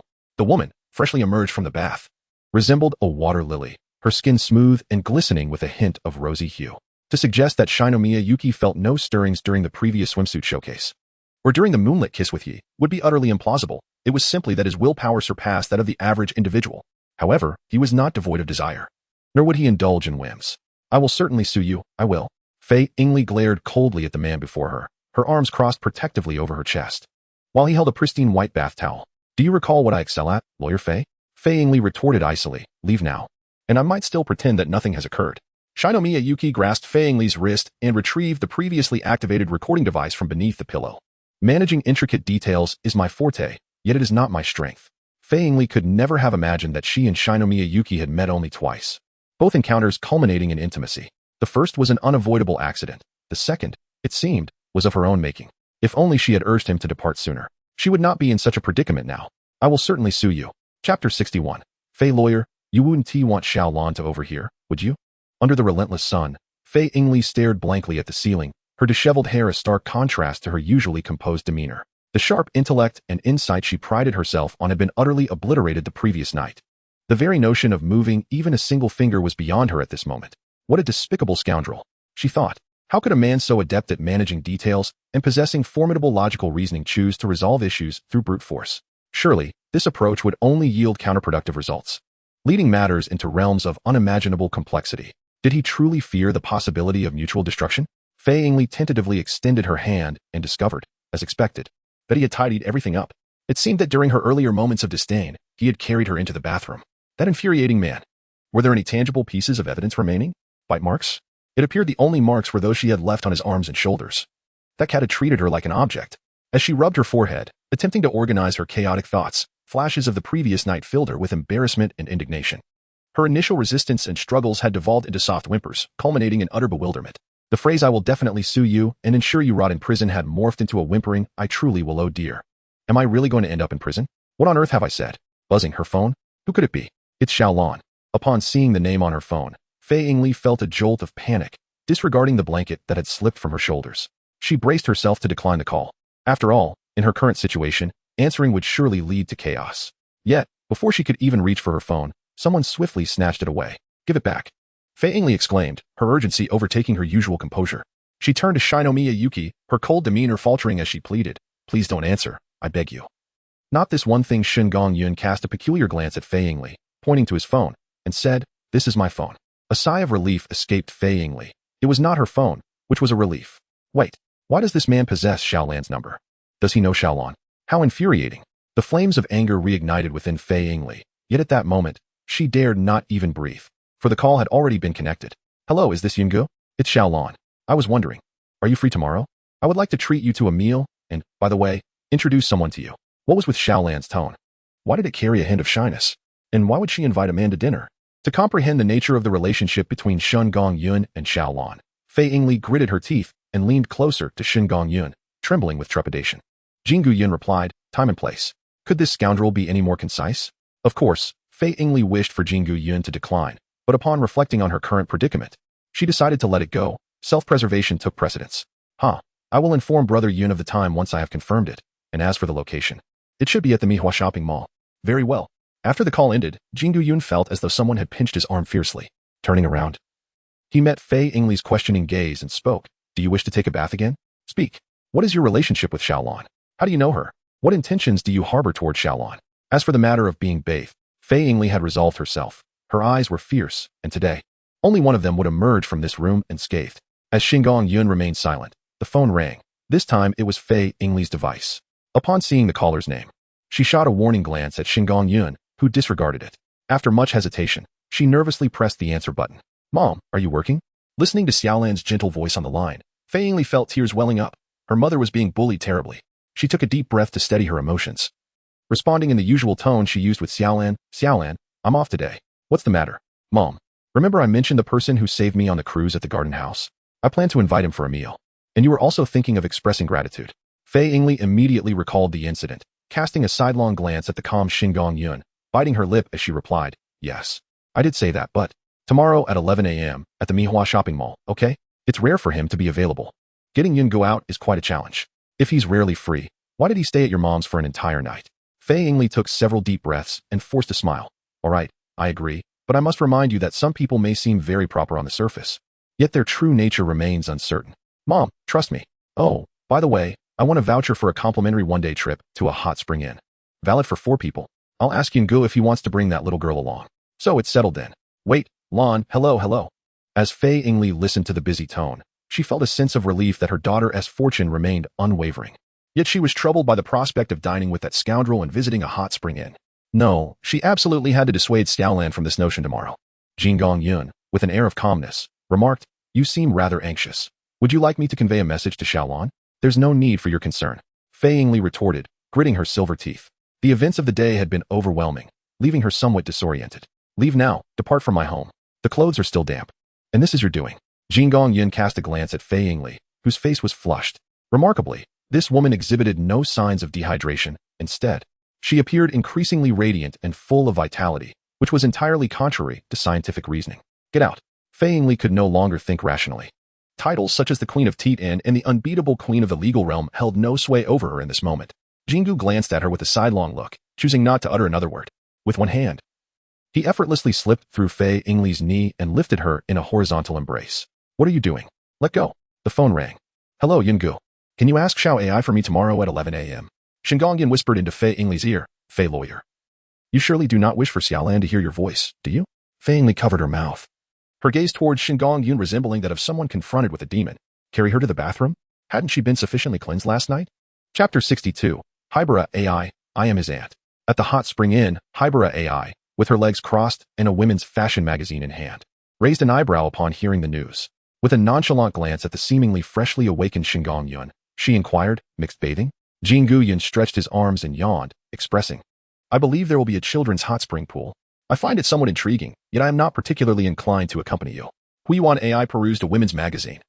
Not naive enough to lead a lamb to the slaughter, even if Shengu Yun did not initially appear to be that sort of individual. However, she remained oblivious to the fact that one can never truly ascertain when a tiger has had its fill. Shinji Kumo nodded lightly before turning to prepare for his departure. Wait, is it merely a visit to the hot springs? Hyaguro AI felt a flicker of interest, after countless late nights working for money. Dark circles had begun to surface under her eyes, and a soak in the hot springs seemed a delightful suggestion. If she were to go, she would need to get in the car. Rather than employing a myriad of reasons to persuade women or girls, perhaps even signing a slew of unequal agreements only to have them reluctantly acquiesce, it was far better to leave them to their own thoughts. If they reached a conclusion, it would be to their benefit. If not, takeout would suffice. However, Shinji Kumo had no intention of utilizing these tactics. If Hyaguro AI refused to accompany him, he would simply knock her out and take her along. They were living under the same roof, after all. He could hardly face the dual onslaught of Kogoro Mori and ran without her. If the atmosphere turned awkward, he could always leave her behind and make his escape. After contemplating for a moment, Hyoguro AI rolled her eyes at the young man by the door and said, "Fine, I'll accompany you this time. But let me make one thing clear. You cannot charge the expenses of the hot springs to me." Under different circumstances, Hyoguro AI would never entertain such thoughts. But given that her opponent was Shinji Kumo, she knew she had to take the initiative. "Do I appear to be the type of person?" "You don't seem like it. You indeed are."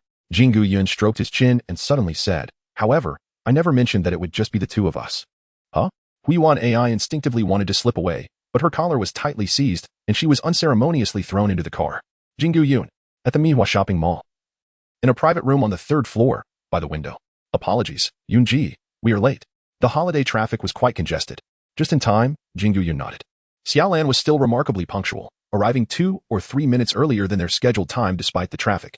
"Ah, so this is Xiaoai, how adorable." Xiaolan's gaze fell upon the seated Huiyuan AI, smiling as she extended her hand. "Hello, I am Mary Ran. Nice to meet you, Xiaoai." Confronted with Xiaolan's beaming smile and genuine enthusiasm, Huiyuan AI found herself momentarily at a loss for words. She was least adept at engaging with individuals of such a disposition. "Curse this fellow," she thought, her small foot discreetly nudging Shengu Yun under the table, seeking his assistance to extricate her from this predicament. She felt utterly tongue-tied. "Xiaolan." Huiyuan AI, can she retract her statement? The moment she had kicked him, regret washed over her, and the reality had proven no different. As the girl before her seemed poised to take matters seriously, Huiyuan AI's expression tightened, and she turned her gaze aside. Finally speaking, Huiyuan AI. Xiaolan immediately breathed a sigh of relief, casting an exasperated glance at the composed Shengu Yun. "Yunji, you really are something, but you two do resemble each other. You must be relatives." Xiaolan was about to say more when she felt a gentle prod behind her, reminding her that she was not alone today. Quickly, she embraced the arm of the stunning woman behind her and introduced, "Yunji, this is my mother. She has long wished to express her gratitude for your assistance in rescuing me from Phantom Thief Kid. Unfortunately, she has been quite busy and could only spare time today." Gratitude, indeed. Had it not been for this fellow's antics, I would not have arrived here in a cab, nearly late due to the traffic.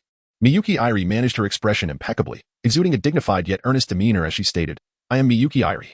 Thank you very much, Mr. Jingu, for protecting Xiaolan. It has truly been a hassle for you. Xiaolan can be quite impulsive. I hope you will look after her in the future."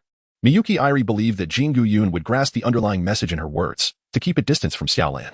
That was precisely her reason for attending today. Shengu Yun remarked, "I have seen you before." "Ah, Yungu, have you met my mother previously?" Fei Yingli's heart skipped a beat as she cast a furtive glance at Shengu Yun, her eyes betraying a hint of pleading and an unspoken sense of grievance. Just yesterday, they had come to an understanding during their bath. Why then, did he suddenly choose to retract his words?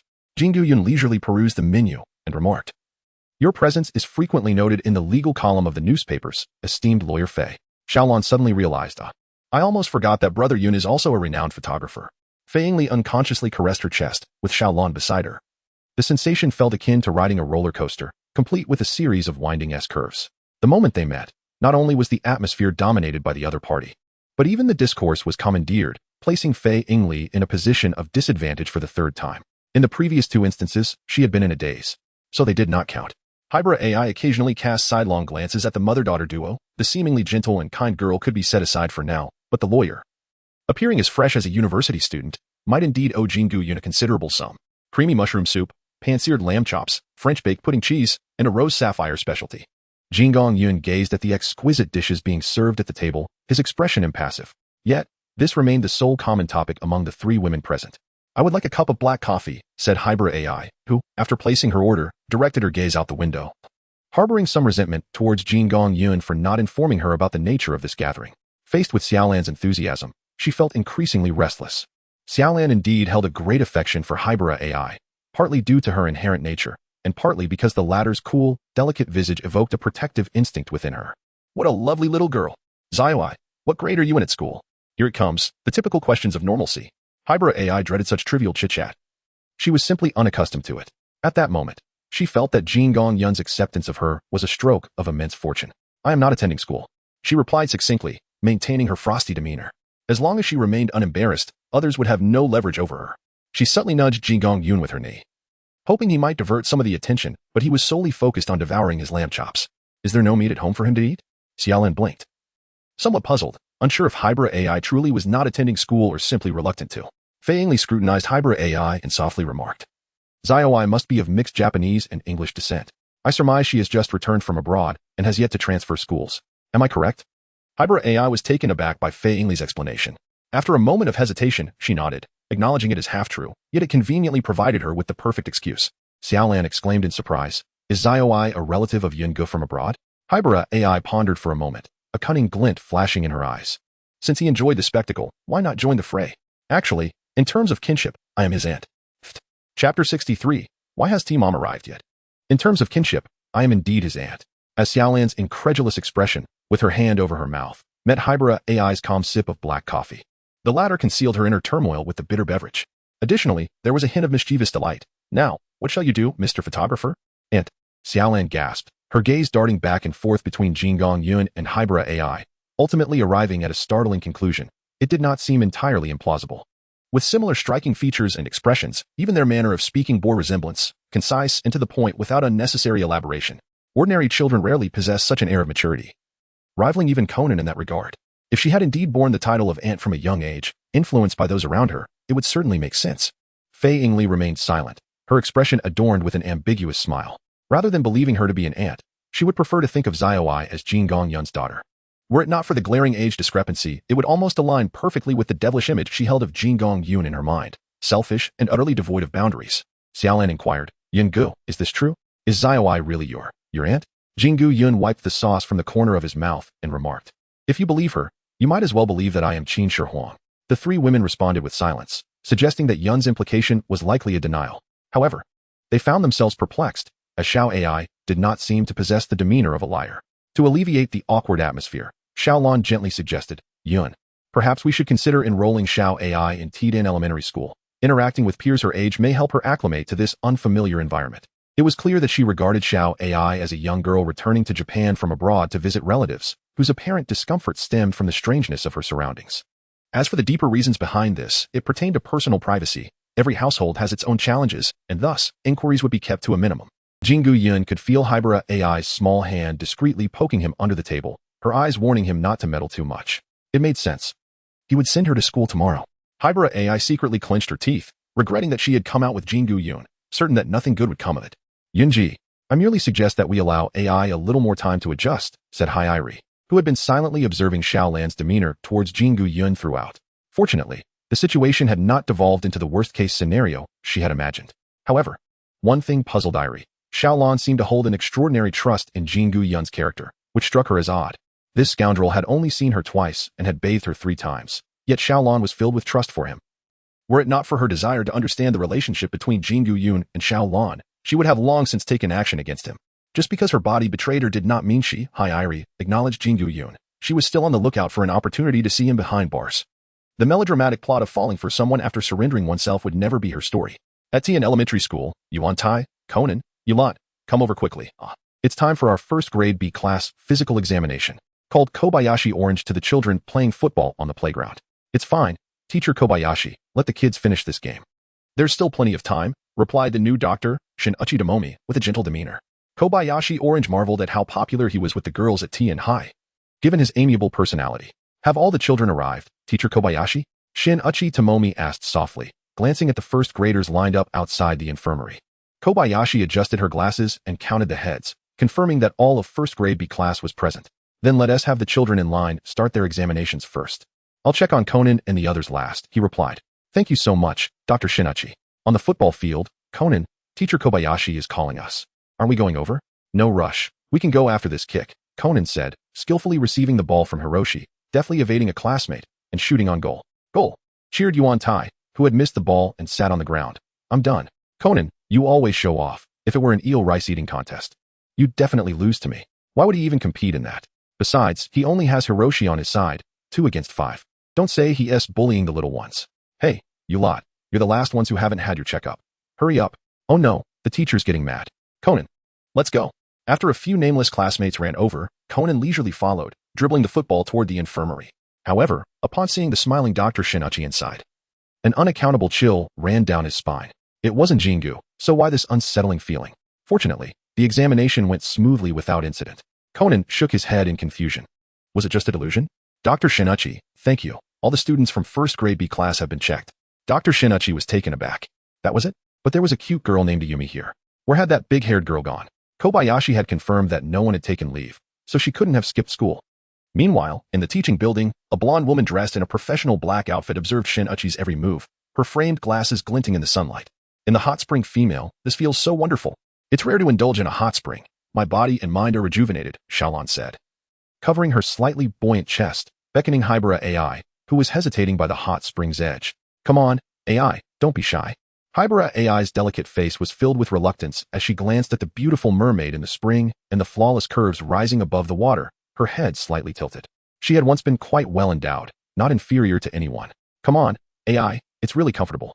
I heard the natural hot spring here is great for the skin. Xiaolon encouraged. After some internal conflict, Hibara AI finally removed her bathrobe and entered the hot spring. Since she was already there, it would be rude to decline such kindness. It certainly wasn't tea for any beauty benefits. She was a scientist, and wouldn't he fall for such superstitions? Why is mom taking so long? Chapter 64. Hi Irie responds. In Mihua Town, 2nd District, number 21, Yukiko was organizing her disguise tools. It had been over 2 weeks. It was time to assess her apprentice's skills in disguise. She had planned to stay in Japan long upon her return, yet unexpectedly met Shengu Yun and accepted him as her apprentice. Thus, as a mentor, she must ensure her disciple's training was completed, not left unfinished. In the first few days back, Yukiko felt delightful, as if she had returned to the innocent joy of her teenage years. However, all that happiness vanished with the arrival of that woman. She must never find out who brought that woman here. Couldn't she just stay in a hotel if she had no place to stay? What infuriated Yukiko the most was that Shengu Yun, for reasons unknown, accepted that woman's friend request but had yet to accept hers. That night, she had proudly told Sharon about her new apprentice, who was exceptionally handsome, with an aloof charm, possessing the potential to become a male star. By generational standards, he was still Sharon's little apprentice. Sharon had then asked for this mysterious little apprentice's contact information, leading to both of them adding Shengu Yun. The more Yukiko thought about it, the angrier she got. She had confidently assured Sharon that her apprentice would call her aunt. Yet he hadn't even added her as a friend. What kind of apprentice doesn't he add their master? Where could she save face? Even more frustrating was that Sharon's friend request had gone through in a flash. Who did she think she was? Was she also a big star? She had merely taken a break from acting, not become irrelevant. Sigh. Where had Sharon run off to? Her apprentice wasn't coming to chat with her either. Life was becoming unbearable. Yukiko rested her chin in her hand, gazing at her unadorned sweet face in the mirror, murmuring, my dark circles have appeared lately. Should I ask Irie to do an SNA? But then she thought better of it. The lawyer was busy, and it had been ages since they last met.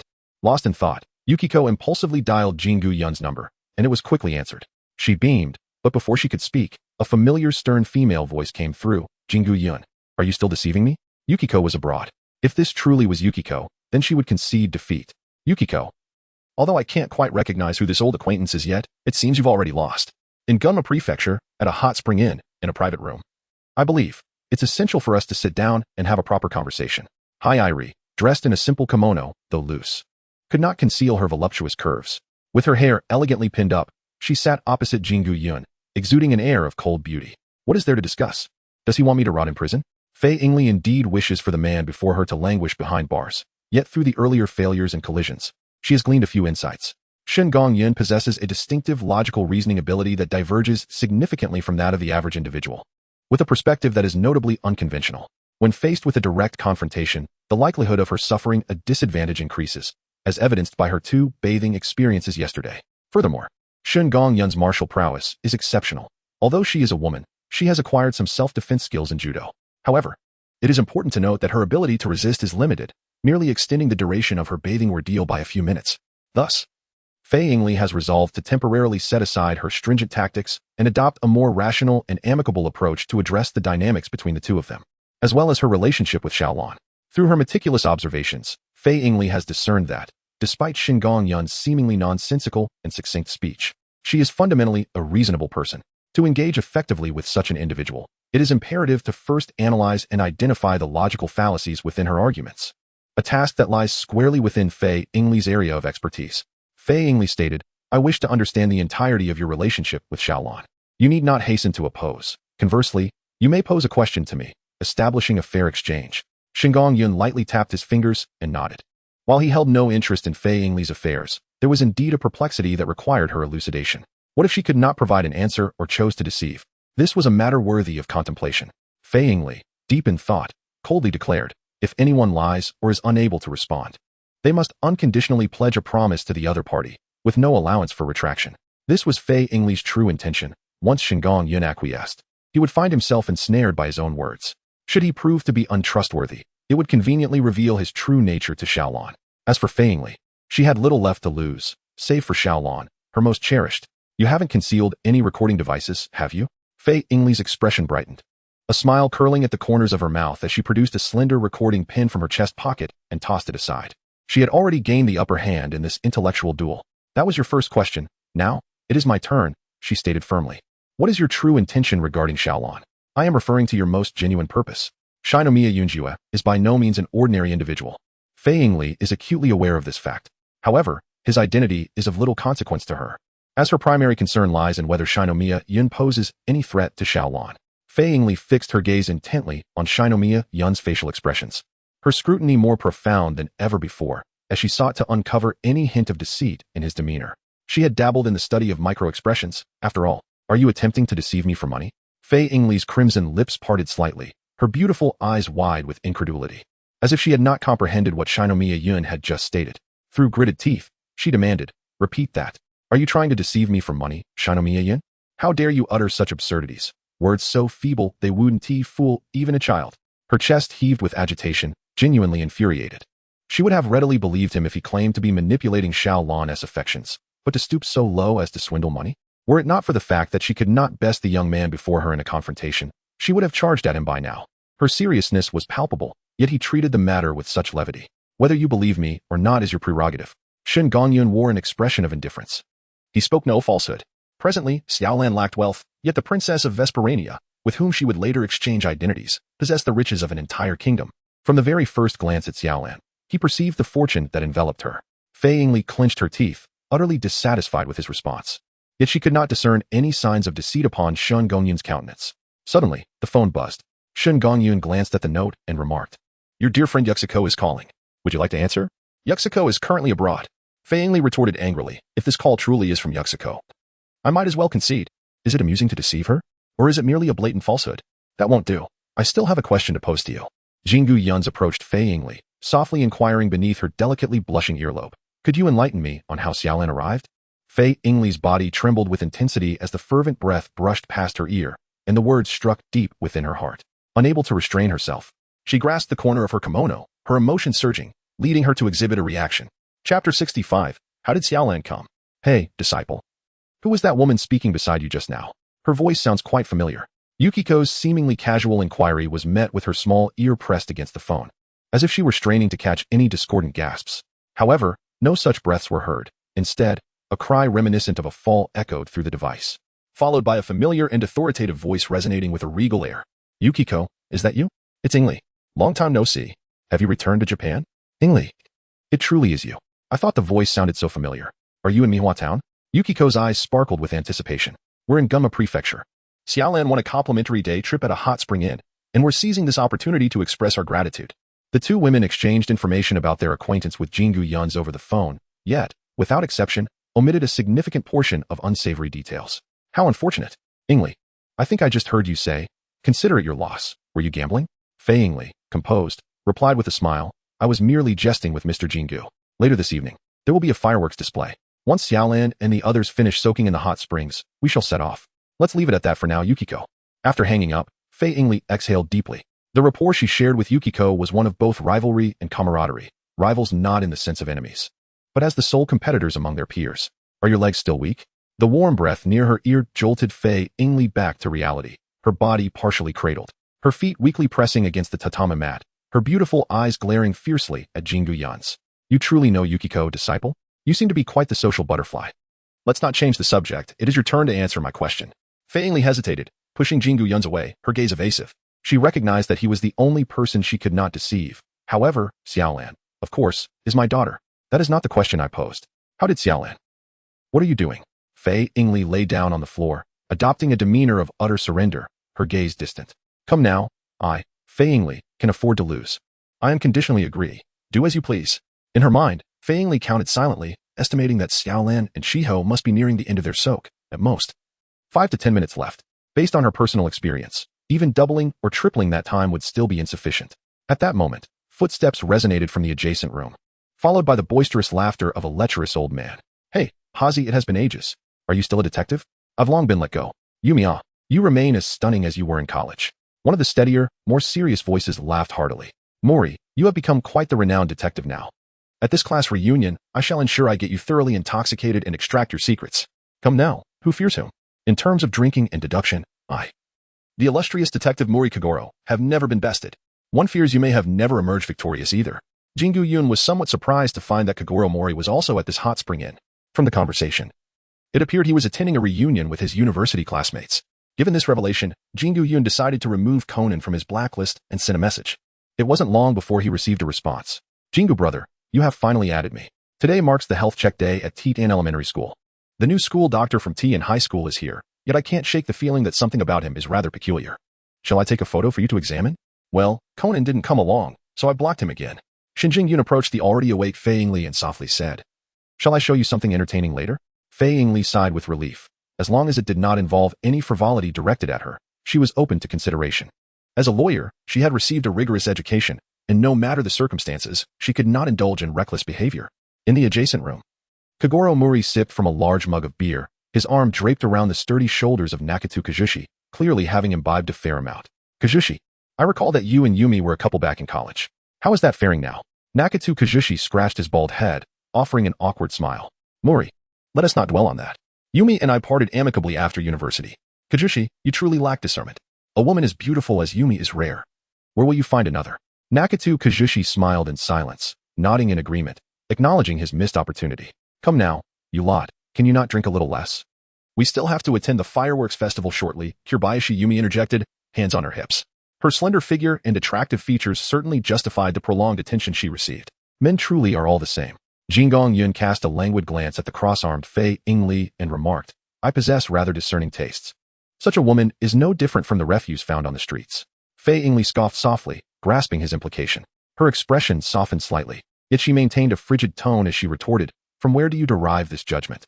The woman named Yumi has uttered but a single phrase, and her figure and appearance are indeed well preserved.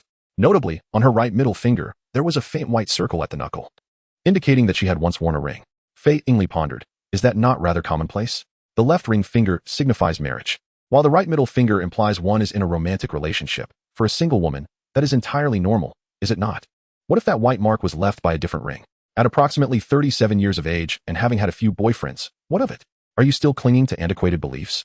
And what if she has simply been wearing it repeatedly? Fei Yingli furrowed her brow and inquired, Is it possible for you to discern so much from merely a glance? Shengu Yun refrained from further commentary. His curiosity piqued instead by Fei Yingli's demeanor towards Mori Kagoro and Xiaolan. Do not regard me with such eyes, Fei Yingli admonished, pinching Shengu Yun sharply as she whispered. You may insult me, but you shall not impugn my character. How tiresome, she added, momentarily taken aback. Then, she cast a murderous glare at Shengu Yun, her delicate knuckles cracking ominously. In the adjacent room, an inebriated Mori Kagoro swayed, questioning, Is someone setting off firecrackers? The fireworks show hasn't even begun. Mother, why are you still in there? Xiaoshu and I have already prepared the bath.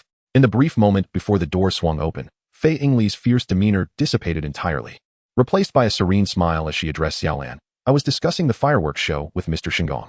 Would you like to claim a good vantage point in advance? That's a splendid suggestion, Xiaolan exclaimed, pulling Hybra AI along. Both girls had donned traditional kimonos, their hair slightly damp, cheeks flushed with a vibrant hue. Yun, have you not yet indulged in the hot springs? It is utterly delightful. AI and I have even been scrubbing each other's backs. Shengu Yun nodded slightly, casting a weary glance at Xiaolan, as if to say, You've worked hard. Although Hui Yuan AI did not fully comprehend the sentiment, she sensed it was not meant kindly and let out a soft huff. However, upon returning with Xiao AI, we noticed a throng of people heading to the hot spring pools, leaving the outdoor mixed bathing area rather empty. In Chapter 66, while showing the lawyer Fei to the murder scene, Mali admonished, Don't drink too much. At a reunion, one shouldn't indulge solely in libations. We must also consider the lady's feelings. Hri, you certainly know how to speak, he replied, but why are you still unmarried? Mali Kagoro, Nakad Hg, Hri Yumi, and 3 others were members of the judo club from their university days, reuniting at this hot spring in 5 years after their last gathering. Hri Yumi, seemingly indifferent, remarked, Kagoro, are you not aware? HG is about to get married. If all goes well, you will receive an invitation in a few days. Really? Then I must congratulate you in advance, Mali responded. Nakad HG, stroking his bald head, shyly replied, Oh, I had planned to surprise you all. Yumi stifled a yawn and waved goodbye to the group, saying, I will take a nap for a while. I will join you all at the fireworks festival later. Uncertain how long Ma and Yun intended to soak, Xiao AI suggested. Shall we go ahead and secure a good spot for the fireworks? After helping Hui Yuan AI dry her hair, Xiaolon beamed. Her fondness for Xiao AI was growing stronger. Oh no, I forgot to bring the cute clothes we picked out for Xiao AI last time with Yuanzi. What a pity. I'm sure she would have loved them. Hui Yuan AI felt a pang of frustration, disliking being treated as a child. She reminisced about her days living with Shengu Yun. Despite the burdens of debt, those times were far more comforting. With a nod, her expression remained cool as she thought about finishing the day swiftly, eager to return home to play computer games and earn money. Being a homebody had its merits. Not long after Xiaolon and Hui Yuan AI left the hot spring inn, the inebriated Mao Li and his companions emerged. In Yumi's room. Dressed in loose clothing, she was not resting but rather organizing her belongings. When the door swung open, she did not turn to face the newcomer but instead gazed out the window, catching sight of Mao Li and the others heading to the fireworks festival. A mysterious smile gracing her lips. You're here. Is the money ready? The visitor paused before responding. Yumi, are you truly willing to go this far? Yumi turned, her expression slightly menacing. Nakat HG, this is what I deserve. We have been together for 18 years, yet you choose to marry another woman. Nakat HG clenched his fists, growling, you know we've been together for 18 years. I must have proposed 100 times, yet you always refused. If that were all, we could chalk it up to fate. Even your affairs with other men during our relationship, I could accept, attributing it to my lack of charm. But why did you harass my fiancée with phone calls and send her threatening letters? Yumi scoffed. You think you can find happiness after abandoning me? If your fiancé sees those photos of our past, your marriage will surely falter. Nakad HG's eyes darkened. The woman before him was no longer the person he knew 18 years ago. She had transformed into someone utterly alien and repugnant. In a dim, cramped storage closet, Fei Yingri covered her mouth, stunned by the exchange outside. Her astonishment did not stem from Yumi's questionable morals, as she had defended far more bizarre cases as a lawyer. What perplexed her was how Shengu Yun had discerned Yumi's true character at a glance. And how did you know they would meet in that room? She whispered to the young man beside her. Though the closet was barely large enough to conceal someone, Fei Yingri's tall frame pressed closely against Shengu Yun's, her hand bracing against the edge to maintain some semblance of modesty. Just a guess. In group activities, an individual acting alone is either the murderer or the victim. But if I say that, you would surely call me a fraud. Then don't say it, she replied, rolling her eyes at Shengu Yun, rubbing her slightly sore wrist. She had anticipated some amusing revelation from him, but this was merely a glitch plotline. She would have preferred to watch the fireworks with Xiaolon. Suddenly, a brilliant firework shot up into the sky, bursting into a cascade of colors, marking the beginning of the festival. Inside the room, the sudden sound of gunfire startled Fei Yingri, causing her to lose her balance and fall against Shengu Yun. They faced one another, her complexion pale as she instinctively closed her eyes. While he gazed down at the depth of her eyes and the aura of restraint that surrounded her, he retracted his earlier remark, realizing it was not overly sentimental. Murder. Through a gap, Fei Yingri clearly saw Yumi's lifeless body slumped against the wall, a bullet having pierced her temple. The shocking turn of events left her no time to intervene. Trembling slightly, she had seen corpses before, but witnessing a murder unfold was a first. Fear coursed through her mind. If they were discovered, they would likely be silenced to cover up the crime. No matter how skilled Shengu Yun is, she would surely be powerless against firearms, and there was no need to mention her own limitations. Sensing her hand being grasped, Fei Yingli shot a silencing glance at Shengu Yun. Once Nakato and Sure left, they could report to the police. That was the safest course of action. Furthermore, as witnesses, they could assert that the incident had concluded from the very beginning. However, the young man before her disregarded her gaze entirely, his lips parting to speak. You're pressing on me. Fei Yingli grew anxious, for from the corners of her eyes, she caught a glimpse of Nakato and Sure casting a glance toward the storage cabinet. Resolutely, she leaned down and kissed Shengu Yun. This scoundrel. Did he not comprehend the gravity of the situation? There was a gun-wielding murderer outside. What did it matter if she pressed against him? Was a moment's discomfort worth more than one's life? They exchanged breaths. This was the first time Fei Yingli had taken the initiative, and she was fully aware of her surroundings. With a quick glance towards the door, she warned Shengu Yun to remain silent, lest she face dire consequences. Yet soon enough, the fierce warning in Fei Yingli's eyes shifted in hue. She realized what she had pressed against.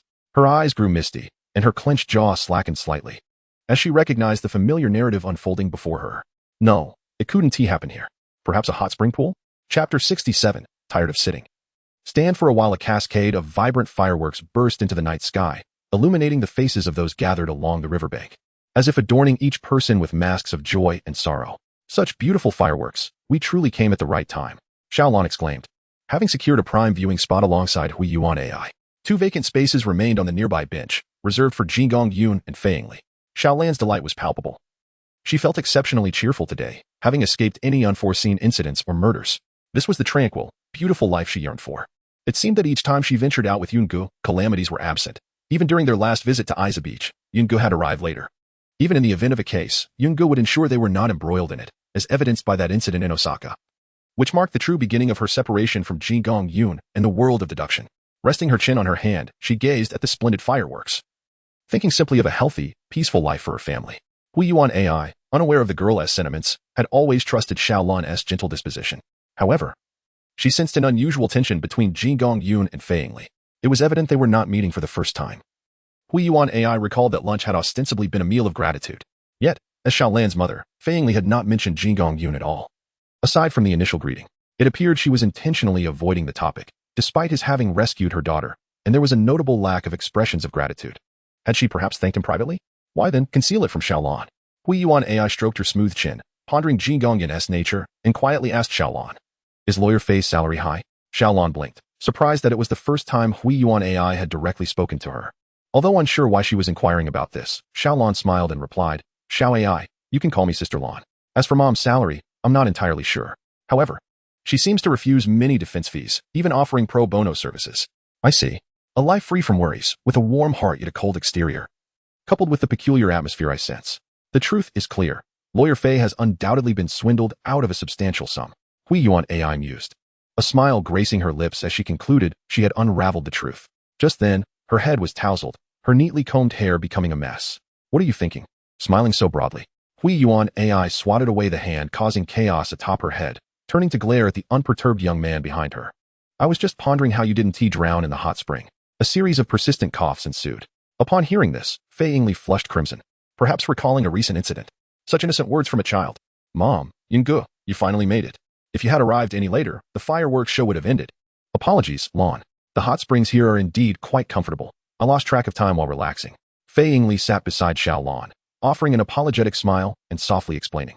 Meanwhile, Hui Yuan AI, reluctant to share a seat with Qin Yun, hopped off her chair and stated, "I'm tired of sitting.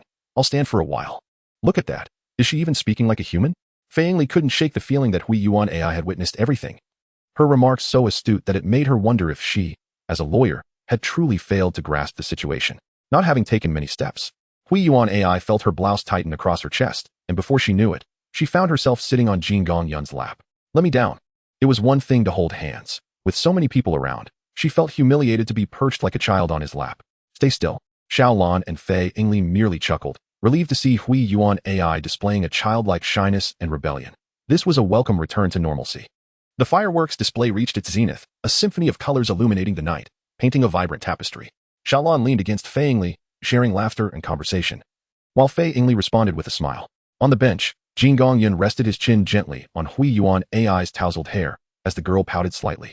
Her bright eyes filled with reluctance. Yet, after a few futile struggles, she seemed to resign herself to her fate, leaning into the warmth of the young man's embrace. As the evening coolness set in, they felt no chill. This scene resembled a warm family gathering, yet it bore an unexplainable peculiarity. How could one discern who the lady of the house was? What? Nakado killed someone? Officer, are you sure you haven't made a mistake? Isn't that Murray-san? Alas. It's unfortunate. This case has already been closed, leaving no opportunity for you to showcase your skills. In Gunma Prefecture, it was indeed that rookie detective Yamamura, whose luck remained as fortuitous as ever. The case had resolved itself without any need for investigation or deduction. Fingerprints, the murder weapon, and all necessary evidence were in hand. And even the witnesses had chosen to keep their identities confidential, leaving after giving their statements. Yamamura adjusted his attire, feeling at ease with a case devoid of peril. I refuse to believe it. Mori Kagoro, eyes reddened, rushed to Nakado Kazushi, who was still dazed and cuffed. Grabbing his collar, he exclaimed, "Kazushi, we've been classmates for over a decade. Why would you kill Yumi? You're a detective. Tell me why. Can you truly wear that uniform with pride?" Nakado Kazushi rubbed his bald head, equally perplexed. He had been dealing with the body, attempting to stage it as a suicide, when a sharp pain struck the back of his head, causing him to collapse. The last words he heard before losing consciousness were seemingly from a woman. "I need to report this. I can't take another bath. The Phantom Thief Kid has issued a notice. Mrs. Suzuki, should we enhance our police presence and security measures?" Do not panic. This was all anticipated. Please disseminate this information. The exhibition will proceed as scheduled, and we should strive to invite everyone on the list. Tomoko Suzuki held a small white card in her hand, the lower right corner adorned with the exclusive emblem of the Phantom Thief Kid. accompanied by a series of cryptic puzzles resembling a secret code. However, the final sentence was peculiarly strange. Tomoko furrowed her brows slightly, her impeccably maintained, smooth legs crossed elegantly, as her fingers tapped lightly on the table. Despite the presence of the individuals on the list and the police force currently filling the exhibition hall, she remained somewhat unsettled. Tomoko retrieved her phone, lightly touched her lavender-tinted lips, and sent a message to a certain young man, feeling a sense of relief wash over her. Indeed, spending money brings the greatest comfort. Chapter 68, The Provocative Phantom Thief Kid from the Lion of Dust to the Maiden of Dawn. As the clock strikes the 12th hour, I shall descend from the luminous sky tower and collect the egg of memories. Attempt to thwart me, foolish detectives and inept police of the century's end. The magician, Phantom Thief Kid, makes his entrance. Bang. A fist slammed heavily onto the table. Had it not been for the decorum of the council chamber, Ginzo Nakamori would have shattered the table in frustration. This is intolerable. The audacity of the Phantom Thief Kid is infuriating. He blatantly disregards us, openly challenging the authority of the police. This time, we must apprehend this thief and ensure he faces the consequences he deserves. Nakamori seized the microphone, shouting furiously to the attending officers. This time, the protection of the egg of memories must succeed without fail. Everyone must exhibit 200% vigilance. Capture this exceedingly arrogant thief. Meanwhile, several renowned detectives, also privy to insider information, were conversing. Kudo, is this the phantom thief you mentioned? One inquired. He truly is insufferably arrogant. Heh, I am not well acquainted with him, replied Heiji Hattori, his expression darkening as he clenched his fists. Kudo, when will you arrive in Osaka? I will come to fetch you. This time, I shall show that thief the prowess of Heiji Hattori.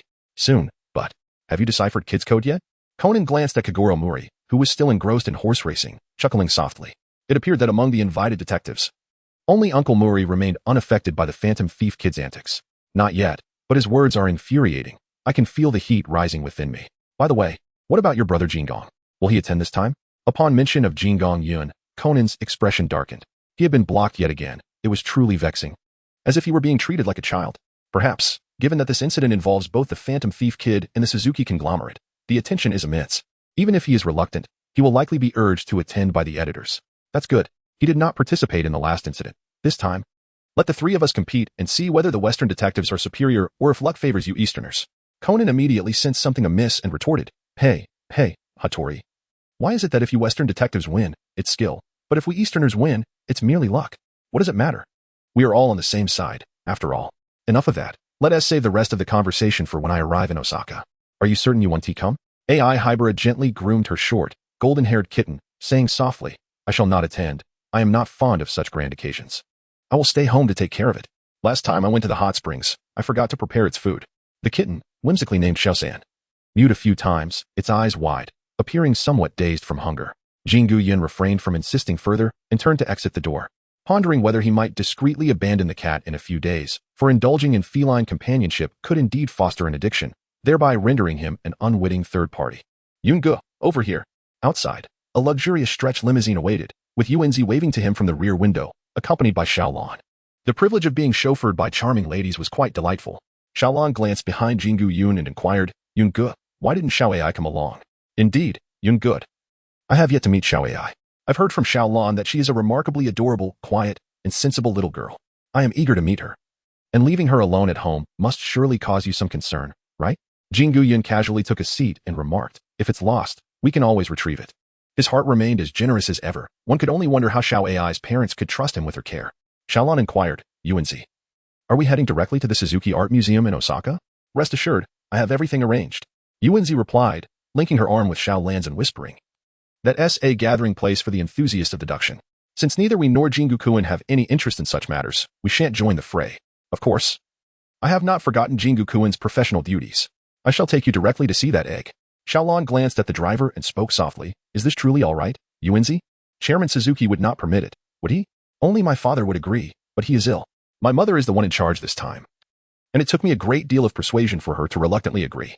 Compared to Suzuki Shiro, Yuanzi held a greater fear of Suzuki Tomoko's authority within their household. Her mother was the true head of the family. Jingu-kun, what do you think? Yuanzi eagerly turned to Shengu Yun, realizing that while she had her own thoughts, she needed to seek his opinion. Rather than asking me, it might be more prudent to let the driver respond, he suggested. Sitting in the front passenger seat, Shengu Yun stifled a yawn, and through the rearview mirror, he caught sight of a pair of squinty-eyed young drivers, who occasionally glanced at his expression. Jingu-kun, do you know Mr. Nishino? He is my father's secretary and is well-versed in many languages. The driver, Mr. Nishino, with his squinty eyes, scratched his head and chuckled. Miss Air, this is my first meeting with Jingu-san. Perhaps I resemble one of his acquaintances. Yuanzi and Xiao Lan exchanged glances, both sensing that Jingu Yun would mention an unfamiliar person without reason. Their gazes shifted to the driver, Mr. Nishino, with a hint of caution. Miss Air. Miss Xiao Lan, do I have something on my face? Yuanzi, it seems Mr. Nishino's collar is a bit loose. Yuanzi nodded, channeling her inner detective queen as she assessed Mr. Nishino's attire. After a moment, she sighed. I still can't discern what the issue is with Mr. Nishino, Jingu-kun. Miss Air, please do not jest. How could I possibly have a problem? He replied, glancing at the rearview mirror. Shengu Yun rolled up the sleeves of his wrist and remarked lightly. Did you intentionally adjust the angle to prompt me to gaze into the mirror? Mr. Nishino squinted his eyes and replied, I sincerely apologize. It must have been an accidental brush. Was the individual in the trunk also a mere accident? Was there not enough time to secure them? Mr. Nishino slightly opened his eyes, and if one listened carefully, a faint sound of collision emanated from the trunk. Kaido Kuroba felt a sense of helplessness. After all, it was his late rising that had caused this predicament, leaving him somewhat remorseful towards the true Mr. Nishino confined within. In contrast to the bewildered Sonoko, Ran pondered for a moment before exclaiming, Sonoko, Mr. Nishino is actually a disguise of Kaido Kuroba? The urgent screech of the brakes echoed like a distressed bird, and with a resounding thud from the trunk, a cloud of smoke dissipated within the vehicle, leaving behind only a note on the driver's seat. Dear beautiful lady and sir, please convey a message to the esteemed detective and the police present at this event. I, Kaido Kuroba, shall undoubtedly claim the Emperor's Easter egg tonight. Ah, it truly is Kaido Kuroba. What could be his intention for masquerading as Mr. Nishino? He must have intentionally revealed himself. As for his motive, it should be a reminder to uphold their agreement from that evening. After all, Kaido Kuroba has thoroughly enraged all participating detectives and police officers, and the instigator, Shengu Yun, cannot simply depart unscathed, leaving him to face the consequences alone. Jingu Yun felt a tinge of distress. He had distinctly heard the crisp sound from the trunk just moments ago. Had he barely settled in before he was to assume the role of a driver once more? Chapter 69, Suzuki Tomoko's secret appointment in Osaka Castle Park. At the Suzuki Art Museum, did you encounter the master thief kid, disguised as Nishino? Suzuki Tomoko, adorned in elegant and dignified attire, seemed to be inquiring of Yoko, yet her gaze incessantly surveyed the individuals behind her. Indeed, mother. The master thief kid's disguise is remarkably adept. It is utterly impossible to detect any flaw, Yoko remarked, her eyes sparkling. However, it was no match for Jingu-kun's keen eye, which immediately unraveled the ruse. He undoubtedly aims to accompany us into the museum to seize the memory egg. The latter part was clearly Yoko's own fabrication. Upon hearing this, Suzuki Tomoko merely smiled and inquired, and where is Jingu Yun? I must express my gratitude for his prior success in securing a small victory for us. Jingu-kun mentioned he wished to explore the museum independently first, to familiarize himself with the layout before devising a strategy against the master thief kid. Is that so? Suzuki Tomoko pondered thoughtfully, then turned to Ran with a smile. Apologies, Ran. I completely forgot to greet you. It seems Detective Murray has already arrived. Shall we proceed together and allow everyone to admire the memory egg? Ran quickly waved her hand, saying, No need to concern yourself with me, Mrs. Suzuki. I merely accompanied Yoko and Yun to have a look. I cannot be of much assistance. Suzuki Tomoko chuckled, keeping an eye on this wild girl. Yoko would indeed be a great help. Yoko sulked, not daring to retort. Ran followed behind Suzuki Tomoko, feeling rather anxious. A peculiar thought struck her. The aura of Yoko's mother was quite formidable. She wondered if it would be sufficient to keep Yun in check. Inside the Suzuki Art Museum, within the corridor, a young man with a dispassionate expression was recording a video with his phone, while a languid voice of a high school student emanated from his Bluetooth headset. To the left, yes. That's the surveillance camera. The security measures in this Suzuki Art Museum are exceedingly stringent. There are only 4 or 5 blind spots along the way. Proceed to the right. Listening to the incessant chatter in his ear, Jingu Yun maintained his composure. After all, kid would ultimately repay the favor. Old acquaintances would be dealt with twice over, or even tenfold. Hey, you over there with the phone. Who permitted you to record in the museum? Nakamori Ginzo, accompanied by 2 officers, blocked Jingu Yun's path, scrutinizing him closely before furrowing his brow. You. I feel I've seen you somewhere before. Ah, weren't you at the Suzuki Corporation's 20th anniversary party? One of the officers leaned in and whispered, Officer Nakamori. He's the young man who retrieved the Black Star from the Master Thief Kid last time. It appears the Suzuki Corporation has invited him to confront Kid again. Nakamori Ginzo, enlightened, assessed Jingu Yun once more before sternly declaring, Yet we cannot dismiss the possibility that he is Kid in disguise. His behavior is exceedingly suspect. Young man, I must verify your identity. Jingu Yun retracted his phone and strode past Nakamori Ginzo. No time. Nakamori Ginzo's outstretched hand froze in midair, and he turned back, shouting loudly. Seize him. He is disguised as Kid the Phantom Thief. I can sense it. Nakamori Ginzo did not deliberately seek to frame Jingu Yun. Rather, An instinctive intuition within him warned that the phantom thief was lurking nearby. Officer Nakamori, what are you doing? Have you deciphered Kid's code? Mrs. Suzuki. This fellow is acting suspiciously, aimlessly taking photos in the art museum. He is likely a guise of Kid. Upon seeing Suzuki Tomoko and others approaching, Nakamori Ginzo's expression brightened. They were closing in, ready to trap him. Suzuki Tomoko, with her captivating eyes, gazed at the composed young man and approached him, softly inquiring, what is happening? There are 5 surveillance blind spots that require heightened security. Shengu Yun retrieved a mobile video, the sound of Kaido Kid's gritted teeth resonating through the headphones. All of this is what I uncovered. That despicable photographer. Suzuki Tomoko nodded and addressed Officer Nakamori Ginzo. Officer Nakamori, I hope that before Kaido Kid makes his appearance, we do not turn on each other. Shengu Yun is someone I specially invited. He cannot possibly be Kaido Kid, given his character, which remains as aloof as ever. Tomoko recognized that this was a guise impossible for Kid to assume. While one's visage may be masked, those eyes cannot deceive, reflecting the same expression he bore when he once safeguarded her. But let us set aside such matters. Our guests have likely arrived, and it is time for you to witness the egg. The voice of Kid emanated from the Shengu Yun headphones. I shall join you all in this exploration as well. This gentleman is Mr. Qianjiang, an art dealer, the esteemed Mr. Han Chuan Long, a free-spirited visual artist, and Miss Pusi Qing Lan, a scholar of the Romanov dynasty. Shengu Yun's gaze lingered for a moment on the statuesque Pu Saikinglan, before sweeping over to the grinning Conan and Hattori Heiji, who were surreptitiously beckoning to him. Indeed, they were foolish detectives. Before the arrival of the memory egg, what were everyone's thoughts on the cipher issued by the elusive phantom thief Kid? Mizuno Ginzo promptly declared, it must be the Tenshikaku. The sky castle symbolizes Osaka Castle, and phantom thief Kid will surely make an appearance there tonight. Alas, you are mistaken, Officer Mizuno, came the playful voice of phantom thief Kid through the earpiece. Shengu Yun furrowed his brow. The unmasked Kid was exceedingly noisy. The attendees engaged in a cacophony of opinions, each unable to persuade the others. While only Kid listened intently through the earpiece, occasionally offering commentary. Mizuno Ginzo raised his hand and said, everyone, pause for a moment. Have you considered the possibility that phantom thief Kid may have disguised himself as one of us, waiting for the opportune moment to seize the memory egg? Phantom thief Kid interjected, why didn't I think of that? Photographer, why don't you just take the egg for me later? Shengu Yun removed his headphones as he noticed Suzuki Tomoko approaching him. No one is permitted to leave this room until I have pinched your cheeks, he declared. Girls, please pinch each other's cheeks, while the boys stand against the wall. Shengu Yun, step outside with me for a moment. Mrs. Suzuki, allow me to ascertain that this lad is not a mere impersonator of Kid, otherwise.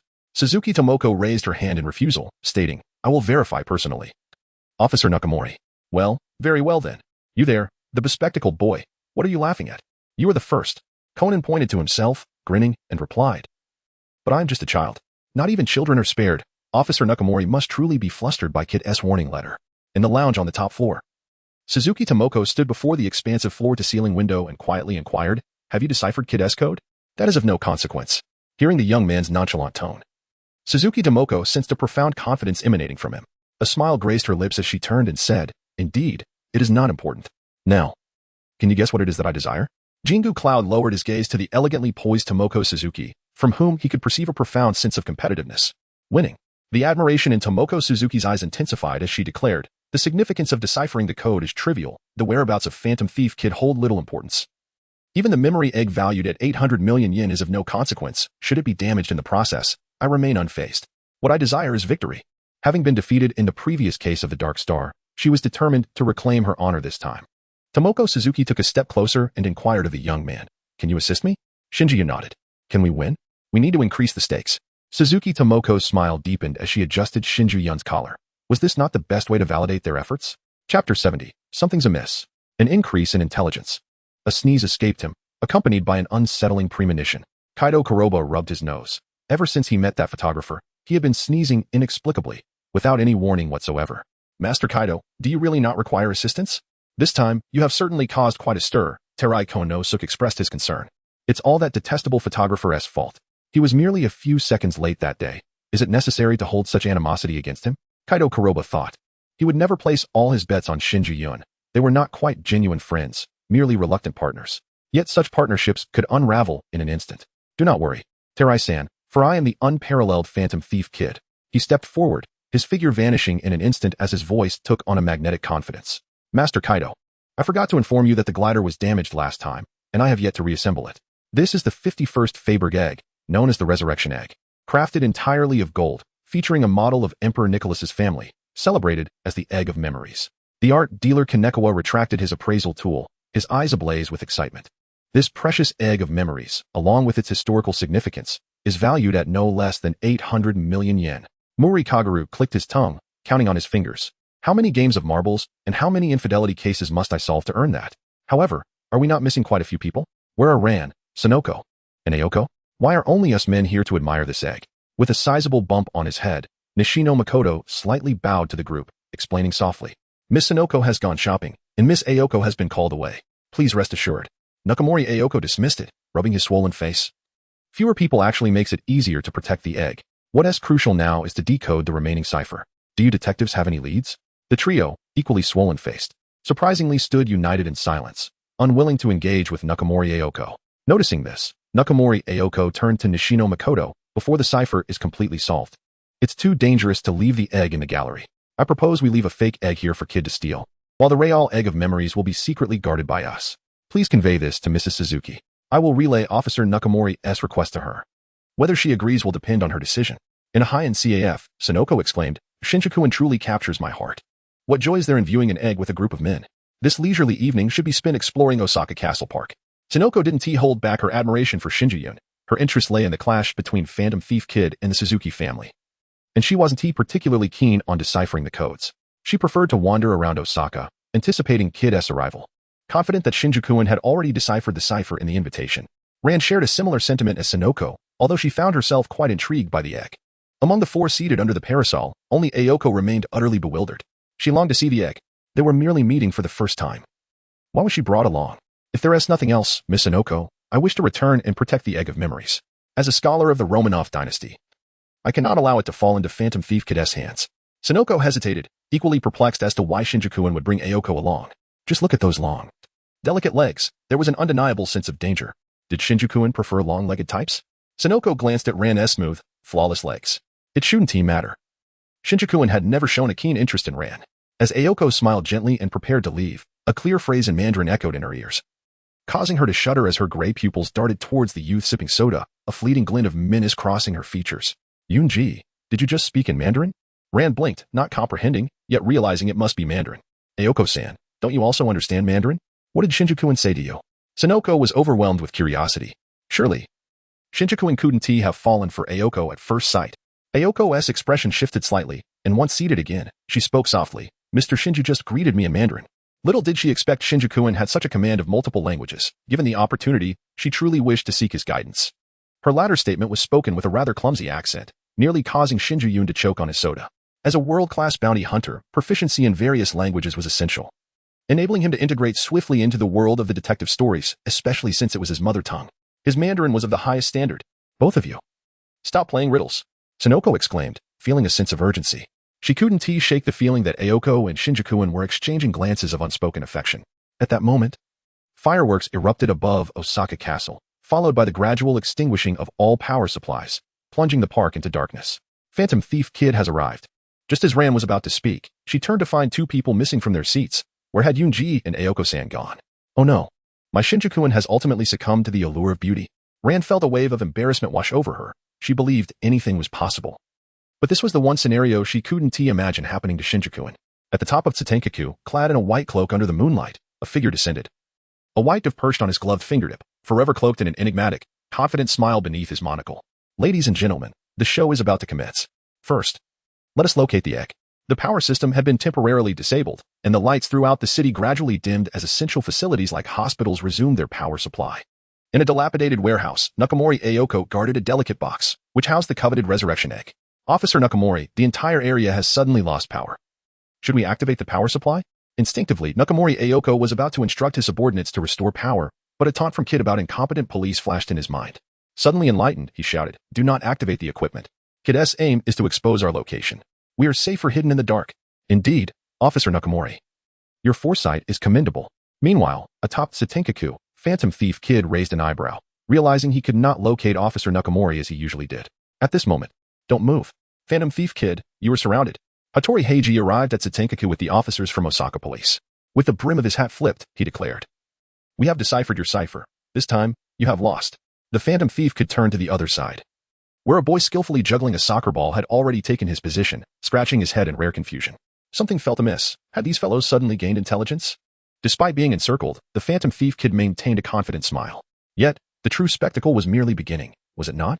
Chapter 71. Tomoko's invitation to dance under the cover of night. At the quiet entrance of an alley, footsteps echoed in harmonious synchrony, halting at the desolate spot. With a gaze that had lost its gentleness, Qin swept her gray hair from her forehead and spoke. What do you mean by that statement?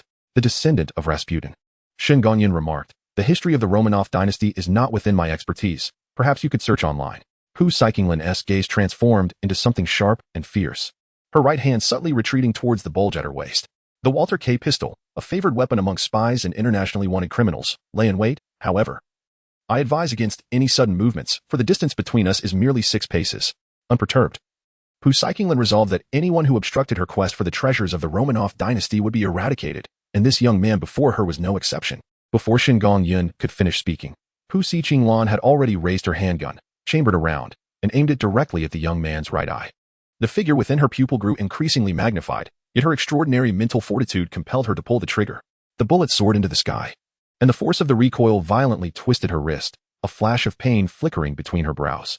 Almost immediately, she was struck hard in the abdomen, her body convulsing as she collapsed to the ground. I am not one to accept payment without fulfilling my duties. Since Suzuki Tomoko has offered a substantial reward to defeat the Phantom Thief Kid, it is imperative that this event makes headlines. Thus, a murder would be utterly superfluous. The act of shooting at the right eye evokes thoughts of the internationally wanted assassin, Scorpion. Shengu Yun, with an air of indifference, picked up the pistol from the ground and approached the struggling Qin, stating, in certain passions, we are somewhat akin to one another. You may exit for the time being. A gunshot rang out. Had Qin been privy to the earlier intentions of the garden, she would undoubtedly have spat in derision who, in the throes of love at first sight, resorts to gunfire? A black van had been waiting outside the alley for quite some time, and Shengu Yun tossed the pistol aside. It was neatly handled. If she were to perish, it would merely be a stroke of misfortune for her. At the Tenkaku, the elusive Kate Kaido surveyed the detectives and police encircling him, a grin spreading across his face. He gestured and remarked, ladies and gentlemen. Are you familiar with the Chinese idiom startled bird from a bowstring? As a smoke bomb slipped from his sleeve, the rooftop was engulfed in a haze, and Kate Kaido vanished from sight. Conan immediately called out, everyone, remain calm. The exit of Tenkaku has been sealed. He must have disguised himself as one of us. Hattori Heiji and Conan exchanged glances before promptly searching among the officers. One officer, donning a counterfeit police helmet, stealthily signaled and mouthed the word boom. Suddenly, explosions echoed from trash bins scattered throughout Osaka Castle Park. Though the blasts were not powerful, they were nonetheless startling. In a dilapidated warehouse, the darkened figure of Nakamori Ginzo suddenly heard a loud bang from outside, his expression tightening as he declared, Kaido is here. It's Kaido, everyone stay alert. However, Officer Nakamori, we cannot see where Kaido might enter. Let us remain here and summon all surrounding guards. We must encircle the warehouse and ensure Kaido has no avenue of escape. Certainly. Atop Tenkaku, while continuing to inspect the police officers, Conan's ears perked up. He seemed to hear a series of sirens. A flash of insight struck him, and he realized Kaido's objective. Hattori, quickly inform Officer Nakamori, Kaido is after him. This is intolerable. So that is the true meaning of startled bird from a bowstring? Too late. 2 esteemed detectives, oh no, foolish detectives. Kate Kaido chuckled softly, breaking away from the officers as he leapt into the air, unfurling his glider, following the flashing police lights below. Soon, a dilapidated warehouse came into view. Is this the place? The sound of shattering glass echoed, and beneath the moonlight, a figure clad in a white tuxedo emerged before Nakamori Ginzo's eyes. Kate Kaido. It has been a while, Officer Nakamori. I shall accept this memory egg. You shall not succeed, Kaido. Kate Kaido donned his protective sunglasses, and a flash grenade illuminated the night, nearly blinding everyone and obscuring their vision. Damn it, Kaido. Don't run. Run? Am I to stay here and play house with you? I still have school tomorrow. Kate Kaido cradled the exquisite box in his arms but halted after just a few steps, furrowing his brow. Something is amiss. This egg is a counterfeit. As the power supply was restored and the city regained its electricity, Nakamori Ginzo's vision cleared, yet the warehouse had already lost all trace of Kate Kaido, leaving only the open box and a memory egg that was evidently one size too large. Nakamori scratched his head, recalling that it hadn't been like this when he brought it along. At the Suzuki Art Museum, the exhibition hall was enveloped in silence. At its center stood the exquisite imperial Easter egg, the memory egg. A young man strolled into the gallery, his expression calm as he gazed upon the memory egg. At that moment, the lights of the exhibition hall flickered on, and the sound of high heels echoed on the floor, accompanied by a voice imbued with a touch of nobility. Mr. Jingong, were you not out enjoying yourself with Yuenzi and the others? Shengu Yun turned around to gaze at the noble and enchanting woman clad in a purple gown, softly stating, Madam Suzuki, the elusive kid has made his appearance. I am here to safeguard the egg of memories. Tomoko Suzuki approached the exhibition hall and gracefully inquired, wasn't that genuine egg of memories taken away by Officer Nakamori? Shengu Yun said with a wry smile. There is no need for you to test me, Mrs. Suzuki. I am well aware of our plan. To blur the line between reality and illusion, Shengu Yun slowly remarked, by deploying all available police resources to safeguard that counterfeit egg, we can deceive the phantom thief Kaido Kid into believing it is the genuine memory egg, while the true egg remains conspicuously displayed in the Suzuki Art Museum, completely neglected. An unguarded protection is indeed the best form of defense, would you not agree, Mrs. Suzuki? He sighed, pondering. But perhaps the police and the renowned detective are unaware of this scheme, which lends it an air of authenticity. However, Shengu Yun lamented, how did Mrs. Suzuki discern that I am not Shengu Yun? I believed I had successfully mimicked his manner of speech. Suzuki Tomoko chuckled lightly. I warned him before not to call me Mrs. Suzuki. Is that so? Then it appears I was exposed from the very beginning. The phantom thief Kaido Kid, shedding his disguise, bowed in a gentlemanly manner and declared, and what of now? All the police are still en route, and I shall easily seize this memory egg. Who claims that this egg is the true memory egg? Could it be that falsehood conceals truth? Kaido Kid realized he ought to have made that connection. Yet Nakama Ginzo had misled him so thoroughly that he missed the genuine article. It seems that this round goes to Mrs. Suzuki, and I shall refrain from intervening for this imperial Easter egg, as it is not what I seek. As the smoke bomb descended, the exhibition hall lost the presence of Kaido Kid, who found no reason to linger further, as he had school to attend the following day. Moments later, a young man with a dispassionate demeanor approached Suzuki Tomoko from behind, yawning. See, as soon as you say that, I know he will overthink it.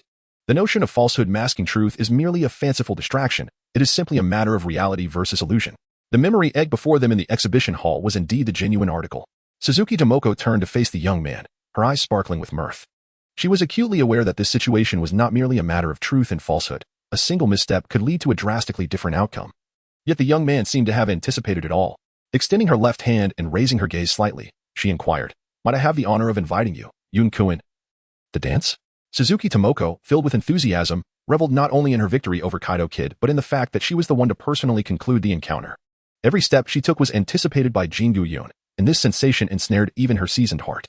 The warmth of her hand rested upon the young man's shoulder, her eyes glistening and her lips alluring, moving without a sound. As the music concluded, the gathering had not yet dispersed, and a faint blush colored Tomoko's cheeks. She found herself somewhat enamored. Grasping her skirt tightly, she revealed a youthful shyness. Chapter 72. Yokosuka Castle. The famous detective was utterly outwitted. The Suzuki conglomerate triumphed over Kaido Kid in safeguarding the memory egg. Boom. Kaido Kid, who had previously toyed with the detective and police in public, experienced his first defeat, showcasing the formidable foundation of the Suzuki conglomerate. Grabbing a copy of the sensational news, Hattori Heiji glanced at the exaggerated headline, crumpling the paper in frustration.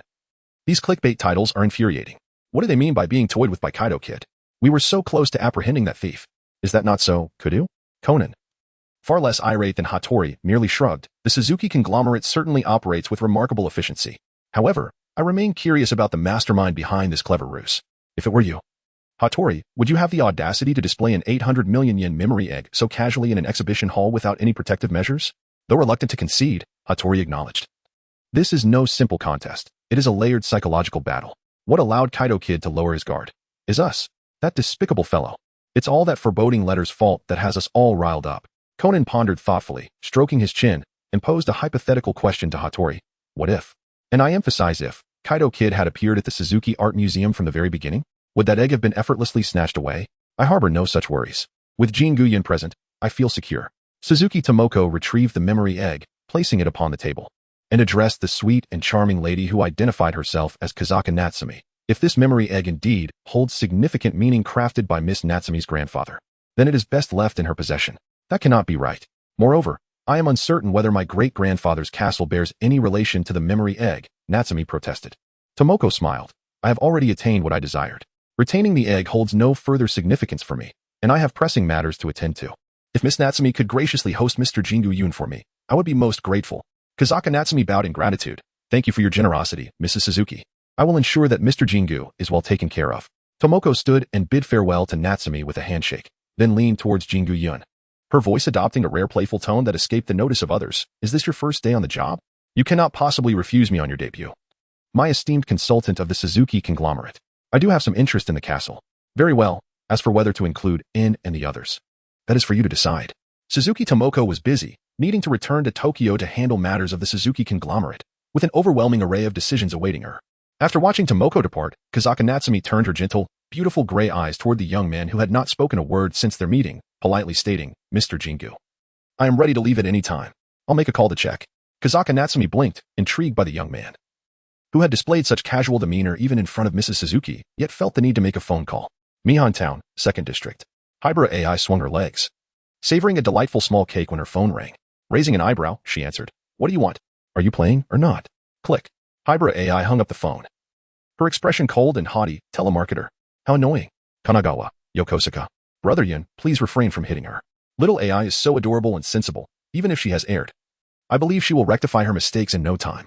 Shinomiya Yuki pinned Hybra AI against his thigh, grasping her wrist, administering a series of punishments to the disobedient girl.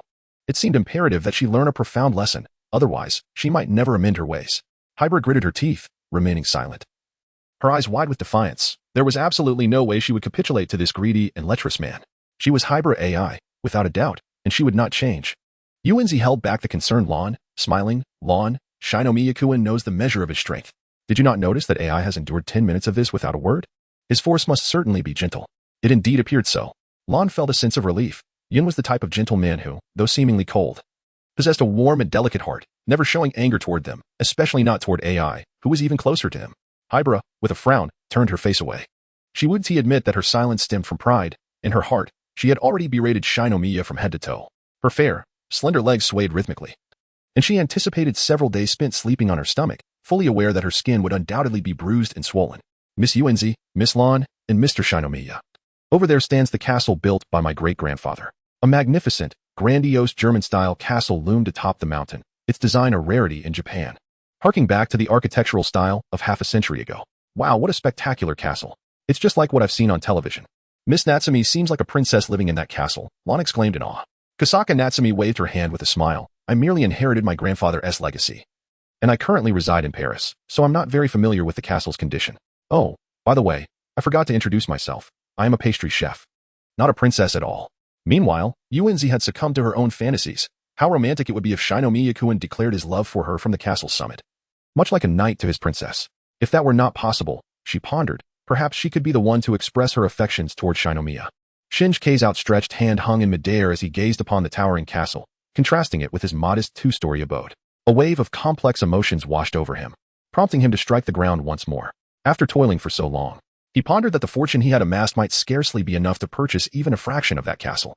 The thought stirred a sense of imbalance within him, leading to another strike.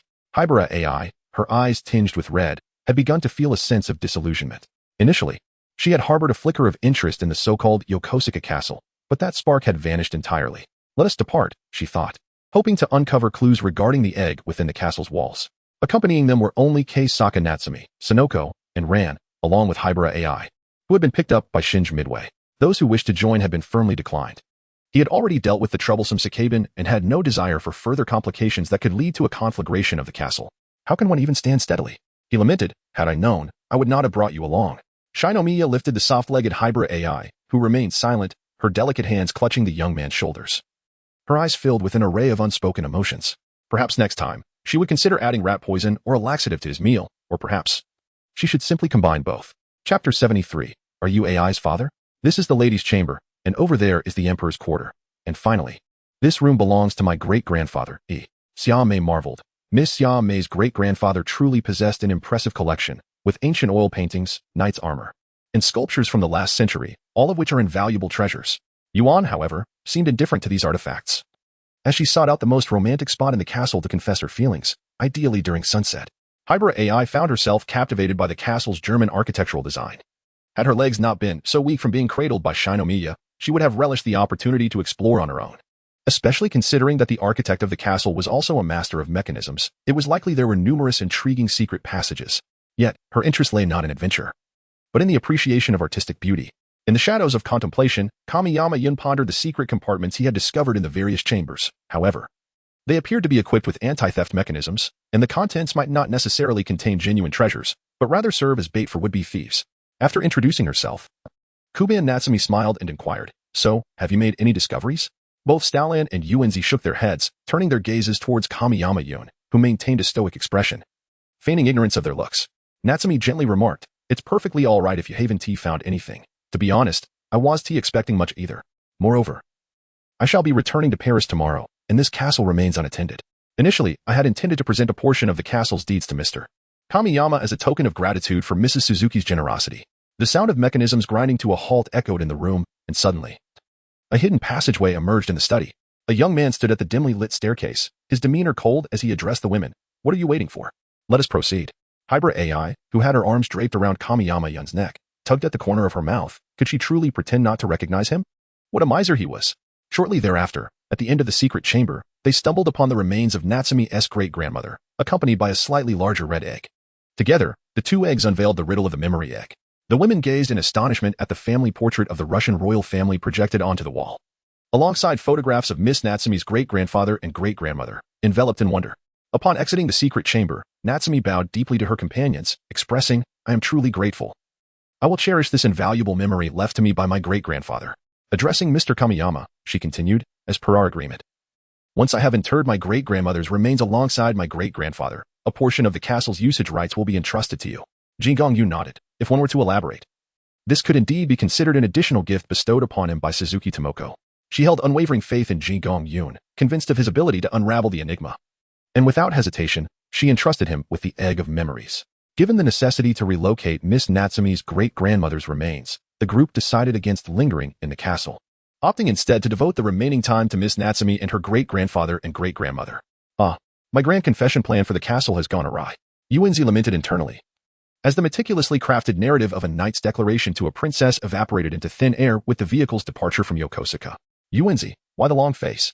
Isn't this a perfect ending? Xiaolan remarked with a smile. Indeed, with Yun Gu present, the likelihood of any murderous incidents was drastically diminished. It seemed that in future travels, one might as well inquire if Yun Gu wished to join. That may be true, yet I can't shake the feeling of unfulfillment. Yuenzi, dazed and disheartened, cast a glance at the young man in the passenger seat, her eyes drifting to the resting figure of Hybrid AI nestled against him. A wave of profound frustration washing over her. It was bearable to be outdone by Xiaolan. But now it seemed she couldn't even measure up to a mere little girl. Nevertheless, little AI was a relative of Qin Gongkun, thus not posing a significant threat to her. Suddenly, an idea sparked in Yuenzi's mind. If she couldn't win over Qin Gongkun for the time being, surely earning the affection of a little girl would be within her grasp. If she could befriend AI, she would undoubtedly gain insight into Qin Gongkun's preferences. With that knowledge, she could tailor her approach and ultimately conquer Qin Gongkun's heart. Hybrid AI lifted her gaze slightly, casting a dispassionate glance at the seemingly fervent Yuenzi before turning her head away. Should she poison him, or perhaps administer a laxative instead? Oh well, the laxative it is. However, given his paranoia, the success rate might be higher if she infused it into his favorite foods. But what exactly does he relish? AI felt a pang of distress. After living together for so long, she realized she hardly knew his tastes. As this thought crossed her mind, she found herself in a quandary, her petite face tilting up just enough to catch sight of that infuriatingly stoic visage, one that made her want to deliver a punch. What are you staring at? Do you want to be hit? She mused. Perhaps it would be better to simply poison him. Wait, Yuenzi, look. Isn't that Judy-sensei? Outside an arcade on the roadside, a tall, voluptuous woman with golden short hair was engrossed in a shooting game, her skills dazzling to onlookers. The vehicle came to a halt, and Yuenzi leaned out, calling out, Judy-sensei. However, it appeared that the blonde woman was so absorbed in the game that she did not hear Yuenzi's voice. Qin Gongkun, Xiaolan and I are going to greet Judy-sensei. We can have dinner at the mall next door, and perhaps buy AI a few adorable outfits. Yuenzi began to execute her plan B. Winning over Hybrid AI, Qin Yun disregarded Huiyuan AI's rejecting gaze and embraced her as they alighted from the vehicle. He was eager to witness the awkwardness of Huiyuan AI clad in her petite attire. Miss Judy, what brings you here? Yuenzi inquired, stepping forward with curiosity as she observed the blonde woman engrossed in a video game. Oh, it's Yuenzi and Xiaolan. How delightful to see you, the blonde woman exclaimed, her astonishment evident as she addressed Xiaolan and her companions, seemingly taken aback by the fortuitous encounter with her students in the arcade. Qin Yun did not step forward, as the girl in his arms suddenly clutched tightly at his collar, burying her head against his shoulder. Though she did not tremble, her eyes radiated undeniable resistance. Did she wish to vanish? Huiyuan AI remained silent, yet the tension within her dissipated instantaneously upon hearing those words, her cheeks gently flushed. She had never heard a kind word from his lips. Brother Yin, this is my and Yuenzi's English teacher at T in high school. Hello, I am Judy St. Emilion. Judy Stein first cast her gaze towards Huiyuan AI, who was turned away from her, and smiled. You must be the little AI that Yuenzi spoke of. What a delightful girl you are. Following that, Judy assessed the composed young man, stroking her chin as she inquired tentatively, Are you little AI's father? How remarkably youthful. Qin Yun raised an eyebrow slightly. This woman had discerning taste. Just as he was about to nod in acknowledgement, a small hand rested on his waist, and the girl in his arms glared at him fiercely. Should he dare to agree, it would mark an irreparable rift between them. Simultaneously, an inside email arrived on Shengu Yun's phone. A new mission had arrived. Nika. Chapter 74. The tequila still packs a punch. Apologies. I was merely saying that Mr. Shengu, being so young, how could he possibly be married with children? Judy, dressed provocatively and speaking just as boldly, continued, if Mr. Shengu were to marry at such a young age, wouldn't he that leave little chance for Xiaolan and Yuanji? Teacher Judy, Yungut and I are merely good friends, right? Yuanji chimed in. She pouted. She certainly did not wish to be just friends with Shengu Kuan, but she couldn't undermine her best friend's standing either. So she pretended to be oblivious and stammered in confusion. Yuanzi, the teacher is just joking. A handsome young man like Mr. Shengu would make anyone's heart flutter. Judy casually steered the conversation. May I inquire about Mr. Shengu's profession? Yuanji immediately interjected. Teacher Judy. Shengu Kuan is currently a photographer in the editorial department of Japan Daily Television, and my mother holds him in high regard. A photographer, you say? Does that mean he can attend various high society parties without a hitch? Judy feigned wide-eyed surprise, then quickly added, please don't misunderstand, Mr. Shengu. I merely meant that it must be wonderful to meet so many celebrities. I find it quite enviable. Hybrid AI cast a glance at the blonde woman opposite her, who seemed to harbor a particular bias against Shengu Yun. Hadn't they encountered each other before? Teacher Judy's marksmanship was impressive, akin to the shooting style of American agents in films. Judy gasped, her mouth agape, and exclaimed in her broken British accent in Japanese, Mr. Shengu, you're remarkable. How did you know I particularly adore Western blockbusters, especially those action-packed crime films? My shooting skills are merely imitations of movie characters. Are we driving? Or was she brazenly flaunting her skills in front of female students? Shengu Yun lightly tapped on the glass cup and remarked, I suggest you watch some Japanese films. Although the plots may be melodramatic, the caliber of the actors is undoubtedly several notches above that of your Western counterparts. If the opportunity arises, I shall endeavor to explore that, came the reply. A fleeting glimmer of sharpness flashed in Judy's eyes as she downed her iced Americano at the dining table. Turning to Xiaolan and the others, she smiled. The teacher has a class tomorrow, so I won't be staying to join you for dinner. Goodbye. Upon exiting the mall, Judy navigated through several narrow alleys and crossed a street before tapping on the window of a Mercedes parked along the roadside. The window lowered to reveal an elderly gentleman in a suit with a white beard at the wheel. Judy, what a surprise to hear from you. Have you made any discoveries? He inquired. No, it must be my imagination. Judy shook her head. We should focus our attention on that individual. Other matters can wait. Judy nodded and was about to open the front passenger door when a figure clad in a knitted hat in the dimly lit back seat suddenly opened his eyes, removed his eavesdropping headphones, and spoke in a calm tone, Judy, you have been exposed. Judy frowned slightly and replied, was it that remark about American agents? Implying my identity? It could very well be a coincidence. The man in the knitted hat leaned back, his dark green gaze fixed on the window, which faced the direction Judy had come from. There is indeed a possibility of coincidence, but what solidifies my suspicion are the words the caliber of the actors and your Western counterparts. James Black, who was driving, grew uneasy. He understood the implications of the conversation and promptly said, Akai, could it be that you were overthinking this? I can accept that Judy's acting might have been disowned, but if it turns out that even we have been discovered, that would be too hard to believe. 50-50, a coin toss, replied the man in the knitted hat, closing his eyes once more, replaying the minute sounds he had overheard during the eavesdropping and almost rhythmic tapping, reminiscent of a glass being struck. Translated through Morse code, it should be. FB. Hello, Dad, are you working on a case again? I'm with Yoko. All right, I understand. After hanging up, Xiaolan turned to Yoko, who leaned in and asked, has Uncle Mori taken on another case? Xiaolan nodded, saying, it seems a software engineer named Takashi Adakura has been murdered. Dad didn't elaborate much, just mentioned he wouldn't be home for dinner tonight. I knew it. It's so much better to be out with Shengu Kuan. Nothing like a murder case has happened.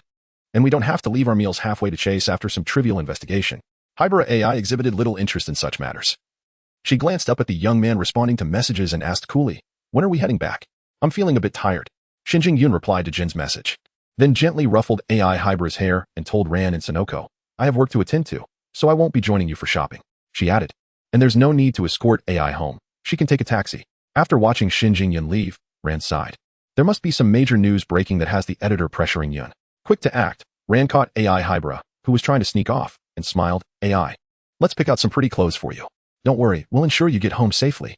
AI Hybra, with a cold expression, shot a resentful glare at Shengu Yun, who had unceremoniously left her behind, jotting down another note of dissatisfaction in her mental ledger. Just as Shengu Yun exited the mall, a murder occurred in the restaurant. That night, heavy snow fell as a yellow beetle made its way along a narrow road towards Guma Prefecture. Doctor, can you go any faster? Conan asked, his expression a mix of anxiety and excitement, for he had not encountered a lead on the black organization since the Cup House Hotel incident. Not long ago. He had assisted Kagoro Mori in solving the murder of a software designer, from whom he obtained a diskette containing records of transactions with a man codenamed Tequila, along with deadlines for their software delivery. Indeed, this was the same victim from the gaming company incident, a detail Conan recalled vividly, as it marked his first encounter with other codenamed members of the Black Organization after being drugged. Everything was linking together: software design, a list of elite engineers. And those individuals must have an enormous scheme underway. Just wait. This time, no matter what, he would. In Tokyo, atop a bridge, a layer of snow had accumulated on a black Porsche 356A. A spark ignited in the night, followed by the ringing of a phone. Vodka has already made the deal. You are too late, Nika, a dispassionate voice echoed from the phone, and the flicker of light extinguished on the ground, as a glint of cold malice flashed in the silver-haired man's eyes. Are you making deals with the dead? Chapter 75. Target, the great detective Kagoro Mori. At the last level of the coin-operated locker at Shinkawa Station in Tokyo, Vodka impatiently awaited the arrival of Itakura Taku, who had yet to show up, lighting a cigarette. He mused that if Shinjing were here, he would likely shoot Itakura upon arrival and take the software for himself. Vodka smirked. He too had plans once the deal was done. He would take Itakura out and reclaim the hefty check for the software, enough to gamble with Shinjing multiple times over. Hey, isn't this the check meant for Itakura? Why is it stuck in the locker? Did he arrive early? Vodka opened the locker, discovering a diskette secured with tape. He tossed aside his cigarette, removed his gloves, and peeled off the tape. Excellent. Everything is proceeding according to plan. At the far end of the coin-operated lockers, Conan was hidden, breathing heavily. As long as Vodka continued to wait for Itakura, he would surely assume that the other party was too afraid to meet face-to-face and would ultimately leave with the software and the check. Conan's plan would succeed, potentially allowing him to track these individuals back to their base. Damn, are they too scared to make the trade? It seems luck is on Itakura's side. As Vodka grew increasingly impatient, his expression darkened as he left with the software and the check, his footsteps fading until they were no longer audible. He has gone. The plan has succeeded. Conan suppressed his excitement, waiting a bit longer to ensure the area was devoid of sound before preparing to collect Vodka's discarded cigarette and the fingerprints on the tape. However, just as he took a step forward, an unsettling feeling enveloped him. Something's off. This has gone too smoothly, almost as if it were staged for me. Indeed, footsteps echoed once more, and a beam of flashlight illuminated the stairway. Conan's heart tightened. Brother, it seems the plan has failed. Perhaps no one was hiding here after all. Vodka returned to the coin-operated locker, retrieving his discarded cigarette and deliberately destroying the fingerprints on the tape. This was clearly a ruse orchestrated by Jin, meant to draw out the mastermind behind the scenes. But since Itakura was already dead, who had called me? Who placed the check in the diskette here? Jin descended the stairs, his cold gaze sweeping over the rows of lockers. Vodka understood and began checking them one by one. Yet found nothing. Your act was too transparent. That last remark was utterly superfluous. Jin holstered his gun, opening the box containing the diskette, revealing a hidden transmitter inside. Do you remember the Cup House Hotel incident? The same kind of transmitter. It appears we have caught the attention of certain individuals. Brother, who could it be? Vodka inquired. Jin remained silent, continuing, your saliva can be extracted from the cigarette, revealing your blood type. The tape is for collecting your fingerprints, and the transmitter is for tracking. All of this bears the hallmarks of a detective. Conan, hidden in the locker, gasped for air, realizing his entire plan had been uncovered. But why did these individuals know about Mr. Itakura's death when the police had not yet made an announcement? The earliest it would be reported would be tomorrow morning. Which was why he had rushed here. The opportunity was today. Detective? Why would a detective target us?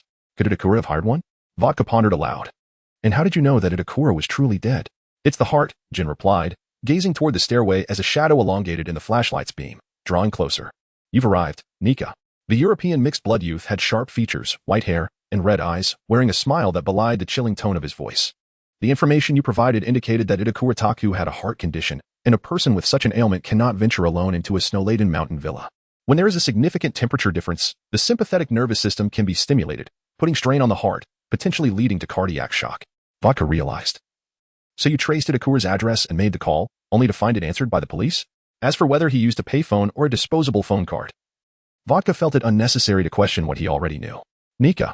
Conan's breathing quickened. Jin's reference to this individual as Nika confirmed yet another codename from the Black Organization, aligning with what Hattori had said. However, what was with that voice? It was neither hoarse nor normal. It sounded as though it had been deliberately altered and repaired, giving off a disconcerting, tearing sensation. With that in mind, brother, Nika, what is our reason for returning here? That detective might have already slipped away. Vodka glanced at Shengu Yun, thinking that if his understanding of Shinjing were correct, his approach would be to blow up the entire underground station if he couldn't find anyone. Jin sneered, do you think I spoke all that nonsense just for your benefit? Brother, could it be that the imposter posing as Banchiao Takashi is still eavesdropping on our transactions? A glimmer of murderous intent flickered in Jin's eyes, his icy visage curving into a sinister arc as his voice echoed hollowly. After receiving a call from Nika, I had also begun to gather some information. Curiously, at the scene of Ben Xiao Takashi's demise, there were not only police officers present, but also a renowned detective Muri Kagoro. Concealed within a metal cabinet, Conan's heart abruptly halted. Oh no. 39, 5th Street, Mihua Town. Ms. Judy, I didn't realize your deductive skills were so remarkable. They rival my father's. No. I merely stumbled upon it by chance. How could I possibly compare to a distinguished detective? Xiaolan exhaled deeply, just as Yun Gu departed. A murder unfolded within the restaurant. Fortunately, Ms. Judy had not ventured far, aiding the police in apprehending the culprit and escorting them home. Not far behind the two, a Mercedes-Benz trailed leisurely. Akai, you should have intervened with Judy. Such murder cases are best left to the Japanese police. Our FB should refrain from involvement. Akai, are you even listening? The man in the knit cap sitting in the backseat straightened up. Squinting at the three dark figures on the rooftop across from the Muri Detective Agency, his eyelids twitching. Jin. And that white-haired youth, who is he? I've never encountered him in the organization, but he gives off an unsettling vibe. James, do you have your firearm? On the rooftop. Jin coldly surveyed the darkened Muri Detective Agency, then shifted his gaze to the two women approaching on the street, finally resting his eyes on the Mercedes-Benz. A chilling smile gracing his lips. FB, Akai Shuichi. Chapter 76. Yukiko brings warmth. Brother, is that the infiltrator within the organization, Black Malt Whiskey? The current FB investigator Akai Shuichi? Vodka instinctively grasped his sidearm, his expression grim. Why is the FB here? Are they secretly investigating us? Jin sneered. Do you not comprehend? The mere presence of the FBI investigator here speaks volumes. Jin exchanged a distant glance with Akai Shuichi in the vehicle, suppressing the icy murderous intent within him, and turned away without a backward glance. Brother, are we just leaving? At this distance, it exceeded the effective range of a handgun. Pursuing this would be a fruitless endeavor. Vodka hesitated. What about the detective? Should we disregard him as well? Jin replied coldly, he is merely bait to draw out the puppeteer behind it all. The detective is likely still at the crime scene, oblivious to the dealings. Vodka suddenly understood. Brother, you intentionally mentioned the renowned detective Muri Kagoro at the underground station, directing all suspicion towards him. Therefore, the FBI will inevitably reveal themselves, for if they remain hidden, the innocent detective will perish. This is the burden of dwelling in the light. What we fear are the unknown adversaries, while the rats surfacing merely await the opportune moment to be ensnared. Jin's objective had been fulfilled. Now that he was aware of the FB's covert infiltration into Japan, the organization would closely monitor their subsequent operations. As footsteps halted, Jin furrowed his brow slightly, gazing at the young man still standing on the rooftop. Nika, do not act rashly. There will be ample opportunities for confrontation in the future. A smile flickered across the visage of Kamiyama Yun, now transformed into that of a Euro-Asian youth. Turning his head, he spoke coldly. It seems Kiani holds some reservations about me, so prior to my arrival, I informed Cohen. Jin's gaze momentarily faltered, before abruptly darting towards the towering buildings behind him, where metallic glimmers subtly flickered. A cruel smile crept upon his face as his admiration for Kamiyama Yun grew ever deeper. Inside the Mercedes, James had also noticed the members of the black organization on the rooftop, his voice tinged with tension. Akai, what should we do now? I never anticipated encountering those individuals. Right now, it's just you, me, and Judy, and we have no idea how many of them there are or if they have set an ambush. Do not lose your composure, James. If they are well prepared, what targets our eyes are not but a sniper's crosshairs. An acute sense of crisis suddenly surged within Akai Shuichi. As a top-tier marksman, his instincts urged him to glance towards the rooftop of the building on his right. At that moment, he received a message from Kamiyama Yun, prompting Cohen, who lay in ambush, to pull the trigger of his sniper rifle. Get down, James. Despite his unwavering trust in Akai Shuichi, age had begun to take its toll, and he barely evaded a fatal shot to his forehead. The bullet instead pierced his shoulder blade, penetrating the seat. Akai Shuichi had no time to assess James's injury. Seizing the moment between sniper shots, he swiftly flipped to the driver's seat, activated the windshield wipers to obscure their assailant's line of sight, and then pressed the accelerator, speeding down the street. Had Akai Shuichi glanced towards the rooftop and the high-rise, he would have noticed the absence of the black organization's figures. Cohen had received orders to fire a shot, relying on his own judgment. If the opponent was Akai Shuichi, the element of surprise with the first shot represented the best opportunity. The chances of a second shot hitting would diminish significantly, especially if the enemy also wielded a sniper rifle, as he would be at risk of retaliation. Neither side dared to gamble. Akai Shuichi could not afford to. Nor was there a necessity to do so. Knowing that those individuals were active in Tokyo, he would inevitably retaliate in due time. Judy, are you all right? No, it's nothing. I just suddenly remembered an urgent matter I need to attend to. Xiaolan, I must be going now. Xiaolan smiled as she bid farewell. All right, teacher Judy. Thank you for your trouble. Waving goodbye, Judy's expression soured at the moment she turned. If she had not misheard, that was the sound of a silenced sniper rifle. And the Mercedes that had just sped away seemed to indicate something ominous had transpired. Inside the black Porsche, Vodka proposed, I have a suggestion. Nika, could you please refrain from wearing that face? When you smile at me, it always feels as if you're plotting my demise. Vodka adjusted his sunglasses, still finding Kamiyama-yun's original appearance more agreeable. Yet Jin suddenly inquired, Nika, if I recall correctly, you reside in Mihua Town? Jin-Gong-yun smiled and asked, what? Do you wish to come over for a visit? Jin-Jio scoffed, I have no interest in your personal life. My reference is to that esteemed detective, Kagoro Mori. Although his suspicion is almost negligible, he must still be observed for a while. Jin-Jio coldly remarked. FB is aware of my and Vodka's appearances and has seen you in your current guise, yet they have surely never encountered your visage prior to your disguise. Vermouth is also currently active in the vicinity of Mihua Town. You two masters of disguise are most suited for covert operations. Jin-Jio's words were abruptly cut short when he noticed Jin-Gong-yun extending his hand towards him, a clear request for money. Vodka chuckled, recognizing that Jin-Gong-yun was still the same as ever, adept at milking him before targeting his elder brother.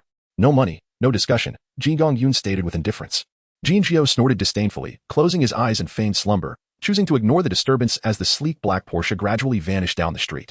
The following morning, Hybera AI's eyes appeared slightly puffy. She had endured a nightmare the previous night, in which someone from the organization visited her home, their features obscured. Resembling a tall woman, Hybera AI rubbed her forehead, perplexed by the oddity of such a dream.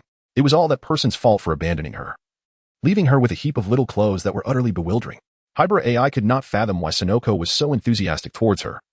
If it was merely a matter of pursuing a miser, why not simply throw money at the issue? As she descended the stairs, clad only in a small cotton nightgown, she cast a fleeting glance at the young man in the living room, engrossed in online activities. Noticing his screen, she remarked in surprise, how peculiar. You actually responded to an editor's message. Usually, you disregard them. Shengu Yun casually tousled the girl's hair and remarked, I told him that if he bothers me again, I shall have him dismissed. Hui Wan AI brushed away the hand atop her head, took a few steps back, and disdainfully replied. It seems you might be the one facing dismissal, without a job. I wonder how you would manage. Who knows? You might even have to rely on me for support in the future. Just then, the doorbell chimed. Shengu Yun approached the door and glanced through the peephole, then opened the door with a peculiar expression. Is there something you need? Yuxiko, feeling somewhat shy, lifted her gaze to meet the young man's stern face, only to quickly divert her eyes elsewhere. In a soft voice, she said, I would like to ask for your assistance with something. Shengu Yun suddenly recalled a phrase that Fei Yingli had quietly uttered to him before their departure from the hot spring inn. Is it the same for Yuxiko? Is she here to bring warmth now? Chapter 77, dressing little AI in a Lolita dress. Looking for Conan? It was the neighboring doctor, Agasa, who informed me that Conan hasn't returned home all night. This child has been residing at the doctor's house recently. Shengu Yun leisurely took a can of cola and remarked, what could possibly happen to a mere child? Puff. Hybera AI, maintaining her composure, wiped the moisture from the corner of her mouth and replied coolly, do not concern yourselves with me. You may continue. The high school detective Shinichi Kudo had likely gone missing while pursuing matters related to the organization. Indeed, detectives are often driven by an intrinsic and foolish fervor. It was prudent of her not to join the fray. Remaining at home was the safer choice. However, that dream. Hybera AI glanced at the sweet-faced Yukiko and shook her head, concluding that it probably did not pertain to this woman. Perhaps it would be best to forget that dream as soon as possible. Though Yukiko was quite intrigued by the adorable girl who had appeared in the Jingu household, she felt compelled to speak on behalf of the inept distant relative. After all, Conan is my distant relative. His parents are not in the country, and as a relative, I must take some responsibility for him. Surely seeking the police or a detective would be more reliable than looking to me. Yukiko said. A missing person case can only be filed after 24 hours have elapsed. I have already inquired with Rand. Detective Mori is still handling his commissions. Having just returned to the country, you are the only acquaintance I know who is capable. With tears welling in her eyes, Yukiko pleaded, please assist master, dear apprentice. Put away your theatrics. After finishing a can of cola, Shinjuayan turned his gaze towards the stunning beauty whose enchanting eyes blinked at him, and remarked, I'm rather busy. Now that we've exchanged pleasantries, may we discuss matters of substance? Yukiko averted her gaze, mumbling softly, is it that obvious? Indeed. Conan had been missing for a night, but it was quite typical for that rascal to vanish for 2 or 3 days. One could hardly fathom the convoluted thoughts swirling in the minds of those detectives. Dr. Agasa, still relatively youthful, found a perfect excuse to engage in a light-hearted chat with his apprentice while also encouraging him to hone his disguise skills. Little did he anticipate an unexpected delight, a charming girl of Japanese-British descent. If you were truly in such a hurry, you wouldn't have merely rung the doorbell and waited. You would have knocked and called out simultaneously. Yukiko pouted, I would never behave so undignified. I am not Irie. Regaining her usual composure, Yukiko offered a smile to Hybera AI. I hope I didn't startle you. I was merely jesting with your brother, Shinj. You may consider it a rehearsal for a play on television. What a lovely and quiet girl you are. May I inquire your name? Hybera AI's eyelids flickered slightly, contemplating. This woman appears somewhat foolish. He is not my brother. I am her creditor. Yukiko's smile faltered, realizing this family seemed distinct from others. as though they were engaged in some form of role-playing. Perhaps she too should play along to blend in. The dramatist within Yukiko stirred once more. And with a slight disarray of her hair, she approached Hybrid AI, lamenting in a mournful tone, "In truth, I am your long-lost stepmother. I even held you in my arms when you were born." Hybrid AI's lips twitched slightly, casting a sidelong glance at Shengu Yun, seemingly conveying, "You wouldn't ruin someone else's experience just because they owe you an insurmountable debt, would you?" Shinomiya Yuki appeared to be thoroughly amused, while Yukiko seemed to be suffering from an overwhelming sense of boredom at home, unable to restrain her emotions. Her character was in stark contrast to that of Hyuei Eri. One was ice, the other fire, a true dichotomy. Ah, the Agasa doctor residence. I wonder if Yukiko could indeed enlist the assistance of Mr. Shinomiya. Before departing, Shinichi had advised me that should any unforeseen circumstances arise, I should seek help from Shinomiya Yuki. Dr. Agasa recalled Conan's words before entering the underground station, that Shinomiya fellow may appear cold, but he possesses a warm heart. If he learns that a friend is in danger, he will surely come to their aid. Don't worry, doctor. Alas, it all depended on Yukiko. Well, AI. You possess an abundance of exquisite clothing. Your brother Shinomiya truly dotes on you. Hybrid AI's cheeks flushed slightly. She was perplexed as to why Shinomiya Yuki had so inexplicably agreed to allow Yukiko to tour the house, and lo, the first stop was her bedroom.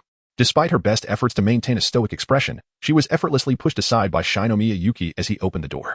The room retained a monotonous and minimalist cool color scheme, yet the small wardrobe was brimming with a dazzling array of garments, some of which were even heaped upon the bed due to lack of space. Yukiko scrutinized AI from head to toe, complimenting, "Your taste in fashion is truly commendable, AI. You possess a style that is far from childish, resembling that of a composed and sophisticated young woman." Hybrid AI lifted her chin slightly, acknowledging the discerning eye, unlike that of a certain individual who only knows how to squander money. Thus, she chose to overlook it, for there were no secrets to hide within the room. And the computer was secured with a password lock. Shinomiya Yuki pointed at the bed and inquired, "Haven't you changed the sheets?" "I air them out daily." "You know." Hybrid AI immediately adopted a stern expression, pushing against the steadfast Shinomiya Yuki, "Get out." Casually inspecting a girl's room. "You pervert." "Yoshiko." I suddenly felt the urge to revisit the art of disguise. Yoshiko retorted, "You should call him master." Shinomiya Yuki paid no heed to the commotion. From the innermost drawer of her wardrobe, she extracted a charming little red dress, confident that AI would acquiesce once she practiced with it. Yukiko's eyes sparkled with delight. I was initially concerned that AI might be too mature for her age, but I never anticipated that such an adorable dress was hidden away. As Hybrid AI gazed at the Lolita princess red dress in Shinomiya's hands, she could no longer maintain her aloof facade.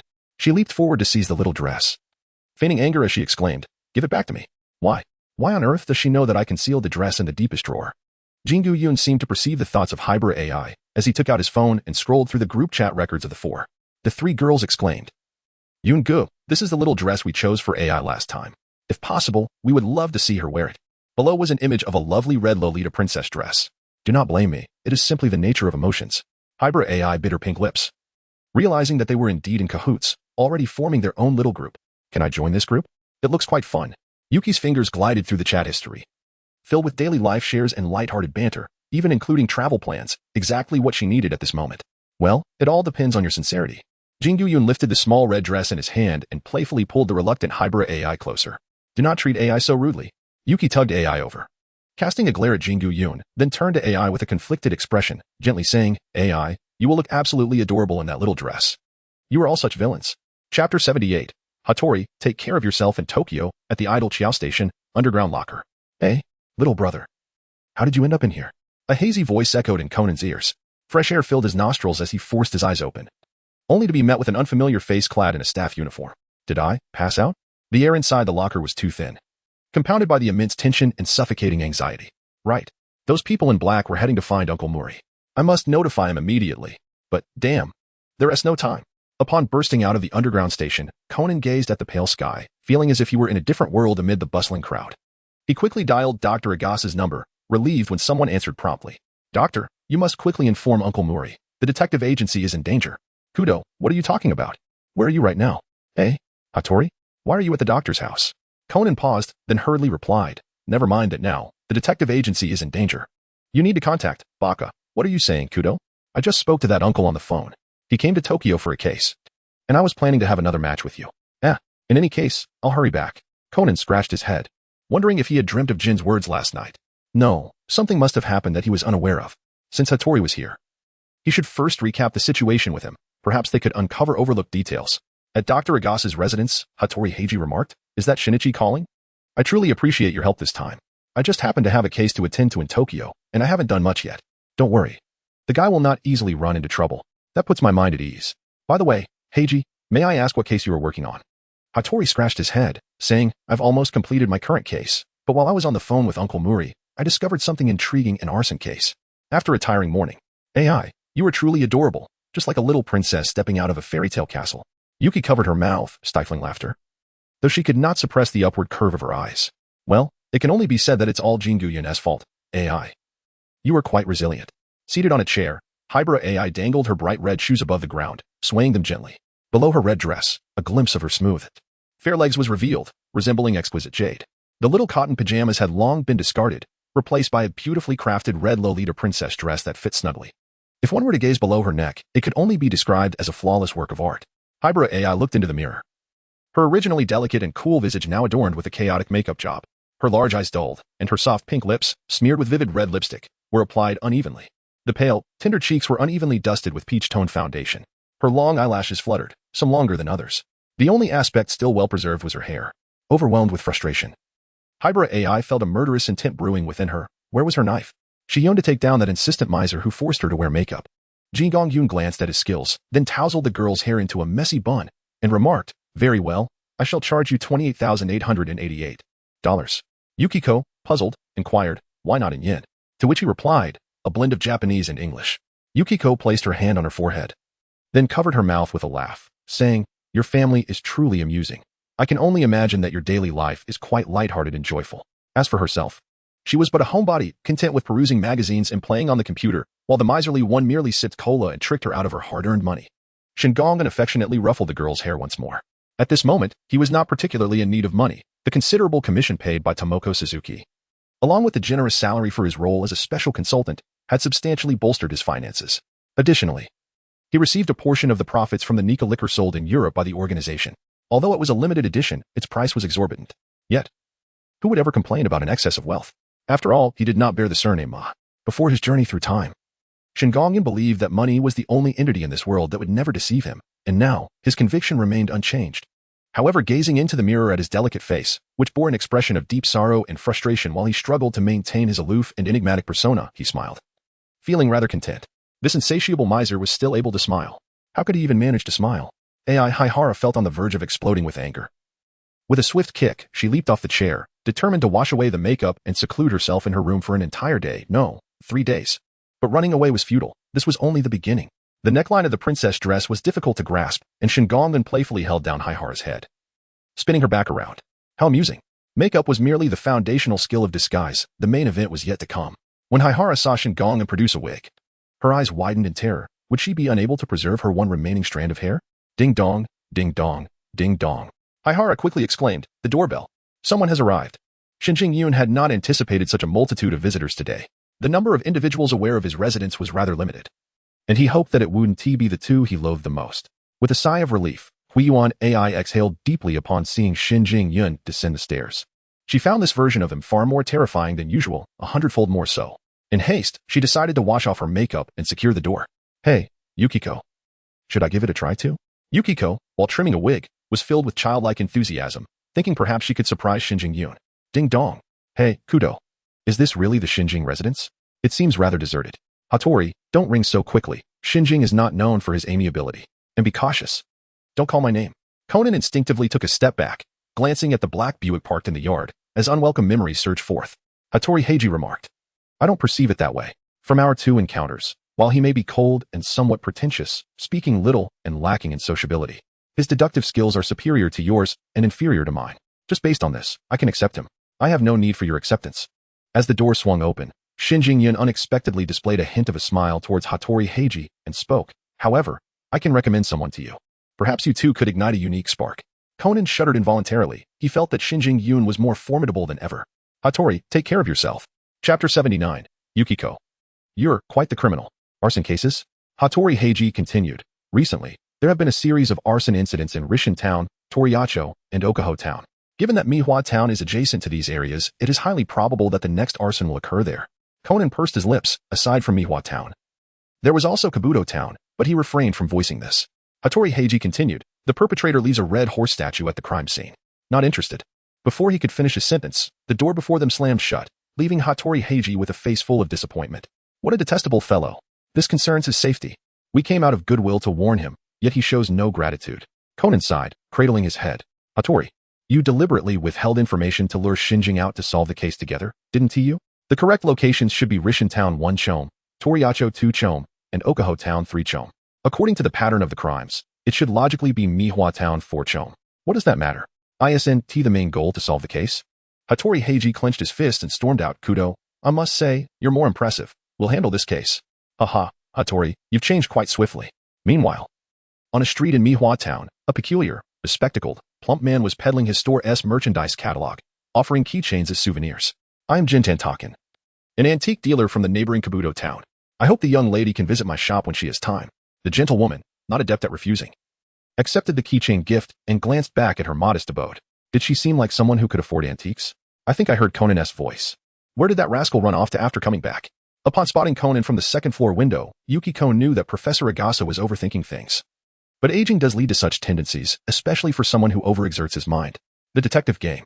Always so restless. Well, let him be. Yukiko then relaxed and shared a mysterious smile with Shinjing Yun, saying playfully, guess what happened to AI? She washed off her makeup and locked herself in her room? Yukiko, slightly taken aback, realized she had guessed incorrectly. If it weren't for her intervention, she would have been spot on. If anyone claimed they weren't related, she, Fujimine Yukiko, would be the first to disagree. Shaking her head, Yukiko pulled a little girl from the stairway, smiling. Look, who has arrived? Shengu Yun, his hand, poised to grasp the cola, hesitated in midair, a hint of surprise in her expression. Could it be Sube? No, the demeanor was too indifferent. It was that girl, Hybra AI. At this moment, Yun found it somewhat difficult to behold Huiyuan AI, and said to Yuxiko, you were quite perceptive, Yuxiko. Did you discern it? I believe my disguise to be utterly flawless, even donning a pink headband. Where, pray tell, did I err? Yun took a sip of cola to calm his nerves. He had already bathed Huiyuan AI twice, and while he knew that Huiyuan AI was, in fact, Mayano Shiho, he felt no psychological burden. However, as Huiyuan AI, disguised as a Yumi by Yukiko, approached him, her innocent and adorable face was marred by a pair of indifferent eyes. She softly inquired, what? Do you prefer children of the cuter variety? Is that why you instantly recognized that I am not a Yumi? Shengu Yun's lips twitched slightly at that moment. He found himself devoid of any inclination to play with the girl's hair, opting instead for silence. Observing Shengu Yun in a rare moment of vulnerability, Huiyuan AI raised an eyebrow, a clever idea forming in her mind.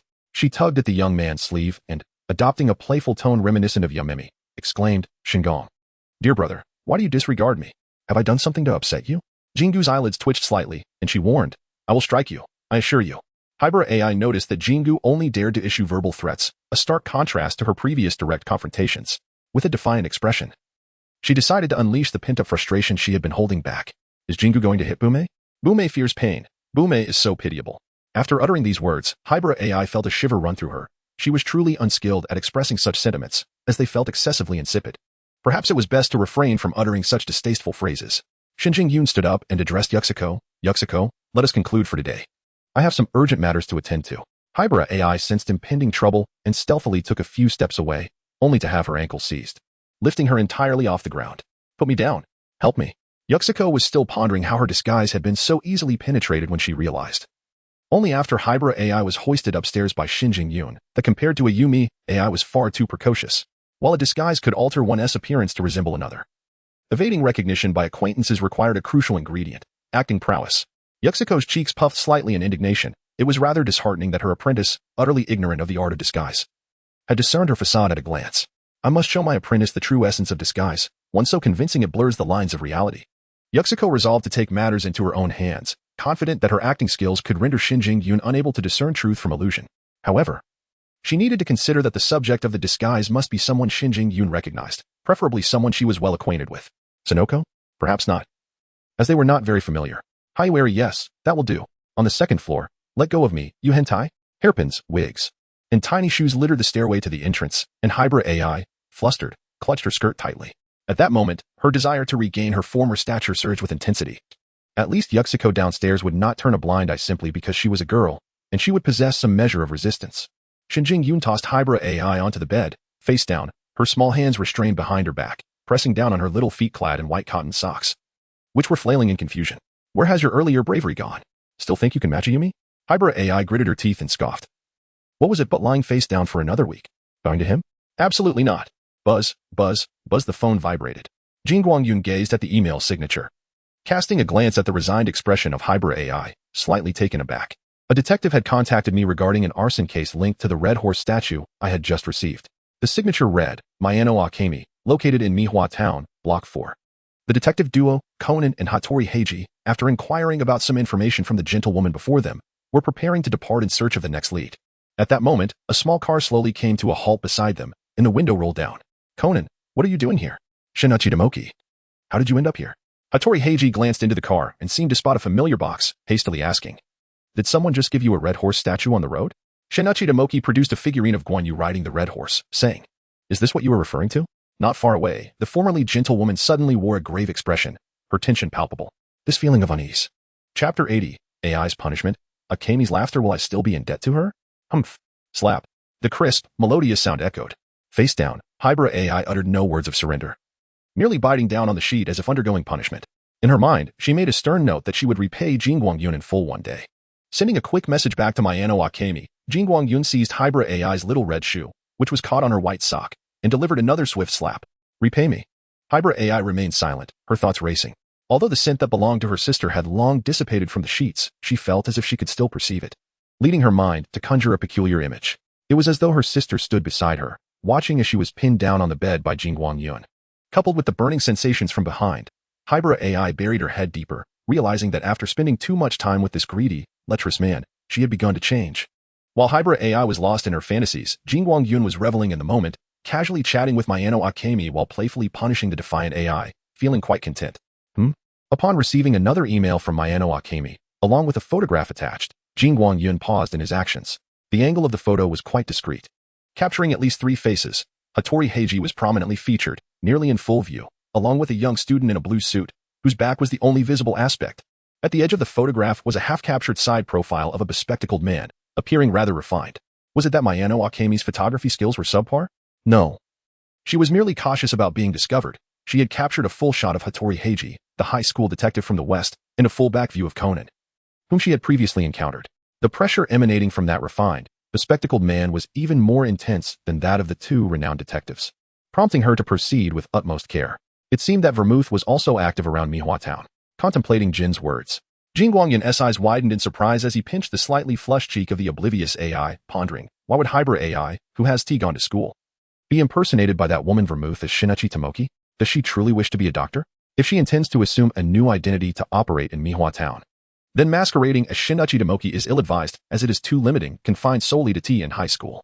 Is she hoping to investigate Kudo Shinichi on the side? No. Despite Titan High School and Titan Elementary being part of the same system, they are situated in different regions. Hybrid AI's absence from school cannot justify Vermouth's pretense as Shinichi Tomoki. T in high school, Mori ran, Vermouth. Shinomiya Yun gently pinched the soft, slightly flushed cheeks of AI Hybrid, retracting his hand just before the girl could bite him. He had come to comprehend the reason behind Vermouth's masquerade as Shinichi Kudo. In the realm of Mahamatown, the only individual who posed a threat and instilled trepidation in her was none other than him, Shinomiya Yun. By assuming the identity of Shinichi Kudo, he aimed to safeguard Ran Mori, investigate Shinichi Kudo, and pursue Shiho Mayano, achieving 3 objectives in one stroke. Was this not a mistake?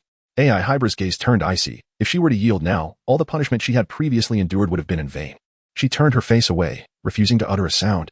Shengu Yun raised an eyebrow. With a swift motion, she dropped her shoe, realizing it was time to invite Beer Mode over for a visit. Huiyuan AI let out a soft whimper, her small feet clad in white cotton socks dangling in midair. Her eyes glistening with unshed tears, she was determined to run away from home. Wait, why refer to it as home? She simply wished to find a new place to rent. Are you investigating a case? In response to Shinichi Tomoki's inquiry, Conan quickly adopted a child's tone, saying, Brother Heiji is a high school detective from Osaka. I am merely accompanying him. Heiji Hattori interjected, I am Heiji Hattori. Could you describe the individual who previously handed you the keychain? Tomoki feigned recollection, his voice gentle. I didn't pay much attention, but he seemed to be sweating profusely, appearing somewhat dazed. However, I did notice he was a plump middle-aged man, wearing round glasses and dressed in gray, with a tie, exuding a very sincere demeanor, almost overly humble. Meanwhile, concealing her phone, the disguised Mayano Akemi approached, adopting a soft feminine guise. Does this aid you in your investigation? Frankly, if the culprit behind this series of arson cases could be apprehended swiftly, I would no longer have to live in constant fear. Excuse me, have we met before? Conan pondered. Indeed, he had never encountered this face, yet it felt vaguely familiar. Akemi smiled. Little brother, this is our first meeting. My name is. Hirota Yumi. A beauty amidst the clouds, yet the more exquisite the woman, the more adept she is at deception. Sister Yumi, understood. My name is Adagawa Conan, he replied. Conan grasped Heiji's arm, an unsettling aura enveloping them. Both Shinichi and Hirota Yumi emitted an elusive sense of ambiguity. Putting those thoughts aside, he resolved to prioritize solving the arson case, then later discuss the black organization with Heiji and inquire about any recent intelligence regarding Nika Liquor. Suddenly, without warning, and with no avenue for escape, the familiar pain struck, alongside the well-known license plate and the sight of a familiar youth. Conan tumbled several times before scrambling to his feet, his mind devoid of any inclination to retaliate, as he hurriedly sought refuge behind Heiji. That black Buick again. It was the bane of Adagawa Conan's existence. Every encounter on the road resulted in a collision, cursed Shengu Yun. The young man, with a calm demeanor, stepped down from the driver's seat and remarked, I honked the horn. The implication was that it was Conan's fault. Mayano Akemi smiled gently, while Shinichi Kudo remained his usual refined self, lost in thoughts unknown to others. Hattori Heiji, undeterred, felt a spark of excitement in his eyes. Indeed, he had not misjudged Shingami. This fellow was here to solve the case. Conan silently lamented his plight, as the victim and a mere child. Why was there no one present to advocate for him? Hattori Heiji shared the information he had gathered alongside Conan with Shingami. He had no intention of taking advantage of the situation. A detective confrontation should be fair and just. As for his own acquired knowledge, it was a matter of personal deduction, an essential key to unraveling the mystery, and thus, he would not share it. So, have you solved the case? Ah, well, there are indeed some promising leads. I believe that a visit to the 4th block of Kabuto Town will help us pinpoint the culprit. Shengu Yun cast a glance at Mayano Akemi, who discreetly winked at him, seemingly conveying a message of reunion and requesting him to send her regards to Shiho. The transformation of Mayano Shiho into Hybrid AI was never concealed from Mayano Akemi. This was a promise he had made from the outset. The choice to secretly protect Hybrid AI was Akemi's own decision, and observing the contemplative expression of the newly emerged Tomohiro, it appeared that this choice was indeed judicious. Furthermore, as for Shiho, the current Hybrid seemed to be leading a rather joyful life, having made new friends, albeit being a mere elementary school student. Each time this thought crossed her mind, Mayano Akemi would stifle a laugh. Perhaps this incident could serve as an opportunity for her to meet Shengu Yun, to visit in her present identity, and witness the daily lives of Shiho and Shengu Yun, which must be wonderfully vibrant. Chapter 81. A while since the last bath. Shengu Yun found himself perplexed by the sudden smile of Mayano Akemi. Was she aware that he had just made Shiho cry? At the same time, Vermouth, disguised as Shinichi's new persona, was in a foul mood. She had not anticipated encountering Shengu Yun, nor was she certain whether he could see through her disguise. Vermouth was well aware of Shengu Yun's expertise in disguise techniques and his meticulous observation of details, which allowed him to deduce tight logic from even the slightest irregularity. She admired him and felt a competitive urge, but then she thought, Adagawa Conan, what are you doing here? During this time, Vermouth had indeed made some discoveries. She was already aware that Shinichi Kudo had transformed into Adagawa Conan, and she even suspected that Shiho might have undergone a similar transformation to evade capture, especially after she had unexpectedly encountered a girl with chestnut hair. However, due to Shengu Yun's presence in Mahama Town, she decided to masquerade as Shinichi and infiltrate T in high school, gathering intelligence while simultaneously protecting Ran. The fact that Ran was so close to Shengu Yun caused Vermouth a sense of impending doom. Fearing that one day she would wake up to find Shengu Yun standing over her with a sinister grin, declaring, this woman has discovered my identity, eliminate her. Conan, cradling his head, cheerfully remarked, Brother Shengu, are you here to investigate with us? I could share some exclusive information. Vermouth, disguised as Shinichi, felt her eyelids twitch. She had never encountered someone so reckless before. Was he afraid that Shengu Yun would not recognize his true identity as Shinichi Kudo? She had heard of Shengu Yun's missions involving grenades to obliterate evidence, and that unfortunate woman, Mayano Akemi, had met a tragic end. Previously, when in the car, Vermouth felt a sense of unease upon hearing Shengu Yun mention Shinichi Kudo's name, and now it seemed her apprehensions were indeed warranted. No time, I have an appointment, Conan said, glancing at the Buick. There was indeed a woman sitting in the passenger seat who looked somewhat familiar. Suddenly, the passenger door opened, and a beautiful woman clad in a red coat and white blouse stepped out. Yoshiko, sister, Conan stammered under Yoshiko's piercing gaze, forcing him to change his words. Scratching his head awkwardly, and sidling up to Heiji Hattori, thinking, what a chaotic scene this is, I just want to escape. Yoshiko's arrival suggested an attempt to ensnare Shengu Yun all at once. Vermouth, still in her guise, felt her lips dry. She hoped for an amicable resolution and that Conan would not cause any more trouble. Conan, you mentioned you had some findings? Perhaps we could all compile the clues we know. It might lead to solving this series of arson cases. Heiji Hattori, sensing something amiss, felt a sudden chill as two murderous glares appeared behind him. Upon turning, however, he found nothing there. Shinichi, still composed with a gentle smile, stood beside Yoshiko, who leaned against the car, smiling faintly. That dark-skinned individual is going on the blacklist. Conan remained oblivious as he stated, I believe that Mr. Takanori Jinda, who distributed keychain gifts, is not the murderer because he seems like a good person, right? Shinichi interrupted, offering a childlike reasoning. Though I am not well versed in this arson case and have only heard your casual conversations, it reminds me of a case from a detective novel. The ABC murders. Shinichi realized that if he did not act soon, Shengu Yun would eliminate Conan right before her eyes. Although she was uncertain whether Shengu Yun knew that Kudo Shinichi had been deemed dead by the organization after being fed a particular drug by Jin, she could not take the risk. Heiji immediately interjected. So what you're suggesting is that the murderer committed the ABC cases to set the stage for a fourth case. Leading everyone to believe in a pattern and diverting attention from their true objective. Shinichi waved dismissively. I am merely speculating. I have read that detective novel. And this case indeed bears similarities to the ABC murders. Conan continued. Thus, the true intention of the murderer lies in. Cough, cough, cough. Shinichi interrupted, clearing her throat several times before continuing. You should know that I am a doctor. When I encountered Mr. Takanori Jinda earlier, I noticed his mental state was quite poor. He might have had a history of sleepwalking or similar ailments. Heiji clapped his hands in realization. I see. The murderer exploited Mr. Jinda's penchant for handing out keychains and his mental condition to not only devise an arson plan, but also to create a scapegoat. Just as Conan was about to express his thoughts, Shinichi started the vehicle and honked, exclaiming, Get in quickly. If we can find out where Mr. Takanori Jinda was treated and who his attending physician was, as well as whether his current residence is in the 4th or 5th block, it significantly increases the likelihood of identifying the murderer. Conan was taken aback by Shinichi's sudden fervor. What's gotten into the new doctor today? But the case is paramount. We must find the culprit. Brother Jingu, do you want to join us? Conan began to suggest, but before he could finish, Shinichi pressed the accelerator, mentally chastising Conan for his recklessness. The unfortunate arsonist, whose name had yet to be revealed, had already seen the case resolved. Mayano Akemi blinked, feeling that this new Shinichi was rather charming, entirely devoid of the initial sense of dread she had felt. Was it merely an illusion? Shengu Yun exchanged greetings with Mayano Akemi before restarting the Buick. This time, he merely passed by for a fleeting glance. The true mastermind behind the scheme was Yukiko. Inside the car, Yukiko stretched languidly, her figure impeccably curved, and a sweet smile illuminated her face as she spoke. Amiri informed me that she is available this evening. However, tomorrow she has a significant defense case against an opponent who appears to be a prosecutor named Kuju Reiko. I only agreed to give you a ride. And the fare is tenfold. Oh, am I not your mentor? Is it too much to ask to share a meal with your mentor? I have no interest in your gossip. Yukiko retorted with indignation. I have also booked a luxury suite at a hot spring hotel, and it cost a considerable sum. Think it over, she added. Shengu Yun raised an eyebrow, seemingly aware that it had been quite some time since she last bathed the esteemed lawyer. Chapter 82. The Princess and the Queen, Fei Lawyer's Firm.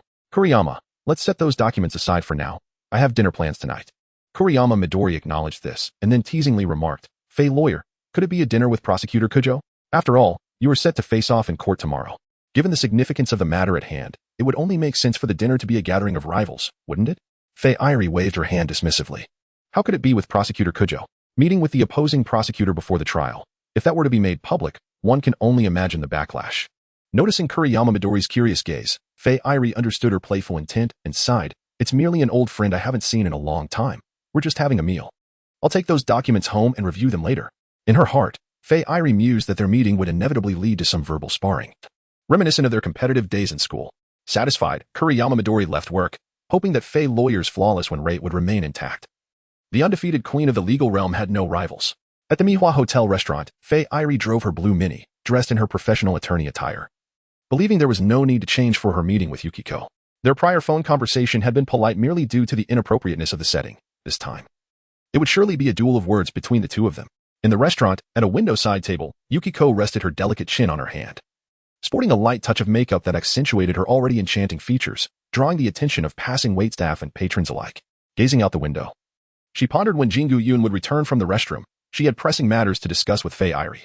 You still haven't changed. You enjoy pretending to be youthful, Yukiko remarked, her brow furrowing as she fixed her gaze on the impeccably dressed woman before her, exuding an air of aloofness befitting a queen.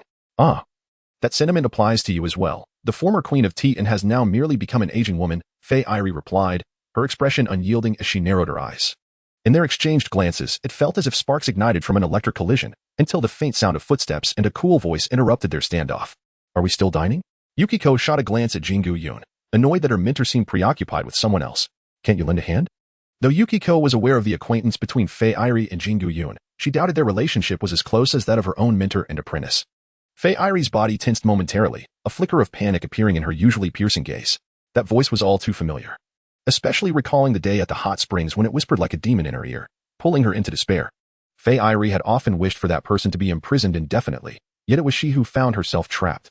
Why was he here? Why hadn't Yukiko warned her in advance? Were they no longer the close friends they once were? Ah, I know you two are acquainted, so I didn't mention it. I figured you wouldn't mind, Yukiko said casually.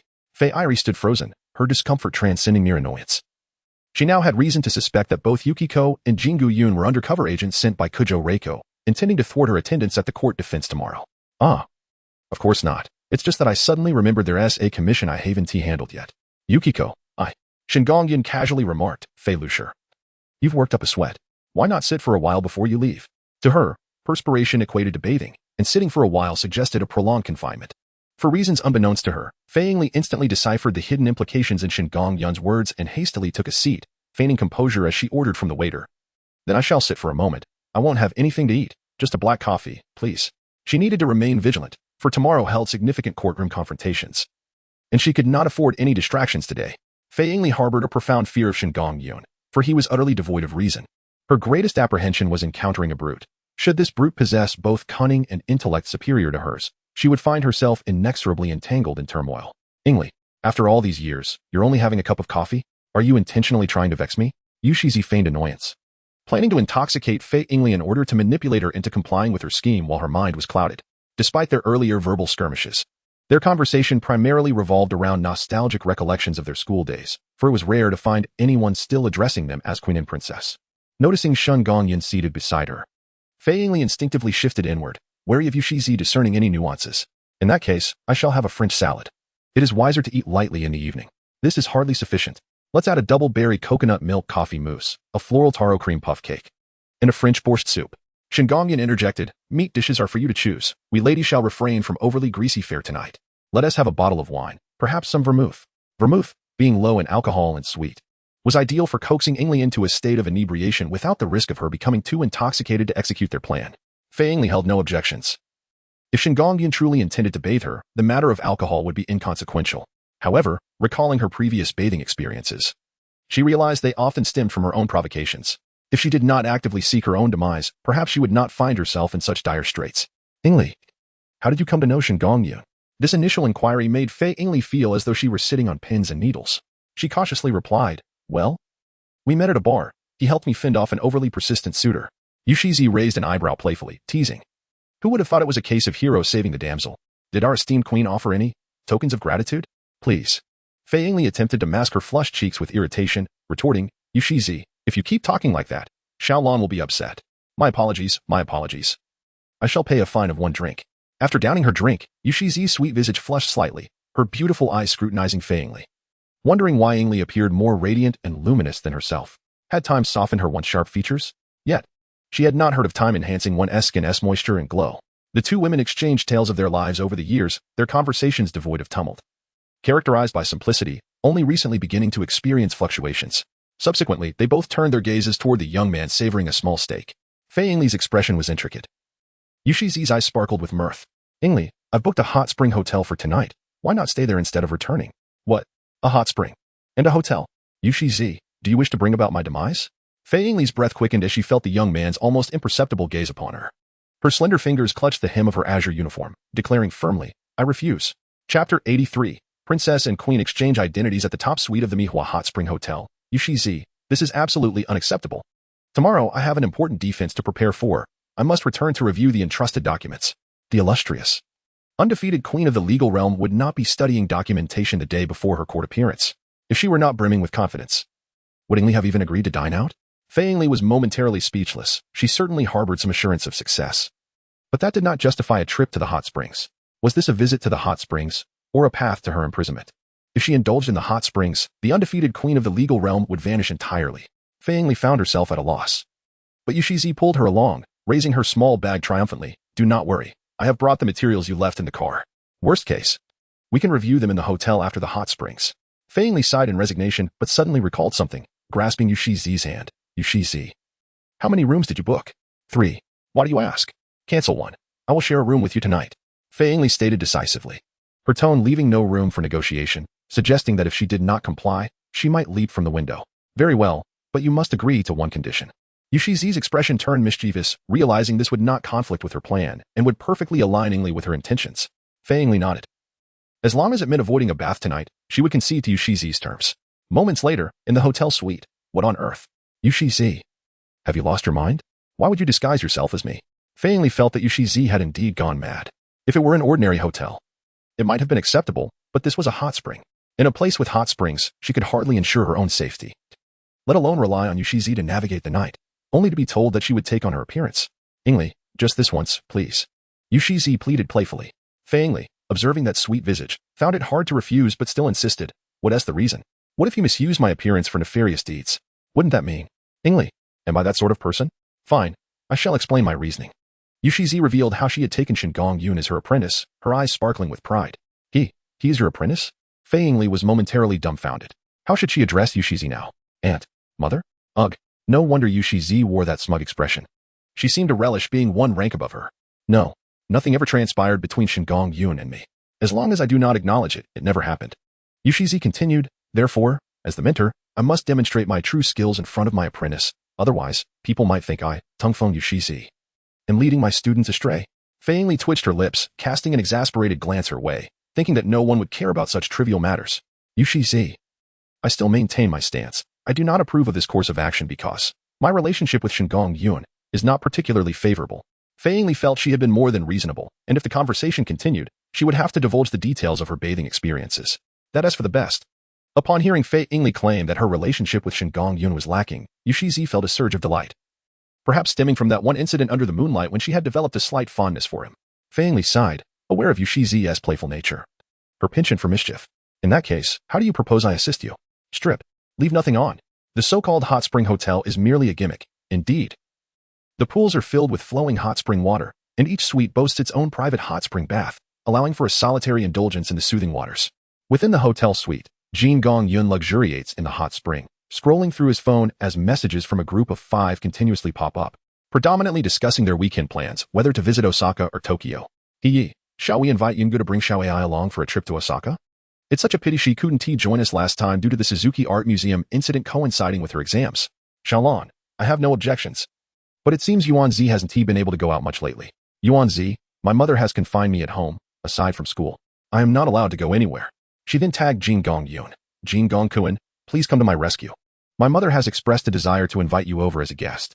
Shinomiya Yuki pondered for a moment, just as she was about to respond. A knock echoed from outside. Tap, tap, tap. Shinomiya Yuki, it is I, Fei Ingli. I wish to discuss some matters with you. Ignoring the interruption, she casually replied with a message to consider it, and after soaking in the hot spring for another 10 minutes, she finally emerged. Outside, Fei Ingli wore a grim expression. As she had predicted, waiting for 10 minutes without a response was indeed indicative of their strained relationship. With a decisive motion, the door swung open. Clad only in a white bathrobe, Shinomiya Yuki was drying her hair when she glanced at the cold-faced woman outside and asked, "Is there something you need?" Fei Ingli, maintaining her stern demeanor, replied, "Put on some clothes. I have matters to discuss with you. You have 5 minutes." With that, she assertively stepped inside, raising her eyebrows in a way that Shinomiya Yuki could not see. This time, she had not only perfected her disguise but had also borrowed a collar-type voice changer from Dr. Agasa to compensate for her own vocal shortcomings. Moreover, Ingli's attire was exceedingly modest. As long as her clothing remained unruffled, even someone as astute as Ran would be unable to discern the truth. As for daring to lift Fei's attire, did Shinomiya Yuki possess such audacity? Yukiko felt entirely at ease, knowing that with Fei Ingli's face, she would soon astonish Shinomiya Yuki, thereby securing her recognition as a true mentor. Shengu Yun truly found no flaws. However, he was perplexed as to the source of Mei Ingli's audacity. Had she suffered previous losses in vain? Noticing that Shengu Yun had no intention of changing clothes, Mei Ingli coldly remarked, "Forget it. I came to inform you that Yuxiko possesses exceptional skills in disguise. I hope you take this seriously and do not let her efforts go to waste. Are you planning to take a bath?" Huh? Mei Ingli did not grasp the meaning of this statement and continued, "Yuxiko, what are you doing?" Yuxiko was bewildered. "Mei, didn't we agree on our relationship? Why, after just 3 sentences, have my clothes been removed? Do you, the esteemed lawyer Mei, hold no regard in front of Shengu Yun?" Yuxiko felt thoroughly deceived. As she found herself clad only in her undergarments, a wave of fear washed over her. She contemplated surrendering to her apprentice but had yet to utter a word before her lips were silenced. Gazing at the young man so near, Yuxiko's beautiful eyes widened, as if she were transported back to the moment they had hidden beneath the eaves, sharing each other's breath. The forceful shoving of Shengu Yun's hands gradually transformed into gentle caresses. Having consumed a little alcohol earlier, She now faced an unprecedented emotional upheaval. This was her apprentice. Yuxiko's enchanting eyes grew hazy as thoughts of her identity tangled her mind further. As their lips parted, Yuxiko's fair skin flushed with a rosy hue, reflecting a mixture of trepidation, unease, shyness, and a faint glimmer of anticipation deep within her heart. With her arms wrapped around the young man's neck, her face aglow, she softly spoke in Mei Yingli's voice, "Carry me to the bath." Chapter 84. Yuxiko truly comes to deliver warmth, gentle, sweet, and passionate. When Shengu Yun encountered that blush, he realized that the person before him was not Mei Yingli, but Yuxiko. He was well acquainted with Mei Yingli's reactions. She would not remain still as she was now. Mei Yingli would resist until her mind was dizzy, only then would she relent. Moreover, the process would typically be punctuated by her forceful declaration, "I will make you serve your time to the fullest," indicating that her compliance was not voluntary. This was Mei Yingli's ultimate stubbornness. Shengu Yun gazed at the collar-shaped voice modulator adorning Yukiko's fair neck, a slight frown creasing his brow, with preconceived notions clouding his judgment. He erroneously believed that Yukiko could not casually mimic others' voices like vermouth, which led to a lapse in his vigilance. Reflecting on the matter, he realized that Yukiko's disguise as Rei Furuya had glaring flaws. Firstly, her audacity in approaching him was the most conspicuous inconsistency, as Rei would typically avoid him at all costs.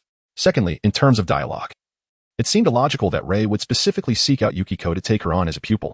Thirdly, and most crucially, even in a state of urgency, Rei would never stand outside waiting for him for 10 minutes only to utter the first word suggesting he change his attire.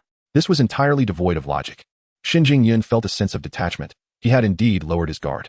Had it been vermouth in disguise, such a blunder would have been inconceivable, as she would have exercised far greater caution in her speech. In her guise as Rei Furuya, Yukiko's enchanting eyes shimmered, and as her lips parted, she found herself anticipating the young man's next move, though he remained unresponsive for an extended moment. They were merely 2.5 centimeters apart. Yukiko gazed into the depths of his eyes, a reflection of the expression he wore beneath the moonlight that night, and she unwittingly succumbed to a sense of enchantment, feeling an overwhelming sense of security within. With this thought in mind, Yukiko slightly tilted her head back, her hands gently resting on Shengu Yun's shoulders. As Shengu Yun continued to reflect upon himself, the woman beneath him suddenly lifted her face, her passion ablaze. With her hands entwined around him, she spoke in a cool, ethereal voice reminiscent of Fei Yingli, her tone both enchanting and beguiling. "Carry me to the bath." Jingong raised an eyebrow, possessing Yuxiko's body and the voice of Fei Yingli. An unexpectedly captivating combination. He lifted Yuxiko's legs and strode towards the bathroom. Moments later, within the confines of the bathroom, the stripped Yuxiko regained a semblance of clarity. Exclaiming in a fluster, "It is I, your master Yuxiko." Shengu Yun remarked, "I am aware." The disguises and voice changers had been removed, and Yuxiko, clutching her chest, sat by the hot spring, her sweet and enchanting face flushed. Although this was not the first time they had been candid before Shengu Yun, this encounter felt entirely different. She sensed an impending catastrophe, yet her heart bore little resistance. "Disciple, master shall not dare again. Please spare me." In another suite, Fei Yingli donned Yuxiko's attire, her visage mirroring that of Yuxiko. She awaited a signal from Yuxiko to proceed with their act. However, after a prolonged wait, there was no response. Wasn't it agreed that she would receive a message on her phone at the opportune moment to remind her to knock, allowing them to showcase their talents before Shengu Yun? Could it be that something had truly gone awry? Fei Yingli felt that her presence before Shengu Yun was rather precarious. Perhaps she ought to intervene on Yuxiko's behalf. Yet, she also reasoned that if Shengu Yun intended to bathe her, Yuxiko would surely reveal her true identity. It was inconceivable for Yuxiko to be half-hearted and yielding. This makes no sense. While I may have entertained some mischievous thoughts about my friend, I would never allow her to be taken advantage of. Fei Yingli resolved to investigate. Unable to remain still, she approached Shengu Yun's door, pressed the doorbell, and knocked several times, but there was no reply. She pressed her ear against the door. Yet the hotel's soundproofing was too effective. She could not discern any sounds from within. She then called Yuxiko, but the call went unanswered. After several attempts, the call was finally connected. "Hello Yuxiko, how's it going? Speak up, hello?" The call connected, yet it seemed no one was on the other end, as if the phone had been set aside. Leaning closer, Fei Yingli faintly heard intermittent sounds. "No, don't call me by my name. Call me master. It feels more intimate. Do not let me go, disciple. You, rebellious disciple." Fei Yingli furrowed her brow. Was this some sort of theatrical performance? What was Yuxiko doing without informing her beforehand? Yet soon, she grasped the gravity of Yuxiko's predicament. It was reminiscent of her own disoriented state during a bath. She promptly ended the call, her cheeks aflame, and muttered a curse before retreating to her own room. Given the circumstances, what could she do? Should she lament her friend's naivety or chastise Shengu Yun?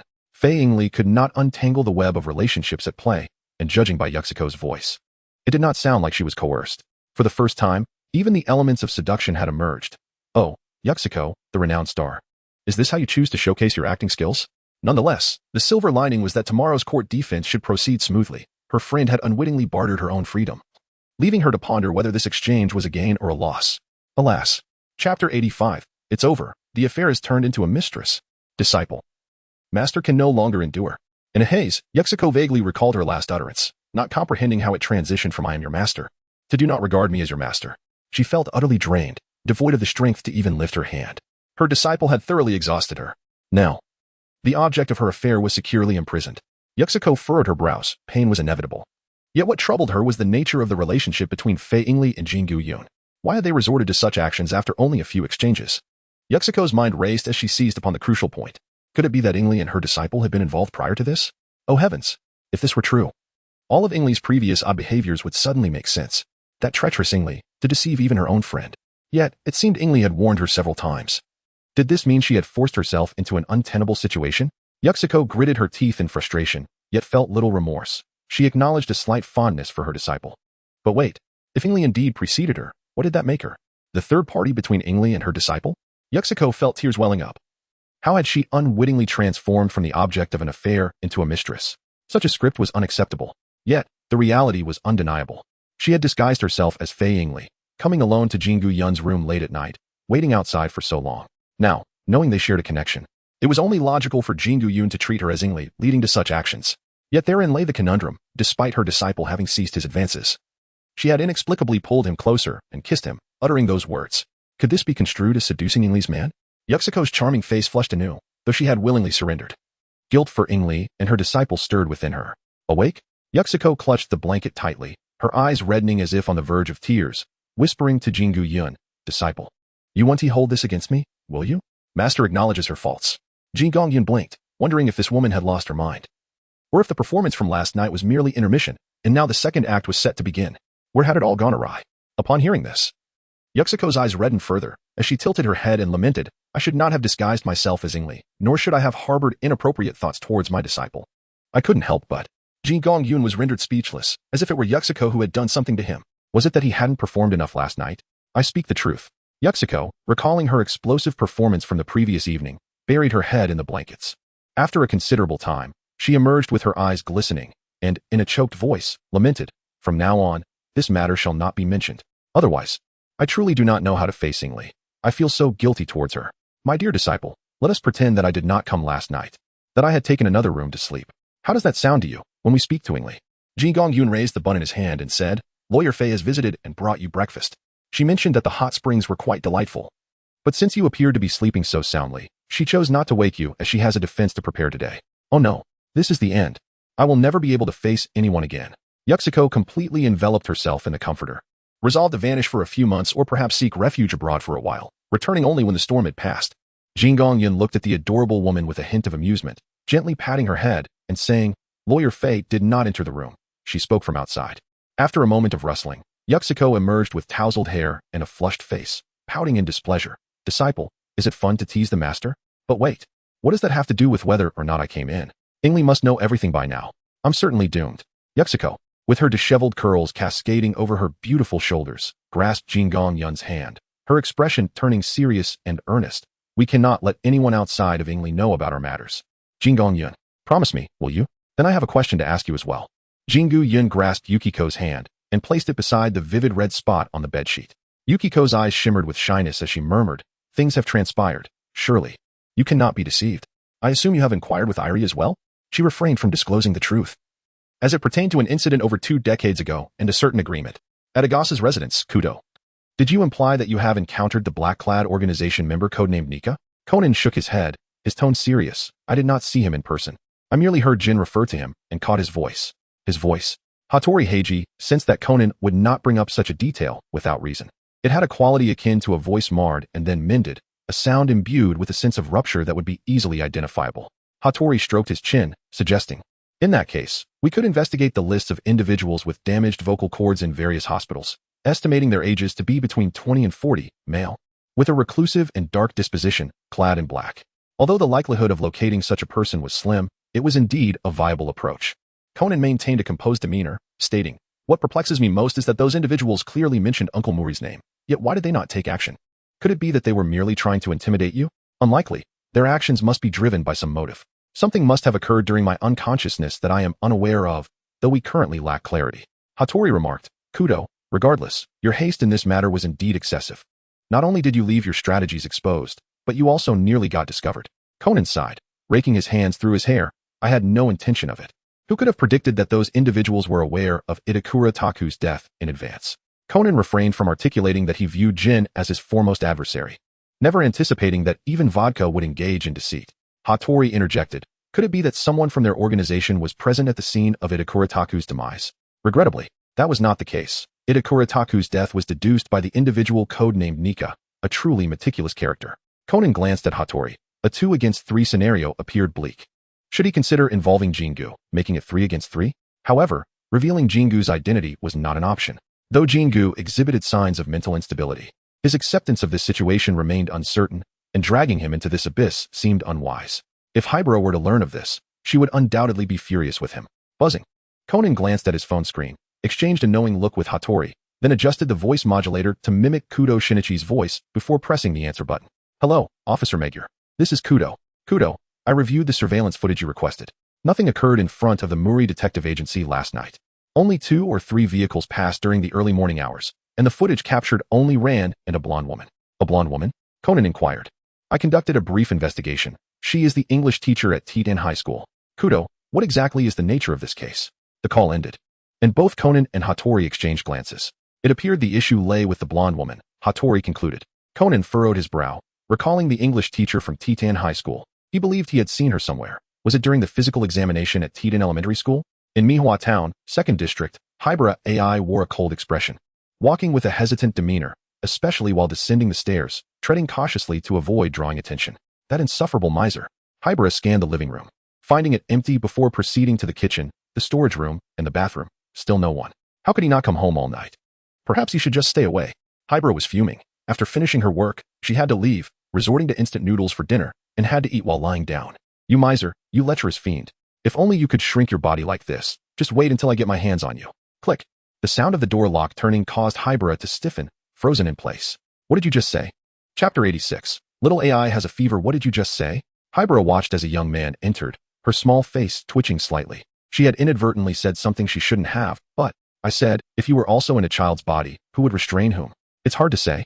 Hybera lifted her defiant face, feigning a child's tone, snorting twice before preparing to ascend the stairs. As expected, her collar was grabbed, causing Hybera to involuntarily exhale in relief. Only for Shengu Yun's next words to send her heart racing. You didn't seem to say that. You must have misheard. Why not try becoming a child yourself?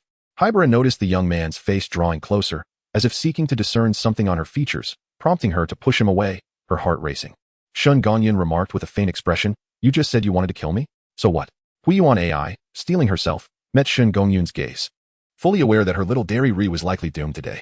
Her exquisite eyes, reminiscent of an inkwash painting, glimmered with a hint of redness, her final display of stubborn pride. At that moment, the commotion in the living room caught the attention of the little cat, Tian Tian, who had been lounging in the sun on the balcony. Rushing over, the feline circled Shengu Yun's feet, wagging its tail and mewing. Have you had lunch? Huiyuan AI then noticed that Shengu Yun was holding a large bag of delectable food. No wonder the little cat was so eager. It wasn't here to save her, but was drawn by the enticing aroma. Huiyuan AI's gaze softened slightly. He even thought to bring her lunch. She decided to mark this incident off her mental list. Upon opening the lunchbox, her brows curled in delight as she discovered all her favorite dishes inside. A small wave of happiness washing over her. Turning to Shengu Yun, who stood beside her with an indifferent expression, she softly suggested, let's eat together. I can't finish it all by myself. Take your time, no rush, eat plenty, he encouraged. Huiyuan AI blinked in surprise. Today, Shengu Yun was remarkably accommodating, a stark contrast to his usual demeanor. He had even provided a soft cushion for her on the chair, a thoughtful gesture indeed. Humph. If he had been this way from the beginning, she wouldn't have had to endure 3 mood swings in a single day.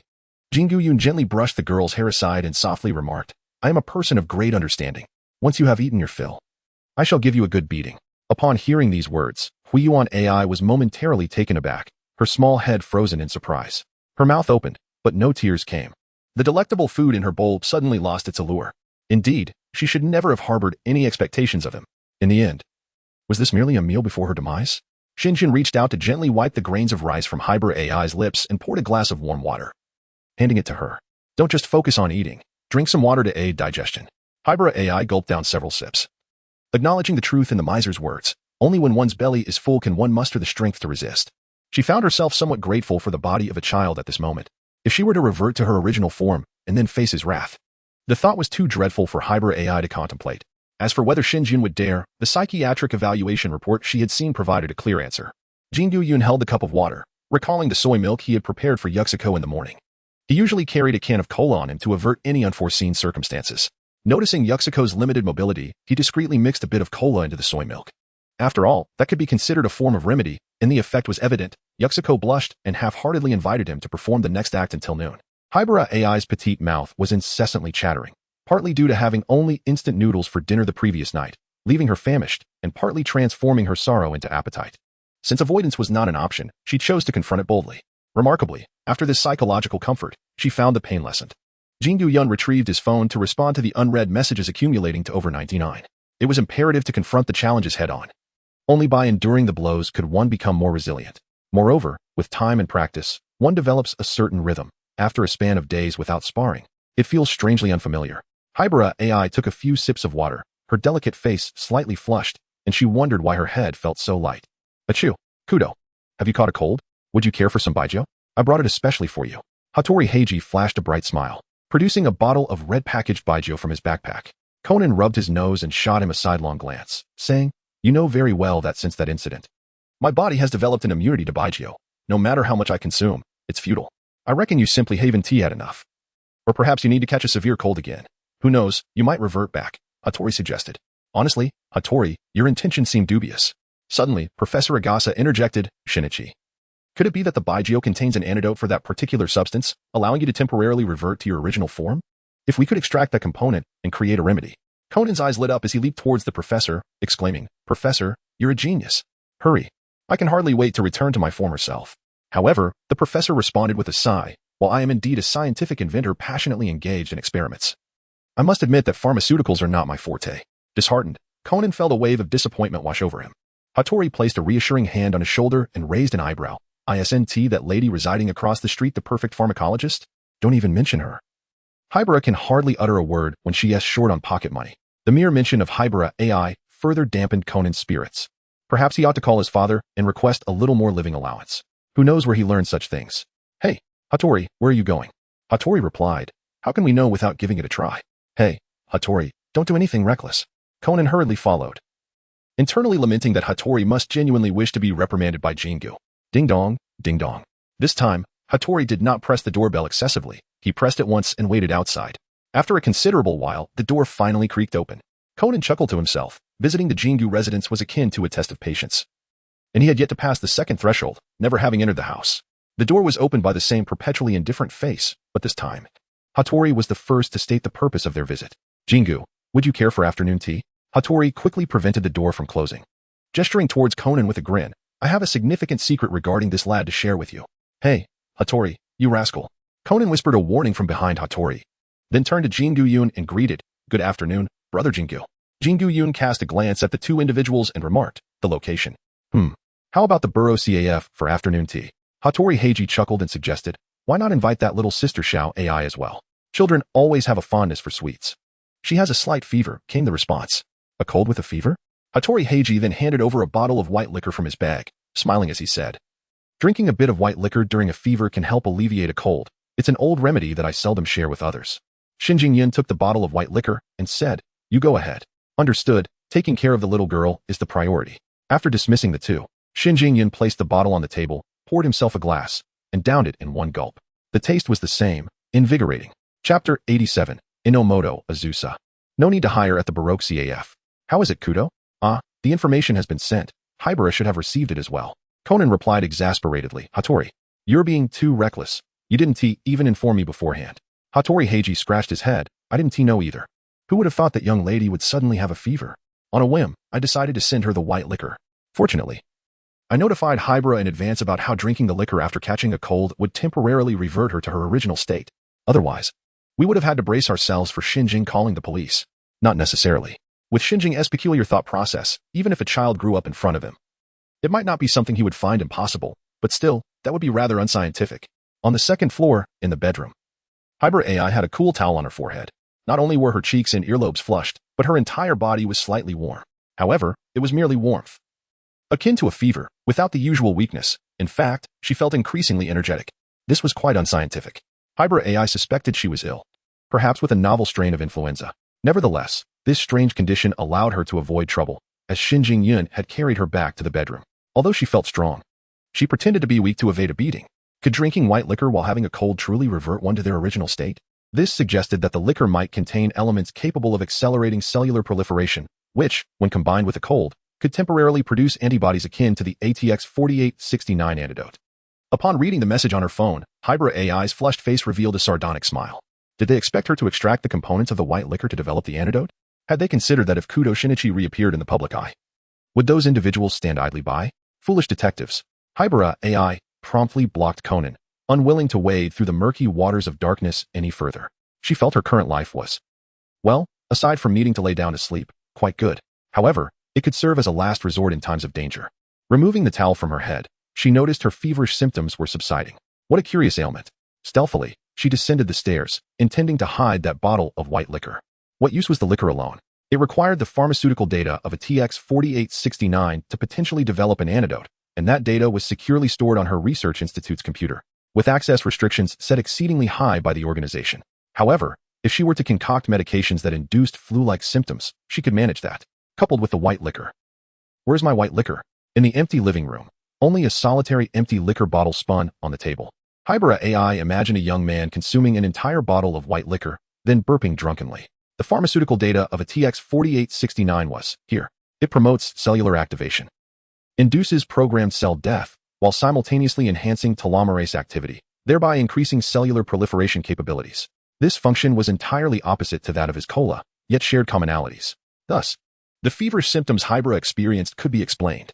In addition to enabling rapid cellular repair and regeneration, enhancing the sensitivity of nerve endings, cola now possessed a new function, albeit only demonstrable by 2 or 3 individuals at most. No, perhaps cola could not serve as an antidote for a TX-4869, but rather temporarily mask its effects. If a certain concentration were achieved, it could temporarily shield the side effects of a TX-4869, restoring her original form, only for her to revert as the effects of the cola waned. What if the purity of the cola were significantly greater than that of a TX-4869? Would it then completely obscure and reverse the drug's properties, restoring her original self entirely? All of this was merely Shengu Yun's conjecture. He touched the ancient jade pendant at his chest, a strange thought crossing his mind. If he had Hybrid swallow the pendant, would it be difficult to digest? Buzz, buzz, buzz. The phone vibrated. Hello, Nick. Are you using your access to inquire about the organization's internal pharmaceutical research data? I aspire to become a Kudo scholar. Silence hung on the line for a long while before Jin coldly replied, as long as it's you, it's fine. Midnight tonight on the mountain road. Don't be late. Jin did not hang up immediately but hesitated before stating, the organization currently does not lack pharmaceutical researchers. As the call ended, Shengu Yun frowned. What did Jin mean by that? Did he not believe in his potential as a Kudo scholar? Or was he concerned he might blow up the research institute? What genius scientist has blown up their lab a few times? After all, Dr. Agasa down the street. Ah, well, he was wrong. Mihan Town, 5th District, number 39, 1st floor, Baroque CAF. Shengu Yun raised his gaze to the sign of the Muri Detective Agency. It appeared to be his inaugural visit to this place. Through the window, he could faintly discern Muri Kagoro, adorned with headphones, seemingly engrossed in the broadcast of a horse racing event. Shengu, over here. Hattori Heiji, observing Shengu Yun's entrance, exhaled in relief, as he had genuinely feared that Shengu might stand him up. Shengu brother, have you been drinking? Conan remarked, having caught a whiff of alcohol emanating from Shengu Yun, which seemed to be the sin of white liquor. No way.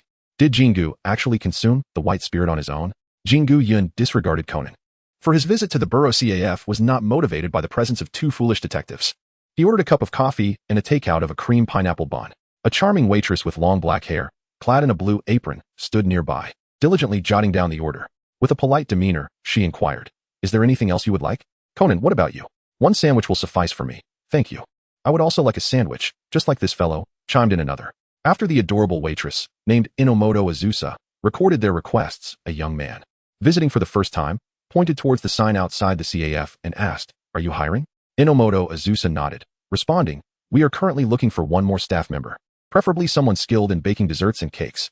We have received inquiries, but we are still in the process of scheduling interviews. If you're interested, I can speak with the manager on your behalf. However, do keep in mind that the CAF's business isn't thriving, and you should be prepared for the salary situation. Our budget is quite limited, and without new menu items, it is challenging to compete in this industry. Inomoto Azusa seemed to open up, expressing a plethora of thoughts that had been bottled up within her. While simply working as a waitress might suffice, meeting the manager could be worthwhile. Shengu Yun consumed a bottle of white liquor, feeling slightly intoxicated and somewhat inclined to indulge in spending. Not long after Shengu Yun entered, a tall blonde woman arrived outside. Judy was the other reason Hattori Heiji and Conan had summoned Shengu Yun. Shortly afterward, Inomoto Azusa hurried outside to remove the recruitment notice for servers, revealing a charming and playful smile as she exclaimed, "Now, Baro CF doesn't need to hire anyone, and we even get a raise. I must inform that applicant that the interview has been cancelled after work." Chapter 88. Nika, would you not invite me in for a seat? Ms. Judy, over here. Judy walked towards Conan, who was waving at her from the corner, and in a somewhat off-key Japanese exclaimed, "Hi, are you two friends of Ran and Sonoko?" Judy glanced around and asked, "Haven't Ran and Sonoko arrived yet?" Conan kicked Hattori Heiji lightly, signaling him to handle the predicament he had caused. Upon discovering that the blonde woman was the English teacher of Ran and Sonoko at T10 High School, Hattori Heiji had cleverly used their names to invite Judy out, choosing Baro CAF as the meeting place to make her more likely to believe him. Once they called Ran down for dinner, everything would proceed unbeknownst to anyone. However, it turned out that Ran was not home today. She had been called by Sonoko to help plan their trip for the following week.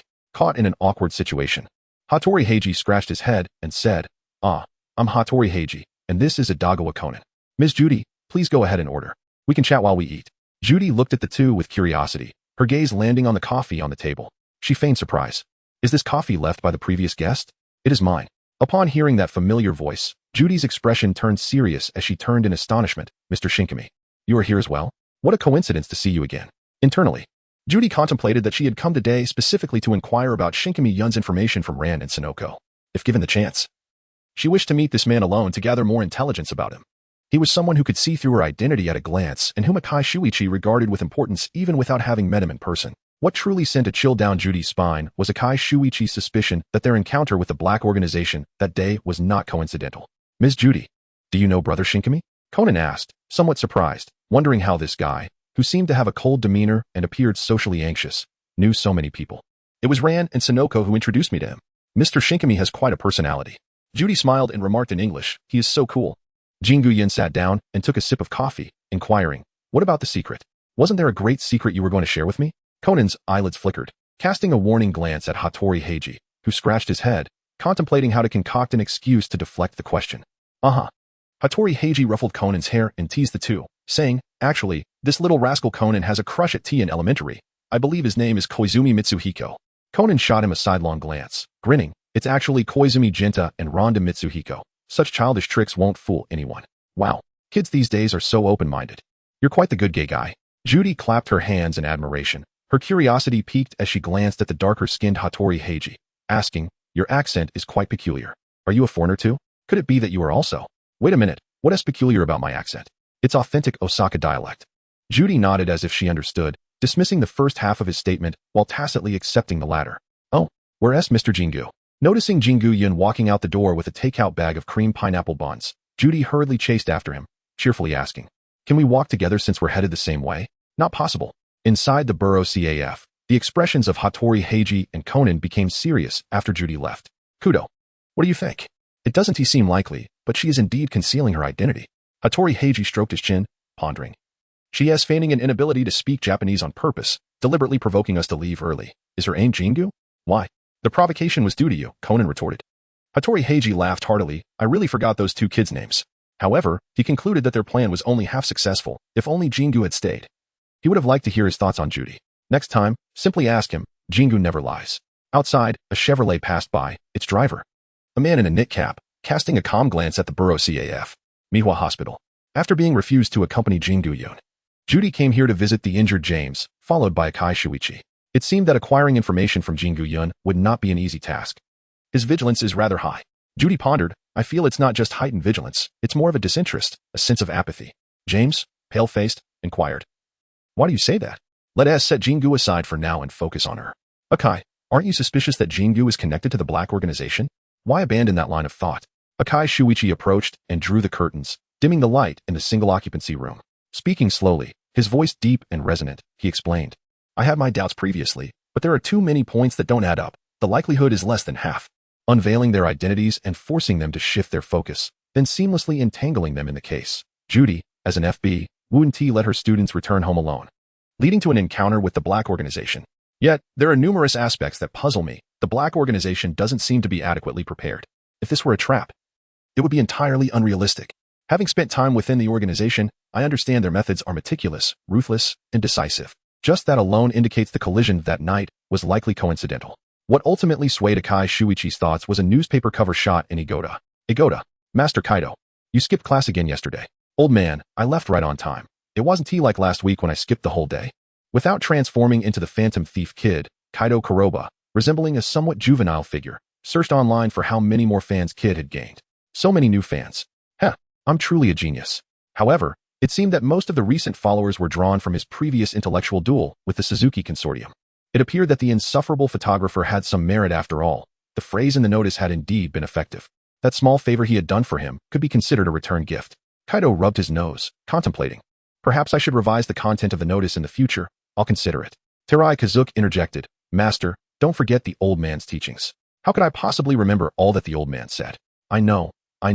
There's a code even among thieves. Do you think that's something an old man would say? Surely, you wouldn't deceive me, would you? Terai Kazuki replied. If you can't remember, how can an old man like me retain it? Of course. I'm just framing you to keep you from being too reckless. Mihua Town, 2nd District. I brought you cream pineapple buns. Hybera AI noticed that Shengu Yun had no intention of striking her, so she picked up the bag and headed to the kitchen to plate them. Although she wasn't particularly fond of cream, she had bought blueberry jam, thinking it might taste delightful when dipped. Just as she entered the kitchen, the doorbell rang. Nika, won't you invite me in to sit for a while? Chapter 89. Bourbon, have you lost your job? Or should I call you by your real name outside of the mission? Shengu Yun? Shengu Yun cast a fleeting glance at the silver-haired beauty outside the door. Adorned with sunglasses, and remarked coolly, it seems you haven't donned the attire of the newly appointed physician. He had an inkling that she had discerned his true identity that day. He couldn't help but wonder how she had perceived it. Belmont, with the corners of her pale lavender lips slightly raised, scrutinized the young man before her with an unabashed gaze from beneath her shades. His expression was one of aloofness. A visage undeniably handsome and radiant, yet starkly contrasting with the ever-smiling, European mixed heritage appearance he often adopted within the organization. How should one put it? Belmont sensed that both of these facades harbored significant flaws. If Nika's smile were to grace Shengu Yun's countenance, and Shengu Yun's icy demeanor were to be exchanged for Nika's white hair and crimson eyes, they would present two flawless visages. A peculiar thought lingered in Belmont's mind, as if the young man before her was deliberately provoking a reaction. Could it be that my disguise had revealed a considerable flaw? Shengu Yun remarked. Although I have yet to encounter that newly appointed physician, you must be well aware that one can deduce the perpetrator's scheme and approximate residence merely through casual conversation. It is indeed a pity that this new doctor limits himself to the practice of medicine. With a glimmer of amusement in her eyes, Belmont raised her elegantly swan-like neck and replied, Is that all there is to it? The new physician cast 3 glances in my direction, albeit unintentionally. And I do not know him. Does he possess some peculiar inclination? Belmont chuckled softly, covering her mouth. Could it not be that he is simply taken by your appearance? After all, your visage is perfectly suited to enchant unsuspecting young maidens. Let us make a proposal, should our next target be a woman. Allow me to disguise myself as your likeness to approach her. Your beauty combined with my cunning will undoubtedly leave those youthful girls utterly spellbound, allowing you to reap the rewards while I assist in counting the spoils. Shengu Yun remarked with a hint of detachment. You have observed me thrice, each time coinciding with the moments when that elementary school student named Conan attempts to speak. Is there a secret surrounding this young scholar? He gestured towards the interior. Come inside. We can engage in a leisurely conversation. Belmont, maintaining her impassive demeanor, replied in a calm tone. If you wish to investigate, feel free to do so. However, as for entering, I shall forego that. I merely sought a ride. Shengu Yun glanced at the sky. So early. Was she going to the mountain to embrace the cold wind? To drink? Would she join? In the kitchen, Xiao Ai had just heated a cream pineapple bun and emerged with a steaming plate, when the sound of a red sports car starting echoed from outside. Huiyuan AI furrowed her delicate brows. Going out now surely meant there would be no time for her to be scolded today. Allowing her to settle down with her magazines and computer, she intended to devour the cream pineapple buns, leaving none for him. Midnight, winding mountain road, halfway up the slope. It was still the same old place. A black Porsche was parked on a protruding clearing, where one could gaze down and admire the neon nightscape of Tokyo. Brother, Kill said she couldn't come today. No matter, let her play her part well, just don't falter at the crucial moment. The cold voice of Jin Jio resonated hauntingly in the night. Vodka, accustomed to his brother's presence being accompanied by an imposing aura, grinned. By the way, Nika and Kill both work at the Nichibai TV station. They must have met each other without knowing each other's identities, right? One is a host, the other an external freelance photographer, both in excellent positions to gather information. Seeing the envious expression on Vodka's face, Jin Jio retorted coldly. Do you wish to secure a position at Nichibai TV as well? Well, driving for you, brother, is the job I cherish most. The sound of tires screeching against the asphalt echoed from the distant S-bend like a bird's shriek. In the faint glow of the streetlights, one could see the fleeting red silhouette of a streamlined car beneath each lamp. Brother, Nika has arrived. Jinjio remained silent, extinguishing his cigarette and inquiring. What time is it? Just a few minutes shy of midnight. Nika was not arriving alone. Vodka scratched his head, saying, How do you know that, brother? Moreover, who would willingly hitch a ride with Nika? Aren't they afraid of being taken for a ride? Jinjio opted to answer only one of the questions. Have you ever seen Nika arrive alone ahead of time? Well, it seems I haven't. The red Mustang Viper slowly came to a stop beside the Porsche, and the car doors swung open simultaneously. One revealed a graceful, silver-haired enchantress, while the other unveiled a handsome young man with white hair and red eyes, a smile gracing his face. Belmont, Nika, when did you two become so familiar? Vodka's inquiry was primarily directed at Shengu Yun. Despite Belmont's mysterious prowess, he had an instinctual belief that Shengu Yun would not be easily subdued by her. She paid for the fare and the drinks. As for whether it was double, Vodka understood immediately. Indeed, it was still the same Shengu Yun, mercilessly taking advantage of her own people as always. Shengu Yun approached with a smile adorning his face, yet his voice was imbued with an icy coldness. The consequence of arriving early necessitated an inquiry into the identity of the individual. Jin cast a glance at the light post, where a fair-haired man emerged from the shadows, and remarked, He has arrived. The five gathered together, with Conan and Kianti stationed above, vigilant and equipped with earpieces to monitor the ongoing conversation. The handsome young man with wheat-colored skin scrutinized Shengu Yun for a moment before speaking first. Pleased to meet you, Bourbon. That is my code name within the organization. Nika, he added. Bourbon took note of Shengu Yun's striking features, his white hair and crimson eyes, while reflecting on the name Nika, which reminded him of a certain liquor that had recently ascended to prominence among the European aristocracy, thanks to his connections within the Public Security Intelligence Department. Bourbon was dispatched by the organization to surveil the individual known as Kagaro Muri. It was evident that the organization had sent another member after both Shengu Yun and Vermouth had declined the task. Bourbon smiled. I have already arranged a suitable method for surveillance. I trust this task will not prove too challenging.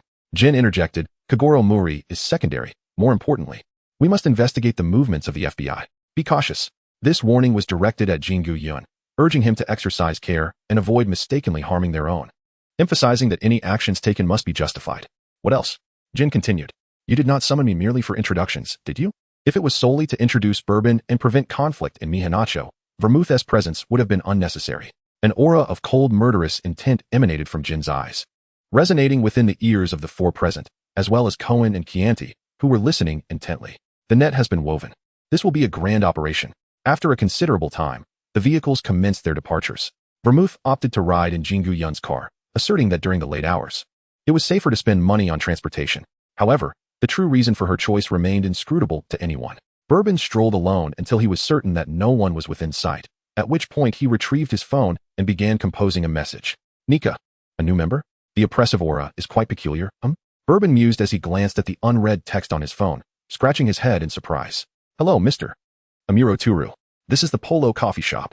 I regret to inform you that we are no longer hiring additional staff. Thank you for your time and... Had he merely attended a meeting only to find himself inexplicably without a job? Chapter 90. Speeding. Sato Mawako, what are your thoughts on Bourbon? Vermouth inquired, her long, elegant legs crossed, her nails adorned with varying shades of pale and deep purple polish. She twirled a metallic lighter between her fingers, her gaze, accentuated by a hint of crimson eyeshadow, drifting towards the young man behind the wheel. Shengu Yun had yet to remove his disguise, his handsome European features adorned with a faint smile as he coldly remarked, What opinions could one possibly form upon our first encounter? With an enigmatic smile, Belmont responded, I merely wish to hear your initial impressions. Rest assured, I shall keep it confidential. A master of concealment, a perilous individual. Oh, Belmont propped his smooth chin.